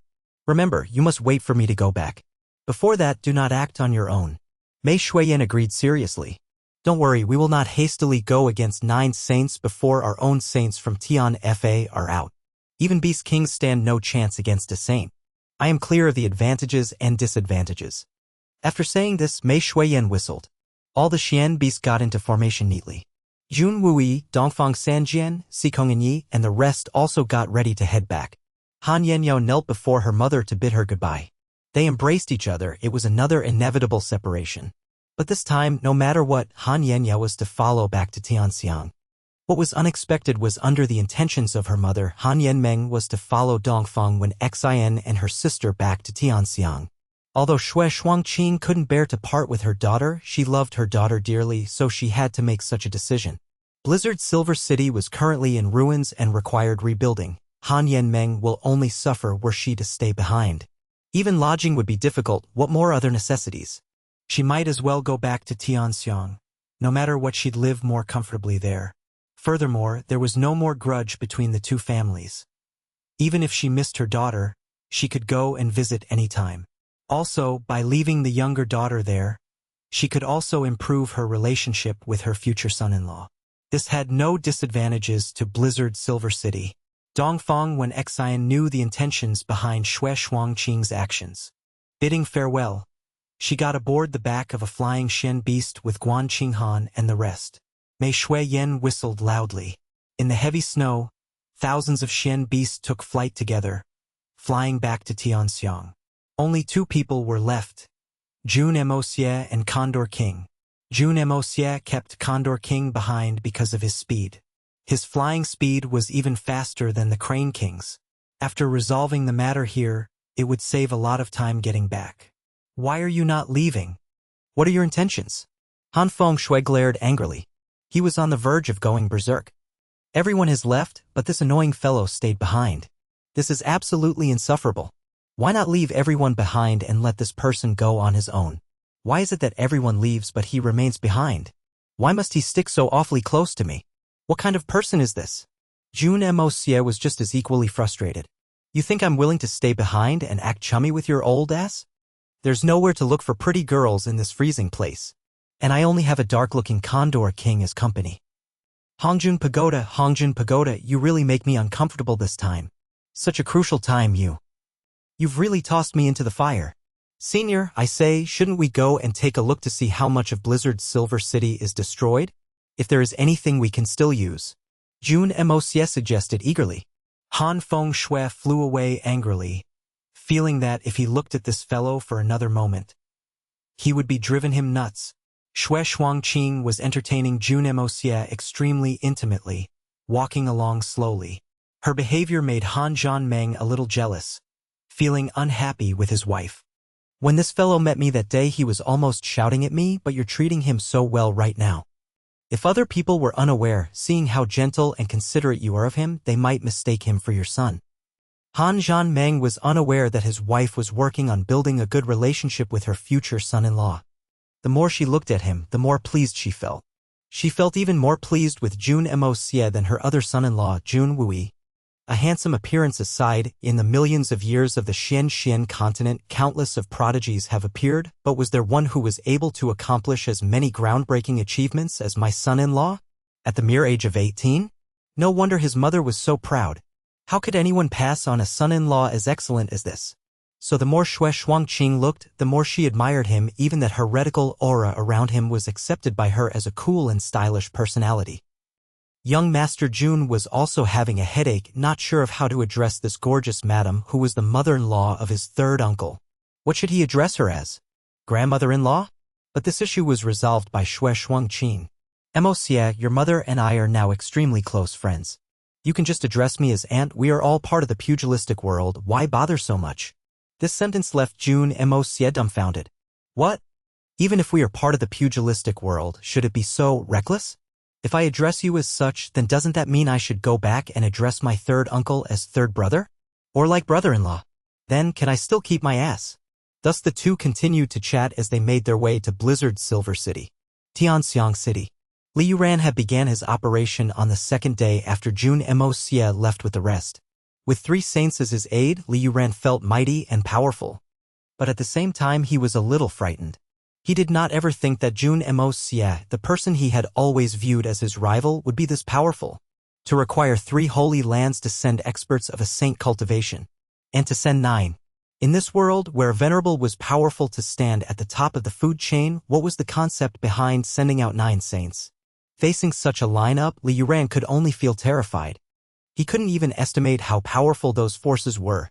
He only knew that any saint could effortlessly destroy the entire Tianxiang city. This was an unimaginable level of power, and 9 were sent out just to deal with a single Jun Moxie, a mere Jun family. With such capabilities, they were still wary and careful instead of simply wiping out the entire Jun family. What did this mean? What did it suggest? Even at the mention of that mysterious master of Jun Moxie, all 9 of them had a grave expression upon their faces. Li Yuran could vaguely tell. These 9 saints had no confidence in winning that mysterious master of Jun Moxie. Then what stage was Jun Moxie at now? What stage was his master at? Li Yuran no longer dared to think about these matters because thinking about them was enough to make his blood run cold. Someone like that was his opponent in the past? He was fortunate enough to still be alive. All 3 saints had given the same suggestion at the same time. Test the waters first. See what stage that person is at first before deciding. And since that person is staying at the Jun families, then there will definitely be some sort of clue, no matter how good he is at hiding. So the most important place right now was the Jun family's residence. So Li Yuran had absolutely no time to return home. He had gone over to Second Prince's to establish a base, then rushed off to make arrangements with the people from 3 holy lands. Then on the second morning he returned to Tianxiang. He brought the 3 saints along and headed over to the Jun family residence. He euphemistically called it a visit. And Li Yuran had a pretty good excuse, Princess Lingmeng. Princess Lingmeng was the emperor's daughter and also once Li Yuran's dream lover. Now that she is resting in the Jun residence, then it's not too much for me to pay a visit. Isn't it? This reason was completely logical. So Li Yuran made his way over. The 3 saints were rather cooperative as well, dressing up as people from his family and following behind him. Although Li Yuran looked light-hearted on the surface, he was extremely anxious on the inside. For the past few days, during their discussions on the journey, as well as meeting the 9 saints last night, Li Yuran developed a hunch. Jun Moxie's master was extremely powerful, so powerful that perhaps nobody was capable of fighting against him. A feeling like this made him terrified. Despite having 3 saints as his bodyguards, Li Yuran still felt oddly unsafe. It was really illogical. In a place like Tianxiang, having a peak Earth Xian as a bodyguard was enough to let anyone do whatever they wanted to without fear. To have a Sky Xian bodyguard would be a dream come true. But the situation now was different. He had 3 powerful people who were 1,000,000 times more powerful than a Sky Xian beside him. There really shouldn't be anything that could threaten him in this world. But Li Yuran oddly didn't feel a single ounce of the sense of security he should have held. Upon arrival at the doorstep of the Jun residence, Li Yuran was taken aback. The doors of the Jun residence were wide open with only 2 relaxed guards watching the entrance, none of that tight security in the past. They didn't even seem bothered by their arrival. Li Yuran handed over the visiting card, the guard took it and ran off to pass the message, returning shortly to invite them in. Old Master invites young Master Li in. He only invited them in and didn't even send someone to bring them in. He didn't even send a housekeeper out. Li Yuran was surprised. It seemed like the Jun family was not too friendly towards him. Li Yuran thought that the Jun family was trying to trick the enemy into thinking otherwise with their sudden lax in security. By pretending to be weak, it would trick clever enemies into noticing the dangers that awaited, but in reality, they were truly powerless and weak, creating an illusionary pretense of being weak to conceal their actual weakness in reality. An extreme move of putting yourself in a powerless position that was ready to be obliterated to make the enemy suspicious and suspect that you already set up a trap and feared nothing. This was a strategy to counter smart enemies. It was the best strategy to employ in order to confuse the enemy when you were really powerless and weak. The stratagem of the empty city. You are really lacking in defense and a stronger enemy decides to arrive at this timing. If you put up a strong front, it'll instead trigger the enemy's desire to battle. And destruction may occur when the 2 forces clashes. However, if you put up a weak front like this, it'll cause the enemy to become wary and suspicious, unable to decide on what course of action to take. When Li Yuran arrived, he could guess that the sudden relaxation in the defenses of the Jun residence was part of Jun Zhantian's intentional stratagem. He did not comment on it openly, but secretly felt pleased with himself. Jun Tian, you may have spent all your life fighting battles, and you are clearly well-versed and skilled with your strategies. But I'm no herbivore. Didn't I see through your strategy easily? Looks like your silly illusory tricks have no effect in face of our capable forces. But Jun Tian did not send anyone out to usher them in, revealing a stronger animosity. It clearly told them, "We do not welcome you." This made Liu Ran a little doubtful. Could it be they were really unafraid? We are definitely powerful, but what about them? Do they perhaps have stronger forces? Just at this moment, the three saints behind him lifted their heads and took a sniff in the air. All their expressions changed at the same time. To think that there is spiritual chi of such a pure form. It's a surprise to have a place like this in the world. The spiritual chi here at the Jun residence is so rich. Even 3 holy lands, which boast the most spiritual chi, cannot be compared to this. One of them whispered. The other 2 nodded slightly, and their faces darkened more. A situation like this was likely due to some unrivaled master cultivating his Shen skills in the Jun family residence. Every day he would absorb all of the heaven-earth spiritual chi in the surroundings, so all the spiritual chi from other places would start to gather here instead. Over a period of time, a Shen chi field would have developed. Even if that person no longer intentionally trained, the spiritual chi could still gather around here. Over a long and continuous period, a thick and pure spiritual chi field developed, and it would always hover around and encompass around the Jun residence. The 3 saints were all experts in this field. How could they not be aware of something like this? If there was an unrivaled master awaiting in the Jun residence, such a phenomenon would not be a surprise.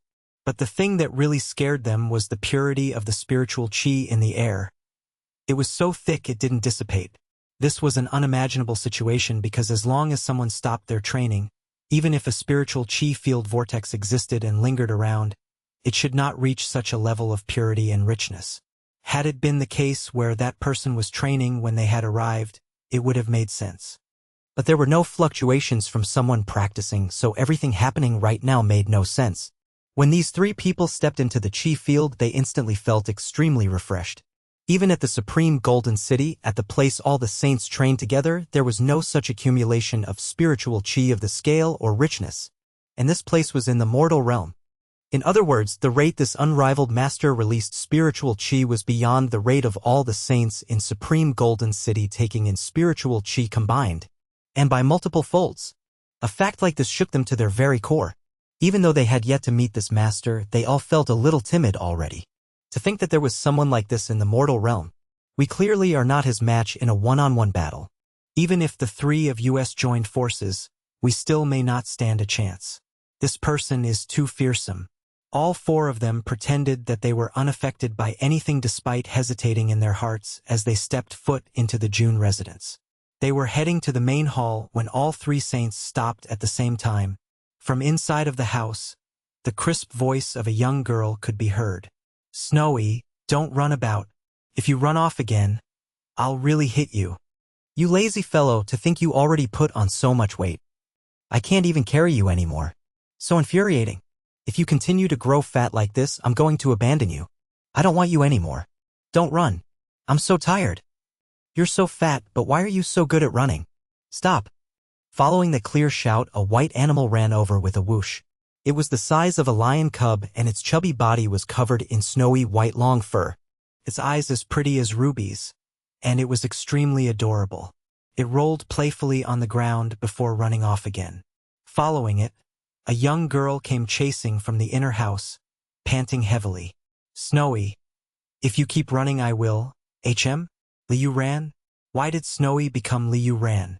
Could it be the legend of turning into human after it grows up? Snowy has such an ability?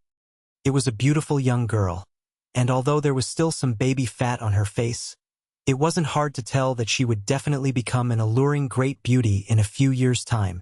Her eyes were as clear as water, like the untainted spring waters of the mountains. She had fair skin like a porcelain doll, a sharp nose, a small cherry mouth, and dark and silky hair that was carelessly tied up, adding on to the energy and cheekiness of a young teenage girl. Although she was wearing thick clothes in this harsh winter, her emerald clothing fitted perfectly on her body, not making her look plump or reducing her body. Like a blooming gardenia in the morning after a spring rain, only one look was enough to make someone feel extremely refreshed and sincerely adore her. What an adorable little girl. To think that it's Miss Duger. It's been a while since we last met. Liu Ran smiled and bowed slightly. You've become even more beautiful in these days that we haven't met. Hey, Liu Ran, who would want to meet you? You hypocrite. Can you wipe that hypocritical smile off your face? Do you know, the more I look at it, the more disgusted I get. Look at you, smiling like a woman, not even showing your teeth one. Where is your manliness? Let's not even use our emotion to compare. Any other man out there is more virile than you. Ayaya, Liu Ran, you've always behaved like neither a male nor female. Do you know my teeth hurts just looking at you? This girl was Duga Xiaoyi, and with a chain of insults like this, Liu Ran didn't know whether to laugh or cry. Even the three saints were taken aback. All three saints couldn't help but raise a brow. They weren't expecting this. What a beautiful, cute, bubbly, and adorable lady. But why is she so aggressive when she opens her mouth to speak? She is completely unafraid. Is the world so wild nowadays? Back in our days, the ladies were so shy and reserved. To think that now it's the other way around. How can Miss Duga say such things? We are old friends after all. Degrading me like this, how should I feel about it? Liu Ran touched his nose awkwardly, but he did it in such a natural manner that no one could tell he was at a loss. Pooey. Liu Ran, ayayaya. You really want to disgust me to death. Who is old friends with you? Who am I? Are you worthy?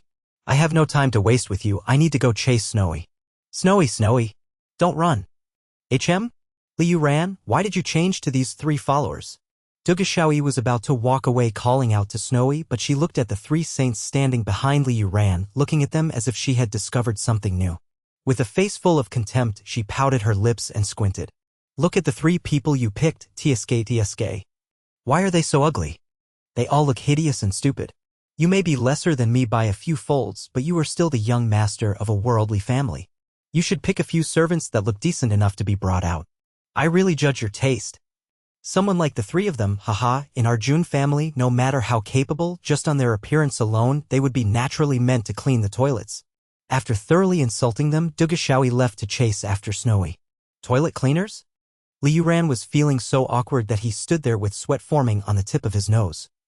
He wouldn't mind her teasing him, but she even made fun of the three saints. And the saints didn't even have a proper place to vent out their anger. And they were teased because of me. He was feeling helpless. Just as he was still feeling uncertain, he was surprised to see one of the saints smile. The saint shook his head and sighed. What a naughty and weird girl, but she's definitely adorable. The other two saints also broke into smiles that were hardly seen. Their smile even showed a hint of nostalgia, and they didn't seem to mind her rudeness at all. Liu Ran finally let out a sigh of relief. Saints are really different. They are so much more tolerating. But how would he know that the saints were actually shocked to the extent that they'd almost lost their words? It was the second time they were caught by surprise since they entered the Jun family. It was not Dugu Xiaoyi, but Snowy that surprised them, the little naughty one that zoomed past before them. Although Snowy was fast, how could it evade their scrutiny? They could evaluate its true strength even if it was much faster. But the results astonished them. Snowy was a level 8 Shen beast, and more specifically a top rank. A level 8 Shen beast would not have caught their attention despite its rarity in the secular world. After all, with their capabilities, any one of them could kill it with just a finger. The key to their amazement was the fact that Snowy was supposed to be a level 7 iron-winged panther, and the upper limit of an iron-winged panther was the top rank of level 7. But the Snowy before their eyes was an authentic level 8, and even a very young one that hadn't even reached a year old. They could also tell that the peculiarity was caused by a Xian cultivator who used a supernatural power to help push the little beast's bodily limits. Almost everything except the skin and fur were replaced, resulting in such a miracle. Although it looked like an iron-winged panther, it basically held the potential of being a level 9 Xian beast or even higher. If they allowed Snowy to continue growing and keep improving, perhaps in a few hundred years, the Tian Fa forest would have another Saint King. Saint King. A level that even they couldn't even imagine. But that would only be hundreds of years later. Although Snowy had the potential, it was still very weak now. What was more concerning was the person who helped Snowy. What kind of unbelievable power must he possess to instigate such change? At least the three of them definitely would not be capable of doing so. Not even with the power of all the saints of the three holy lands had combined. It was beyond the capability of an ordinary human being. They even made a deduction from this which led them to pure pessimism. Who in the Shen continent would be so bored to extend a puny level 7 Shen beast's potential? He would either be too bored or mad, or perhaps both. There was only one person that was so unpredictable but had so much power. The three saints looked at each other and reached a consensus. It had to be the 9 Nether 14th young master. Perhaps among those living today, only the 9 Nether 14th young master would be crazy enough to do such a ridiculous thing. Moreover, iron-winged panthers were exclusive to Tian Fa Forest, and the 9 Nether 14th young master was sealed there. Everything seemed to make sense. Only a madman like him would do such weird and absurd thing out of boredom. Who else would waste his own effort in helping a little level 7 Shen beast extend its potential, giving it the opportunity of becoming a future beast king? Clearly, the three of them had no ways of dealing with a madman like this, let alone his superior power. By now, the three of them were 60% certain that the person behind the Jun family was the 9 Nether 14th young master.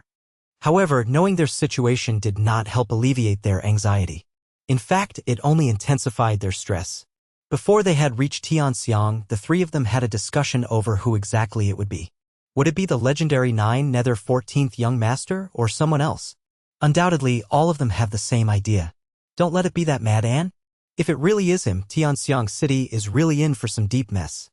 If a direct conflict were really to develop, Tianxiang City would not be spared. Not even half of the 9 saints sent on this mission would return alive. There was even the possibility that they would be completely wiped out.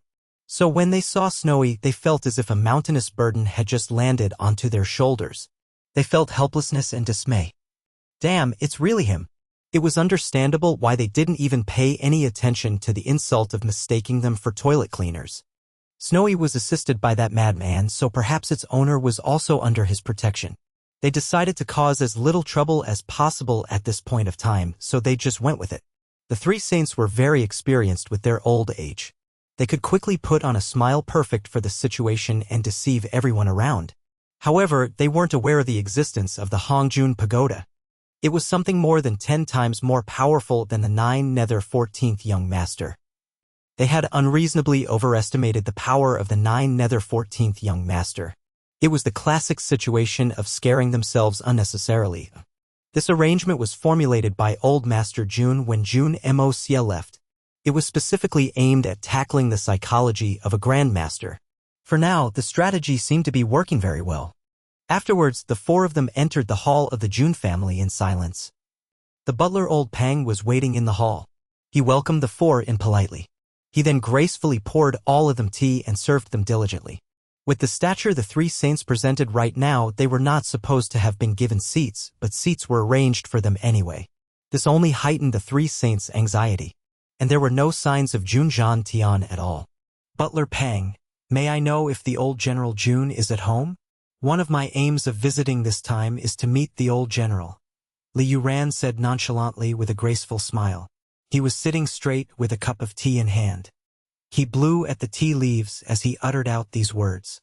Haha, young Master Li. Our old master has already resigned from the position of a general and is retired at home.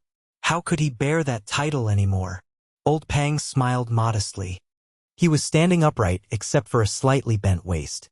One of his hands was behind his back while the other held the teapot. He slowly poured tea into the cups of the three saints with a neat, noble posture. His attire today was quite formal.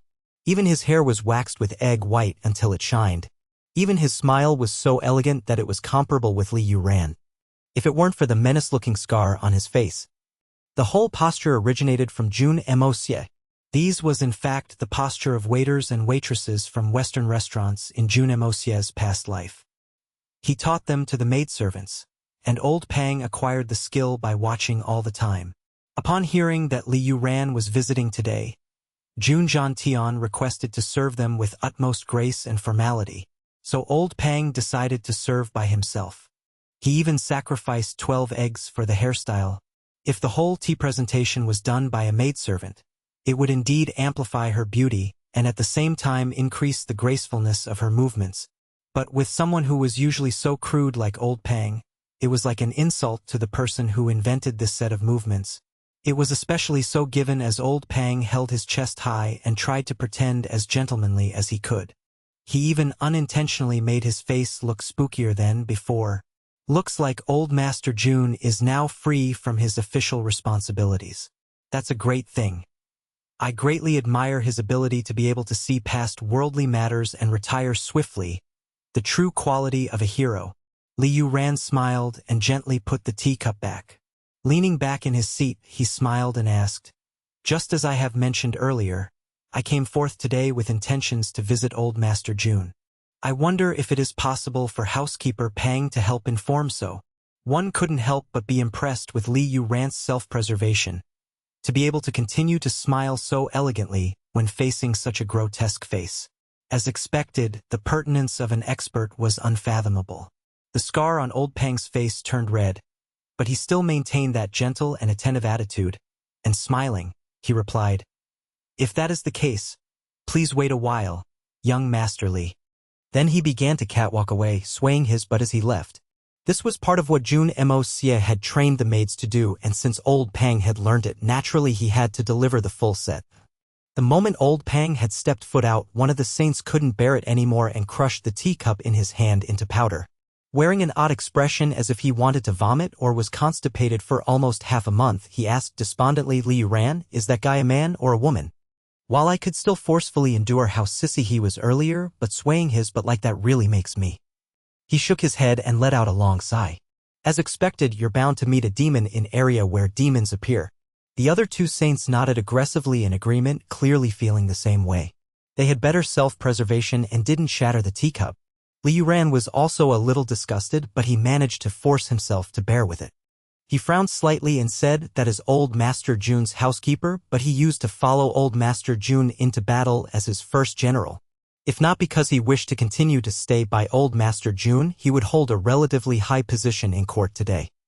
But I don't know why he is behaving so oddly today. Huh? He was the first general. The three saints were surprised. When the Tianxiang Empire charged into battle, were they fighting like women? Liu Ran let out a pft, almost spitting his tea out. Heavy footsteps could be heard from the back, slow and steady. Just from the sound of the footsteps, one could tell how proud and reserved the owner was. Liu Ran and the rest sat properly and reverted back to a serious expression. Jun Zhantian was the only person who knew everything about the situation in the Jun residence. They only had to observe Jun Zhantian's expressions carefully. They could definitely tell a lot of facts from that. Even if certain important matters didn't require them to see it for themselves, they could observe the people related to it to gain insight into the situation. Jun Zhantian's appearance would be the turning point of this trip. The previous rounds of encounters were too much. The four never felt so awkward before in their entire lives. Finally, old Master Jun entered the hall with heavy and powerful strides. His wise eyes glanced calmly at Liu Ran. He let out a simple "oh" before sitting down slowly. Looking at Liu Ran, he spoke. "So it was you, haha. How is your grandfather? I heard you left Tianxiang recently to learn from a master? I didn't expect you to have returned so soon. I believe you've learnt and gained quite a lot? Your grandfather Li Shang is happy that you've returned so quickly. Isn't he?" Liu Ran lowered his head and bowed slightly. "Thank you, old Master Jun, for thinking of me.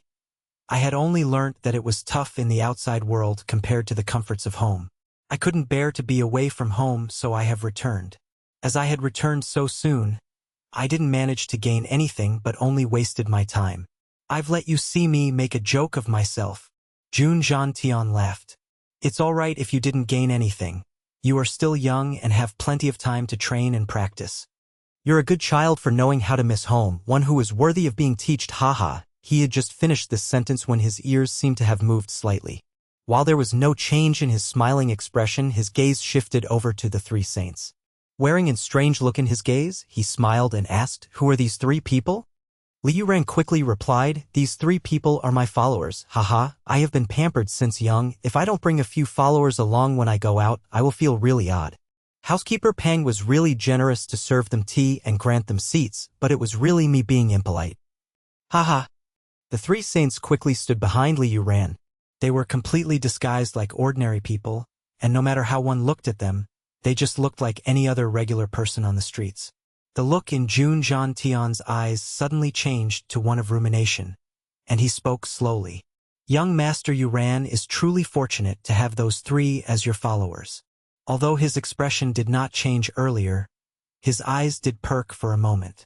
But how could such a slight, secretive gesture go unnoticed by the sharp senses of these three saints? The three immediately thought of it. An expert secretly delivered a message to Jun Tian. He definitely told him about our identity and capabilities, so Jun Tian will suddenly pay attention to us. The three immediately activated their spiritual sense to search. Since there was voice transmission, then it definitely needed Xian's strength. And as long as Xian Qi was activated, the spiritual qi in the surroundings would react along with it. This was an inevitable matter.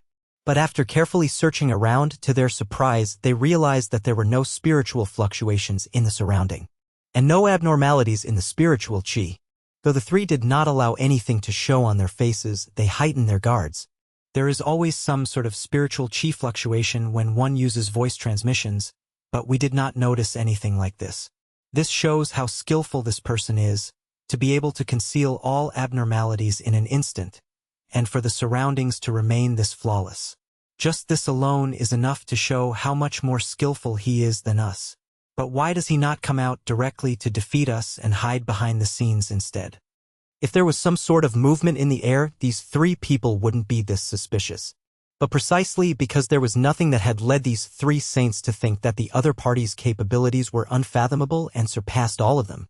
But they did not think that it was not because they couldn't find it, but rather that there really was nothing. The only expert present was the old master Jun sitting before them, who had recently reached the second level of the spirit Xian realm. He was the #1 expert of the Jun family currently. Old Master Jun laughed, his eyes perking a little. His eyes twinkled a little as he stood up. Since you have arrived in the Jun family residence, then you are my guests. I am no longer a marshal or duke, so you don't have to stand on ceremony. Do take a seat. Then he turned to old Pang, who was waiting aside, and said, "We have honored guests, how could you let them stand and talk? What kind of housekeeper are you? Go, I don't need you to wait on us here." Old Pang did not try to speak for himself, but quickly admitted to his wrong. Then swinging his glistening all-back hairstyle and standing upright, he sashayed his way out.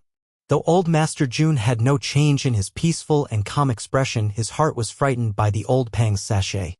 If he were not aware that the current situation was a matter of life and death, he would have stared dumbfoundedly. But all old Master Jun currently needed to do was just stay calm. In order to bypass this stage, he needed to be absolutely calm and wise. A crisis where there was danger of perishment at any turn. Old Master Jun was very clear. The moment he saw Li Yuran and the three saints, he understood instantly. Of all sorts of things you shouldn't have done, you, Li Yuran, shouldn't have brought these three people along. They do look just like ordinary people with not even of the tiniest bit of Xian Qi cultivation, this is no mistake. But how could people completely without any sort of cultivation be worthy of being the bodyguards of young Master Li? Who are you trying to kid? This loophole is too obvious. With your extremely cautious character, simply bringing three regular people as bodyguards, would you really dare step out of the house? Especially to come all the way to the Jun residence. There was definitely something fishy about those three people. In this world, experts could conceal their true abilities if they wanted to.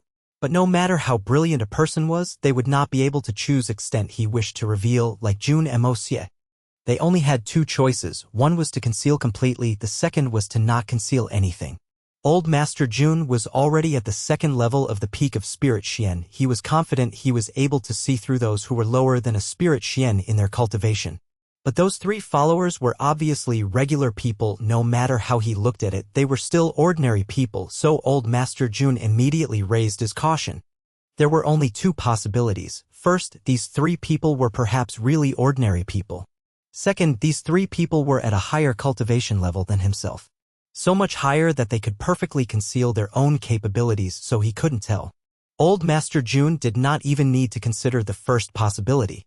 It definitely was the second one because anyone else could bring three such people out, but not Li Yuran. So these three people were definitely experts. And they were top-level experts. Although these three men were just like any regular person in their behavior, actions, and even aura, but they were definitely not like regular servants. and they were all expressionless, which made them even more dissimilar to normal servants. They didn't even know how to butter up and serve their master. If they were following old Master Jun, he would have kicked them straight out. The always demanding, arrogant, and perfectionist Li Yuran brought out 3 useless servants to visit? This was the biggest joke of Tianxiang City. So old Master Jun immediately thought of what his grandson had said. To mix truth and falsehood, kick up a cloud of dust and confuse the enemy. So old Master Jun immediately employed a suitable countermeasure. Old Master Jun smiled gently and said, "Please take a seat. The Jun family was impolite to not have served you properly." The 3 saints looked at Jun Zhantian and started to laugh loudly. With a smile, they settled into their seats. As expected, there is an expert. Knowing that they were seen through by the hidden expert, they decided to drop the pretense and reveal their real identities. Their expert heirs oozed out instantly. Old Master Jun was truly a sly old fox to be able to make these 3 saints expose themselves without much change in attitude. But this was also partially due to the presumptions these 3 saints had, that there was an unrivaled expert present. It would only be laughable if they continued to pretend to be ordinary people, so they might as well just drop the pretense and behave naturally. Li Yuran was about to jump with anger. "Aren't the 3 of you a little too easy to trick? You are saints, the absolute, strongest presence in this world. How could you guys expose yourselves so quickly after a couple of simple sentences from the other party? Who knew if Jun Zhantian was just testing us? Great, now we've completely revealed ourselves. What testing do we still want to do? We were tested by the other party already." Jun Zhantian did not seem surprised, and his expression remained the same. He personally filled up teacups for these 3 people. Smiling, he said, "In many years, it's really rare for such highly skilled experts to step foot into the Jun residence. But to think that 3 arrived today, it is truly a fascinating and commemorable affair. Haha, this tea is from the land of the cold amidst the misty clouds. It was subjected to the tempering of the heavens and earth, basking in the grace of the sun and the moon. By spring, only 3 budding leaves will grow, and when ready, it is harvested by the mouth and baked dry between soft breasts. Only by repeatedly doing these steps can this tea come about. This tea is the rumored Blizzard Lady 99 tea. I've heard that in all of history, the amount harvested every year never goes beyond 8 ounces. Even with billions of gold, it is still hard to come by. Do try it and see if it suits your tastes." With the joy of old friends at a gathering, Jun Zhantian diligently persuaded them to try the tea, seemingly showing off his treasure as well. "Oh, is this tea so expensive?" One of the saints raised his brows in amazement. He slowly lifted the teacup up and gently drank the tea. The tea was hot, but when it entered his mouth, it was like a path of ice going straight into the stomach, after which his internal organs began to feel warm and comfortable instantaneously. And the mouth was filled with that elegant fragrance of the tea. "Good tea. It really is good." He couldn't help but exclaim. Such a good tea is definitely worthy of being one of the best teas. Old Master Jun is truly blessed. Jun Zhantian replied happily, "My grandson Moxie has spent a lot of hard work to getting me this to express his filial piety. I don't bear to drink it myself and usually just keep it as a treasure. But today, if I were to serve you 3 distinguished guests just regular tea, it would be very impolite of me. Haha, speaking of discourtesy, I am really rude to not have asked for your great names after so long. Haha, no worries. I am Qi Tianfeng. This is my sworn brother Sa Qing Lu and 3rd brother, Cui Changhe." Qi Tianfeng smiled and continued slowly. "Old Master Jun, I was wondering if we could meet the unrivaled Master Aya from the Jun residence? Since they were already exposed, they might as well get straight to the point and request to meet this mysterious master. If the situation wasn't good, they'd just run away." Furthermore, there was also the possibility of a what if. What if this expert was fortunately not that 9 nether 14th young master? With that person's brilliant and majestic skills, regardless of the magical pills or the methods of allowing Xian beasts to undergo a complete change, if that person was ultimately harmonious and became an aid of the supreme Golden City, then the strength of the city would definitely improve exponentially. All 3 of them were aware that this idea was filled with uncertainty, but it would be a good thing to have that possibility. So it was still a good idea to get straight to the point and ask to meet. These 3 people had escaped the ordinary world for quite a long time, that none of their legends were passed down. Jun Zhantian had really never heard of these once glorified names. Hence with his character, he naturally would not make hypocritical or polite remarks or anything of that sorts. Our 3 distinguished guests sure like to joke. How could there be an unrivaled master in our small Jun residence? Your words really make me embarrassed. Jun Tian sincerely replied, as if it was really from his heart. He shook his head guiltily as he spoke, as if he was feeling heartfelt embarrassment from being called unrivaled master. This person was bent on denying it. The three saints quickly exchanged glances. They were all extremely clear that it was just as they expected. You mean with the three of us combined, we are still unworthy of meeting that person? Shi Tianfeng laughed, slowly tapping at the table with his fingers as he enunciated each word. Though his tone was clearly oppressive, but his voice was still gentle and slow. But Jun Tian felt an odd sensation hearing his words. As if he had clearly seen those words fly up into the skies and exploded in the air, word by word. Like thunder on a fine day. The rage of the thunder god. But the nothing under the sky was affected. How could one clearly see words that were spoken, which were formless, fly out? This was something that could not be explained, but Jun Tian didn't think he saw wrongly. He had seen it. Saw it clearly for real. This was not his hallucination. He felt it. It was a mysterious feeling. Shi Tianfeng's prowess was completely revealed in that statement, openly challenging them. Revealing such a skill in the Jun residence was the same as blatant provocation. He believed that as long as that person existed, he had no reason not to make an appearance. As expected, just as the sentence flew into the sky, they all noticed Jun Tian's ears perk slightly. They focused and searched again, but they still couldn't find anything. What a mysterious skill. Haha, please don't waste your energy, Jun Tian smiled and said, I just heard someone say it's not time yet. I wonder if you heard it as well? Haha. There was a hint of contempt in Jun Tian's tone. Everyone could tell. Contempt? It's not time yet? Shi Tianfeng felt his blood boiling, but he managed to suppress it. Laughing, he said, not wrong, it is really not the right time yet. Sa Qinglu and Cui Chong, he couldn't conceal the rage in their eyes. Not time yet? That person is clearly looking down on the three of us. In other words, he is saying that the three of us combined are still unworthy of making him come out. To think that there is someone so arrogant in this world. We already sent our provocation, but the other party still refuses to budge. With the status and position of these three saints, such a matter is extremely awkward for them. Especially that reply, it's not time yet. This was undoubtedly saying, you three are still not worthy enough. Not enough to get me to come out. Go and do what you need to do. To put it even more simply, go *CK yourselves and leave me alone. This whole thing was too awkward. If it were another person, another place, these three people would have already made their move, wreaking havoc in this place to force that mysterious expert to show himself. But they were in the Jun residence and were potentially facing the legendary number 1 evil. 9 Nether 14th Young Master. This fellow was notorious for seeking revenge for even the smallest of grievances. If they had truly enraged him, no one dared think of the consequences. Back then, 3 Holy Lands, Misty Illusory Manor, and Tian Fa Forest had joined forces, deploying a dozen saints with 3 Saint Kings leading the team. They used tricks and issued letter of challenge to fight him face to face, finally defeating him in one swoop. He was heavily injured and escaped, and was ultimately sealed in the Tian Fa Forest. That battle had caused unprecedented loss. And the thing that made everyone embarrassed about that victory seemed like it was by a stroke of luck.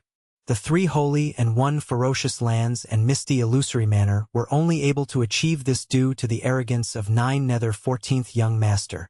Otherwise, it would have been absolutely impossible. This 9 Nether 14th Young Master was haughty enough to take on the 3 Holy and 1 Ferocious Lands and Misty Illusionary Manor on his own. The area where this battle had taken place was in the mountainous area far from the mortal realms. But after this battle, all the surrounding small mountains in the area were flattened completely. Even half of that peak of the mountain that reached the clouds in the outside world was shaved off. The 9 Nether 14th Young Master eventually chose to escape because he couldn't win. But that was a decision that he made unwillingly, heavily injured and near death. Despite sustaining such injuries, he still managed to kill his way out. This only proved that if the 9 Nether 14th Young Master wished to go, then no one and no power would be enough to hold him back. Even though his injuries were so serious that if they were transferred and divided onto 20 saints, all 20 would be dead. But he continued to drag his injured body and break his way through bravely, escaping thousands of miles into Tian Fa Forest. Such prowess was 2F** King mystical. It was said that there were no less than 10 holes was stabbed right through the 9 Nether 14th Young Master's chest. But he could still fight, still walk, still escape. and he was still able to make all the other experts who had surrounded and attacked him pay an unbearable and heavy price. Qi Tianfeng and the rest were well aware that they were no match against someone of such capabilities. And since the other party said they were unworthy, then it looked like they really were, while the trio felt infuriated and insulted. But the other party was simply telling facts. So Qi Tianfeng could only suck it up. If he were to forcibly destroy the Jun residence, if he triggered the crazy revenge of 9 Nether 14th Young Master, let alone defeating the 3 of them, even if he were to challenge any single family in the 3 Holy Lands, that family would immediately be wiped off the surface of the earth. Then the 3 of them would become sinners for eternity. Li Yuran rolled his eyes before smiling and said, "Old Master Jun, since that senior has no intention of meeting us, then we naturally shall not insist on it. But I have another request for coming today." Although he wasn't very clear on what happened, he could guess that the 3 saints had already been defeated silently and had fallen into an absolute disadvantage. Of course, Li Yuran had to change the topic here. If he didn't do so, then there was no way they could continue. Were they supposed to just let it be awkward? What business could you have? Old Master Jun wasn't as polite to Li Yuran as he was to the 3 saints, straight out pouring sarcasm. He rubbed his hands as if he were reminiscing the pleasant feeling from that day when he had slapped Li Yuran. "I heard that Princess Lingmeng was almost assassinated and her life was in danger. Now that she is recuperating in the Jun residence, I wish to pay her a visit. Haha, after all, we were childhood friends who grew up together. And Princess Lingmeng is of distinguished status. It isn't right of me to not visit her. I'm not wrong to say this, right? Old Master Jun." You do have a point there. Of course we won't stop you from visiting her, but Princess Lingmeng is still in a state of unconsciousness. When you go and visit her, please do not disturb her. Jun Zhantian agreed simply after giving it some thought. If they could not even visit Lingmeng, then wouldn't it suggest that the Jun family obviously had a guilty conscience? Besides, it seemed like the preparations there were already ready.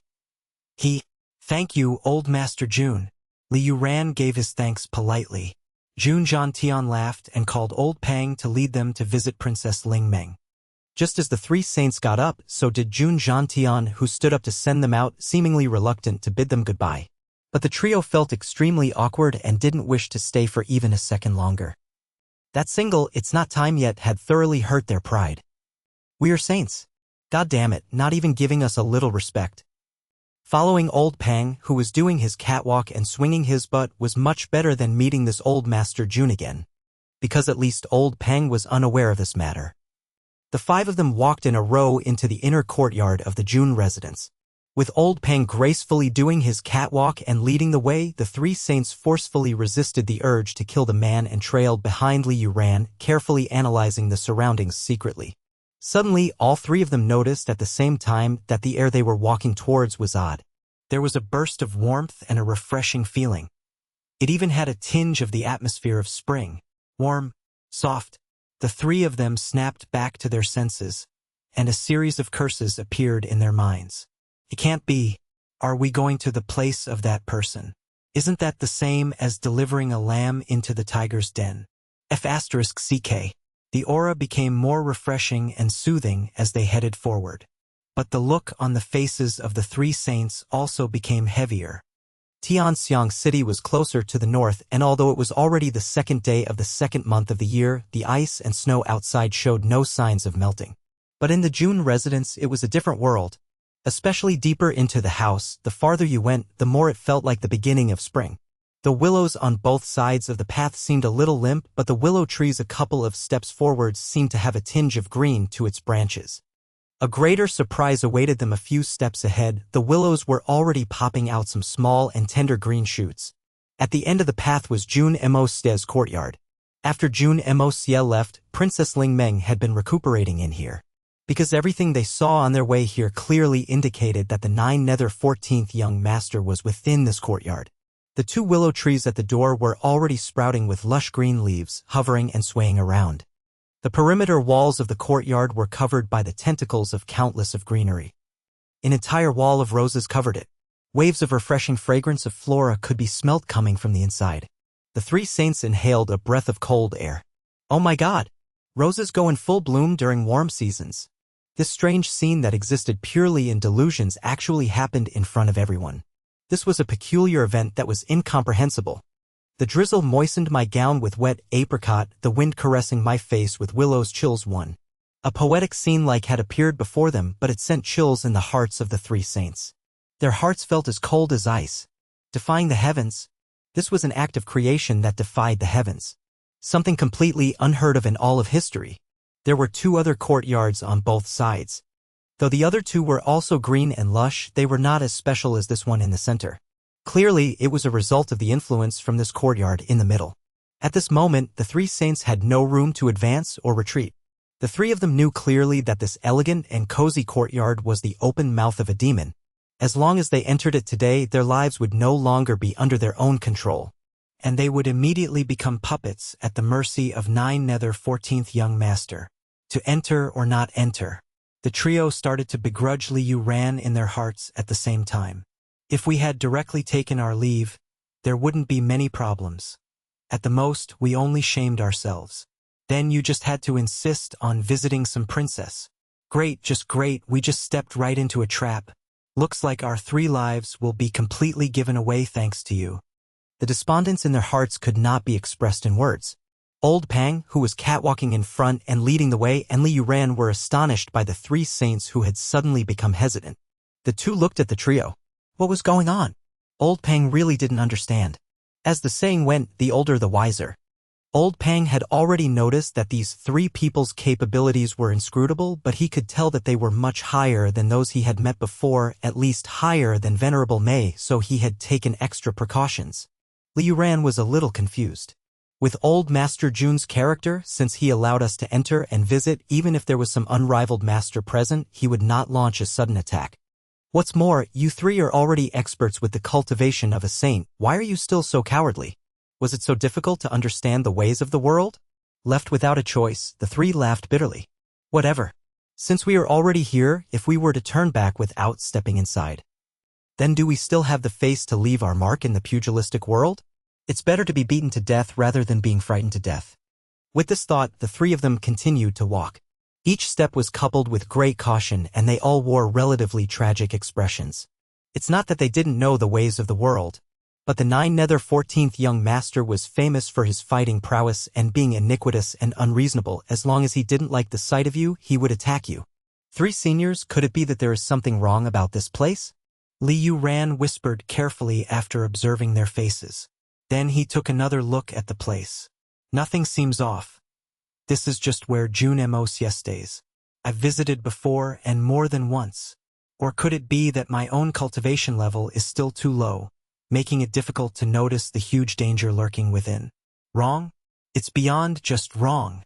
How can an ignorant junior like you pry into this great mystery between heaven and earth? The 3 saints wore a dark expression and scoffed. They ignored Liu Ran and continued walking. Liu Ran knew he was being ignored, and rubbing his nose, he followed inside as well. It really is a unique courtyard, Liu Ran exclaimed as he stepped inside. The areas within the courtyard was verdant and lush. Red flowers contrasted nicely against their green leaves, and hundreds of beautiful flowers of brilliant hues were in full bloom.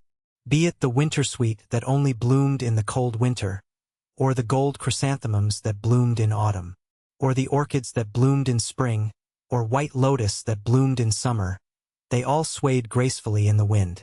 A scenery like this, if it were placed in summer, autumn, or spring, there would be nothing odd about it. But the problem here was, it was still winter. This was too incomprehensible. But Liu Ran's unique remark made the faces of the 3 saints twitch. Unique? If you see our dead bodies lying on the ground, with our brains are split open, you'll find it even more F***king unique.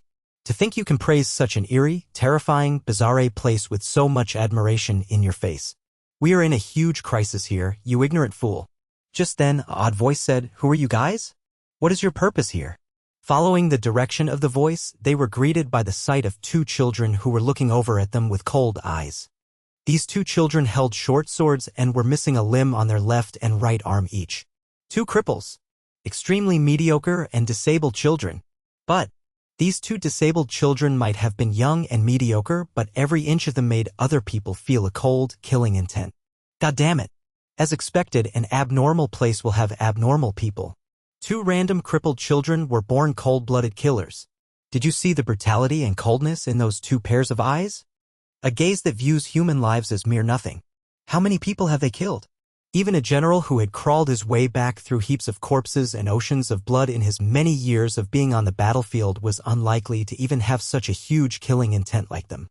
The few of us have lived for a few hundred years, but the fresh blood on our hands may not even be comparable to these two children. Then looking at the short swords in the hands of these two children, the three saints were taken aback again. The blades of the swords were narrow, long and sharp, with a faint shade of the color of blood. It clearly had seen blood, and definitely multiple times. Only a sword that was nourished with human blood could have such color. There were no handguards, no tassels, and most likely no scabbards either. There were only two deep fullers on the sword body. These were clearly swords meant for killing, and always ready to kill whenever and wherever. Another thing that had surprised the three saints was that the two children before them really mediocre abilities. Even if they had an expert to guide them, it would be unlikely for them to achieve anything great. But upon a closer look, these two kids did not develop a solid foundation from young, but had achieved their current Earth Xian cultivation within a short period of time. This was enough to make the jaws of countless people drop. A person who achieved an Earth Xian cultivation at 10 years old wasn't rare or surprising. It was possible if one was talented and well-endowed and had built a solid foundation from young. But how did these two disabled kids achieve this level of cultivation with their endowments and foundation? The answer was too obvious, and there was no need for consideration. It definitely was the work of the expert hiding in the Jun residence. It looked like this person's brilliant creation skills were not only limited in its use on Xian beasts, but also on humans. And it completely ignored the original user's natural talent and endowments. Truly magical. Without a doubt, in time, these two disabled children would grow and become cold-blood assassins who would shock the world. The three saints could foresee it. Even if these two brats killed every single person in this world, they wouldn't even be emotionally moved even the tiniest bit. Born to be assassins. Naturally cold-blooded. God damn it, where did all these monsters come from? The three saints felt powerless. Why are there so many strange and odd things gathered in here? We haven't even met the man himself, but we are already depressed from all the blows. Two little brothers, we are here to visit Princess Ling Meng. Li Yuran put on an affable and amiable smiling face and spoke gently. Li Yuran didn't have the perceptiveness and knowledge of the three saints, although he did feel that those two children gave off a vibe that made people uncomfortable. He did not pay it any heed. If those two children weren't part of the Jun family, he wouldn't even be bothered by them. Li Yuran was actually waiting for old Pang to help him do the introductions, but he realized that the fellow had already snuck away when he turned around to look for him. After scolding old Pang in his head for a while, left without a choice, Li Yuran had to do it himself. Visit Princess Ling Meng? Who you? Why are you smiling so disgustingly? Are you sick? The voice came from the child on the left, but the intonation was exceptionally strange. A pair of eyes that were like the blade of an actual sword shot daggers at Li Yuran. Li Yuran actually left a sharp pain in his eyes. Scary. But the three saints had simultaneously discovered another unfathomable thing. This child was speaking, but not with his mouth. His mouth still remained close, not even moving, but his voice just came out like that. Where did it come from? The three saints could tell. The stomach. When he spoke, the clothes near his abdomen swelled up a little. Clearly, he had created intonations with the vibrations of his abdominal cavity to speak. What the F***CK? That's a demon right there. The three saints felt like they were really breaking down at this moment. Why is there something so mysterious happening again? This is too puzzling. Could it be that these two children are not only crippled but also mutes? Or not? Why are they not speaking properly with their mouths? Oh, I'm Li Yuran. Haha, two little brothers, let us pass, we are all good people. Li Yuran took out 2 gold ingots and handed them over, his smile turning even more kind and gentle. So you are the hypocrite Li Yuran. The child looked at the gold in his hand disdainfully and rolled his eyes. Continuing in that peculiar intonation, he said, "We've heard of you from a long time ago. You are a lecherous demon capable of all sorts of evil. You are tyrannical, taking advantage of everyone, and also extremely hypocritical. When you smile at someone, there are definitely no good intentions behind it. Why are you still smiling at me? What are you trying to get at?" Li Yuran smiled bitterly. What the hell, when did my image become like this? Lecherous demon? Capable of all sorts of evil? These words you just said seem to be describing your young master Jun Moxie. But why are they used on me? I may have committed some evil in my life, but it's always behind people's backs, no one knows of it. Tian Can, why are you still chatting with them? If they want to visit Sister Ling Meng, then just let them in, we'll just watch from the side. Is there anyone in this world who can play tricks right in front of us? The child on the right finally spoke as well, but also in that odd intonation without opening his mouth. And this child was extremely confident. Was there anyone in this world who could play tricks right in front of them? Two kids, why are you not speaking with your mouths? Is it very fun to speak with your bellies? Chi Tianfeng asked with a smile. The two children shot him a disdainful look as if they were looking at a moronic, retarded person. They said at the same time, fun my ass. If we were able to speak with our mouths, we would have spoken with them a long time ago. You're already so old. But how is it that you are still an idiot? Then they both opened their mouths simultaneously before closing it. A contemptuous expression appeared on their faces. The three saints laughed bitterly. In that split second, they had seen it very clearly. The tongues of these two children had been cut completely off. No wonder they look at us with such disdain. So that's the reason. From their perspective, he had indeed asked a completely stupid question. Your young master is really cruel to cut off your tongues. Sa Qinglu squinted, teasing these two children. Don't you dare insult our young master? The two children shot a murderous glare like a venomous snake baring its teeth. Who cut our tongues is none of your business. How does it even concern you? Didn't you come to visit Sister Ling Meng? If you're not going in, then please leave. Liu Ran and the three saints laughed bitterly at a loss about what to do with these children with such odd temperaments. The four of them entered the room and Tian Can and DK followed behind them, watching them with worry in their eyes. Princess Ling Meng was still unconscious, lying inside Jun Moxie's room with four maids serving her. A flash of sorrow appeared in Liu Ran's eyes. He walked over slowly, hoping to take a closer look, but a small figure flashed before him. Tian Can stood, blocking his eye. He glared at him. Look from here. Do not go any closer, or I'll kill you. Don't say that I didn't warn you. A sword flashed and Liu Ran felt his body turning cold. A narrow, short sword was already pointing at him. In that moment, facing this little kid and a sword that was just like a toy sword, Liu Ran felt all the hair on his body standing up and chills running down his spine. As if the person before him was not a 10-year-old child, but a venomous, poisonous snake. And this snake was ready to devour someone. Liu Ran took 2 steps back quickly and tried his best to smile even more gently. He whispered, Big brother here only wishes to take a look and see if we can save your sister Ling Meng. We have no use for your fake kindness. Sister Ling Meng is my young master's woman. Even if she dies, she is my young master's ghost. What does this have to do with you? Do we need you to sympathize? Tian Can looked at him scornfully, seemingly eager to stab a bloody gash across this handsome face, although his intonation was odd, but it was full of murderous intent. At this point, Cui Chang he shook his head and gave Liu Ran a look. Liu Ran understood and said, If that's the case, then I shall take my leave and visit again another day. No need. You don't have to come back for the rest of your life. If you appear before us again, it'll be our swords that shall greet you. This was said by DK, who was even more cold and aloof. Liu Ran and the 3 saints slowly made their way out. But they could hear Tian Can and DK speaking softly inside with their weird intonations. They claimed to be paying a visit? Clearly they came with bad intentions. Exactly, not even bringing any gifts when coming to visit? That's too impolite. I can't even be bothered to look down on him. Not even knowing how to put up an act, someone like this has the cheek to call himself Tian Xiang's gifted scholar? Number 1 vegetable seeds sounds more right. 1 ha ha. Yeah, he's not even as thoughtful as we are. No wonder young master often said that this fellow looks clever but is actually a moron. We are physically disabled, but he is mentally disabled, more disabled than us. How could you speak so blindly? Other than having his limbs, how could he even compare to us? True, I've said something wrong. How could he even be compared to us? Liu Ran almost vomited an entire mouthful of blood. He was exceedingly wealthy and clever. Who wasn't in awe and fear of him? To think that he was being looked down upon by 2 kids in the Jun family. To be held in contempt in such an arrogant, unrestrained manner.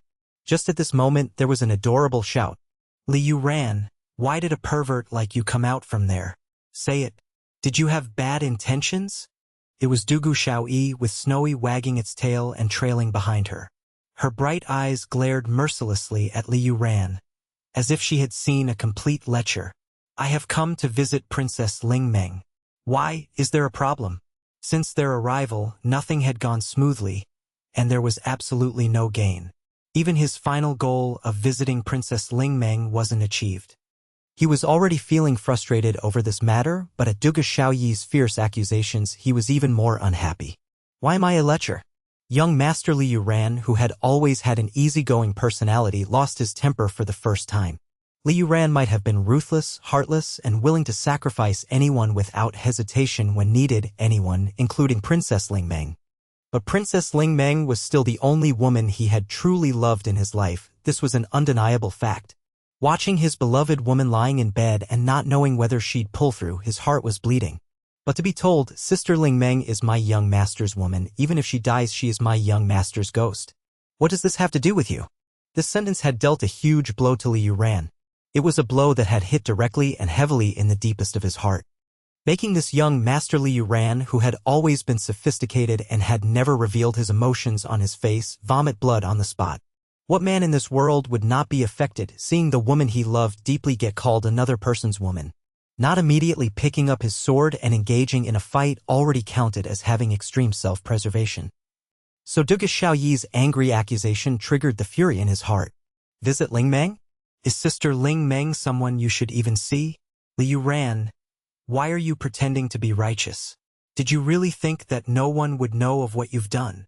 Dugu Xiaoyi was enraged, and as Princess Ling Meng's best friend, Dugu Xiaoyi was extremely clear about everything regarding Princess Ling Meng. Furthermore, after listening to Jun Moxie's detailed explanation, Dugu Xiaoyi felt extremely disgusted at Liu Ran, and Liu Ran dared to talk back. All of the anger in Dugu Xiaoyi rose, and she began to scream and shout angrily. She had came over on old Master Jun's orders to provoke them, so she logically displayed her might. Old Master Jun's arrangements were fitted perfectly together. He was confident that even if a deity arrived, this countermeasure would be able to achieve the effects he had expected.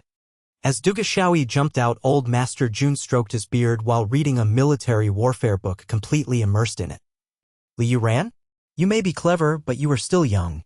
Trying to play tricks in front of me? Let's not even talk about you. Even your grandfather Li Shang is too green for it. No matter what I've done, Ling Meng is ultimately the only woman I, Liu Ran, think highly of. Liu Ran declared calmly, not backing down at all. You still dare to say that? You despicable, shameless hypocrite. I'm going to kill you. Dugu Xiaoyi yelled angrily and suddenly soared into the air. Her slender body formed a beautiful arc that cut across the air, and with a sudden toss of her sleeves, she brandished a knife that flashed and cut down like a bolt of lightning. It was like a flash of lighting across azure skies, but surreal like a dream and beautiful like in fantasy, but cold with the intention to kill. The first knife of Tianxiang. Pocket knives. The first stroke, pocket knife soft winnowing. A knife skill that stepped across two worlds, taught and personally imparted by Jun Moxie. At the sight of such an extraordinary use of the knife, even the three saints who had vast experiences couldn't hide their surprise. So gorgeous and ethereal, yet also formidable, what a wondrous knife skill. Even with all three of them combined in knowledge and experience, this was something they had never seen before. Liu Ran did not expect this girl to actually brandish a knife and start killing, so he was in a poor situation. He quickly tilted his head back, and a few strands of hair were cut off and blown away by the wind.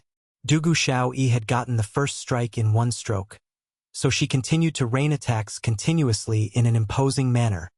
The second stroke, pocket knife fragrance, the third stroke, pocket knife dream, followed by pocket knife clouds, pocket knife dance.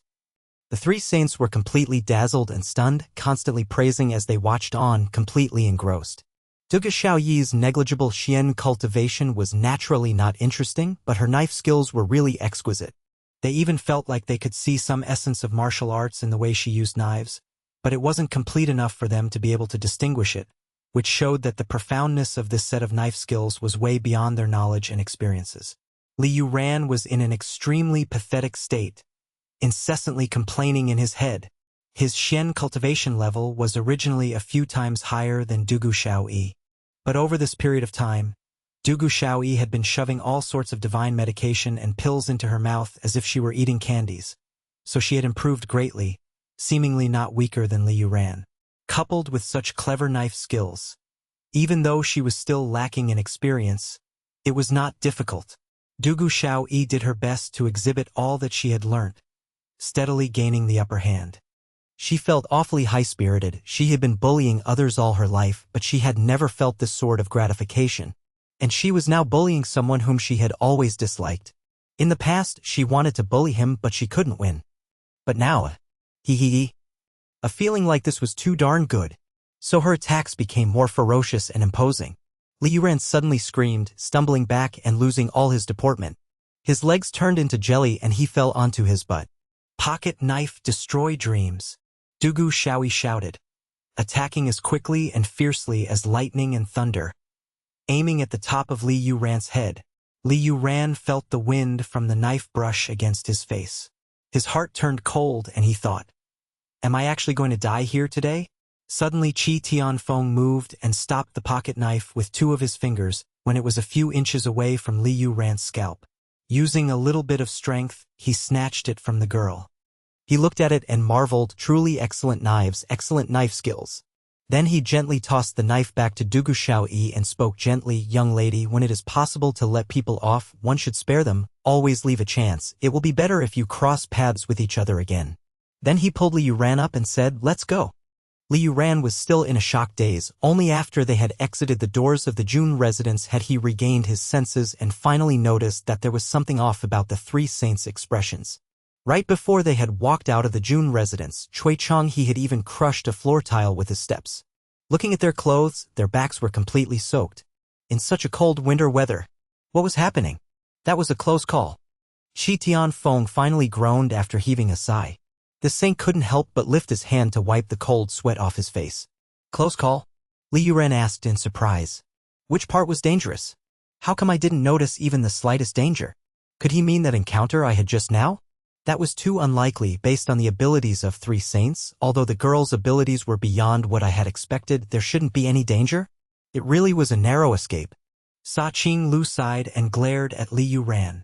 Snapping at him, he said, we three almost lost our lives thanks to you, but you're still completely unaware of it. Ha!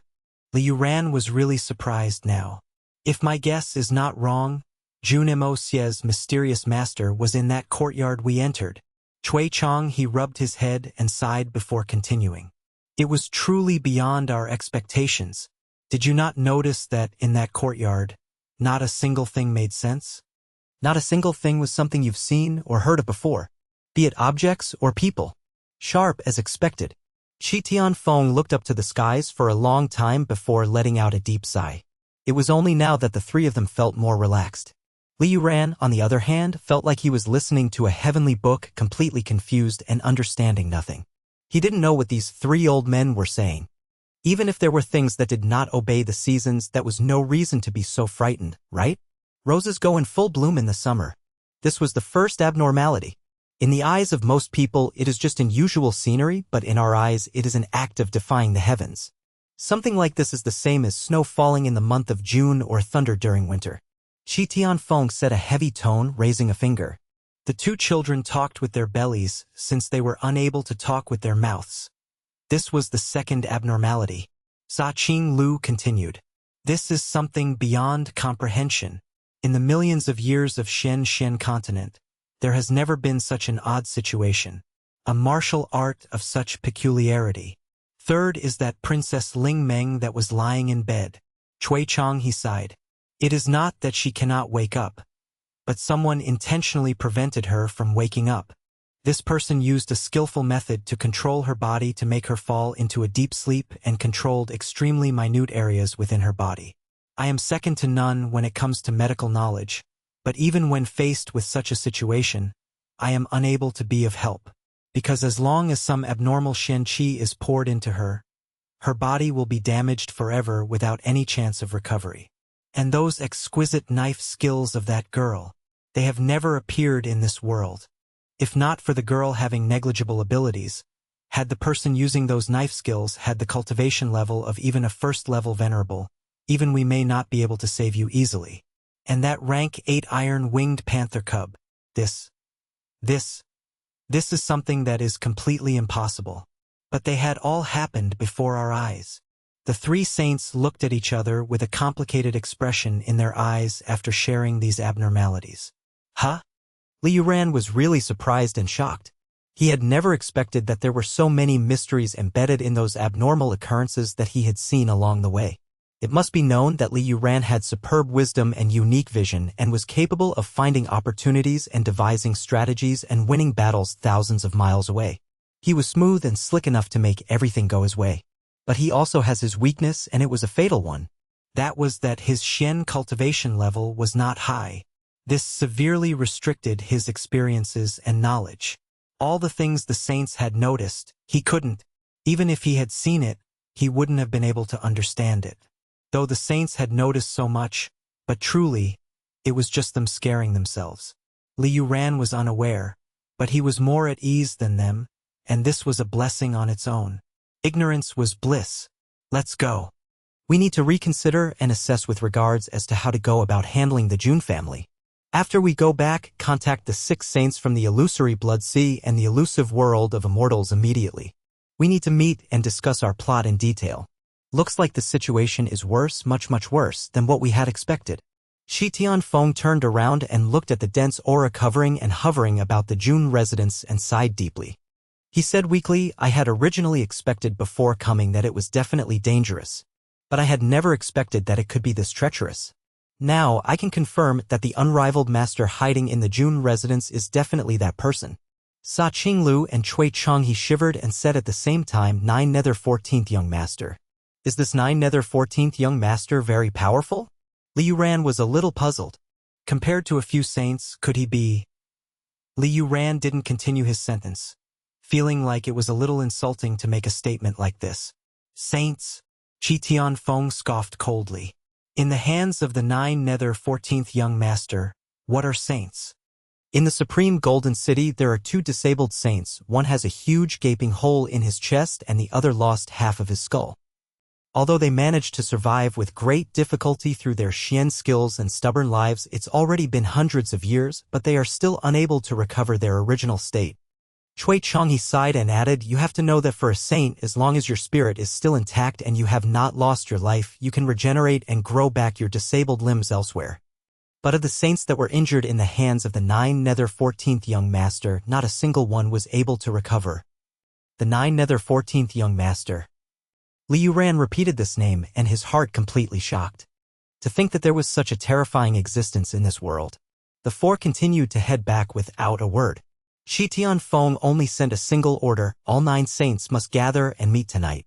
If this matter is not discussed thoroughly in the event that we engage in battle, the entire Tianxiang city and its surroundings within a 1,000-mile radius will be completely destroyed.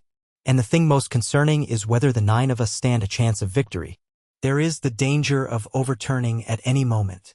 We definitely must not act recklessly. On the other side, in the snowy mountains, Jun Moxie was extremely worried. He looked at the people of Blizzard Silver City working hard to rebuild Blizzard Silver City and clean up the ruins. But Han Feng Shui has completely disappeared, and he was being held back by Shui Shuangqing, who was bombarding him with questions, worrying if he was feeling warm or cold. Her diligence in trying to take care of him was almost catching up to his mother. Jun Moxie was getting a little impatient and annoyed. I'm a 2nd-level venerable, no cold or heat can get to me, can I still possibly get a cold? Finally, Han Zhanmeng couldn't continue watching and interrupted, asking her to go prepare some food. Jun Moxie let out a sigh of relief, then snuck off secretly. Checking that no one was paying attention, he disappeared in a flash. Activating both the yin-yang escape art and the power of earth at the same time, Jun Moxie reached the deepest of the ground within the blink of an eye. And this location happened to be right under the center of the Blizzard Silver City Hall. The mysterious energy that Jun Moxie had encountered last time came from here. Jun Moxie felt the Hongjun Pagoda turning at high speed with a hong in his head the moment he had gone into the ground and with unusual enthusiasm. The heavy sensation he experienced last time had also begun to thicken again. This entire area underground seemed like a huge swamp and he was right in it. And he could only move forward with great struggle. You're excited, but you can't just be excited alone. We are underground. Do you know how much spiritual energy is required to use both the yin-yang escape art and the power of earth at the same time? Plus, every step we take, we need to break past this unimaginably heavy obstructing force. If you're not going to help, how could I survive making past this? Are you planning to kill me? Jun Moxie complained in his head. But these were not empty words. If he didn't have a cheat code like the Hongjun Pagoda based off of Jun Moxie's own capabilities only, it would definitely be hard for him to maintain this for a long period of time. And once he ran out of spiritual energy, regardless of how miraculous they both were, both the yin-yang escape art and the power of earth would lose their effectiveness without spiritual energy as the driving force. Then someone would turn into a tragedy straight away. But Hongjun Pagoda still made no movements, only rapidly spinning and anticipating excitedly, showing no signs or intentions to open the doors to release spiritual chi. Looks like this fellow hasn't finished digesting after overeating. Jun Moxie sighed in resentment. I'm so ill-fated. Looks like I have rely on myself to achieve this. I'll save some of my resources and pray that it is enough to last me till there. Let's not even talk about how I'm slogging my life to sustain through this. And the most depressing thing is, all this is done for the sake of the Hongjun Pagoda. How much benefit I will gain from this is hard to tell.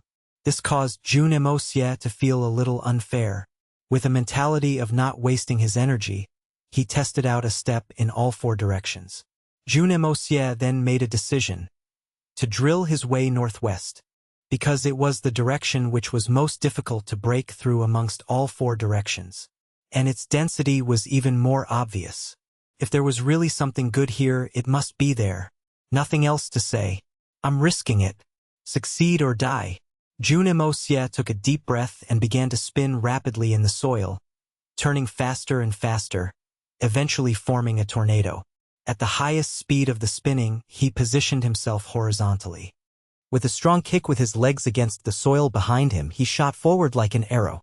The top of Jun Moxie's head was like a drill rotating at high speed, drilling his way right through. This was the most energy-conserving method that Jun Moxie could think of for the beginning stage. This one drill had covered a dozen of meters. Jun Moxie felt his scalp heating up from the constant friction of spinning at a high speed, and a fiery burning sensation developed on his scalp. He couldn't help but curse in his heart. F***ck. My head full of hair can't possibly be ruined like this, right? I'll really get an heartache. Although it's a bit longer and gets in the way sometimes. But if I became bald, that'd be too unflattering. The spinning began to weaken and finally came to a stop. Jun Moxie stood upright again, and the first thing he did was touch the top of his head, and he let out a sigh of relief. There was still hair, but the sudden wave of hot friction earlier caused it to become a little curly. This is a new discovery. I wonder if I could use this method to invent perming skills. At the same time, Jun Moxie calculated the distance and couldn't help but bite his tongue. Had it been in the air, he could have covered a distance of a few hundred meters with what he did earlier. But in this ground, he had only drilled his way through a short distance of a dozen zhang. And the location that he was in currently was even denser and thicker, with even larger and obstructing force. Almost like a giant silkworm cocoon binding himself within. There was extreme difficulty in moving even his fingers. Jun Moxie tried to regulate his Xian efficacy to absorb the lingering energy in this space, only to release that he couldn't absorb it at all. It looked like this obstructing force was not a condensation of odd heaven-earth spiritual chi, but a mysterious type of energy that he was not aware of. There's no other choice, let's continue to drill. Jun Moxie was also getting aggressive. I don't believe that I can't drill my way through. I'm going all out. He activated the art of unlocking heaven's fortune to level up his skills. Jun Moxie closed his mouth and gritted his teeth as he inched his way across, one step at a time. A long while passed. Jun Moxie couldn't be bothered to maintain his image, so he sat on his butt and panted heavily. Hot beads of perspiration drenched his head and evaporated into white steam that was instantly absorbed into the earth. This is too darn difficult. Jun Moxie was feeling little helpless. At the beginning, he could still advance with big steps, and although there was great obstruction, it wasn't significant enough to prevent him from moving ahead. But over here, his movements were greatly reduced. He could only inch forward. And there was a strong repelling force in here. If he did not quickly use 1000 Catty Drop to stabilize himself for every 1 inch he moved forward, he would have been repelled a few meters back by that force. If not for Jun Moxie's quick reactions, He might very well have been repelled back countless of times already. Then he could already stop planning anything else for today. He was really getting a little exhausted now. Even with his powerful skills as a level 2 venerable, plus the effects of the art of unlocking heaven's fortune, the pushing force of yin-yang escape, and the power of earth after such a long time, he had only advanced less than 50 zhang. Plus that initial 12 zhang he had covered earlier, it was a distance of only around 60 zhang. In common terms, 180 meters. Jun Moxie could vaguely sense that he was not far from the core of this weird energy. A safe guess would be that it was a few zhang away. But those few zhang felt as far away as having to cross 1,000 mountains and 10,000 rivers. So near yet so far. The density, restraints, repulsion, and even a mysterious spinning force increased as he approached. Spinning clockwise, anti-clockwise, it was a type of spinning force that caused one to lose his sense of balance involuntarily. Jun Moxie was sure that if it weren't for him being equipped with the remarkable abilities of the yin-yang escape and the power of earth, if he were an ordinary person or even an expert of the Saint King level, he couldn't even move a single step forward. This type of energy was truly too odd. But Jun Moxie had also thought of another point at the same time. Since this place has such an odd and great energy protecting it, then what sort of heaven-defying object could be inside? It did make sense. If it was not something extremely powerful and precious, why would the Hongjun Pagoda be so urgent? With Hongjun Pagoda's picky eating habits, how could it be an ordinary object? After taking a break, Jun Moxie finally continued his next endeavor. Temporarily losing the aid of the Hongjun Pagoda, Jun Moxie could only use the art of unlocking heaven's fortune like his life depended on it. He could feel and hear the whooshing sounds of the spiritual energy circulating in his veins. A feeling like this was invigorating. But Jun Moxie's disappearance left Condor King and Xue Shuangqing above on the surface extremely worried. Xue Shuangqing was puzzled. Why did my future good son-in-law just disappear like that? What should I do? I still have questions I haven't finished asking. The Condor King was even more anxious. Brother-in-law disappeared. Where did he go? I'm going to faint. I thought I could benefit by following brother-in-law alone and could eat something good. Who knew that I barely followed him for barely half a day when he just suddenly disappeared? What should I do? Jun Moxie had already disappeared for 3 whole days.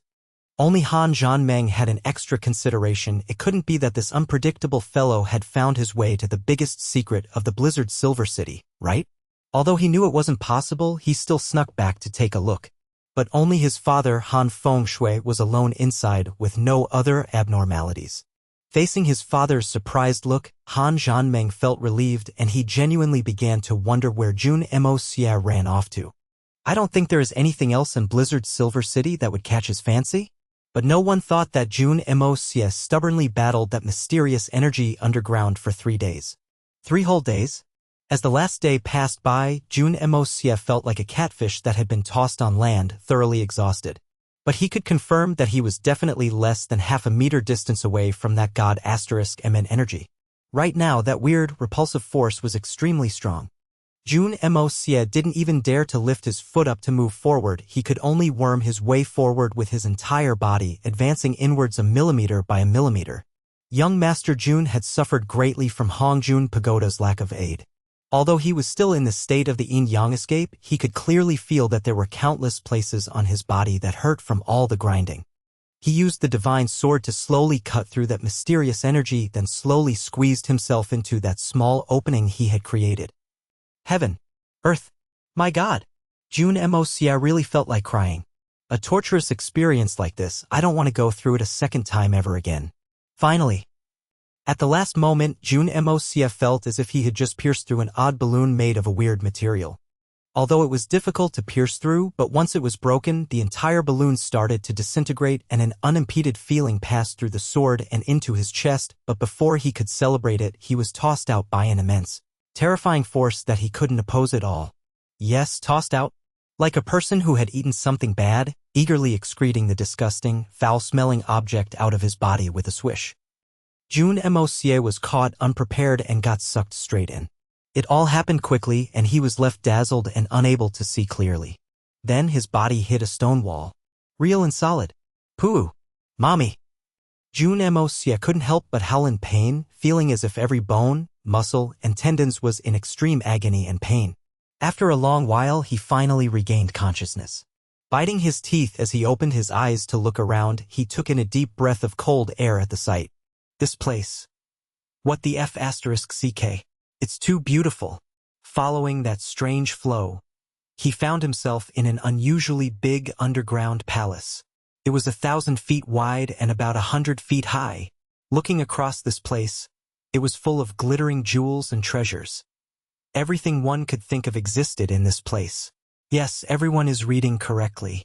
The place Jun Moxie had entered was not the same place as the secret chamber Han Feng Shui mediated and trained in. Or rather, that secret chamber lied above this huge palace, and this palace Jun Moxie entered was under it. Well, the distance in between. It wasn't measured before. The thing that thoroughly captivated Jun Moxie's attention was the huge 16 words. 16 tyrannical and domineering words, carved into the stone wall right in front of him. And those 16 characters were of the same color as the stone wall. It shouldn't have been easy to read, but it was oddly striking. Anyone who just entered this place would naturally notice these 16 large words. As if these 16 huge words had a soul of a human and were flaunting their arrogance. As though they were about to fly off the stone wall and into the skies. Since ancient times, there has been no one like him, the Nine Nether First Young Master. It's the words left behind by the #1 lunatic of all times. And even the arrogant young Master Jun was deeply moved by those 16 words. Suddenly he felt a little envious. God asterisk minute, look at how other people live and look at how they mingle. Then look at yourself. You simply cannot speak of the two of us on equal terms.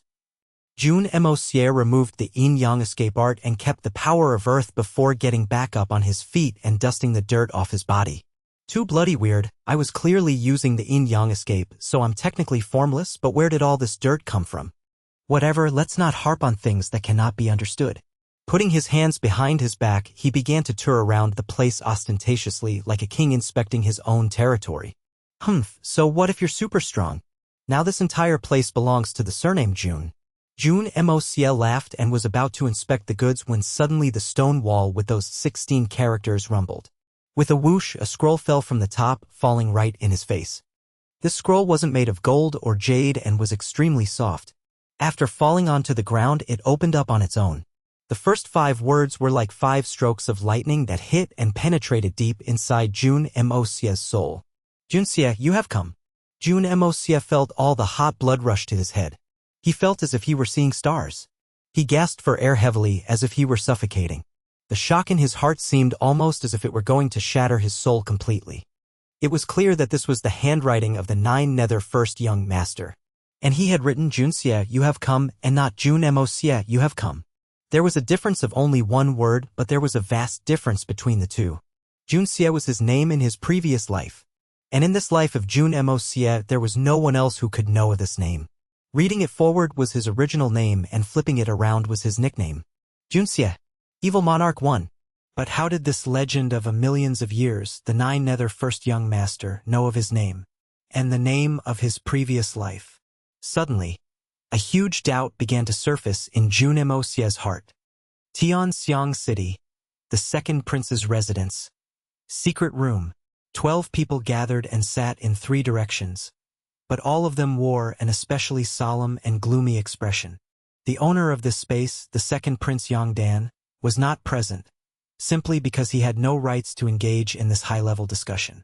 Or rather to say, other than Li Yuran, all the other people in this room had the ability to destroy the entire Tianxiang city easily.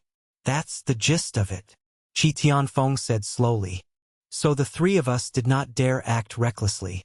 Returning back to discuss what should we do about this situation with all of you here, we still need everyone to come together to make a decision together. My side thinks that we shouldn't act too impulsively. After all, that person's capabilities are truly terrifying. I will not even talk about his fighting abilities. Based on what we had witnessed today, all those brilliant and skillful methods go way beyond our experience and knowledge. If any sudden change occurs, there will be a very high risk. And the war for seizing the heavens is drawing close. If we were to engage in battle, regardless of how it ends, it is still too early to tell. Li Yuran, Qi Tianfeng, and the other 2 occupied the seats facing east. Qi Tianfeng finished sharing their encounters in the Jun residence. The four seated that were seated toward the north, donning white clothes, were people from elusive world of immortals. Two were elderly with white hair, white brows, and a white beard with a very simple and tranquil appearance. Besides them were two middle-aged men with gentle expressions. The illusory Blood Sea members sat facing the south. Xi Jinghong sat in the last seat, while three other middle-aged men, donning purple robes, sat beside him. After listening to Qi Tianfeng's description, one of the white-robed elderly men frowned. His long eyebrows tilted down and he said, "If it is like Brother Qi has said, looks like it may really be the 9 Nether 14th young master inside? But wasn't the 9 Nether 14th young master sealed in Tian Fa Forest? How did he suddenly reappear in here? I was also unable to decide because of this. If it was really the 9 Nether 14th young master in there. But based on all this few evidences we've gotten so far, there is really no one else that I know of in this world who can do it." Qi Tianfeng said hesitantly. To completely restructure a Xian beast that can only reach level 7 at its peak. Other than godly skills, I believe it requires a substantial cultivation level as well. And to act like this, the way I see it, is basically recklessly destroying heaven's work. It was probably because of extreme boredom with nothing else to do. The old saint in white robe stood up slowly and walked around with his hands behind his back. Frowning, he said, "No doubt the 9 Nether 14th young master has this ability. If he had nothing to do when he was sealed and was extremely bored, it makes absolute sense for him to have made a mythical Xian beast. But there are also countless other experts in the continent. The 9 Nether 14th young master may not be the only one who was extremely bored. Let me ask everyone, in that endless drought and boredom during practice, how many people could really... Ha ha ha ha." He did not spell it clearly, but the meaning was obvious. Everyone present couldn't help but nod in agreement, deeply empathizing. When one reached a position as high as a saint's, most people wouldn't attempt to steer away from loneliness. They needed to sit quietly in solitude, trying to figure out the secrets of heaven and earth and seek that sudden stroke of enlightenment. Only then could they experience another breakthrough. This required silence and only silence. But everyone was still a social animal inside. Being away from people, that sort of loneliness was enough to drive even the most cultured of people insane. And at times like this, they needed to find some sort of entertainment. So everyone generally tried to soothe themselves by planting flowers or growing some magical herbs purely for the sake of diverting their boredom. To give themselves something to do. And with the spiritual air of the magical plants, more spiritual qi might get attracted over. In the long run, it would also become a form of wealth for their descendants. So the reason why those from 3 holy lands advanced so quickly in their practice was because of this. Secondly, roses only bloom in warm summer. A heaven-defying situation like this, from what I know, is not achievable by human abilities. If someone was able to do it, haha, everyone, even if it were that 9 Nether first young master from 1,000,000 years ago, he might not even be able to do this either. If we are to determine that it is 9 Nether 14th young master based on this, we may be thinking too highly of him. He may not be capable of this. The elder continued to with a heavier tone. Human abilities may not be enough to achieve this, but if you have enough physical materials, it's not entirely impossible. Instantly, all the other people in the room had an expression of sudden realization. Everyone here has vast and wide knowledge. I'm sure you will catch what I mean quickly. Let's use some rare, but not completely impossible to find, objects as examples, such as the jade core jewel, heaven-earth spirit vein, or jade vein hot spring, which stays warm for thousands of years. One could just bury a treasure of this type into the ground to create a scenery that defied the seasons. So this evidence is not enough to prove that 9 Nether 14th young master is present. With regards to the 2 mutes that speak with their bellies, the restructuring and reforming of abilities. Such skills have never surfaced in the continent before. I do agree that it is extremely weird and requires more consideration. But thinking of it from another way, it is this suspicious scene that gives me the confidence to guess that the person inside is definitely not the 9 Nether 14th young master. The white-robed elder smiled and continued in a confident manner. It is known that the 9 Nether 14th young master and the 9 Nether 1st young master came from the same place. Hence, we can make assume that what the 9 Nether 1st young master is not able to do, 9 Nether 14th young master also cannot do. And for the millions years of history in Xian continent, the martial arts that have been passed down is always the 9 Nether 1st young master's skills. So that the mutes being able to talk is odd, strange and shocking even, but definitely not a skill from the bloodline of the Nine Nethers. These words made great sense. Everyone nodded in agreement and felt the worry in their hearts lighten a little.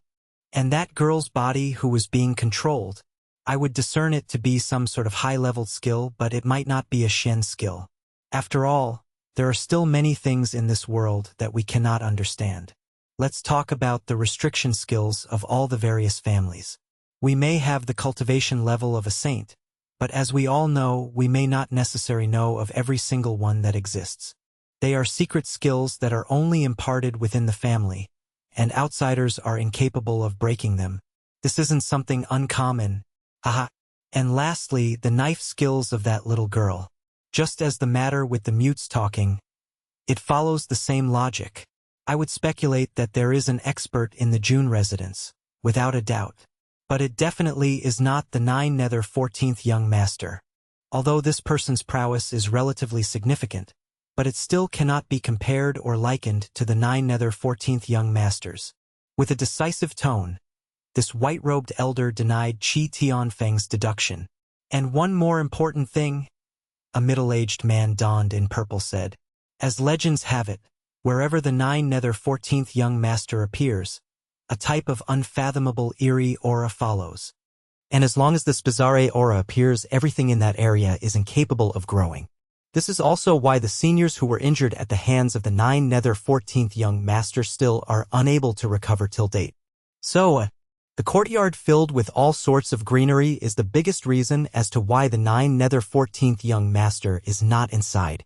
And you guys did not feel that sort of eeriness, right? Qi Tianfeng nodded, but he was not very pleased with the deductions of these two people. Since you can create with your skills, couldn't your aura be altered? This wouldn't be difficult for a true master at the peak. Furthermore, other than a lunatic like the Nine Nether 14th young master, where else could you find a second madman like this? If you deny my words like this, you're probably just subconsciously hoping that you are not facing the Nine Nether 14th young master. You think I want to face him? Which normal person, even a saint king, would be willing to face an insane person like him? But if your subconscious timidity affects the correct judgment, that it is a more fatal matter. Both of you do make perfect sense in your speculations, but this matter still needs to be reconsidered. It is not that I am being stubborn and am not open to other ideas, but I still firmly believe that the person inside is the Nine Nether 14th young master. And we must not be too careless. Caution is the parent of safety. When we entered the courtyard, we indeed did not feel any eerie aura, but we did experience a cold feeling that went into our hearts. This was a real feeling we had felt. Qi Tianfeng looked over to his two sworn brothers. Sa Qinglu and Cui Chonghe nodded in sync, proving that he wasn't lying. Haha, Brother Qi, perhaps it was just a matter of you lacking confidence. How could that be a basis to determine whether it's the Nine Nether 14th young master? The middle-aged man in purple robe laughed, his words laced with sarcasm. Miao Wu Ji, what do you mean by that? If you are really confident, why do you keep denying that we are facing the Nine Nether 14th young master? Qi Tianfeng said angrily. At least I have the confidence to face this cruel scenario. And you, do you have the right to say that I'm lacking confidence? Miao Wu Ji laughed. Whether one is confident or not is not something that can be clarified with the volume of one's voice. Brother Qi, do simmer down, there will definitely be evidence. Then I shall wait and see. Qi Tianfeng sucked in a deep breath of air. Shooting daggers at Miao Wu Ji, he sat down angrily. They had already been a thorn in each other's eye for 400 years, and it still continued today. The white-robed saint frowned and said, "Everyone, please don't fight. There is still benefit from the trip by Brother Qi and the rest. At least we can affirm that whether that person in the Jun residence is the Nine Nether 14th young master or not, he is definitely a shocking character of this world. This is an undoubtable fact. We must not take our enemy too lightly. Furthermore, we definitely must not recklessly act within Tianxiang City." He laughed, but his face was still solemn. All of us are aware that if we are to unleash our powers, Tianxiang City will be completely destroyed within seconds in this battle. And this place is filled with such a huge population. Furthermore, the misty illusory manner will naturally intervene. The best method is to lure this person out, then encircle and annihilate. That's right. Brother Chen, do you have any plans? Miao Wuji nodded his head and asked. This old saint was called Chen Chong, and although his name wasn't extremely tacky, he was the only second-level saint amongst all who were present. And he was meticulous in his considerations and had many stratagems, so naturally he became the leader of this alliance. We could kidnap someone important from the Jun residence, which is not difficult to do. Though this method is a little despicable, but it is the most simple. Chen Chong said slowly, crinkling his eyes. This plan is perhaps not appropriate. No one would have thought that the person who had voiced this was the person they all thought had no rights to be involved in this conference. Liu ran. All eyes were on him the moment he opened his mouth. A group of saints are discussing. It's already a blessing accumulated from a few lives for an ant-like, insignificant little jade Xian cultivator like you to be present. Instead of staying quiet, you need to abruptly say, this plan is perhaps not appropriate. It's a little too comical and if put in a harsher way, too impudent. Do you care to explain why is this inappropriate? Chen Chong smiled and asked gently. Liu Ran also didn't know why he made this objection. Upon hearing that suggestion, he made that objection without taking time to think, as if it were a matter of course. Even Liu Ran was a little surprised after the words had left his mouth. Almost as if, subconsciously. He did not wish for the Jun family to perish, did not hope for Jun Moxie to die. Actually, Liu Ran's mind was really strange currently. So strange to the point that even he couldn't understand what he was thinking. Jun Moxie, even if you are defeated, you need to be defeated in the strategies I made. Although your capabilities have already surpassed me, if you are defeated in my schemes, then it still counts as my victory. This was the rival mentality they had as each other's opponents. As if Liu Ran had already admitted, beneath this sky, only you are worthy of being my opponent. And one more thing. Jun Moxie and Liu Ran were similar in age, but Jun Moxie had already become an existence that many people in this world held in high regards. This was like a role model that Liu Ran was chasing after. Catch up, surpass him, then stomp him to death. If I temporarily cannot catch up, I mustn't allow anyone else to destroy him. Instead, I must protect him at all costs. This was very strange kind of mentality to the point that in Liu Ran's heart there was a vague mentality of worshipping Jun Moxie. After all, Liu Ran had never obeyed anyone. Even if they were people of the same generation, unless they were of a different standing, they could not even be mentioned alongside him. So although Liu Ran pretended to be a modest gentleman, deep in his bones, he looked down on everything. But this Jun Moxie had popped out of nowhere and was much higher than himself. So Liu Ran sort of worshipped him instead. Plus, since the last chat Liu Ran had with Jun Moxie, he could vaguely tell that Jun Moxie did not hold much animosity towards himself, which may be of great aid. What I, Liu Ran, pursue has never been a venerable or saint-level cultivation. Those are too far of reach for me. What I want is worldly. What I want is possessions. That's all. But to gain the aid of Jun Moxie, he needed to disperse before he would be able to exchange for it. How Jun Moxie was as a person, Liu Ran was very clear. Jun Moxie definitely wouldn't let anyone reap benefits without sowing harms. Even if we are to become enemies in the future, you'd still owe me quite a bit of friendship. This was the root reason why Liu Ran had raised his objection. Facing Chen Chong, Liu Ran pondered for a while before speaking. It is not that I wish to be impudent, but there is truly a reason. Do listen to my explanation. First of all, our goal? I'd like to ask all the elders present, what is the goal of this operation? Is it to kill that mystery person or to subdue him? After all, this person is capable of creating medicine that defies the heavens. This is too crucial to the future of the three holy lands. I believe that it is only when left without a choice that we should decide to kill the person. A decision like this is definitely a poor decision. This matter has been entrusted to me by the city lord, which is also the reason why I rashly objected. Everyone was taken aback. This man wasn't entirely wrong. And one more thing, this person's capability. I dare to ask every single senior present here if anyone is confident enough to kill or capture this person, or even just force him to retreat. All 9 saints frowned at the same time. This was something none of them were confident about. If they could even win by joining forces was still something that remained to be seen. Liu Ran, obviously intelligent, had already predicted this. Without changing his expression, he continued. Also, let's put ourselves in someone else's shoe. If all of you seniors were that someone, and someone had abducted someone you held dear and threatened you with it, how would you react?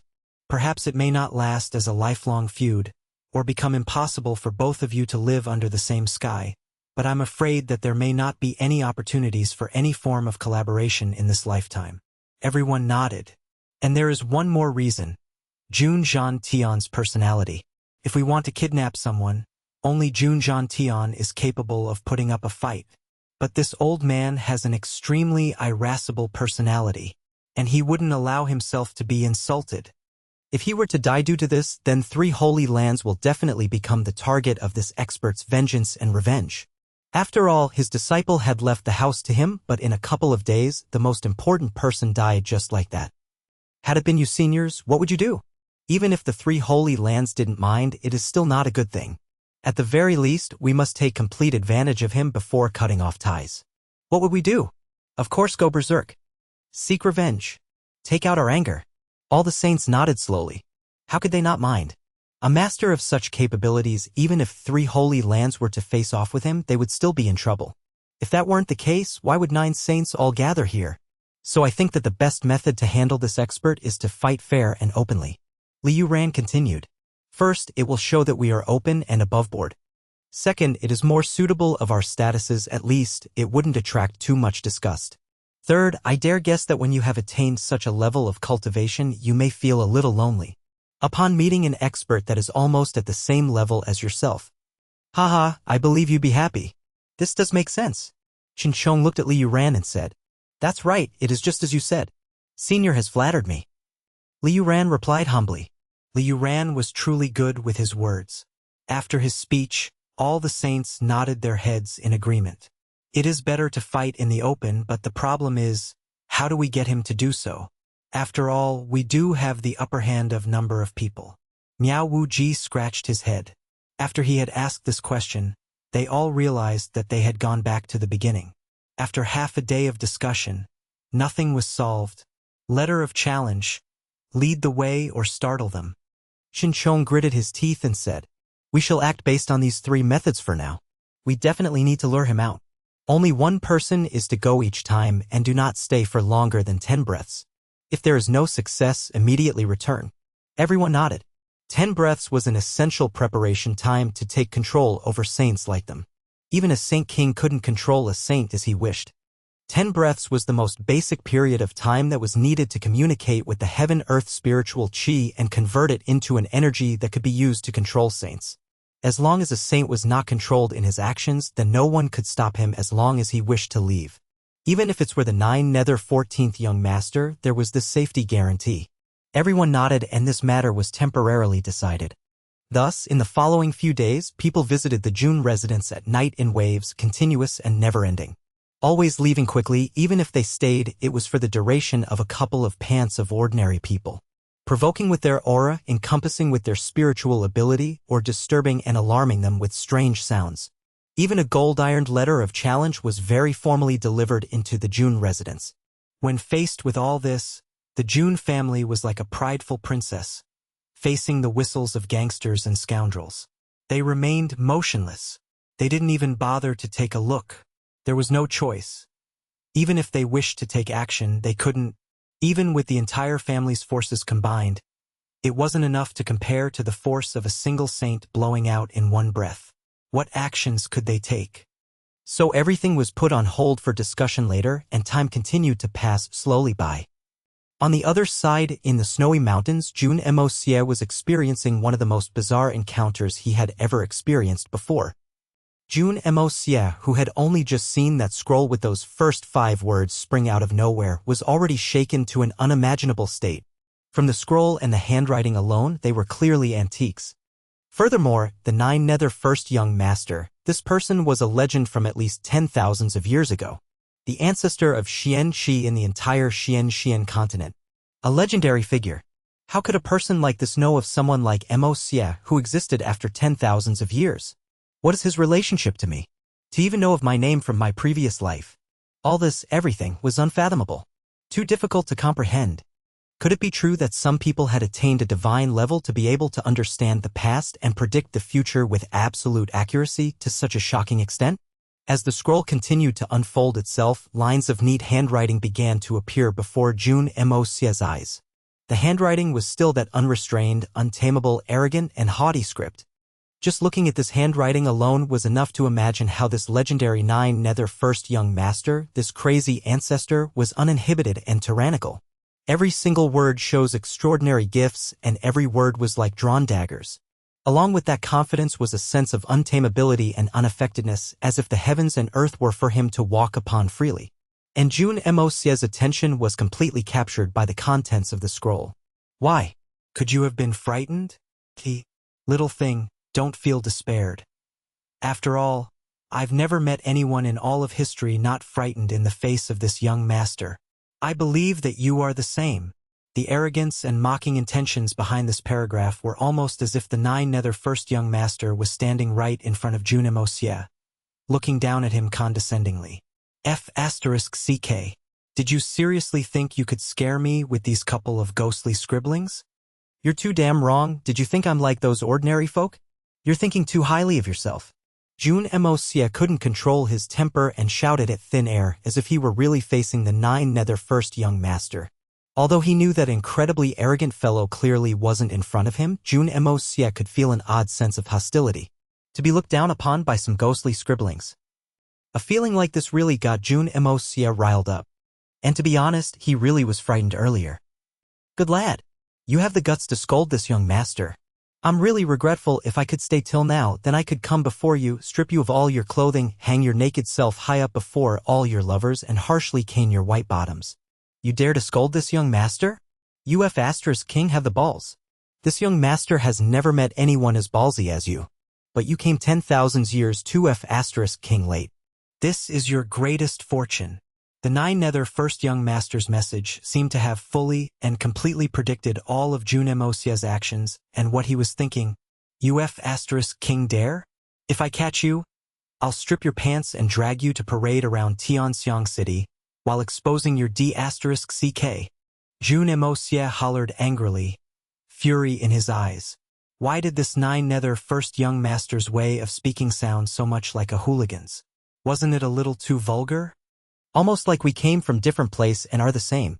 This was naturally also one of the greatest doubts in Jun Moxie's heart. This manner of talking is clearly that of a hooligan's. Which part of it resembles a master of his time, a legendary figure? From these few sentences, Jun Moxie could picture in his head the Nine Nether First Young Master holding chopsticks in one hand while grabbing his foot with the other, occasionally lifting it up to his nose to sniff. A wretched and vulgar image like this.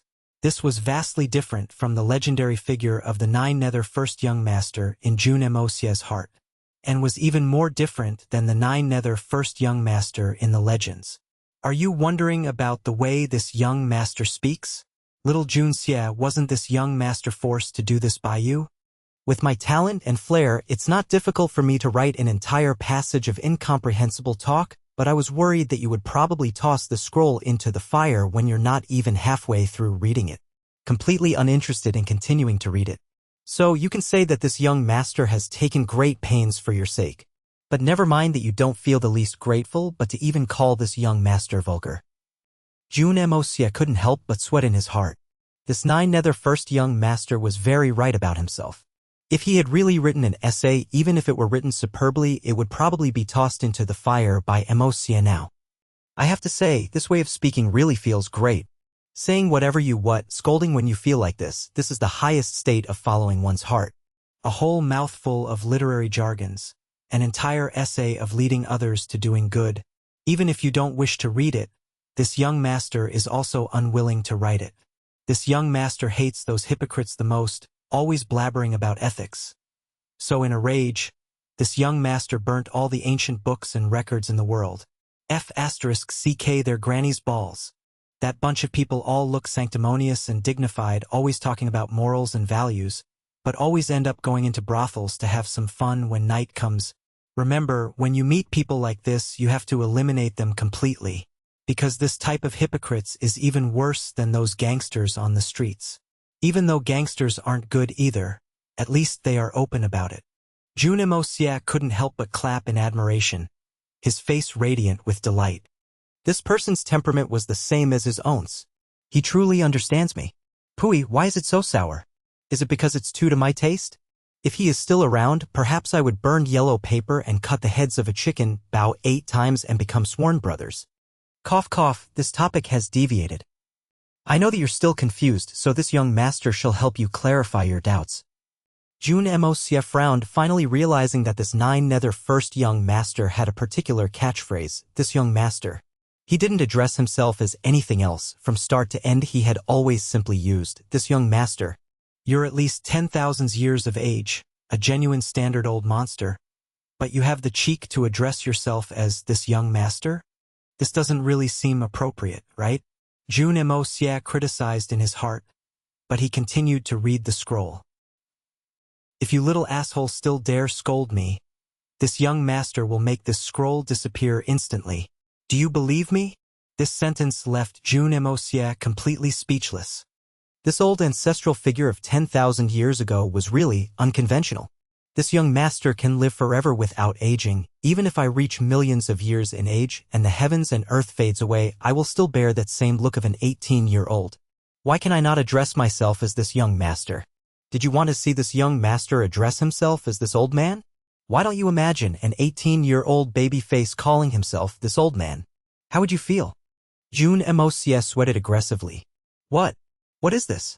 This nine-nether first young master's amazing way of thinking really stunned him. He kept saying that he was going to explain, but until now nothing was explained and he was just talking about useless things. Isn't he just leaving me hanging?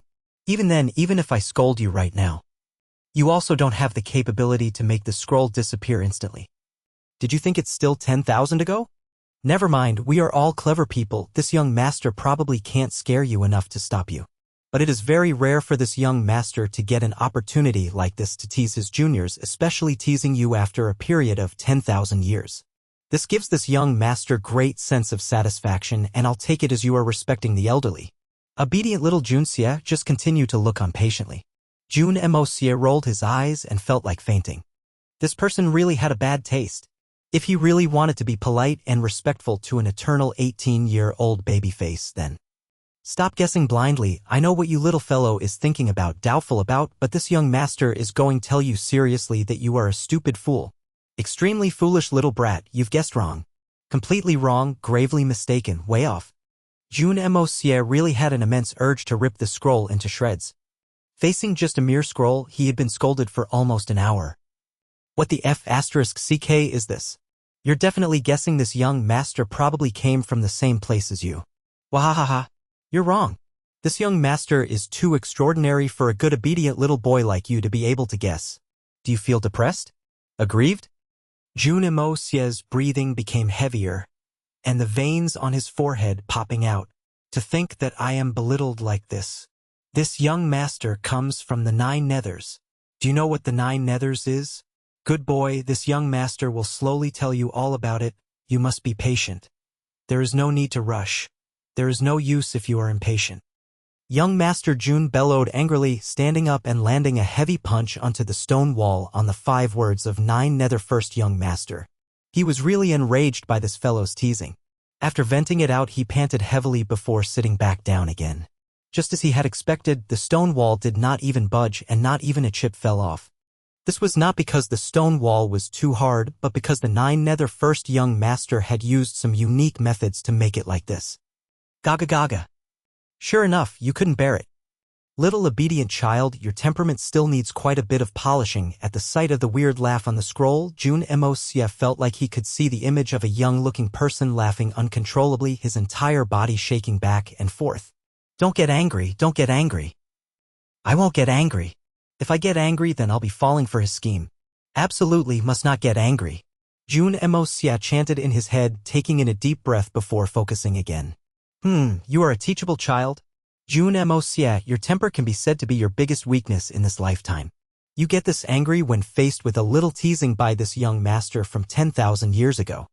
TSK, I must say, if that temper doesn't change, there will be a time where you'll be at a disadvantage. Though this sentence still had a little hint of provocation, the words were a little heavy. Instead of calling it teasing, it was closer to a word of advice or even a more serious warning. Jun Moxie was stunned and felt like his head had cleared significantly. He cooled down immediately. In his mind he said thank you. Although he thought that if this teasing wasn't from 10,000 years ago, no one else in reality could really enrage him so. But no matter the reason, it was a fact that he had lost his temper. So Jun Moxie decided to face it calmly. The subsequent content seemed to also be more formal. Nine Nethers is really a peculiar place, but the extent of its peculiarity cannot be described in just a few sentences. The land of Nine Nethers is also known as the land of perished gods, or the land of perishment. There is not a single glimpse of light all year round. Many people spend their whole lives in this endless darkness from start to end. And this place is filled with bloody battles, disputes, and killing. All the living things in the Nine Nethers face massacre the moment they are born. Perhaps it is survival of the fittest. All the living things in Nine Nethers are born with extremely powerful battling capabilities.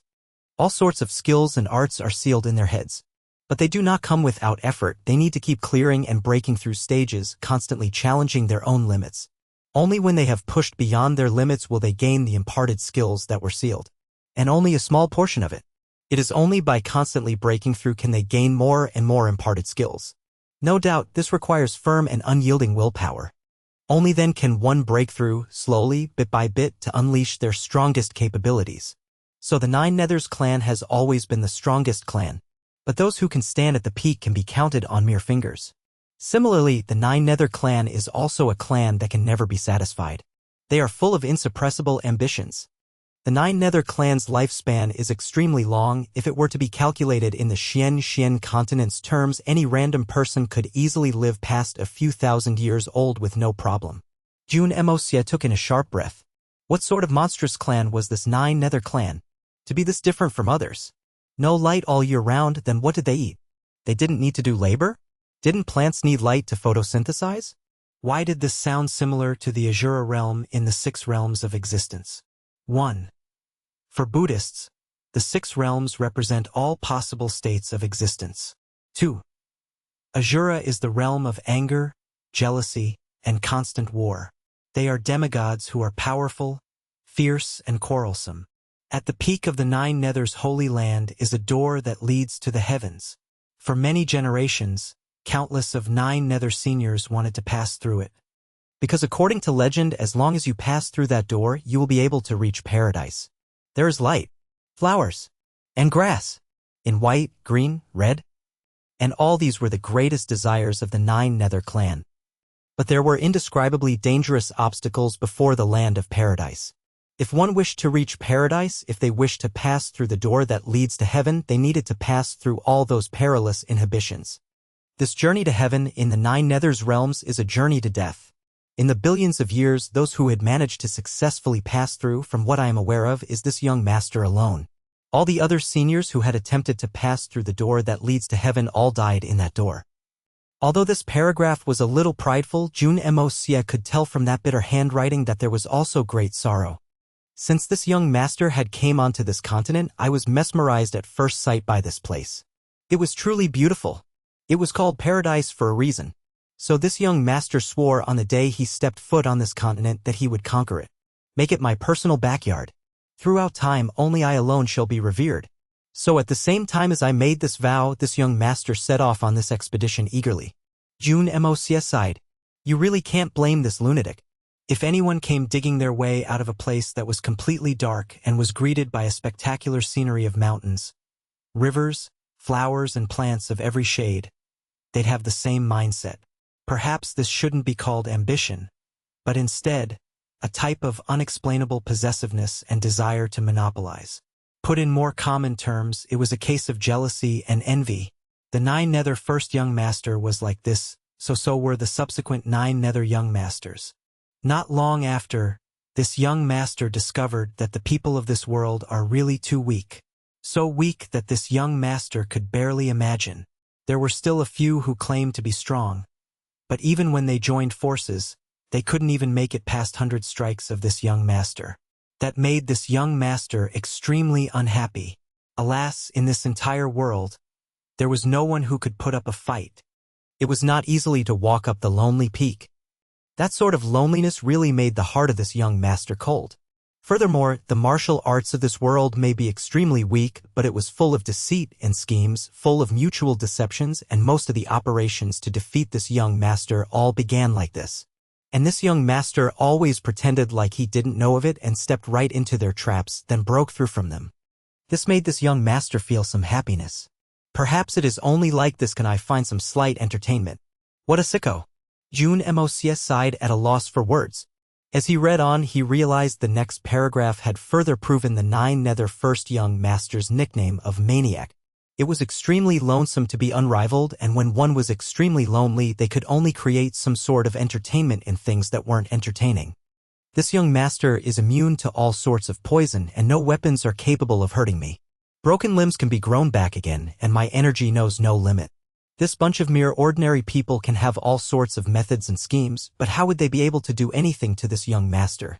So, in 200 years, this young master finally got sick of it. With a lack of better choices, I could only accomplish my long-awaited goal and become the supremacy of this continent. Whatever the Nine Nether Order passed, no hero in the world could disobey.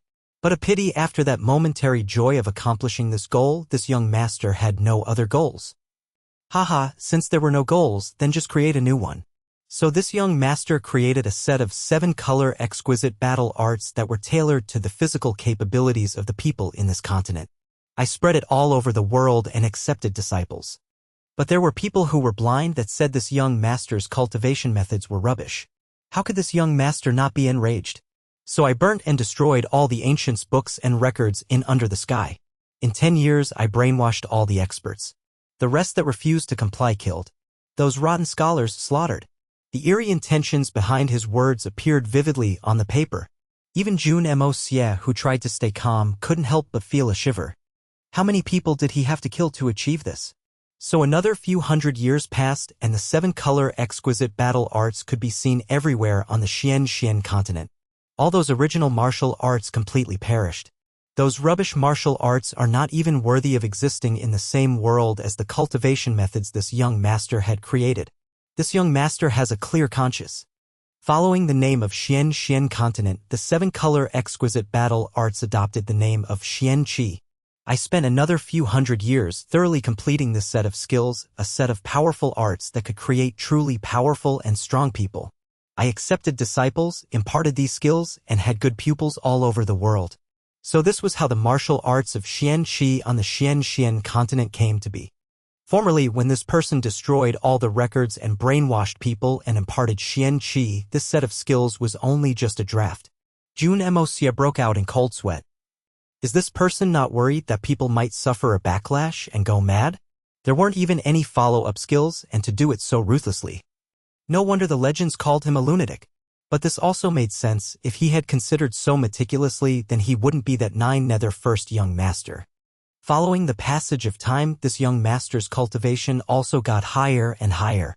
I came to a sudden realization that after coming into this world, aside from looking for 99 wives, I didn't do any great or memorable. F***ck. This sentence left Jun Moxie flabbergasted. He couldn't hold his tongue and began to scold. Are you a king breeding pig? 99 wives. Are you not scared that you'd get sucked dry? How many do you have to change in a day? Young Master Jun scolded. Truly a real, super huge lecher. Old lecher. And you already conquered the continent and converted it so that everyone practiced only your martial arts. You already had sovereign authority over the world, and you dare to say that I didn't do any great or memorable. Are you being humble? Or showing off discreetly? For a short period of time, young master seemed as if he sustained internal injuries triggered by this single sentence, madly spitting out significant amounts of blood. Then what must you do to have the rights to say, I have done a lot? This was too hurtful to his pride.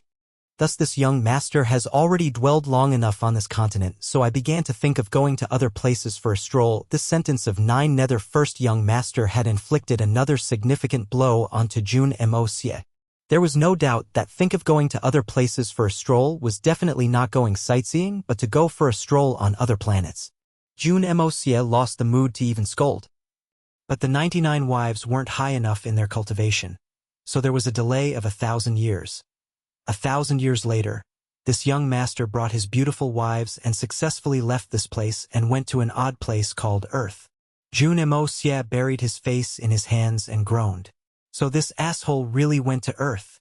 Then the fact that Earth could still exist till now was truly something amazing. That place called Earth was even more beautiful than this paradise. This young master was a little indulged in pleasure that I had forgotten my home. Anyhow, finding a number of new wives. Jun Moxie felt like his heart was on the verge of breaking down. Old lecher. You're already an old thing of 10,000 years ago, and you have the cheek to scourge young ladies. Jun Moxie felt like he couldn't put his disdain towards this asshole into words. It was as endless as the long rivers and as wide and deep as the oceans. But this young master no longer had that desire to conquer. And I became more peaceful in my mentality. I could guess without you telling me with your martial arts isn't conquering Earth a matter of minutes? Furthermore, bringing along 99 equally beautiful wives, you could already film your own Star Trek. It's probably difficult to not be such a lunatic. This young master always open and forthright. Excuse me, what did you say? This young master did not begin his conquest to conquer because on that planet because there were quite a few powerful members protecting it. Some of them were not beneath this young master, perhaps even stronger than me by a tiny strand of hair. Since I could not be the only sovereign authority, then this young master had no meaning staying there. I had originally even accepted a disciple that suited my tastes. But before I could impart any skills, an accident occurred and I was forced to leave and return back here. This paragraph wasn't written in detail, but it seemed as if there was some covering up of some details. Jun Moxie could tell even with his toes that this fellow probably got bullied on Earth. He really wondered who was that person who could teach this lunatic a lesson. This made Jun Moxie feel really surprised and also somewhat prideful. Earth, his hometown. Tyrannical. Forget, this young master always feels upset when I speak of this particular past. I shall stop here. Looks like this asshole also felt a little embarrassed, changing to light and simple writing. Jun Moxie smirked. Now you know that there was no limit to the universe, there will always be someone stronger. You dare to flaunt your arrogance in my hometown? You got your ass kicked into the sky. But I really do feel sorry for that disciple of mine. I had just finished converting his personality and giving him an introduction of our sect. But I left just like that. I don't know how he ultimately mingled. This young master believes he wouldn't have been too poor off, after all. He was someone I had chosen to impart my skills to. That little fellow called Ingzhang, when master has the time, I shall return to teach you future. Jun Moxie staggered and fell onto the ground head first. Ingzhang? Emperor Qin Shi Huang? No wonder that person was so passionate about war, about conquering, and about longevity. And also burnt books and buried the scholars alive. So the root cause is this. It's all thanks to this wretched lunatic's influence and teaching. You better not teach ya. It seems like you only used a couple of sentences to create the first emperor who unified the entirety of ancient China. The whole duration that fellow was alive were never seemed to cease. Only God know this was all thanks to your influence. Then again, that sort of insane fanaticism and desire towards conquering that was bone deep. Other than a lunatic like the Nine-Nether First Young Master, it seemed like no one was able to impart such mindset so thoroughly. After this young master returned, I built this stone palace and resided in here, cultivating my character and spirit, until 1,000 years later, I finally understood the logic of heaven. So everything from the previous life, current life, the past, and the future all began to surface before my eyes. What I wished to know, I didn't need to ponder or think, I would know of it naturally. In that moment of enlightenment, I knew that in 10,000 years' time, there would be a weird intruder like you. This made this young master a little surprised. Especially since you came from that mysterious earth. This young master finds it difficult to bear with the itch in my hands. But it's too long a wait for this young master to wait for you for 10,000 years and then have to wait till you have attained the highest level of cultivation before I can battle you. So I am telling you nicely right now. Little lad, when you reach the peak, this young master will naturally appear and battle with you. This young master suffered a disadvantage in your hometown, cough cough, this, naturally, I will be getting back from you. The strokes of these words were harsh and clear, revealing the intentions to battle. What? Get it back? F***CK. What does your suffering of a disadvantage have to do with me? On what basis are you coming to find trouble with me? Jun Moxie looked at the scroll of scribblings in shock, finally gaining a bit of new insight into the unreasonableness of this fellow. Looks like this asshole didn't suffer a small disadvantage back on Earth. Probably at the very least, he had lost his face. That was why he kept harping on it. But here, the Nine-Nether First Young Master said something about the logic of heaven? What sort of logic was heaven's logic? Jun Moxie pondered deeply, and after a long time he continued to read on. Following this young master will be returning to his hometown to take a look and see if there are any worthy opponents there, then go elsewhere for a stroll. So this young master won't be disappointed by you, lad, when I decide to come back someday. Jun Moxie frowned. So turns out this fellow went back to the 9 nethers, then needless to say, the following 9 nether second young master through 9 nether 14th young master were probably also works of this fellow. Otherwise, why would it be so orderly? For an ambitious fellow to pop out every few thousand years. You lad are really lucky. It's fine if you came alone, but to bring along a treasure as well. And of all things, King had to bring along that goddamn treasure. If this young master doesn't find trouble with you, then whose trouble should I look for? This last paragraph was full of resentment.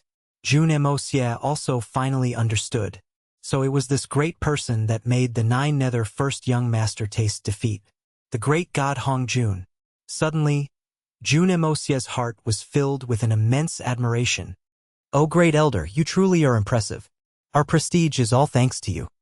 I can only be impressed such a lunatic could taste defeat in your hands. You're lucky this time, this young master left all his treasures obtained from 10,000s of years in this place. It's up to your ability to find them. Besides, there is another huge surprise for you, but it will test your real capabilities if you are able to find it. But this cave alone is enough for you to squander. This is the location of the first spiritual vein of the Xian continent. But this young master needs to warn you on one matter. 3 holy lands is still ultimately my disciples and grand disciples. You need to know your limits when you do things. It's all right if you teach them a few lessons, but you must not cause them to perish. Otherwise, when this young master returns, I'll show you what's good. This paragraph was full of threat. This young master doesn't believe in that stuff. I will let your roots perish. Jun Moxie spat on the ground harshly. If you're capable, come and bite me right now. Since someone from Earth could teach you a lesson, I'm sure I can make you, a baby-faced 10,000-year-old monster, cry like a baby too. After writing for so long, it is still a King laborious work. This young master doesn't have that much time to chat with you. You better pay more attention. If you don't use your time wisely when this young master returns, it is you who will look ugly. Don't expect me to have mercy. If you were to die in a single strike of mine, then you can only blame yourself for not working hard enough.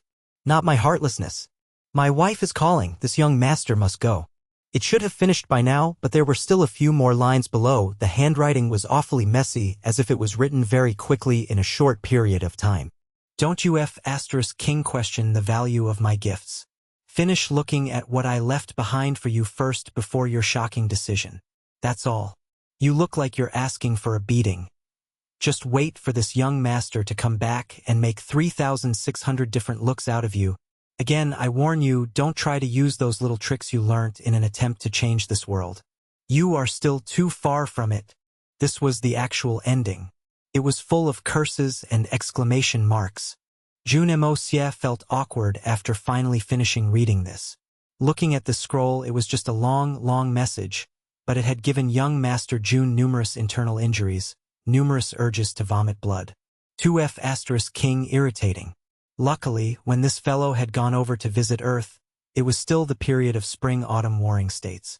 The curse words for scolding people had yet to evolve to the current, more advanced state. If he had managed to go to the modern era, Jun Moxie would probably be driven to death from anger due to the scroll, and when his corpse lay in the coffin, it would be angered to the point it continued to jump around. The time here was already 10,000 years, but in Earth it was only around 2,000 plus years? What was this matter? Was there such a huge time difference in these 2 planets? This question obviously could not be answered, and since you can't find the answer anyways, then don't think about it. Then what was the meaning of that last sentence? Don't try to use those little tricks you learnt in an attempt to change this world. This sentence seemed to have a very deep meaning. What could change this world? It could only be technology, civilization, and gunpowder, but when these things were invented, the 9 nether first young master should have already departed from Earth. How did he know of it then? Could it be that he learned of such things through his ability to know of the past and the future? Jun Moxie thought about it and understood. The 9 nether first young master knew that he had transmigrated here. What else did he not know? All this was already included in the past and future. He looked at this peculiar scroll that laid limply on the ground like the skin of a shedding snake. Jun Moxie couldn't pinpoint the emotion in his heart. Was it surprise, shock, disbelief, or even admiration? Such shocking capabilities, so powerful. This sort of arrogance and pride. Idle. He couldn't imagine that he was the one, this #1 lunatic of all times, deemed the strongest opponent after God knew how long.